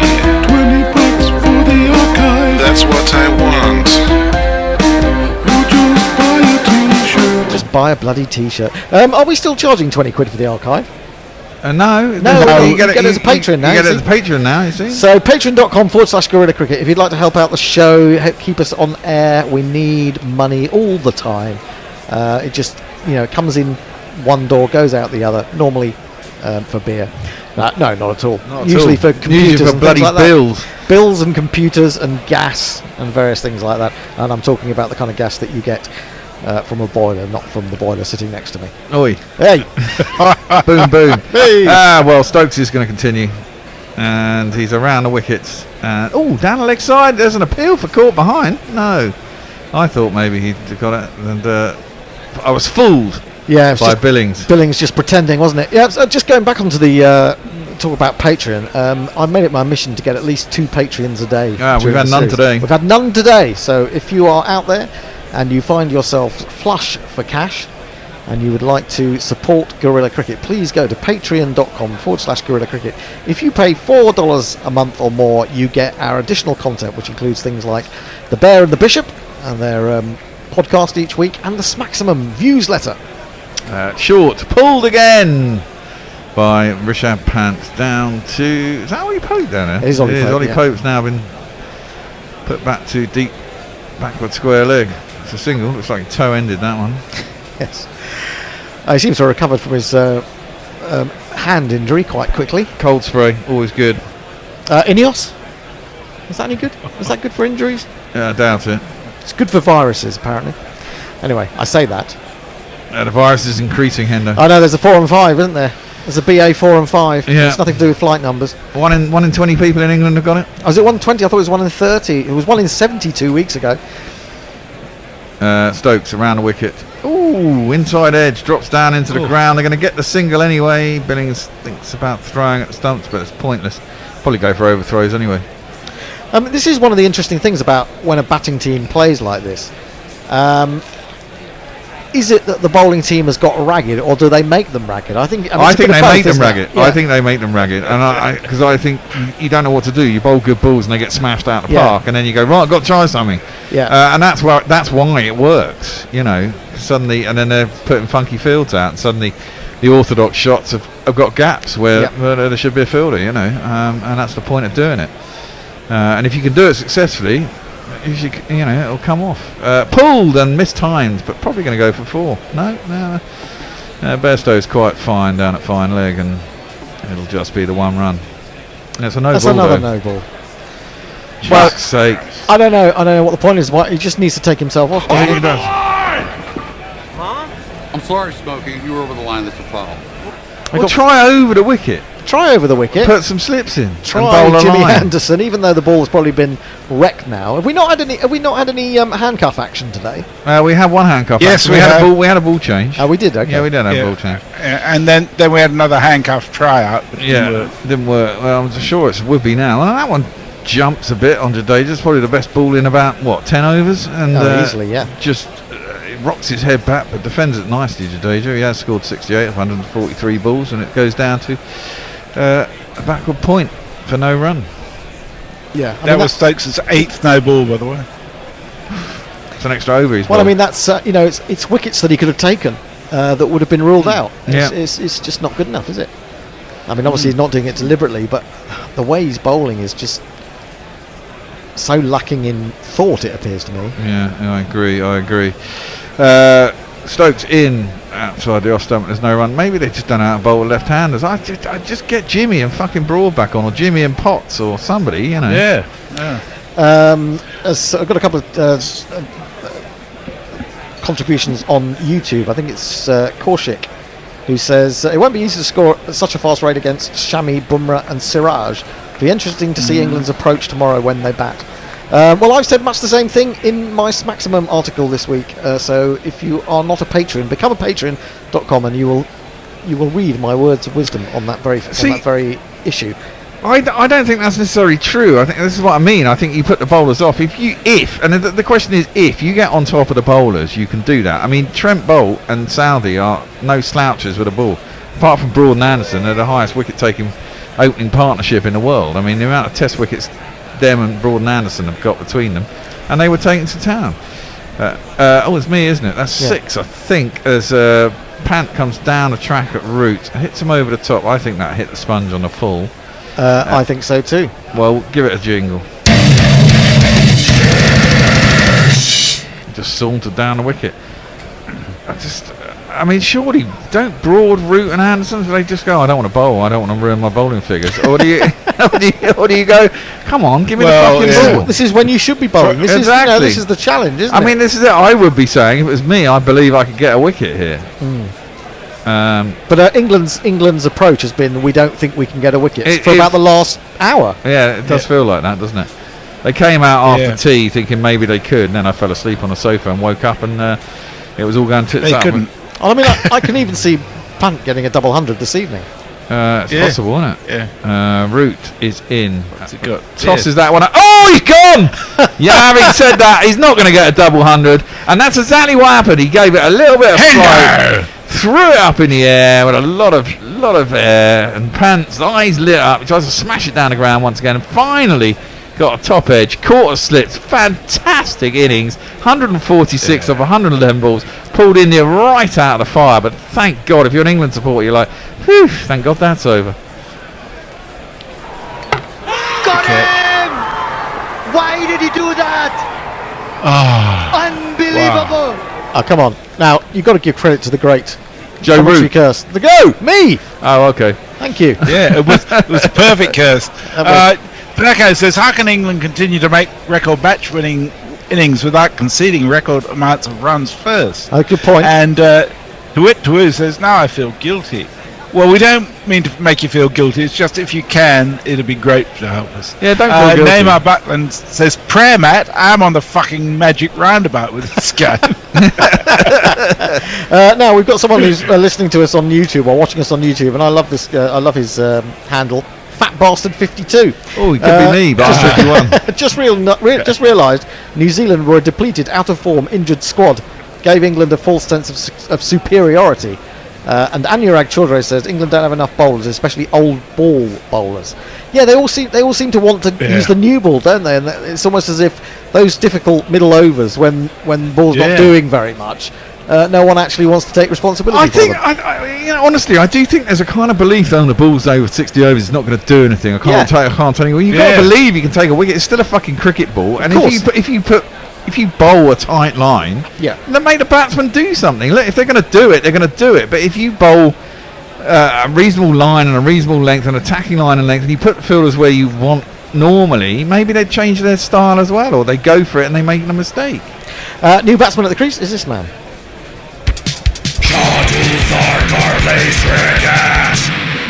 That's definitely not a Senor Peel jingle. No, that's Morg, obviously. Well, yeah, that's extraordinary. 146 from 111. What an incredible innings. And suddenly we got a slip short leg. Now we got a very fine leg too. England needed that so desperately. And it did turn a little bit, didn't it? A bit. Well, he gave it loads and loads of air. If you give it a lot of air, you might get some turn. It'll be slow. But I think Root does rip it when he does actually try to spin it. Yeah. I mean, the ball before that, he hadn't really tried to spin. He just rolled it out. Yeah. That one he did seem to actually try to rip. And, it's just perfect delivery, really. Thank God for that. Unless you're Indian. Well, yeah. Fun's over. Root tosses that one up. And Thakur nearly overbalances, and they got a right-hander back in as well. The other thing is, I think England really don't. If the ball is older, they really don't know how to bowl left-handers. Yeah. When it's new. By the way, go, Messi. The last 10 overs are going for 90 runs. There you go, 9 over. Thakur just drops that out on the offside, and there's no run. Joe Root to the rescue again with ball and bat. Yeah. He's gone for 22. He's gone for 22 overs. He's bought a wicket. He has bought a wicket, yeah. Oh no! Here you go. This is a short leg cam. Short leg cam. It's awful. Yeah, it's terrible, isn't it? Yeah, they got rid of it. And that's defended into offside. There's no run. Must be chilly out there. Thakur's got he's got the big jumper on, hasn't he? Well, isn't it like fucking 45 degrees in India? Probably at the moment. They've had some really long heat wave. Driven in out towards the cover. There's a fielder out there. It's Johnny B, and it'll be just a 1 run, and he'll retain the strike. Oh, wow. Now I get Jimmy on now. Right now, Jimmy, get on. Get rid of Stokes for now. Sorry. Leah says, well, as Tony seems to think it's a bit too spicy, I'd like to hear Hendo's opinion about a piece where I exercised my demons. And she sent you a copy of an article, Jared Saves Lives. Oh, really? I'll have a look at that later. Farong Jared? says, I'm claiming... Not Kimber. Yes, yeah. Oh, no. Farong says, I'm claiming that wicket. First tweet since the previous wicket. 400 still on the cards. Where have you been, Farong? Where have you been? Exactly. We need more tweets. Come on, we need more wickets. Oh, dear. Oh, Jeff Perkins, so are these the exciting middle overs? Yeah. Well, I suppose in a way they are, yes. Not from a bowling perspective, but absolutely. Andy, but you're right. Andy, Sorry, I was going to say, you're dead right about the after 60 overs. The last test match, as I recall, England started bowling as if they were waiting for the new ball from 60 overs right through to 80 yeah, overs. nobody mentioned this. I think we were the only people who said this, that they just let the game drift while they were trying to get through as many overs as they could quickly to get to the 80 over point. I mean, you've got an end of a day. You've got a whole, you've got a night off to get a massage and shit. Stokes's still dropping it short this time to Thakur. He's dropping it short. He's got no slips. You've got a new batsman there. Yeah, I know. Okay, he's an attacking batsman. He does like to get after it. But surely you put a couple of slips in. Well, exactly. When he's trying to get after it when he's new, he might line it up wrong and get a nice little snick. I mean, what have they got? They've got a long leg. They've got that man halfway to long leg. They've got a deep square leg. They've got a square leg. They've got a man halfway to mid wicket. And they've also got a mid-on. A gully and a square point. This is very strange from Stokesy. Well, he's captain. And he bowls a decent line outside off them, a little short of a length, and he just defends it out to cover. And there's no run. Yeah, I think there's often too much of a rush towards. I mean, we talked about the fact that they weren't going to bowl dry, but they are kind of bowling dry here, aren't they? This is they're attempting to. Yeah, attempting to, but bowling dry that doesn't go for 90 off 10 overs, generally speaking. Yeah. I mean, that's the other thing. You could have done that. You could have just bowled it well wide of the off stump, pat the offside field. Well, yeah, absolutely. And it's harder to hit over the top on the offside. Yeah. Stokes bowls that short, and Thacker ducks underneath it. Billings takes it, and there's no run. I mean, Thacker's not going to play that shot unless he's he's not over bright this evening. I mean, they've got a half an hour to go. They just want to keep it down to 6 wickets. They don't want to lose another wicket tonight. Because if these I want to keep it down to 12 runs, because then I'm... Oh, you're in the money. Well, they might well do now with Pant gone, mightn't they? It's 6:30. We'll have a change again at the end of this over.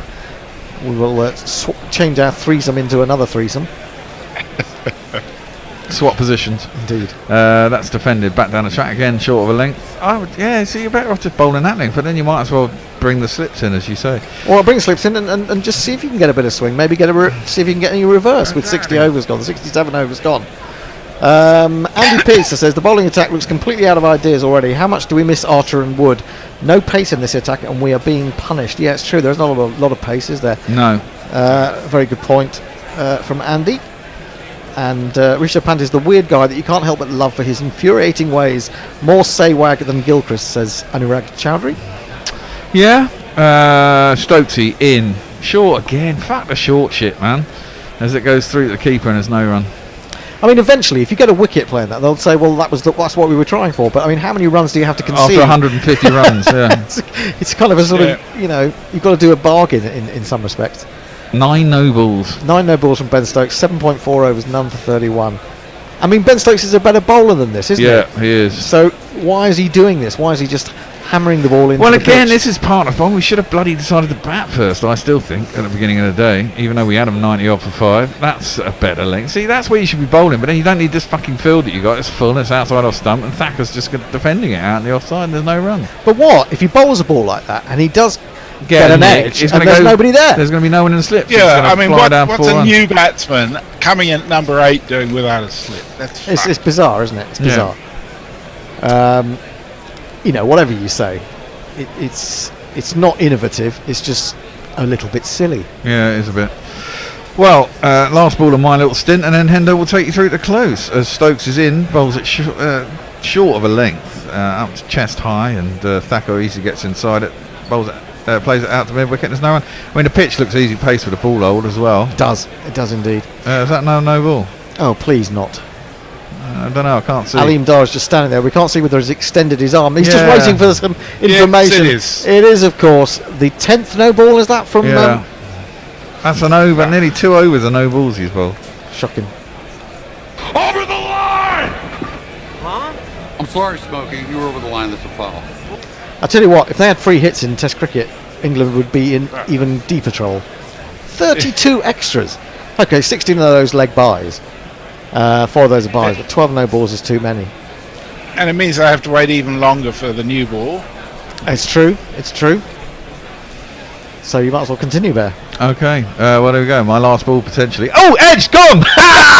Well, that's what happens as long as it's not a no ball again. It's caught the gloves of Thacker. Short. Is he going to review?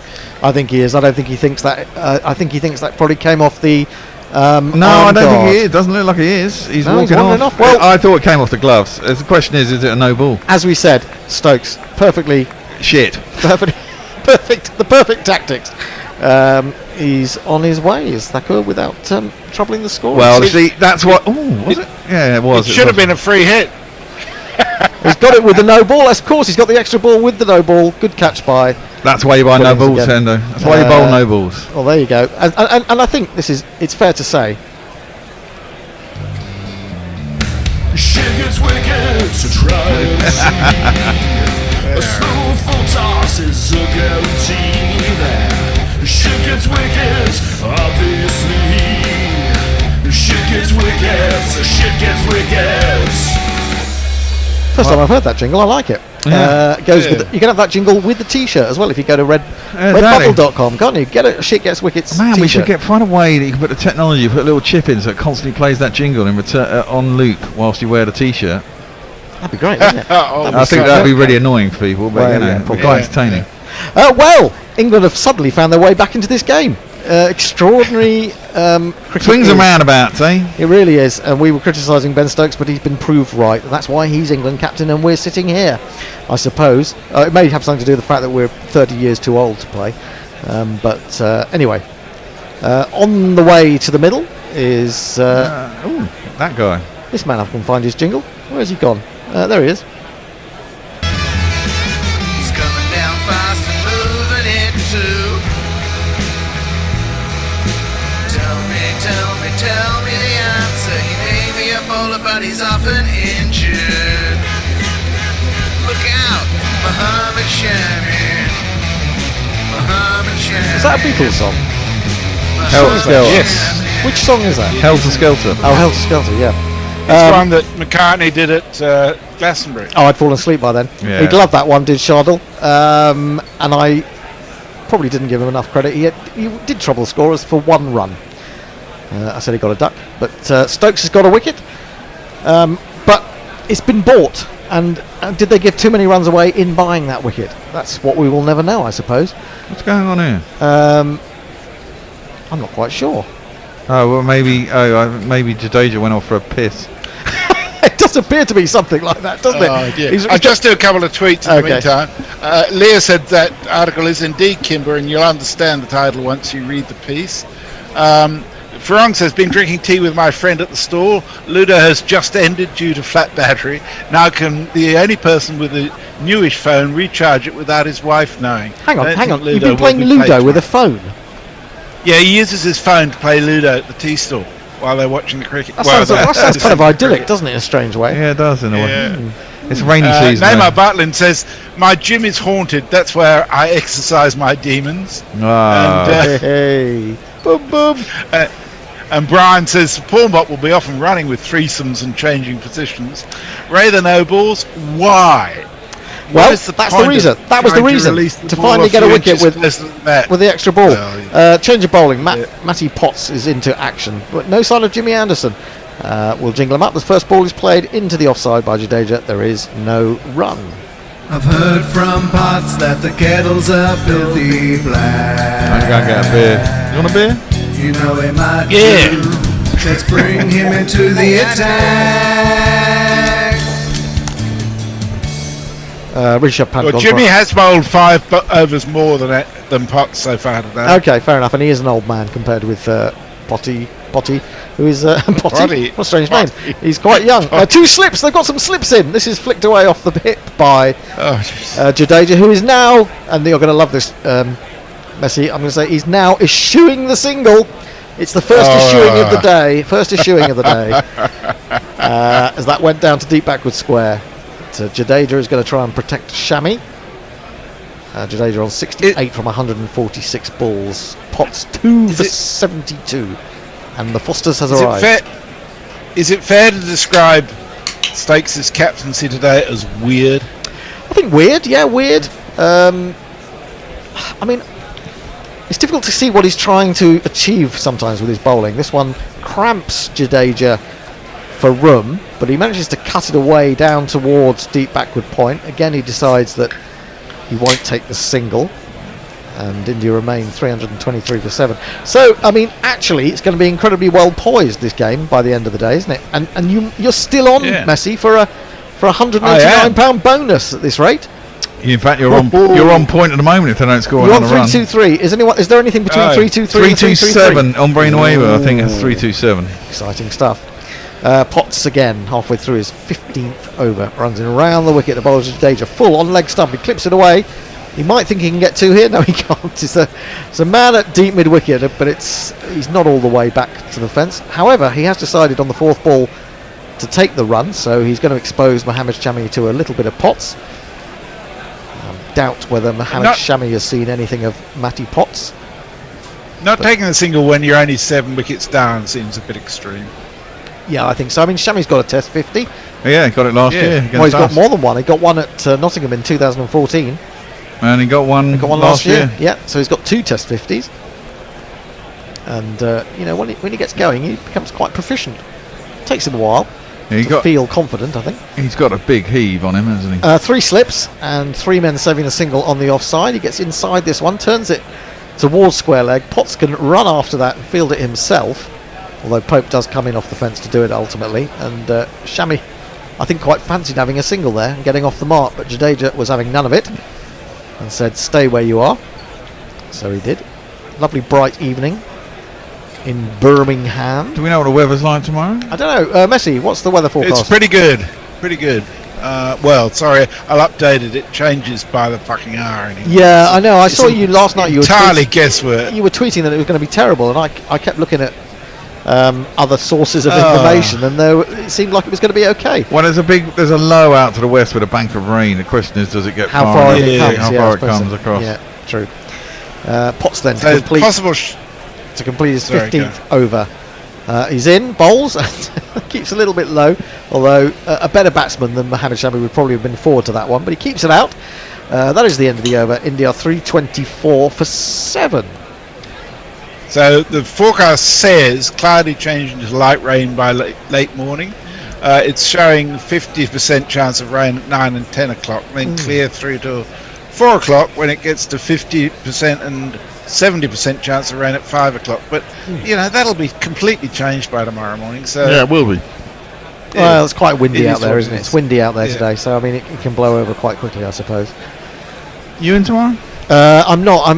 I'd like to come in, but I'm going to have to do it from home tomorrow. I don't want to do it from home anymore because it was a really bad connection this morning. There's a much better connection in Perth. No, sorry, that's what you want to say. I don't want to do it from home anymore because I love doing it here with you. Well, I do actually. The connection. I mean, even if the connection had been good, it's not the same. I've realised this, having come in of late. It's much better being here. It's much better to be here. It's nice to have people in as well. It's and you can sort of, with this bank of screens, you can sort of feel like you're in charge of a spaceship or something, and you're guiding it down into. And we're actually doing something proper. Yeah, rather than sort of sitting at home. Where I you got to get more screens. I got 4 screens. Have you got 4 screens? Oh well, I've got 6. So 4 screens, Messi. I've got 6 screens, a TV, and a camera, and a bloody soundboard, and a beer. I've got a TV. Stokes round the wicket, iPad. bowls to Jadeja, who defends off the back foot. He has finally got a slip in. Joe Root has come in to slip. So he's got a slip in for the man who's there on 69 off 149 balls, but he had no slip for the man who had 1 off 10. So it's I don't know, maybe he's making up as he goes along. I don't know. But an extraordinary innings from Rishabh Pant. I really did feel, I know I stuck the commentator's curse on him, but the way he was playing, I just thought he could easily get a double 100 tonight. Unfortunately, Joe Root had other ideas. But, he's really got India back into this game. They were struggling at 98 for 5. And he's done a Bairstow, that's all I can say. Probably done more than a Bairstow in many ways, the way that he played. Stokes in again. He's into his 9th over. Can he avoid overstepping? He bowls a short one. It's pulled into the outfield by Jadeja. It's a good shot, but a waste of energy because he's hit it straight to Potts, who's at deep mid wicket, and decided that he can't get a run there. So he might as well have just tapped it and try to get the 2. But he did go for the big glamorous shot. Just take every run now, money. I would have thought so. Yeah. I would have thought so. Yeah, you think. Still, as far as I'm concerned, they can stop. Just keep it down. They've got another 17 minutes to go. Short outside the off stump. He's carted that into the offside. There is a man back at deep cover. It's Jack Leach. Have they bothered to take a run on this occasion? No. I haven't taken a run again. So I'm not sure the point of that. I'm not sure the point of playing those sort of shots. I mean, you're hitting the ball well, but you're getting nothing for it. You might as well just leave it alone, mightn't you? Yeah, well, exactly. Either run or... I mean, you're actually making... The chance of you getting out becomes more significant when you're playing shots like that. 2 slips now. Got no one's saving the single on the offside at all. Stokes is in, full, and they are going to take the single this time. It's just guided into the offside. He's going to walk the single, is Jadeja. And presumably the field will come up now for Mohammad Shami. That was a single on the 4th ball of the over, which he seems to be happy to expose Shami to a couple of balls per over.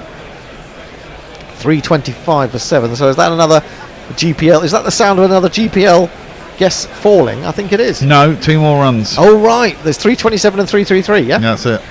Yeah, they're all that's left. Exciting stuff. Hombre Nuevo versus Messi Jez. Yep. For the title and 188. As it often is. 189 Scooby-Doos. Good night out. Hopefully they'll put it straight back in. Perko says, if Messi wins the GPL, is it true he's buying a surfboard? Yeah, he's going. Stokes then into Shami. Short. He pulls it and, mistimes it horribly. He was through the shot. And it almost came off the back of the bat. Goes square to Ollie Pope.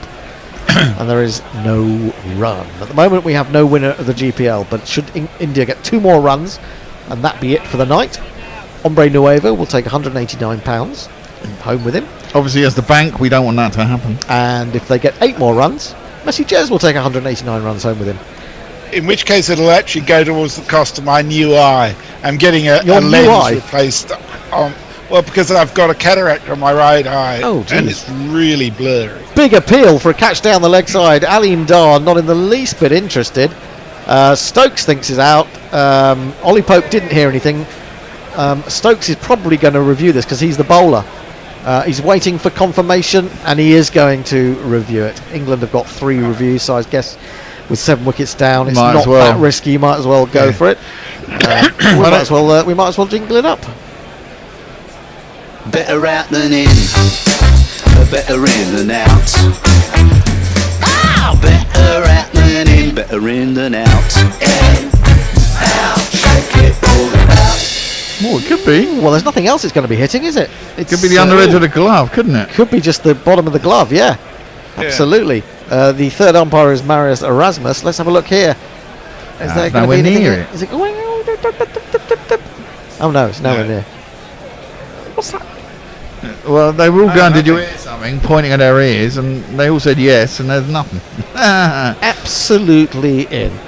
Not out.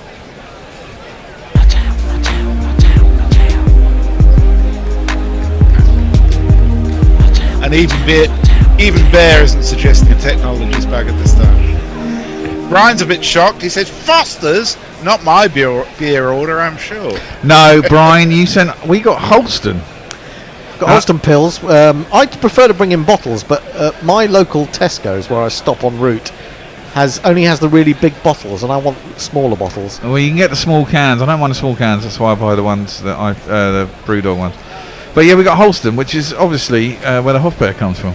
Oh no, it's Hofmeister, wasn't it? Hofmeister. Wrong. It's been a long day. Yeah, it has been. Stokes takes his cap. Reviews remaining. India 3, England 2. India 325 for 7. We've got about 13 minutes to go. And Matty Potts will begin a new over. Round the wicket to Jadeja. Down the leg side. And I'm not sure that he got a... If he didn't get a little edge on that, or a little bit of glove on that. Great effort by Sam Billings. And then by a couple of men down at long leg, it would appear. And what's he going to give? Well, it must have come off the glove. Because... the runs have gone to Jadeja, so technically that was a chance for Billings. That would have been the strangle down the leg side. It was quite wide of him. He's got there. He's got there. A glove to it. Just couldn't quite grasp they stick onto or they it. don't stick, don't they? Yeah. Good effort, I suppose. But we kind of became used. I was brought up on keepers taking those catches. The likes of Alan Knott, Rod Marsh. Yeah, it was off the face. Maybe just dipped on him at the last minute. Potts in again, wide of the off stump, cut by Jadeja. Very powerfully indeed, but straight to deep cover where Pope is fielding. And they don't take the single. 327 for Hombre in the way if they don't score another run for the day. Well, we've got 12 minutes. So it seems likely that they might get one or two more. Question is, will they get 6 more? In which case, Messi Jez will be running around. He'll be getting on his surfboard. Will be in the middle of the night, getting his new eye. Moonlight surfing from Messi Jez with a new eye. Halfway through, 15.2 overs bowled by Potts. Oh, straight a one, and he gets that to nibble, and that's probably the first genuinely good ball for quite a while.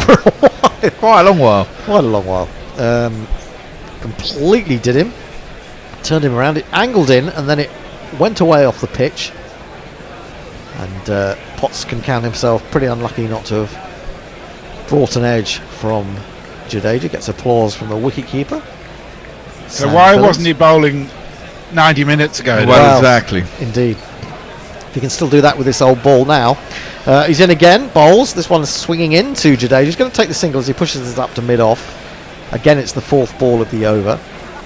Going to be about 20, maybe 18 overs short today, aren't we, in the end? Yeah, well, they're not going to start early tomorrow because they're already starting at 10:30. Well, they can't go much earlier, can they? Well, I mean, I can guess they can add. I mean, this is the thing. I mean, I guess so. The extra half hour actually takes you to 6, doesn't it? And we got an extra hour in today. Yes, true. So they presumably can have some extra time at the end of tomorrow and go to 6:30 again or something. Yep.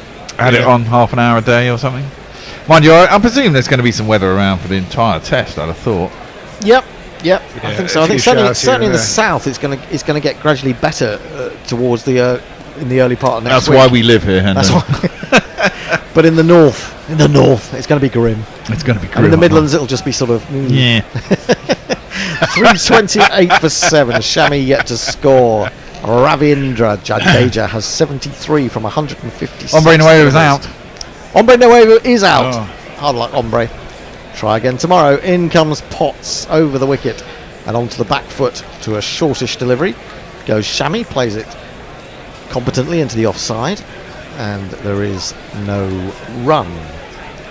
I hope we've got a few more people on tomorrow. Seems to have been hard work since I got here at 4 o'clock. Yeah. 4 to 4. It's been long grind, but it's been good fun. Oh, it's always good fun, Messi. Well, mostly.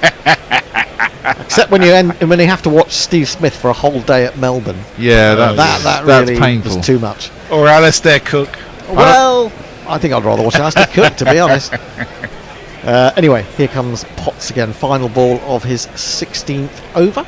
And always very nicely played by Shami, just lifting that front knee and then whipping the ball away, but straight to Jimmy Anderson at mid-wicket.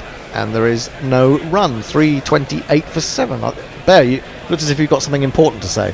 No, I was looking around to find out where my vape juice was. Ah, right, so that's the most important thing. Absolutely. Farag explains what's going on at the tea stall. He said the lad that has the smart, newish phone has an electric rickshaw.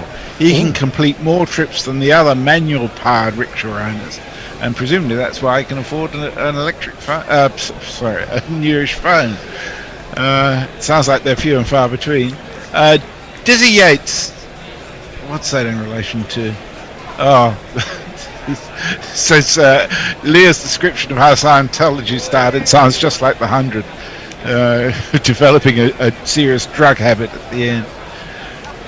Well, Ben Stokes is going to continue, 1 for 33 from 9 overs, 10 no balls to his name as well, and he's got 2 slips for Ravi Jadeja, the left-hander, and he's coming into bowl as the shadows lengthen. This one swings away slightly from Jadeja. Jadeja wants to be there tomorrow morning, so he just lets this one go. And how many overs do we reckon? 2 or 3? 2, I reckon. 2 overs. Yeah. And Messi, are you getting nervous, Messi? 5 runs required. I resigned. It'll miss out by 1 run. It always does, you know. It's just what happens. And Joe Root will have something to do with it. He usually does. Yeah, well, it's possible. What you need is a jammy 4. But the problem is that because then they'll get single, and then probably the last over won't go for any runs. Stokes in bowls, and straight one just tucked away through square leg. There is no orthodox square leg, so man comes in off the fence to do the fielding. That said, they weren't even looking for a run, so the score remains 328 for 7. On that basis, we've got 10 balls in which we need 5 runs scored for the money to go into the bank account of Messi Jez. And so it might be a couple of no balls in there, of course. Oh, that's true. Pay for his new eye. Does it mean, if we don't get those runs, as this is played off the back foot by Jadeja, that you don't get a new eye?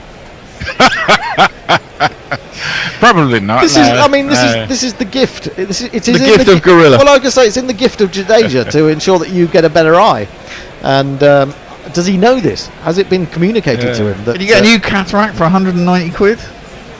New cataract. I get rid of the cataract. What I get is they take the lens out, they put in a new lens which is multifocal.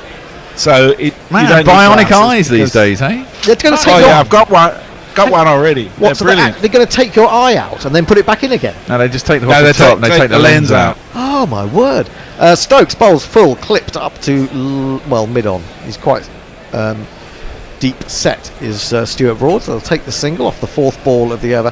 Hang on. So what? Do you have to go under? You have to literally go under the knife. They take out your lens, and then they put it back in again with some added extras. They put a new one in. Oh, they put a new one in. They manufacture one with concentric circles, which are multifocal. I've got one in this eye already. And they do so this you don't ever need glasses. And you're under general anaesthetic for that, presumably. Yeah. Yeah. There's no nerve endings in the eye. I thought they did it without. Just the idea of someone messing around my eye. Can they give you an auto zoom function on it? Stokes in bowls. Oh, he has a little fish at that. Does Shabby way outside the off stump. Doesn't get an edge, goes through to Billings, and there is no run. 4 runs required for Messi Jez's new eye. 329 for 7. And I think we should have a whip round. That if he doesn't get this, that we should have a whip round for Messi's new eye. How much is the new eye going to be in real terms? Well, the whole thing. I mean, I'm on a $500 excess for the hospital, right? And then I think there's another. The lens itself costs something like $1,200, but I've got to pay about $600, I think. Oh, right, okay. Crikey, there's no NHS out there then. There is. There's but Medicaid. I thought only part of it's covered. Oh, okay. Stokes to complete the over, comes in, bowls to Shami. Oh, that's a good bouncer, and well played actually. He dropped the hands and got his body out of the way of it. Through to Billings it goes. There is no run. 329 for 7. We have 5 minutes. I think 1 more over to go. I think it's going to be 2. I think it's going to be 1. We're looking at Shami's 56 not out at Lords in the second test last year. Seems ages ago, doesn't it? Wow. He was picking up Moeen Ali here, there and everywhere. He fancied Moeen Ali big time. Put him into the grandstand or into the Edgerton Compton stands. That was the big one, wasn't it? That was a massive one. He came down the wicket too. Straight into the grandstand. Oh dear. Perko says, so we can forgive Messi for making some bad calls until he gets his eye in. Absolutely. There'll be absolutely no excuse for you. When are you having this done then, Messi? The 7th, I think this coming Friday. Oh my goodness! So you're not having it during a test match, presumably? Hopefully not. No, just it's between the Test matches and the ODIs. Which is Did quite you handy. manage to do that, or did you ask specifically to make sure it was between important cricket matches? No, it just worked out well. Do you have to get. have a patch on it for a while, or is it automatically instantaneous, like on a contact? Only overnight, I think. Oh right. I like the idea of a sort of pirate Messi Jez. Yeah. That'd be great. How's your leg looking? Hopefully you haven't got a stump for your leg as well.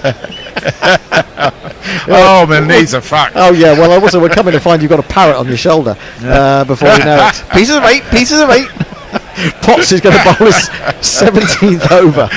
It's all going to get Mike Tanner hysterical says, here. how do I pay 50 quid towards Messi New Year? Flicked away! Towards the boundary by Jadeja. It's gone for 4 runs. Messi Jez's Okay, that's new it. eye. Enough. Messi Jez's new eye is well.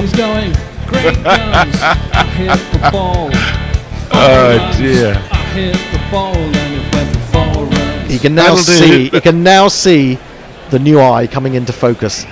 So that was a really nice shot from Jadeja, but will he get another one? 3 for 7. Messi Jez is inches away, or balls away from copping 189 quid. 3 slips. Wait, he's onto the back foot. He's chopped it down to third man. He was looking for the single. Jez Fuck! Oh no, it's going back. Indeed. Hang on. I thought he was going to take the single. Sorry. It looked like he was going to take the excited. single, but there was a man on the one, so he decided against it. I don't know why he was looking for the single on the second ball of the over, but strangely enough he was. Well, if it's going to last over the day, there's a wicket now. There's only 2 minutes left, isn't there? So there's a wicket to go off, so it doesn't matter. So it gets Shami down the other end, I suppose. Yeah, that's a good point.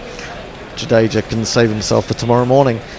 Potts turns at the top of his run, bounds in, bowls to Jadeja, who turns it into the onside, and he's not going to get an eye. I'm afraid to say it's going to get overthrows. We're going to get the second 4 overthrows of the day. As Broad took aim as they took the single. It's run away to the boundary for 4 more. Jesus, what a mess. Broad was trying to run out Shami. His throw was awful. No one managed to back it up. Jack Leach was forced to chase after it from cover. And Matty Potts would be a bit annoyed about that, I would think. Hold on, I'm just thinking, that's that guy Ethan. Do you think is actually Anderson not on the field? Maybe not. It was Ethan. Ethan, it wasn't Broady. Ethan. But he looks a bit like Broady. Mission Impossible. I'm afraid to say that Messi Jez is going to have to go one-eyed for a little bit longer. 4 slips now for Mohamed Shami as Jadeja has moved on to 83. He must have got 5 runs from that. He comes in, bowls, and Shami leaves it outside the off stump through to Billings it goes, and there is no run. Well, he did, because he ran the single and then they ran the single and then they got the 4 overthrows, Yeah. so 5 runs for that. India take their score up to 338. No one went for 338 on the GPL today, so I'm afraid that it rolls over to tomorrow when 189 will be the starting price of the GPL. So make sure you prepare your pennies in the morning, get them ready to. I've got to make sure I get a lottery ticket tonight. It's 170 million. Ooh, that would be handy. Whoa, nice Potts one. in, bowls. He comes right across his crease to Shami, but he doesn't get it past the bat. He manages to flick it up to mid-on, and there is no run. Okay, says if Messi gets the new eye lens, it could be the apple of his eye. Yeah. And O'Neill Harris says, I bet Messi could do a great power voice to go along with the eye patch. He probably could. Come on, Messi, say, aye, mate, in your best pirate voice. That was a terrible pirate. Aye, No. Onto the back foot goes Shami, keeps it out. That's the end of the over. Are we going to get another over tonight? No, we're not. So. It's 1 minute past 7, so that is Brilliant. the entertainment over and done with tonight. And India have fought back brilliantly from a tricky, sticky situation of being 98 for 5 after some really good bowling this morning from Jimmy Anderson and Matty Potts. And a fantastic 6th wicket stand of over 200 between Ravi Jadeja and, more importantly, Rishabh Pant. Rishabh Pant, who has been playing baseball for 3 years all on his own, and he's finally been able to play with somebody else today. He made 146 and looked like he was going to get a double 100 until he edged Joe Root, of all people, to slip And then Shardul Thakur was seen off by a short delivery from Ben Stokes, 338 for 7. We didn't see Anderson at all, did we, in that post-tee session? No. I don't think. No. So I hope he's not carrying some sort of knock. But well, they said he was. Well, this is what I was saying earlier. I mean, I thought his ankle was still. I mean, I heard yesterday his ankle was still. He wasn't going to be playing because his ankle. But oh, really? Didn't say anything about that yesterday, I must admit. So India go into tomorrow's play with 338 on the board, and I think they'll feel pretty happy about that. Remains to be seen what England can do in reply, which they will probably get to exercise sometime around about lunch tomorrow. Baz McCullum says to Brendan, I love you, but I'm not sure what you were doing in that last session. Don't forget that you can become a patron of Guerrilla Cricket. Patreon.com/Guerrilla Cricket. $4 or more a month gets you the podcast, The Bear and the Bishop, or The Bishop and the Bear. Which we did this week. Which you did with Jim Birchall from New Jim Zealand. Birchall, yeah. Looking back on that series. And you'll also get This Maximum, which is out. It's our 3,000 word long weekly news and views letter. And there's a couple of interesting articles in there, and ones that, you might not find that interesting. Anyway, Gil made 17. And of course, as soon as I start to do the rundown of the card, it goes off the screen. I don't leave it up there for very long, so let's have a little look, see if we can find it on Cricket Info, and we can go through it very quickly. We've got New Zealand up for some reason, rather than India v England. India at home to England, it appears to be saying on Cricket Info. Anyway, they were put into bat this morning by Ben Stokes when he won the toss, called correctly. Shubman Gill caught Crawley, bowled Anderson for 17. He was looking quite good till he got out. A little bit of extra bounce from Jimmy. Che Pujara opening the innings, I think for probably about the third or fourth time, made 13, was very solid until he again got a good ball from Anderson, and Crawley did the honours at second slip, 13 of 46 deliveries. Hanuma Vihari made 20 until he was LBW right in from the bowling of Matty Potts. Virat Kohli played on, he was trying to leave the ball, and it hit the underside of his bat onto the stumps.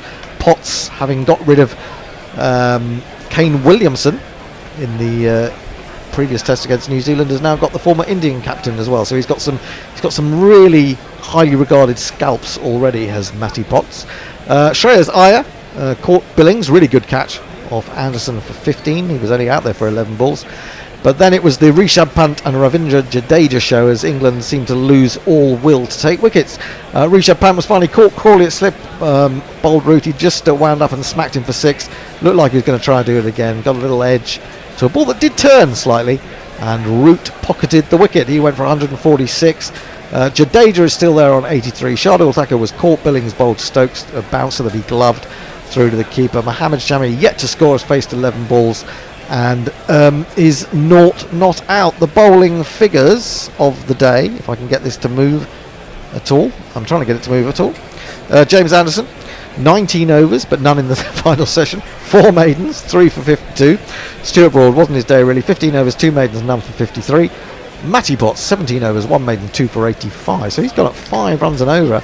Jack Leach got absolutely hammered. There was nothing there for him at all at this stage. 9 overs, no maidens, none for 71. That will have brought him back down to earth after what happened at Headingley. Yeah. Ben Stokes, 10 overs, no maidens, 1 for 34. 10 no balls.